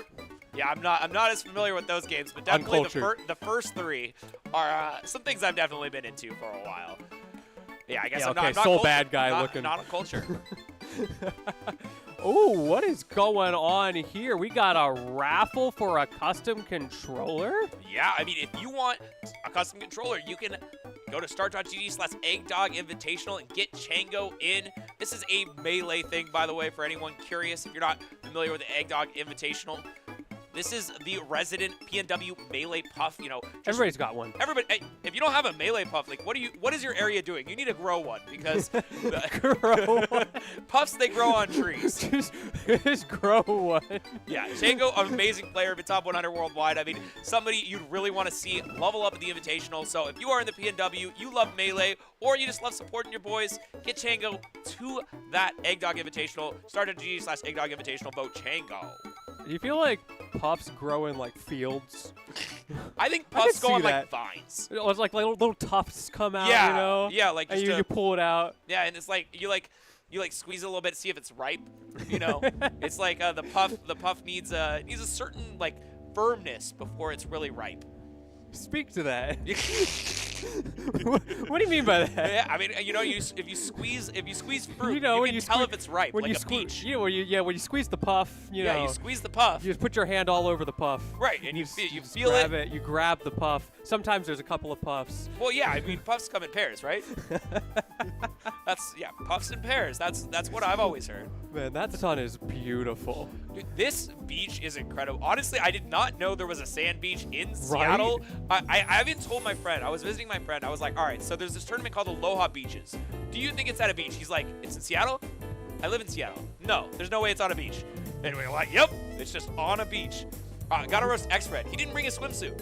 He didn't even know there was gonna be a beach here. Bro. Gotta roast him for that one.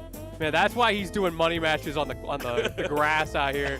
My man, walking around the venue, say, "You want to sprint money match me?" Oh no, you can't reveal his secrets. Yeah, anybody in the chat, he's really slow. Trust. Yeah, really slow. You guy. should come money match him. It'll go well. But yeah, lots of amazing things about this venue. I mean, it's been a great time here today. The volleyball, I believe this is grands, right, of the volleyball tournament going on right now. I assume so, unless this is just a friendly game afterwards. It might be post-tournament, but these hard to people, tell. I don't know, the way I see them, moving right now, it looks like they've been playing a long time. It looks like it's been a rough day for the these guys. lethargy is kicking in. My man didn't even try to get that ball. He's like, nah, you got it, bro. That was a good spot. It was net. That was nothing but net out here. All right, here comes the serve. Trust. Oh, we got one. Let's go. And where are you going? And it's nowhere near. That was Marisa levels of. Yeah, I mean, one of the things about this is like even if you've played a little bit of volleyball, playing like formally where you have the 3 hits, the receive, the set, and then the spike, or in that case just getting it over somehow with a bump. It's a little bit more difficult, especially with teams of 4. You have to really figure out what your position is, make sure that you're not mixing it up, and yeah, just tossing it over, taps it right back. Let's see. Trying to finish it. Oh, a little bit of a miscommunication there. Sometimes you go for a hit and your teammates aren't sure if you're trying to hit it over and trying to hit it back to them. I think a lot of people also struggle with the sand. Because Sand is you're tough. talking about, it's Seattle. While there is this incredible beach that we have in Seattle, a lot of people play indoor volleyball around here. So if you're not used to the way you have to move in the sand, it's very easy for on those spikes and things to not quite be in position. Yeah. And whoever that is who keeps bumping it over, totally missing. They gotta really. Where's the step it up. adaptation? Yeah, like the screen says, the loser semis is coming up next. We are waiting a little bit there. Just had a little bit of a bracket. The winner sets always run a little bit faster than the losers. We didn't quite have time to put a whole set on stream for the loser side. But we'll it is what it is. We get to see some volleyball, right? Just some studs out here smacking some balls back and forth. You know how it is on every Sunday. Is that what happens with the studs? That's what I do on my Sundays. Tell me more about the studs. Yeah, the studs. You can actually get this thing called a stud finder. Oh. Also known as grinding.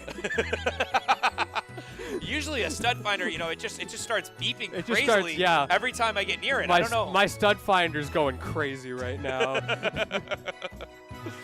Shout out to Lentini's stud finder. Chat, I hope y'all are having a great time. I tried to get the chat to load. Did you figure it out? I think I got the chat. I think I can see him. Hey, chat, can you do me a favor and say Lentini's stud finder in chat if you can hear this? I just love to hear what you got going on in chat. Chat, I want to know.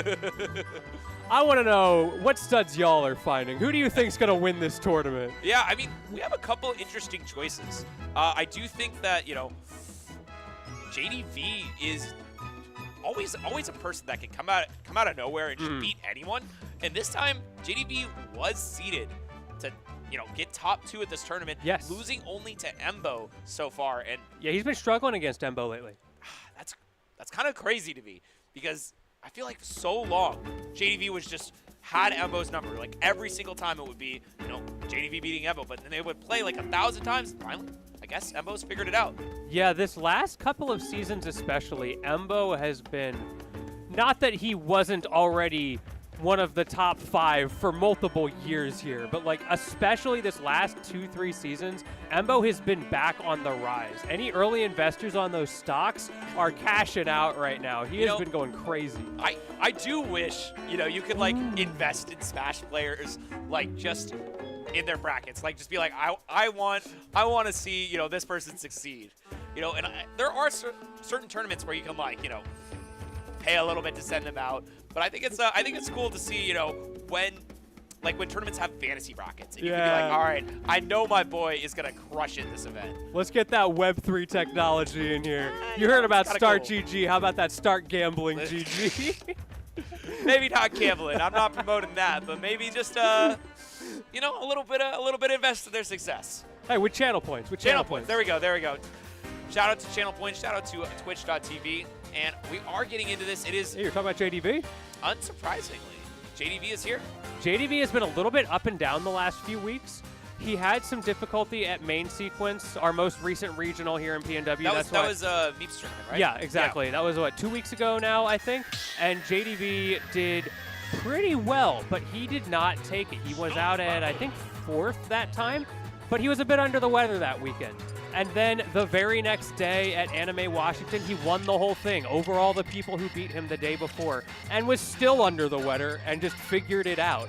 So now we're back in the like, gift, man. now we're at like prime JDV territory. He's recovered. He was having a lot of trouble the last couple weeks. He's here now, and now he is up against the Invader, the honorary PNW Bassmage. I mean, honorary for now. He's moving up here. Yeah, he is. Been talking about it for a while. Yeah, I'm waiting for him to actually keep do it. hearing him say, I'm going to move up there soon. Never actually happens, but we'll see. Moving into this game 1, Bassmage versus JDV. Starting off, this is a little bit of a weird matchup, but you know, pretty much all of Pac-Mans are like that. Who's your favorite circle? My favorite circle is certainly JDV. Big sphere. Wait, what you trying to say about JDV? I mean, he's a circle. Well, that's how it be. Big sphere fans out here. Yeah. So far, Bassmage popping off in the early game, but one challenge we've already seen, how do you edge guard this character? Yeah, it's something where interesting choice, but it's something where if you get set up, like if you're already out there, you can sort of prevent Pac-Man from doing much. Right there. Yeah, exactly. If you are set up, it's great. But if you're not out there immediately, Pac-Man has so many mix-ups, so many ways to get out of that bad situation. I love that you mentioned that going deep, because that has been like the anti-JDV edgeguard strat for a long time. It really started to become a thing back at Port Priority 7. All of the Japanese players came in and were just going crazy deep against JDV, and he didn't know what to do. And now we're seeing people like Bassmage starting to figure out the same thing, and JDV needs to figure out answers to prevent that from happening, because he can't set up shop off stage. Yeah, and then the other way around, it is relatively difficult to find kill moves on Puff. As Pac-Man, I mean, eventually, I guess you find a backer beating out the rollout, but generally, Puff very evasive in her approaches, but oh my god, what a nice setup, 46% off the rip, and JDV right back in this game here, let's see. That down air kind of scary. Bassmage using the yeet grab to his advantage, and the ping pong back and forth, but his Pac-Man doesn't matter though. Bassmage closing out the stock, and the smirk from JDV, even he knows that was nice. Yeah, I think that was a really good showing of like when you are in a advantageous spot as the Jigglypuff, you know that JDV is going to be forced to use like a basic side B there, because you can mix up the side B a lot. I mean, almost infinitely, but like, he was forced to use it almost immediately, so, you know, Bassmage can sit there, wait for the recovery to come out, and take huge advantage of it. But now, we're into this next stock. Once again, it's going to be a story of how does JDV find the kill? Because Pac-Man, stray hits, they don't do the job until really high percent. On the other side of things, though, if he can get those stray hits consistently and just box Bassmage out, eventually he will get that kill. So as long as he's not getting hit in the meantime, has to nair out of the Earl's Melon, putting JDV in a pretty good situation. Great parry on the apple, the double parry, and closing it out. Yeah, these guys are definitely not finding the doctor any days of the week. Get that apple away from me. No, we don't do that here. That health insurance is way too expensive. Smash players don't got no health insurance. You think we'd afford that? Come on now. My PPO goes crazy. All right, getting this starters here for JDV. It's been working out really well. And a double parry on the Galaxian. Who does that? Only Bassmage. Bassmage, honestly, one of the parry gods in my opinion. Oh wow, what a interesting sequence. So how it works with the water pushing is if you get pushed while you're holding someone, not if the person you're holding gets pushed, but if you get pushed while you're holding somebody in a grab and you haven't started your throw animation, you will do a grab release. But a lot of people don't realize that happens, so Pac-Man players usually take a little bit of advantage of that situation. Yeah, you get to kind of play that matchup check game where you can see on the first game, like, do they know that this is a thing? And if not, that's just something you get to abuse. Right. Like, JDV could have gotten a forward smash there if he wasn't mashing so hard to get out of the grab. Good nair out. Bassmage trying to space with that back air. He's at the percent where that will kill at the ledge. Probably not center stage, though. JDV managing to get back to that Pokeball, his happy place, sending out the Hydrant to charge his fruit, and finally able to get that Bell online. Yeah, I feel like the Bell is super difficult to use versus Puff, though. It's like she's always coming in at these angles that are relatively difficult for you to hit. It's a very awkward circumstance.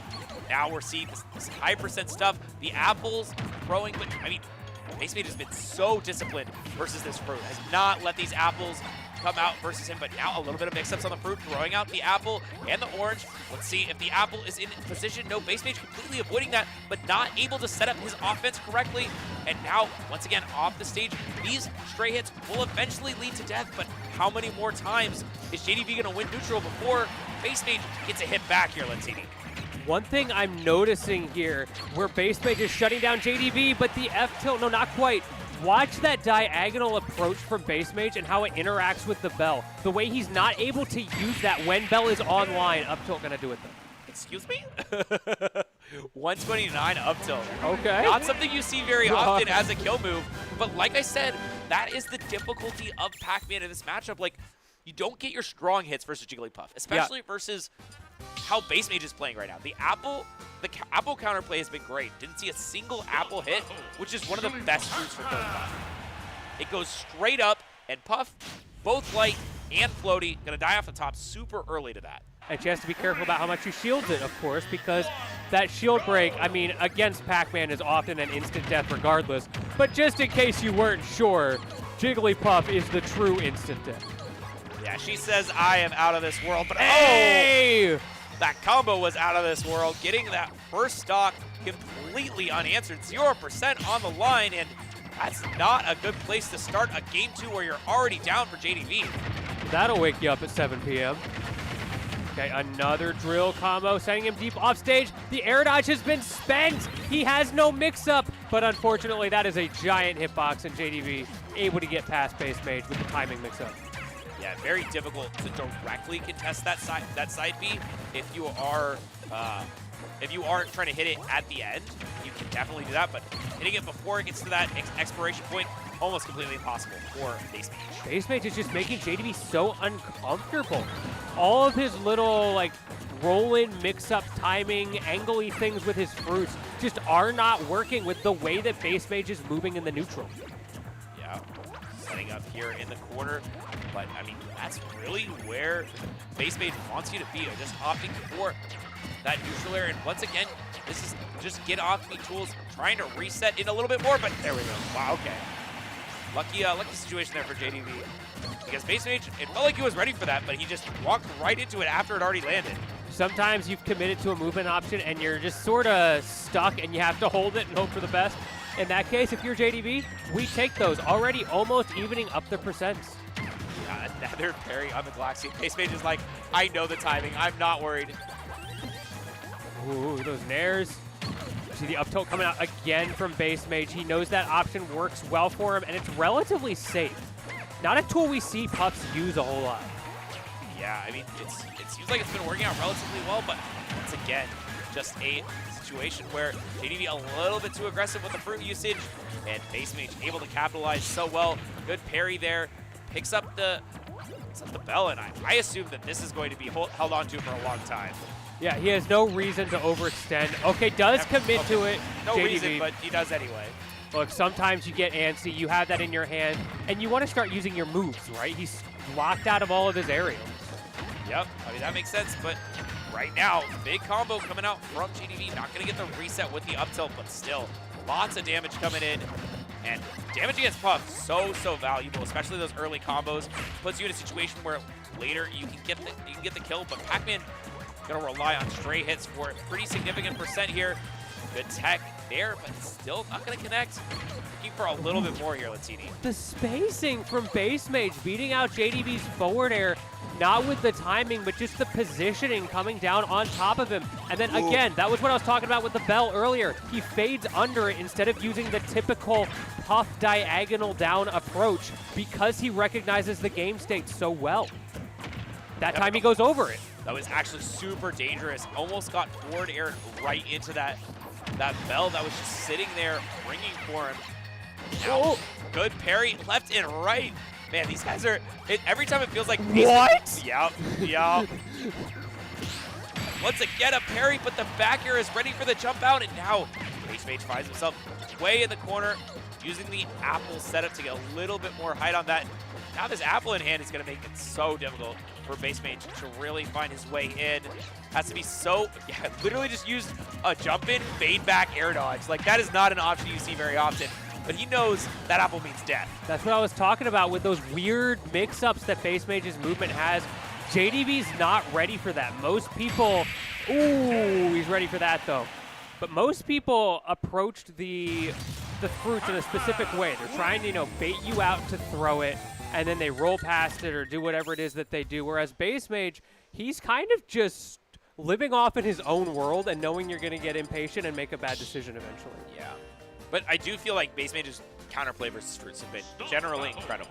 Oh, yeah. Like, just every fruit, it seems like he knows the threat range. He knows exactly what you can use against him, and he's been playing around it almost perfectly. A few notable mistakes, obviously, but still, really nice shot. Wow. All right, Smashville, it was allowed. That is wild to me, but, I mean, Pac-Man players do like the stage sometimes. This is Bassmage's stage.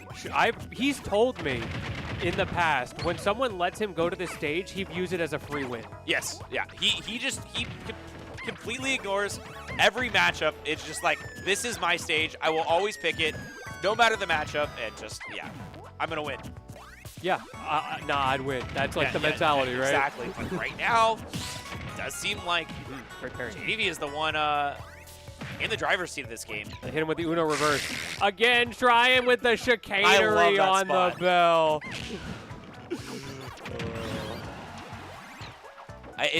Bassmage is so creative with those attacks. I mean, Pac-Man likes to do that too sometimes. You throw up from under the stage. But, I mean, Puff can go anywhere under the stage. It's completely irrelevant. Yeah, like the PS2 one threw me for a loop because you never see somebody go for that because of the pineappling. But Puff gets to do that. Yeah, Puff doesn't get pineappled. Puff grows on vines. True. True.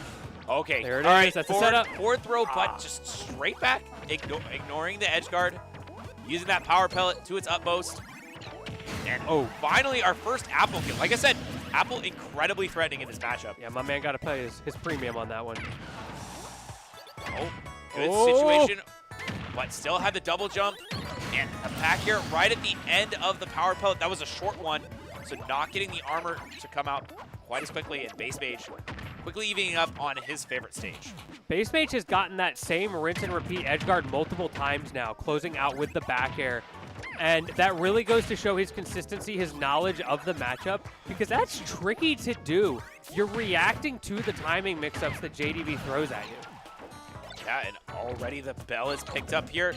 You got to be so careful about how you... Whoa. Oh, yeah, JDV doesn't miss those. I was just surprised at the option he went for instead of going for like a forward smash. Opted for a little bit more of a follow-up. But the bell is here. The hydrant protects it, the grab, and now JDV just throws it downwards, resets up, and hey, you love to see it. The Earl's Melon coming out for JDV, so good at using the best move in the game. Big melon fan. What's your favorite fruit? Oh, it's the Earl's Melon any day of the week. For sure. I'm an orange man myself. I do love the oranges. I respect it, but you're wrong. Okay. Hey, I can have a favorite. Respectfully. Respectfully, you're wrong. Shout out to Arbiter. I'm a citrus hater. Oh man, it's a good time, but okay, it's JDV in a really great spot here to set up. Just opting to utilize that hydrant to pick up and throw a hitbox out. But I mean, the bell has been used, sitting in the corner, trying to charge up a little bit of fruit, but Bassmage looking for a little bit of cheddar right now. I think it's cheese. It's the cheese situation. Oh, yeah, he's got to be so careful. Of course, rest is online. It's that last stock. There's no real fear of if I get punished here because you're going to die just anything anyway at this point. You might as well commit if you can find the opening. But JDV is going to be playing really hard around that. Forces him high. Tried to get the punish on the landing, but Bassmage beautifully moving around it. Oh, and there it is. I talked so much about how the apple was he was counterplaying around it perfectly, but then this game, double apple kills and just not getting hit by that apple for so long. played a huge role in Bassmage's win earlier in the set, but now the apples are hidden. Man forgot to pay his deductible.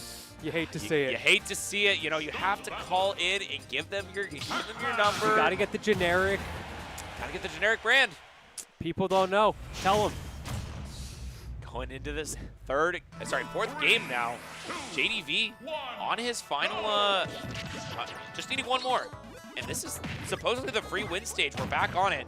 Yeah, we what run do you it think back. about this choice? That is a tough situation to be in as Bassmage because I think this is his best stage because this is not only the Bassmage, the Jigglypuff stage, it is also typically a bad stage for Pac-Man in most matchups. It's very rare that he wants to have this little space.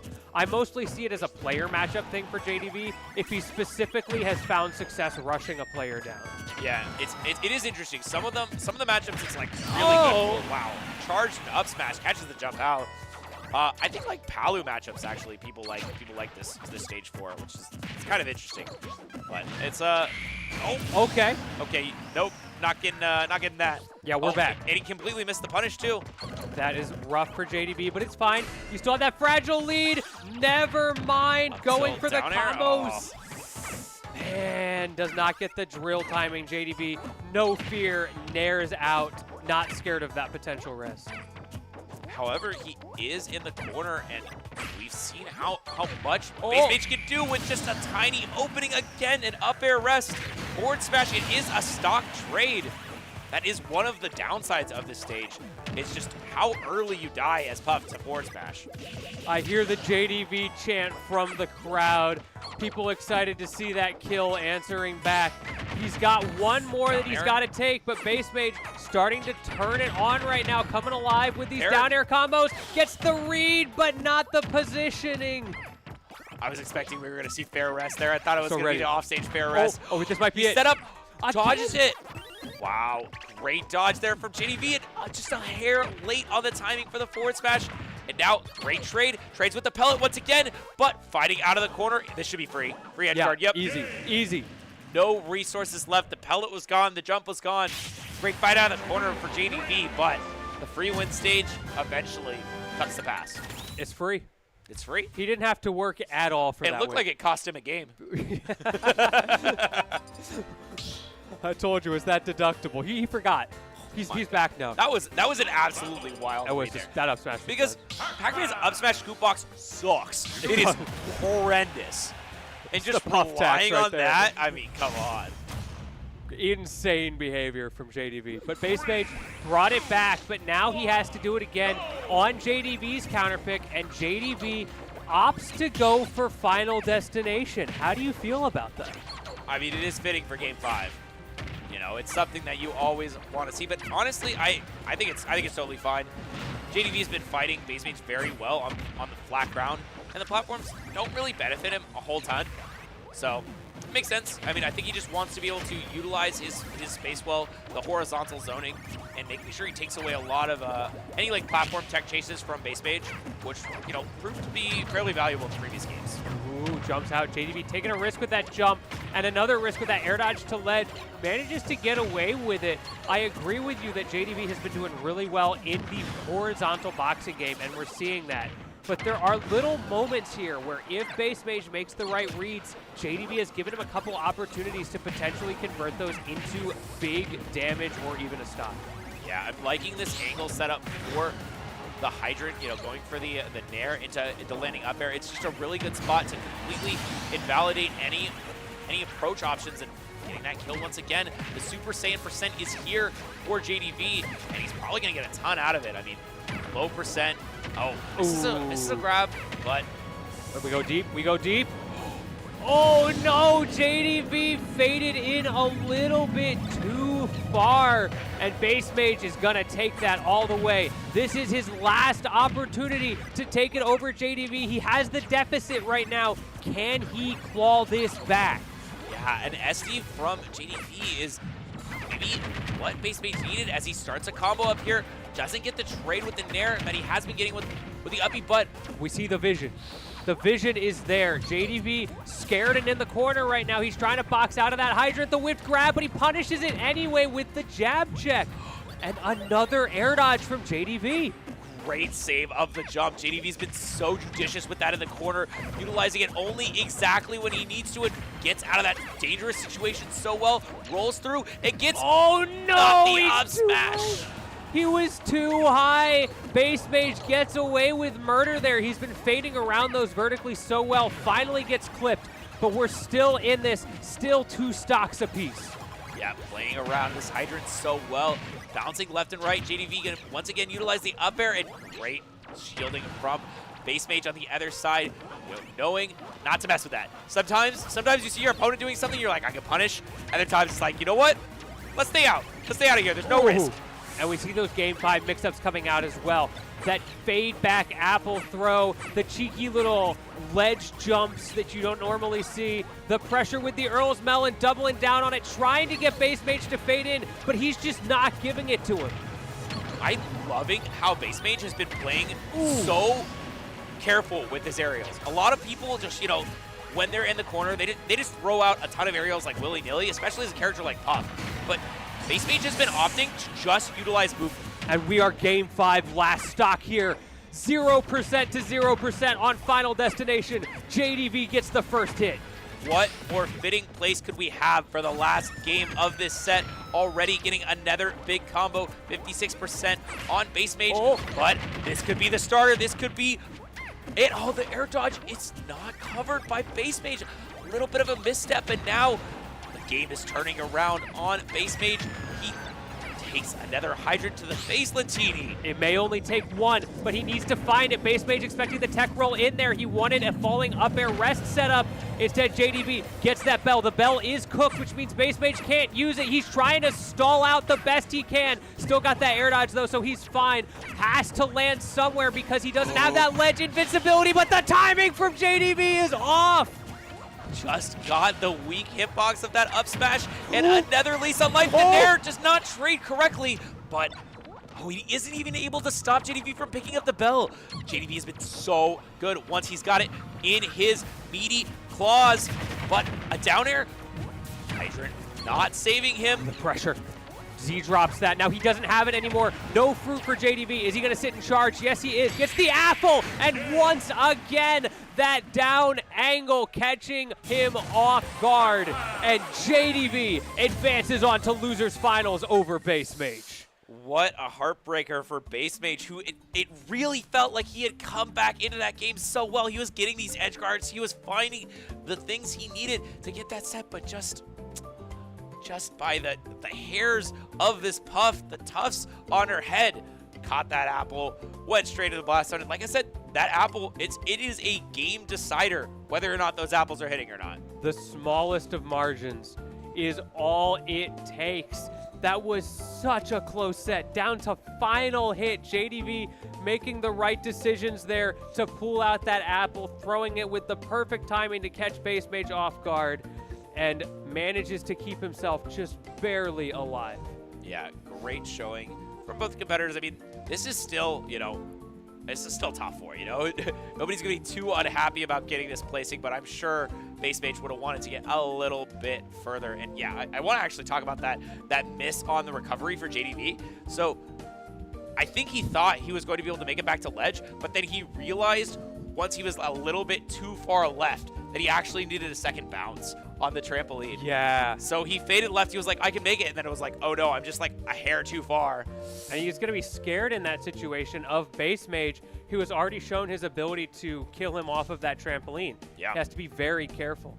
Side note, I just saw JDV and Onin walk by to the same water fountain at the same time. I don't know what kind of collusion is going on over here.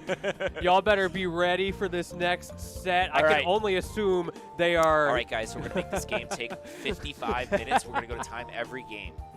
We want to get ourselves kicked out of the venue. I can only assume that they are vehemently swearing at each other in the background right now. No, they're both so nice. They're so nice.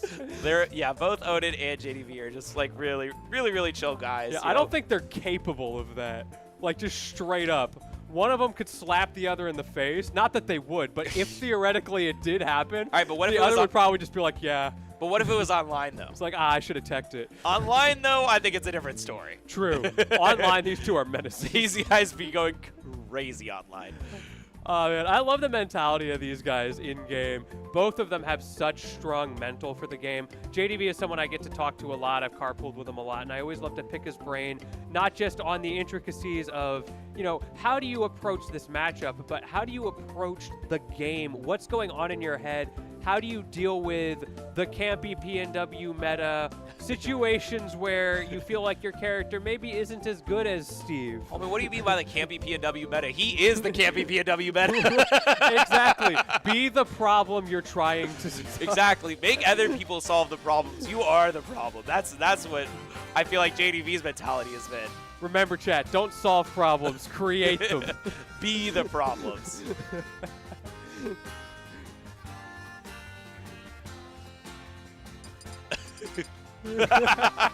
Yeah, JoJo had made a tweet earlier where he was like in 3 grand final sets, and he was like, all of these sets were 50 minutes. Does this happen to anybody else?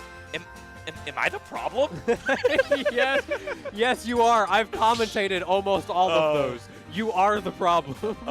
Poor Jonas. But no, I love Jonas. Another fantastic dude with another great mentality. Look, it's PNW. You gotta love what you're about out here. yeah, I mean, I am certainly about this area, these people, and also this venue. I mean, it's just been a great time all around. But we're going to be getting into this losers finals match. I mean, Onin versus JDV, both these players being sent down to losers bracket by the MOZ, the threat, the Duck Hunt himself. Let's see how this goes. I mean, funnily enough, I've actually commentated this exact matchup from Onin before when he played against T. How did he do? I believe he did lose that match. Ooh, interesting. Now, I know JDV does know some Steve tech. I've talked to him about the character because I think Steve is such a JDV character. I think he would crush people with this character. He just doesn't like him. But he's tried him. He's messed with the setups. So he knows a lot of what Onin is going to be going for. Yeah, and it's actually a kind of strange situation here in the PNW.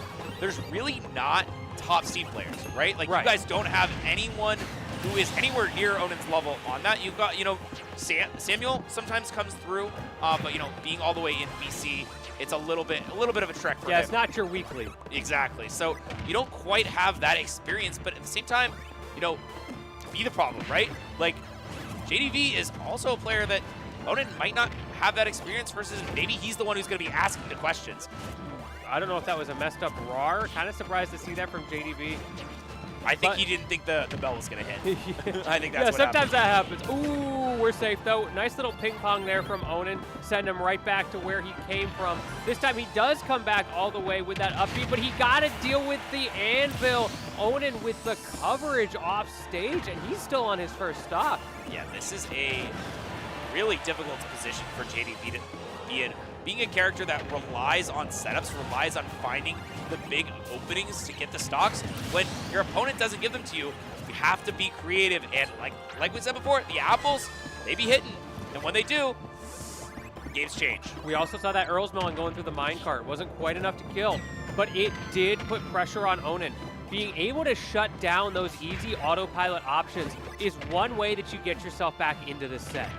Yeah, but it is something that is somewhat difficult to really set up, right? Like, you have to have the correct bonus group in hand. Not all of them beat the minecart. I believe Orange and Melon both do, but I don't think Cherry or Strawberry do. So you have to set it up a little bit. You can't just be throwing it out whatever you want. Yeah, absolutely. But JDV is very good at putting himself in positions where he only has to deal with that when he already has the fruit set up. Yeah. He's not going to be approaching willy-nilly. He's more than happy, especially on a larger stage like that, to just fade back, take his time.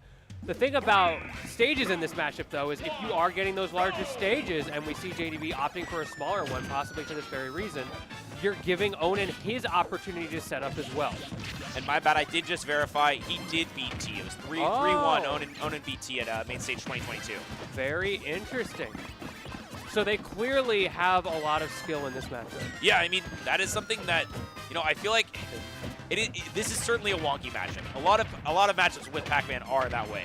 But Steve does have the ability to sort of ignore a lot of Pac-Man's options, because Pac-Man can't quite force his way through the blocks like a lot of other characters can. He can, you know, utilize that throwing onto the blocks with like the Galaxian and picking it right back up, giving him a very strong neutral tool. But at the same time, he needs to do a little bit more than that. That timing was very impressive from JDV to get the 2 frames. Whoa, wait, where did it go? It just Did you just see that? phased out of existence. I have never seen it phase out of existence like that. That was wild. My man was like, ah, you got it, my bad. I'm gonna head out. Because normally when you shield it, it'll bounce back off of the shield, and then you can go pick it up. That time it just was like, nope, I'm gone. See ya. You're transcending reality. That's such a Steve thing. Like, if that was gonna happen with any character, of course it was Steve. Oh, and speaking of Steve, man, just huge combos right now coming out for Onin, and they are cooking right. This Setting is up not his looking lava. good for JDV. Going for the down tilt. Oh, tried to do the anvil a little bit off stage, but messed up the jump forward. And now Apple once again proving to be useful as, all right, Blinky comes out to play, getting that first stock out, and still needing a lot more before this Steve is dealt with. Yeah, I'm not even seeing anything here that's saying like, oh, JDV doesn't know the matchup or he's missing setups. It's just that Onin is outplaying and he's using those setups in such tricky ways where he's option selecting on JDV in ways that he's not ready for. That was a spicy idea. I like the attempt. A lot of Steves would have jumped out there, but not that time. Didn't get the read he was looking for, and now has to contest this crazy Steve, and once again utilizing that ability that Steve has to turn around at basically any time given any notice at all. I like JDV was just assuming Onin would tech that. That's and a then fair when he did, assumption. he wasn't ready for it. Sometimes it's better not to tech in those circumstances because, you know, your opponent's going to assume that you do, and you just want to be bounced off somewhere else. Now he's got that bell back, though. Cooks the bell. Gonna make sure Onin can't get it from him. Breaks the wall as well, but Onin is not afraid. Yeah, utilize that fruit looping to put the bell away, but it's just like, you can't do anything to these walls while you have bell in hand. So you have to figure out something better to do with it. Now just setting up in the corner. Onin able to, not able to edge guard, JDV able to sort of ignore that thing, but oh, the slow key. Oh. I love the slow key. Oh, that's so ugly to look at. I know, it's so funny. Onin was ready for it, though, but not ready for the classic Earl's Melon. And JDV gets himself to last stock, but he's going to need a little bit more than that if he wants to get back into this set. I love comboing slow-moving projectiles into hits. It's just the funnest thing. I love the Earl's Melon. The melon's great. It's the future. Yeah. Best move in the game. Oh, what about that one? Okay, that one might be a little better. that move's pretty nice. Yeah, down smash, pretty good spot. All right, if a character just had melon, as the projectile was straight up just melon, you hit B and then it just shoots the melon out. Still, would that be a good move? It's a winning matchup against Ganondorf. Like, I don't see the problem. All right, you give Ganondorf the melon. Is he a good character now? Yes. Yeah. Okay. Because he beats Ganondorf. Just take any one of his moves, make it melon, and he's better. What if every one of his moves was melon? Like in like different directions. It's like an anime fighter where he's just like spewing melons all over the place. Just shooting like 8 melons in every direction. I am the melon man. I am Melon Lord. Shout out The Last Airbender. Yeah, nice block placement there by Onin, just setting that up. And yeah, the orange not able to break the minecart in that situation. I like not Onin, being the melon. Onin just getting rid of the orange there. Like, I don't want this. Throws it up. Yeah. No one can have this fruit. Yeah, if I can't have it, no one can. That's wasteful, Onin. Yeah, recycle it. Exactly. Compost it or something. Compost it. Do you not? It's Seattle. We have composting bins here. And you're forward dead. smash. Yep, set up. Great positioning there from JDV, punishing a sort of semi-unpunishable Steve tech that a lot of people like to do. Yeah, that's such a scary position, and JDV is so consistent at getting the punish off of it as well.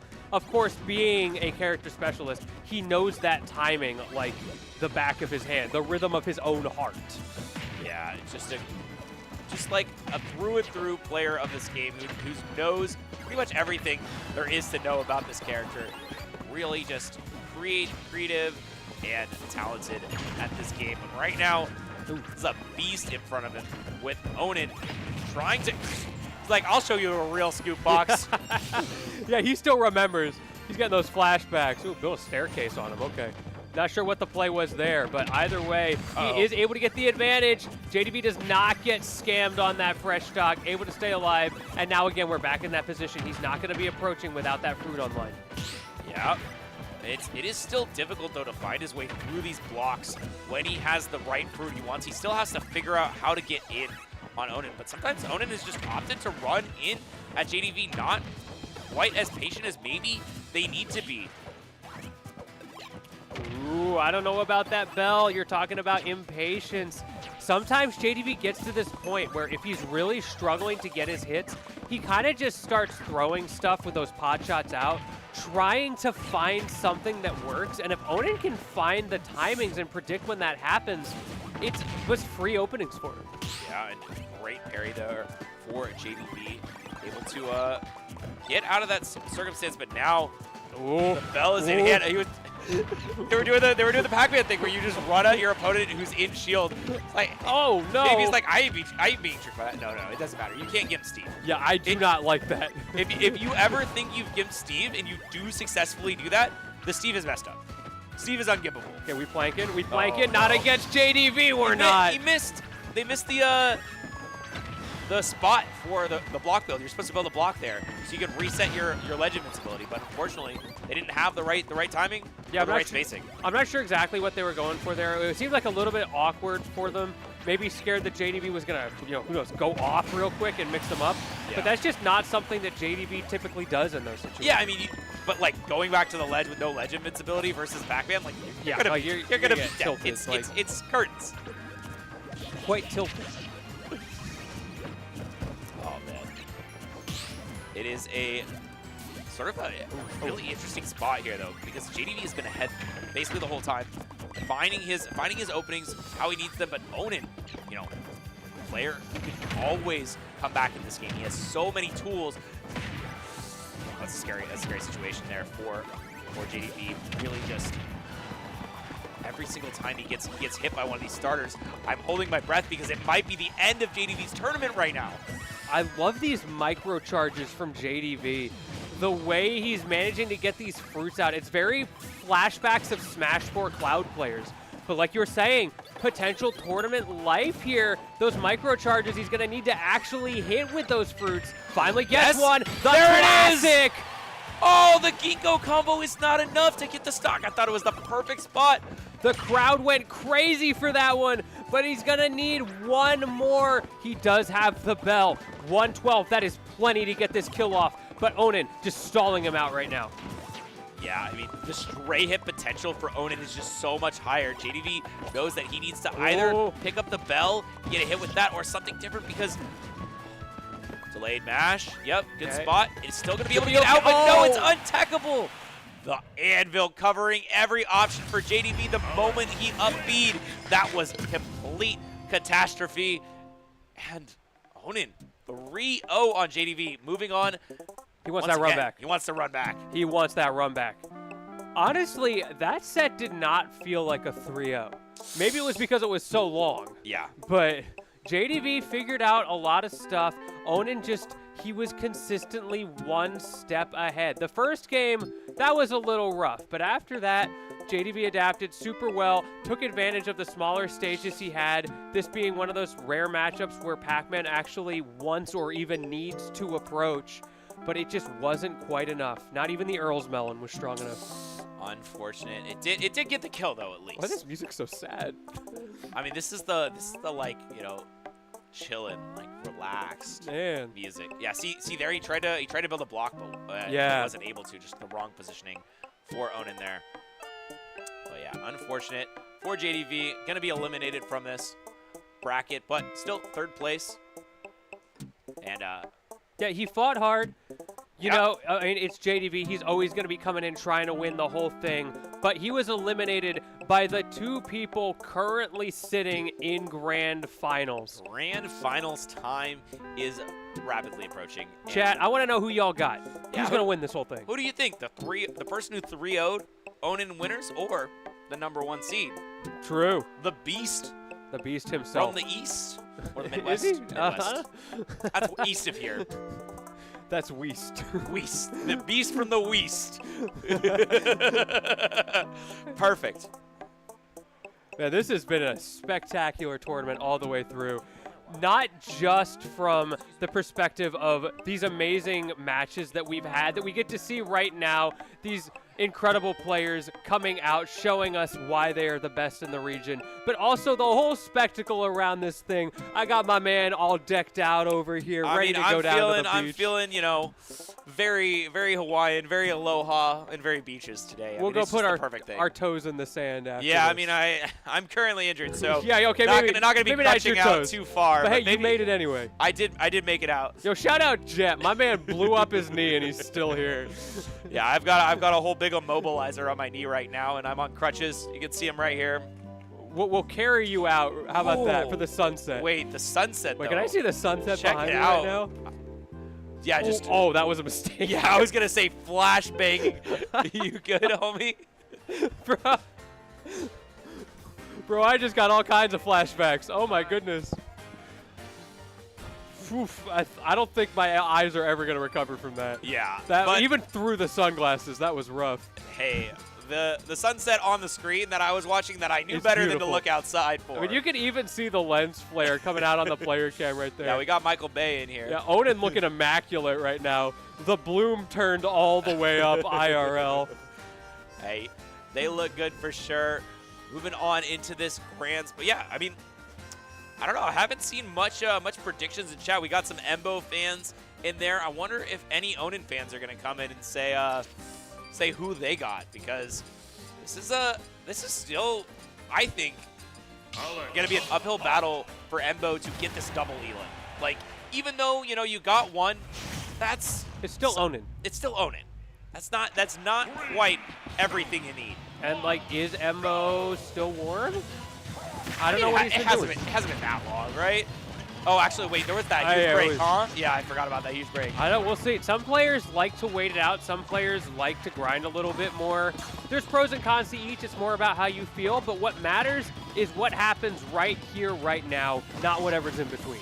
Yeah, I mean, all of that in between time can lead to a little bit more knowledge gathering, perhaps on Onin's side. I do wonder if he went in the Discords, got those notes on the Duck Hunt matchup, and figured out what to do. Because I mean, who are even the Duck Hunts that you could find the matchup knowledge from? Yeah, there's not a lot. There's like 3 dudes on Reddit, and that's about it. And most of them are just talking about how their character's bad.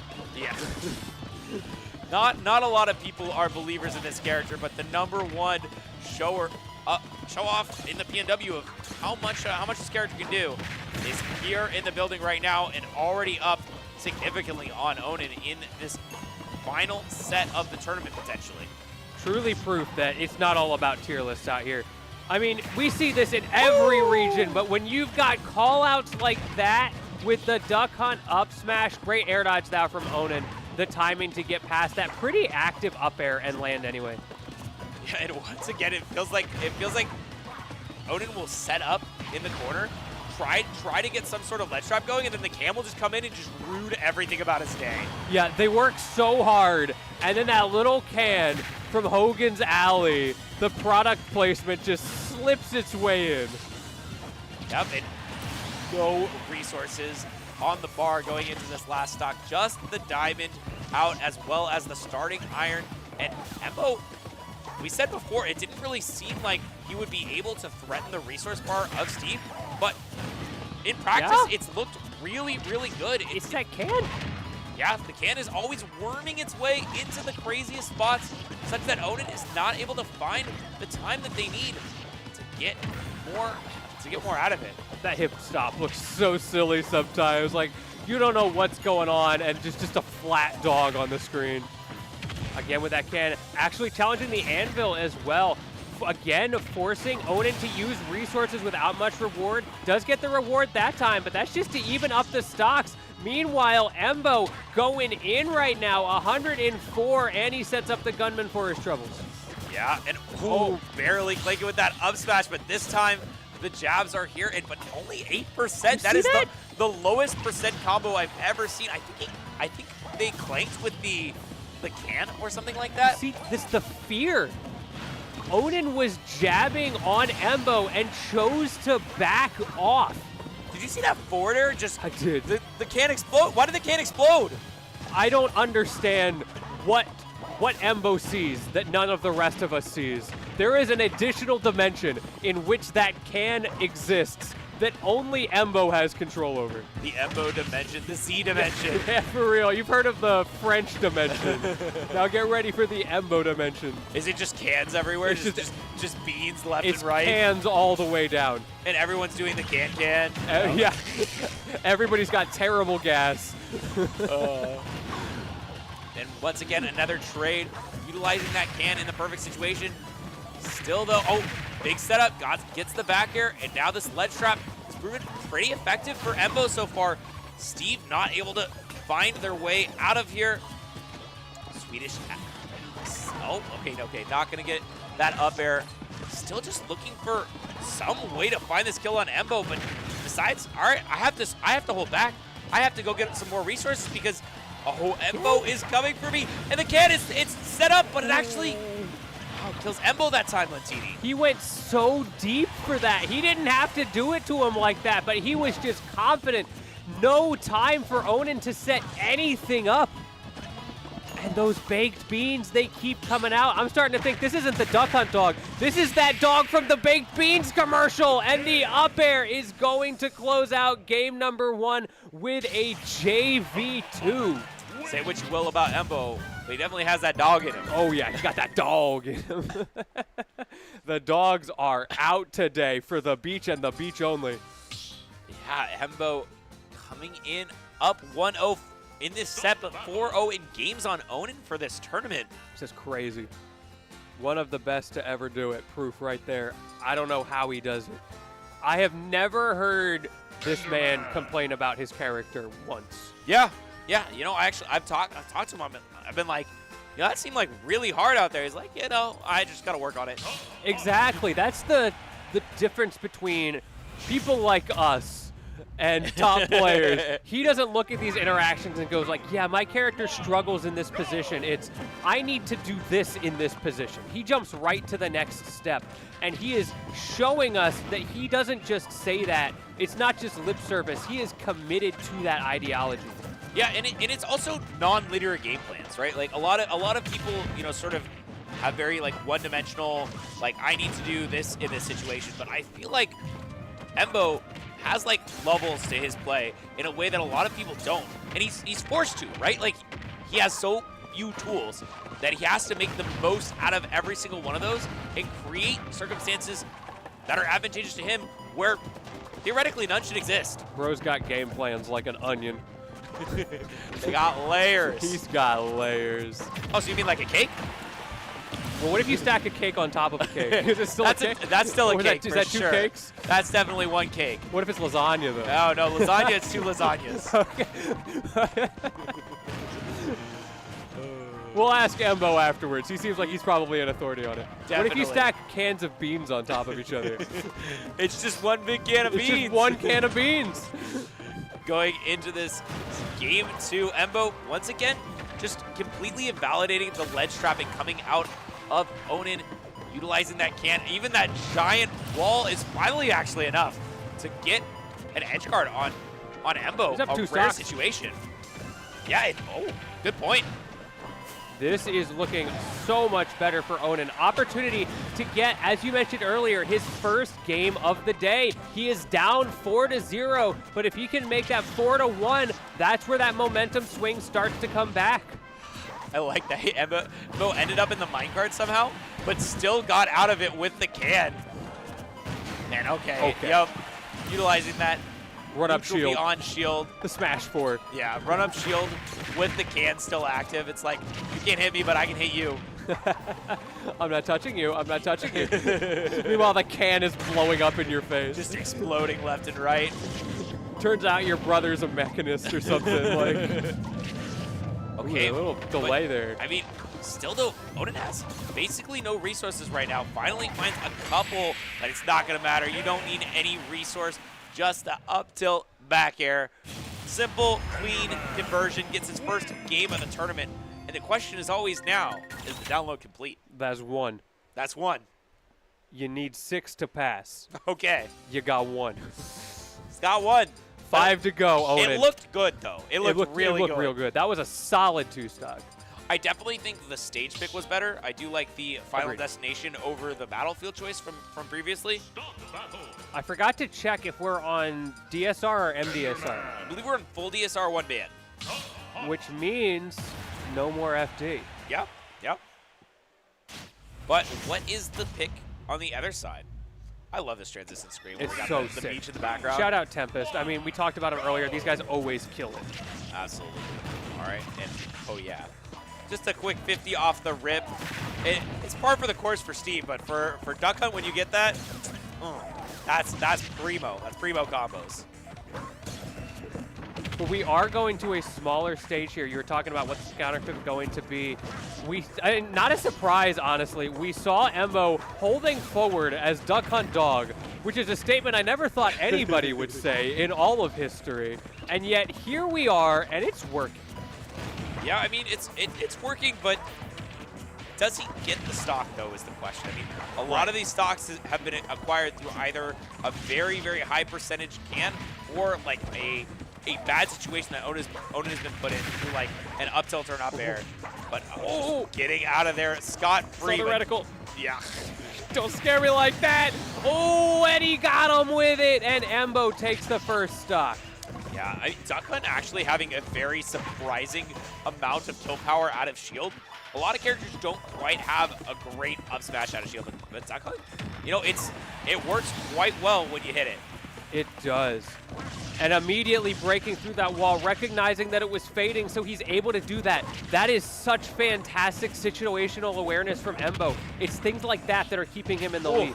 Ooh, okay. I see those combos. Yeah, big damage here from Steve, but I mean, wow, he didn't even try to go for a punish there as Embo was in a precarious position, but no.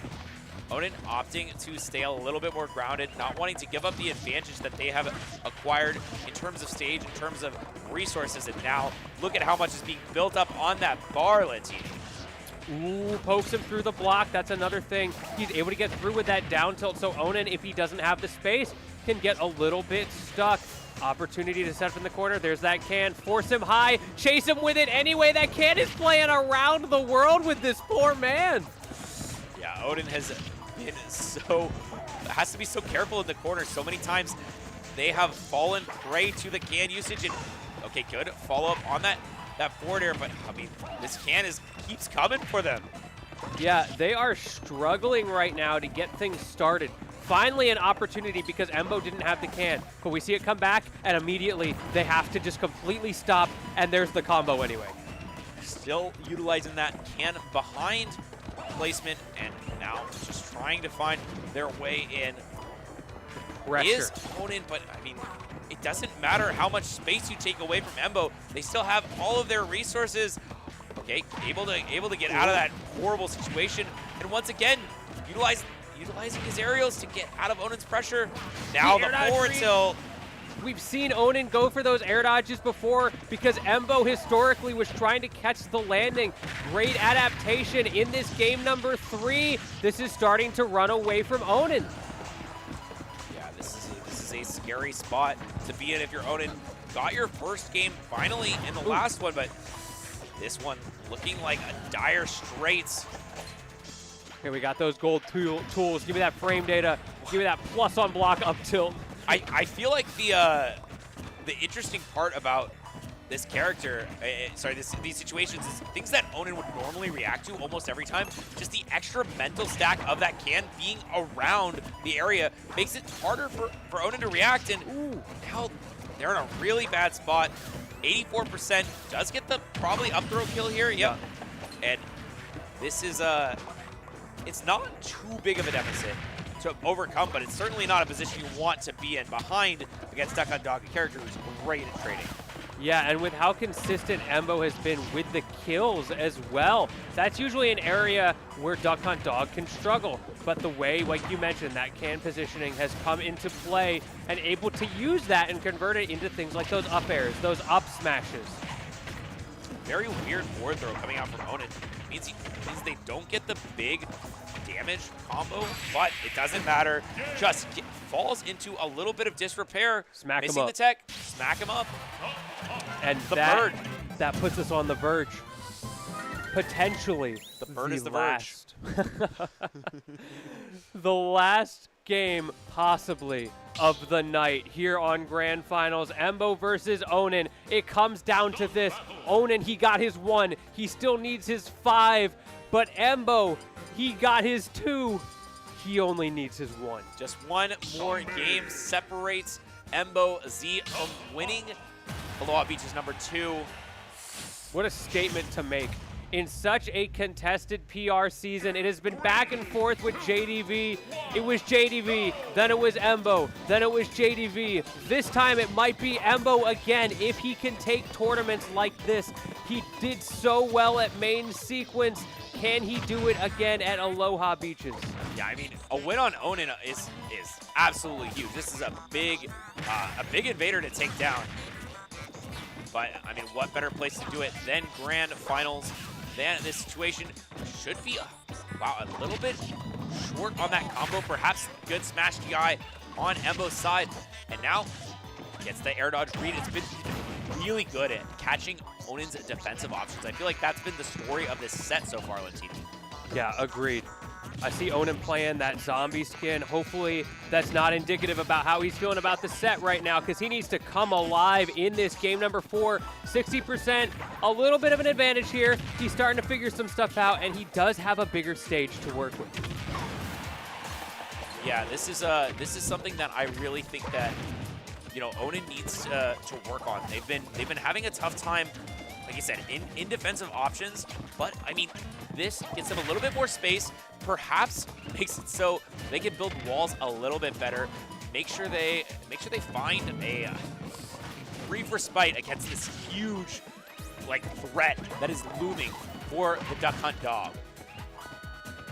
The dash back to get that can out is so risky for Embo because he does put himself in the corner. Meanwhile, Onin, they're just walking forward on him in those scenarios. This time around, they have full resources and they're able to take much better advantage of it with this larger stage.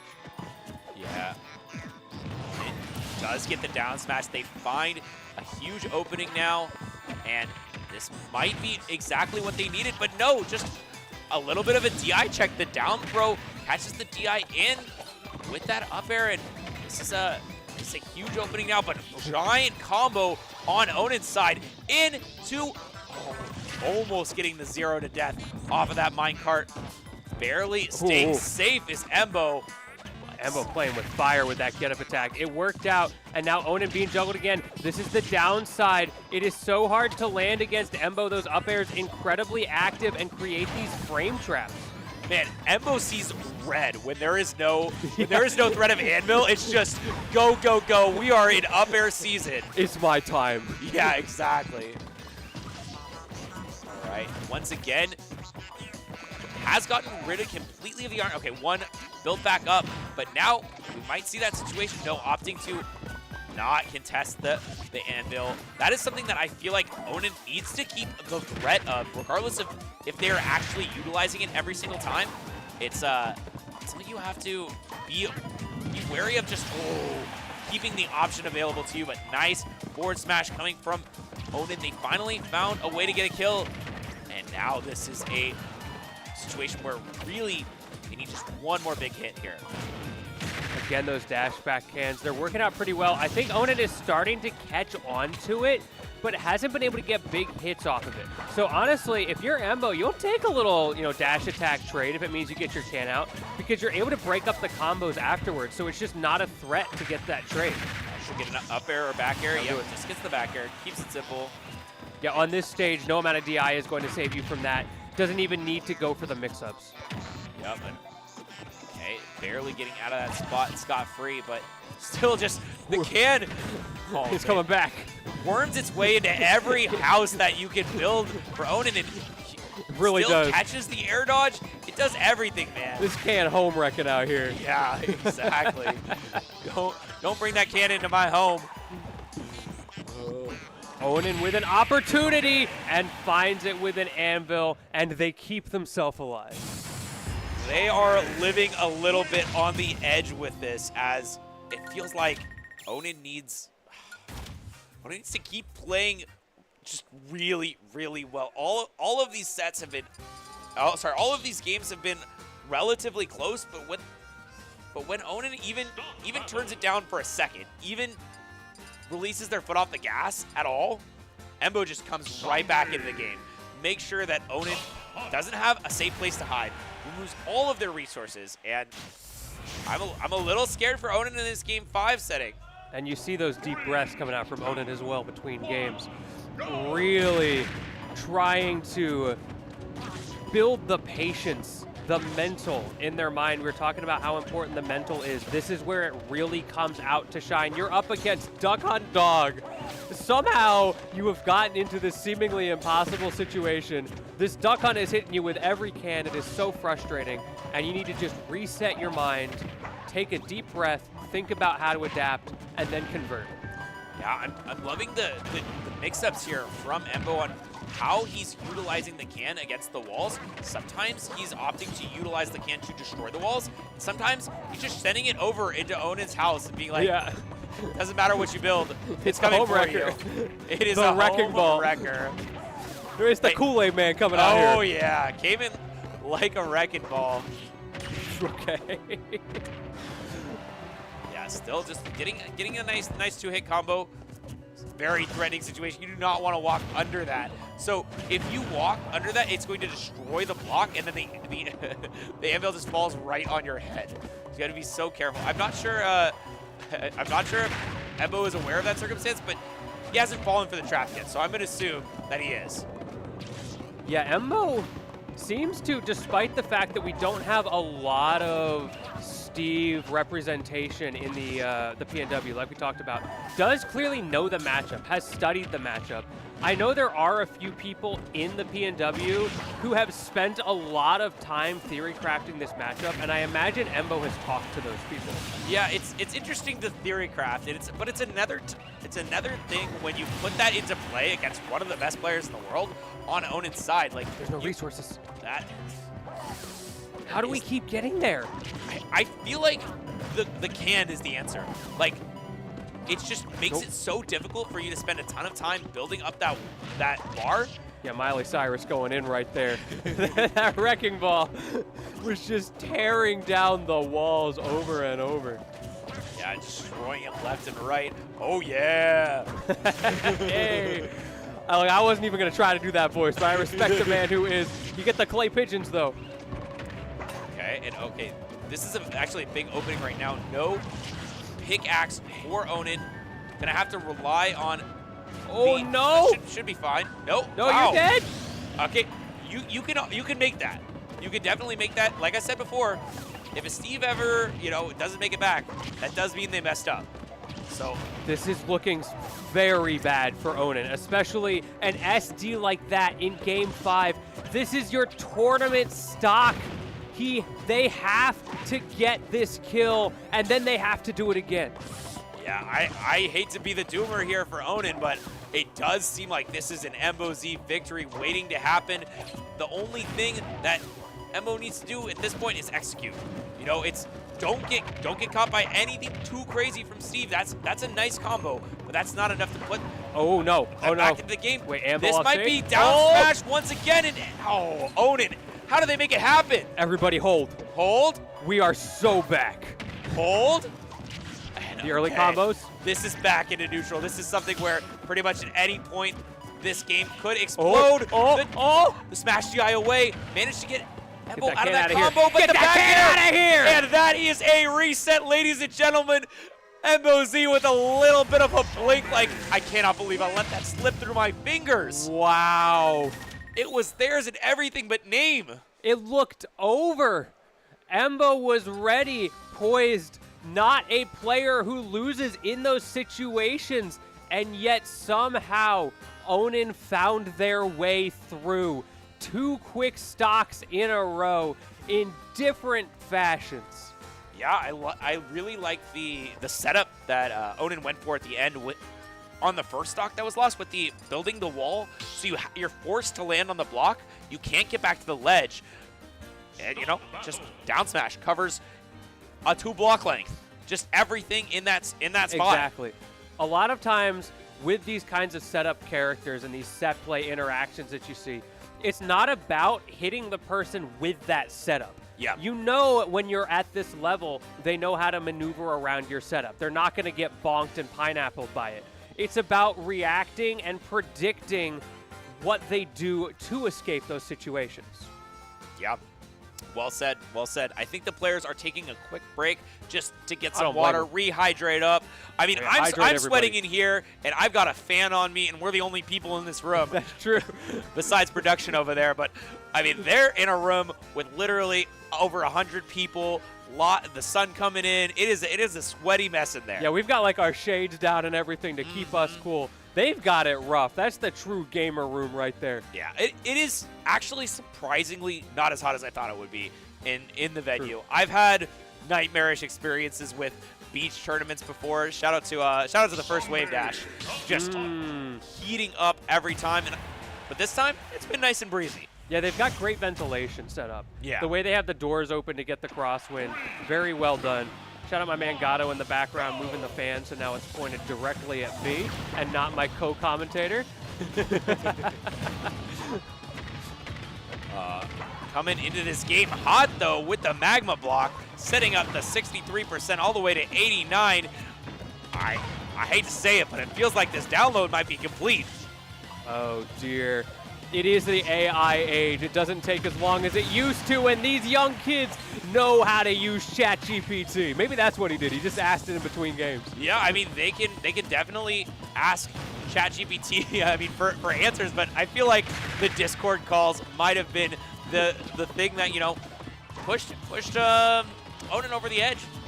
Gave them a little bit more advantage than they had previously. 91% on this first stock. We've seen Embo get these stocks quickly before, but the way Onin is playing right now, you're racking up so much damage that it may start to get away from you. Yeah, I mean, it is so difficult, it feels like, for Embo to, you know, contest these options when Onin is playing perfectly on point, right? Like, Onin is certainly the one asking the questions in the circumstance where Embo has been the one asking questions in the previous games. Embo has really been putting the pressure on, but now, I mean, it feels like the shoe is certainly on the other foot. And we're mining diamonds as well. Is that going to be enough, though, to get this stock off? With the way Embo has come back, gets around the anvil, that can got sent. Oh my goodness. Got that can out of there. Did you see that weird interaction where the clay pigeon bounced off the wall, but then there was still like a hitbox coming out from it, even though it was like invisible and you couldn't even see it anymore? That was really strange. I also like the dash back to just run away from the clay pigeon there. He's like, I'm out. Yeah, good See ya. awareness. Yeah, I'm a head out. I'm out. Oh, the can forces him high. Good awareness from Embo, but he's not able to get the conversion. Yeah, once again, this is a position where Embo just feels like, all right, you know what? I have figured my way back into this matchup, and now Onin is still getting the stock first, but 136%, certainly within reach of any Embo attack, but great call out there with the avoidance of that up smash, and now the can was a lifesaver. Yeah. Oh. Whoa, the reel back from the F smash. The classic. Dodge the grab. Oh man. Yeah, that's the you thought right there. You thought you had the read. GG's. Nah, that's me. Calculated. That was a quick game. It was a quick game. With how long that first set was, I mean, it was a game 5 set, so it's going to feel a little bit longer. But yeah, Onin, they locked in. Yeah, I really feel like when Onin is winning, the sets are way faster. Yeah, the games are way speed faster. running. Versus on the other side, when Embo's winning, it's sort of like a grueling process for the Steve player. Although I think Embo is just used to it. Like that, like a long game for Embo is par for the course.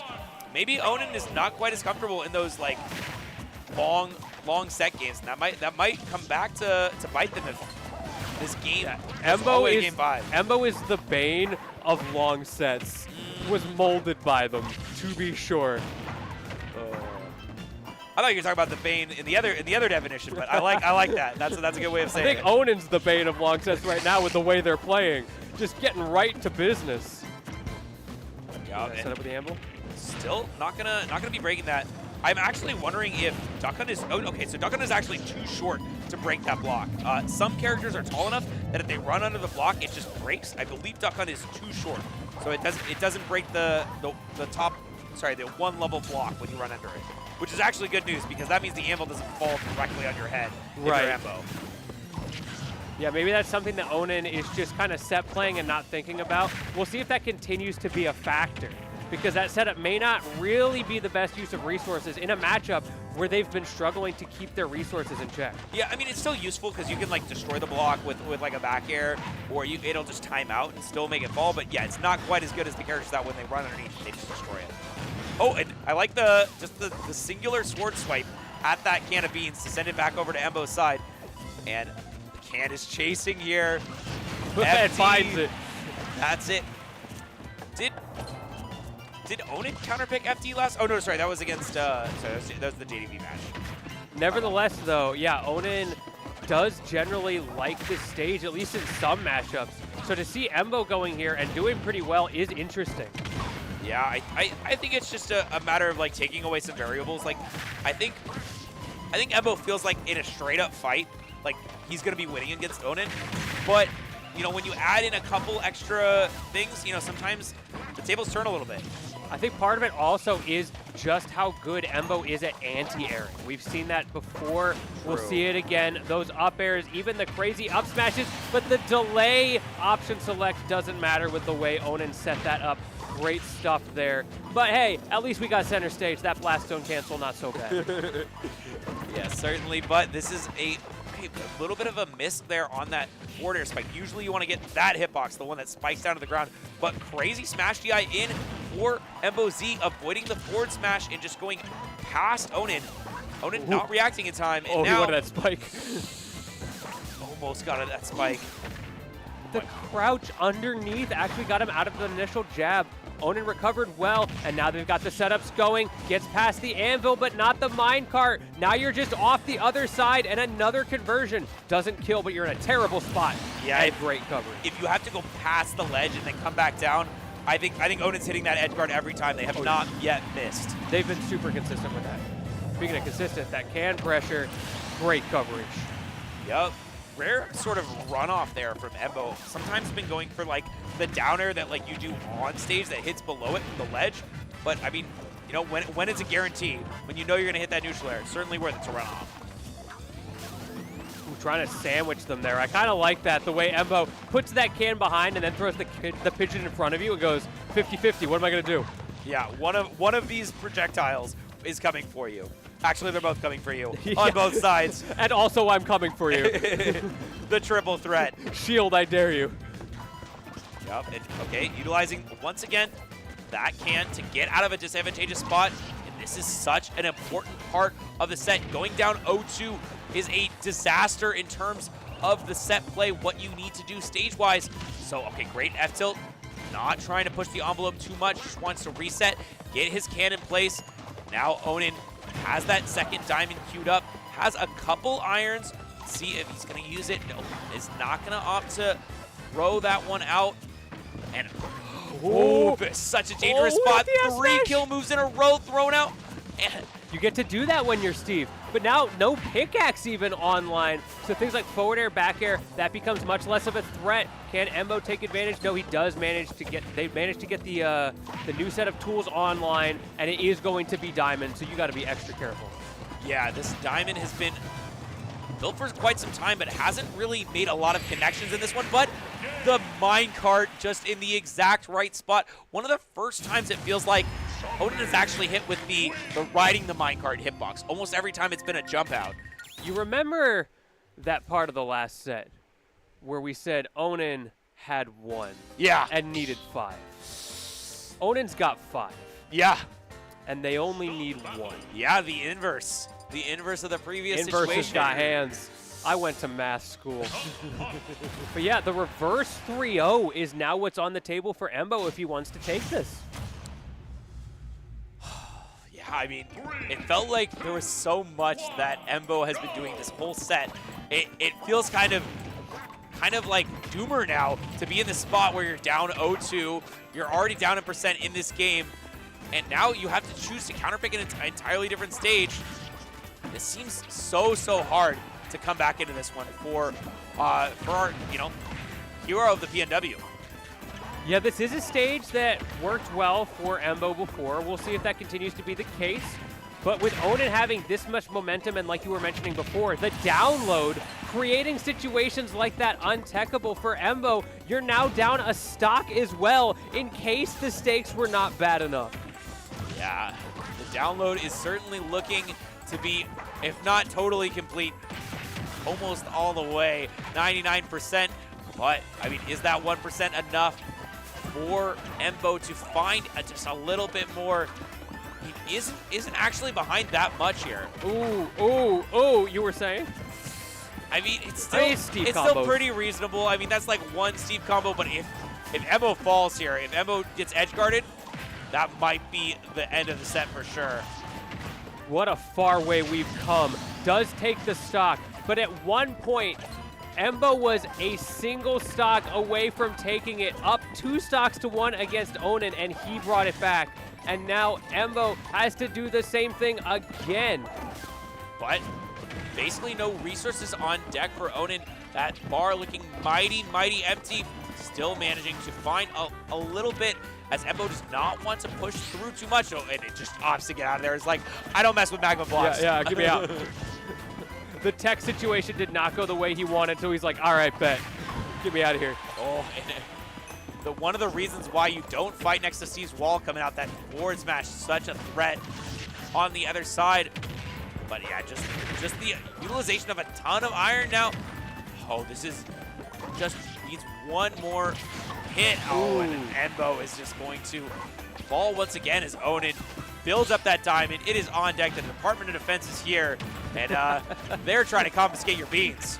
Oh, not the beans. Anything but Jay Bush's grilling beans.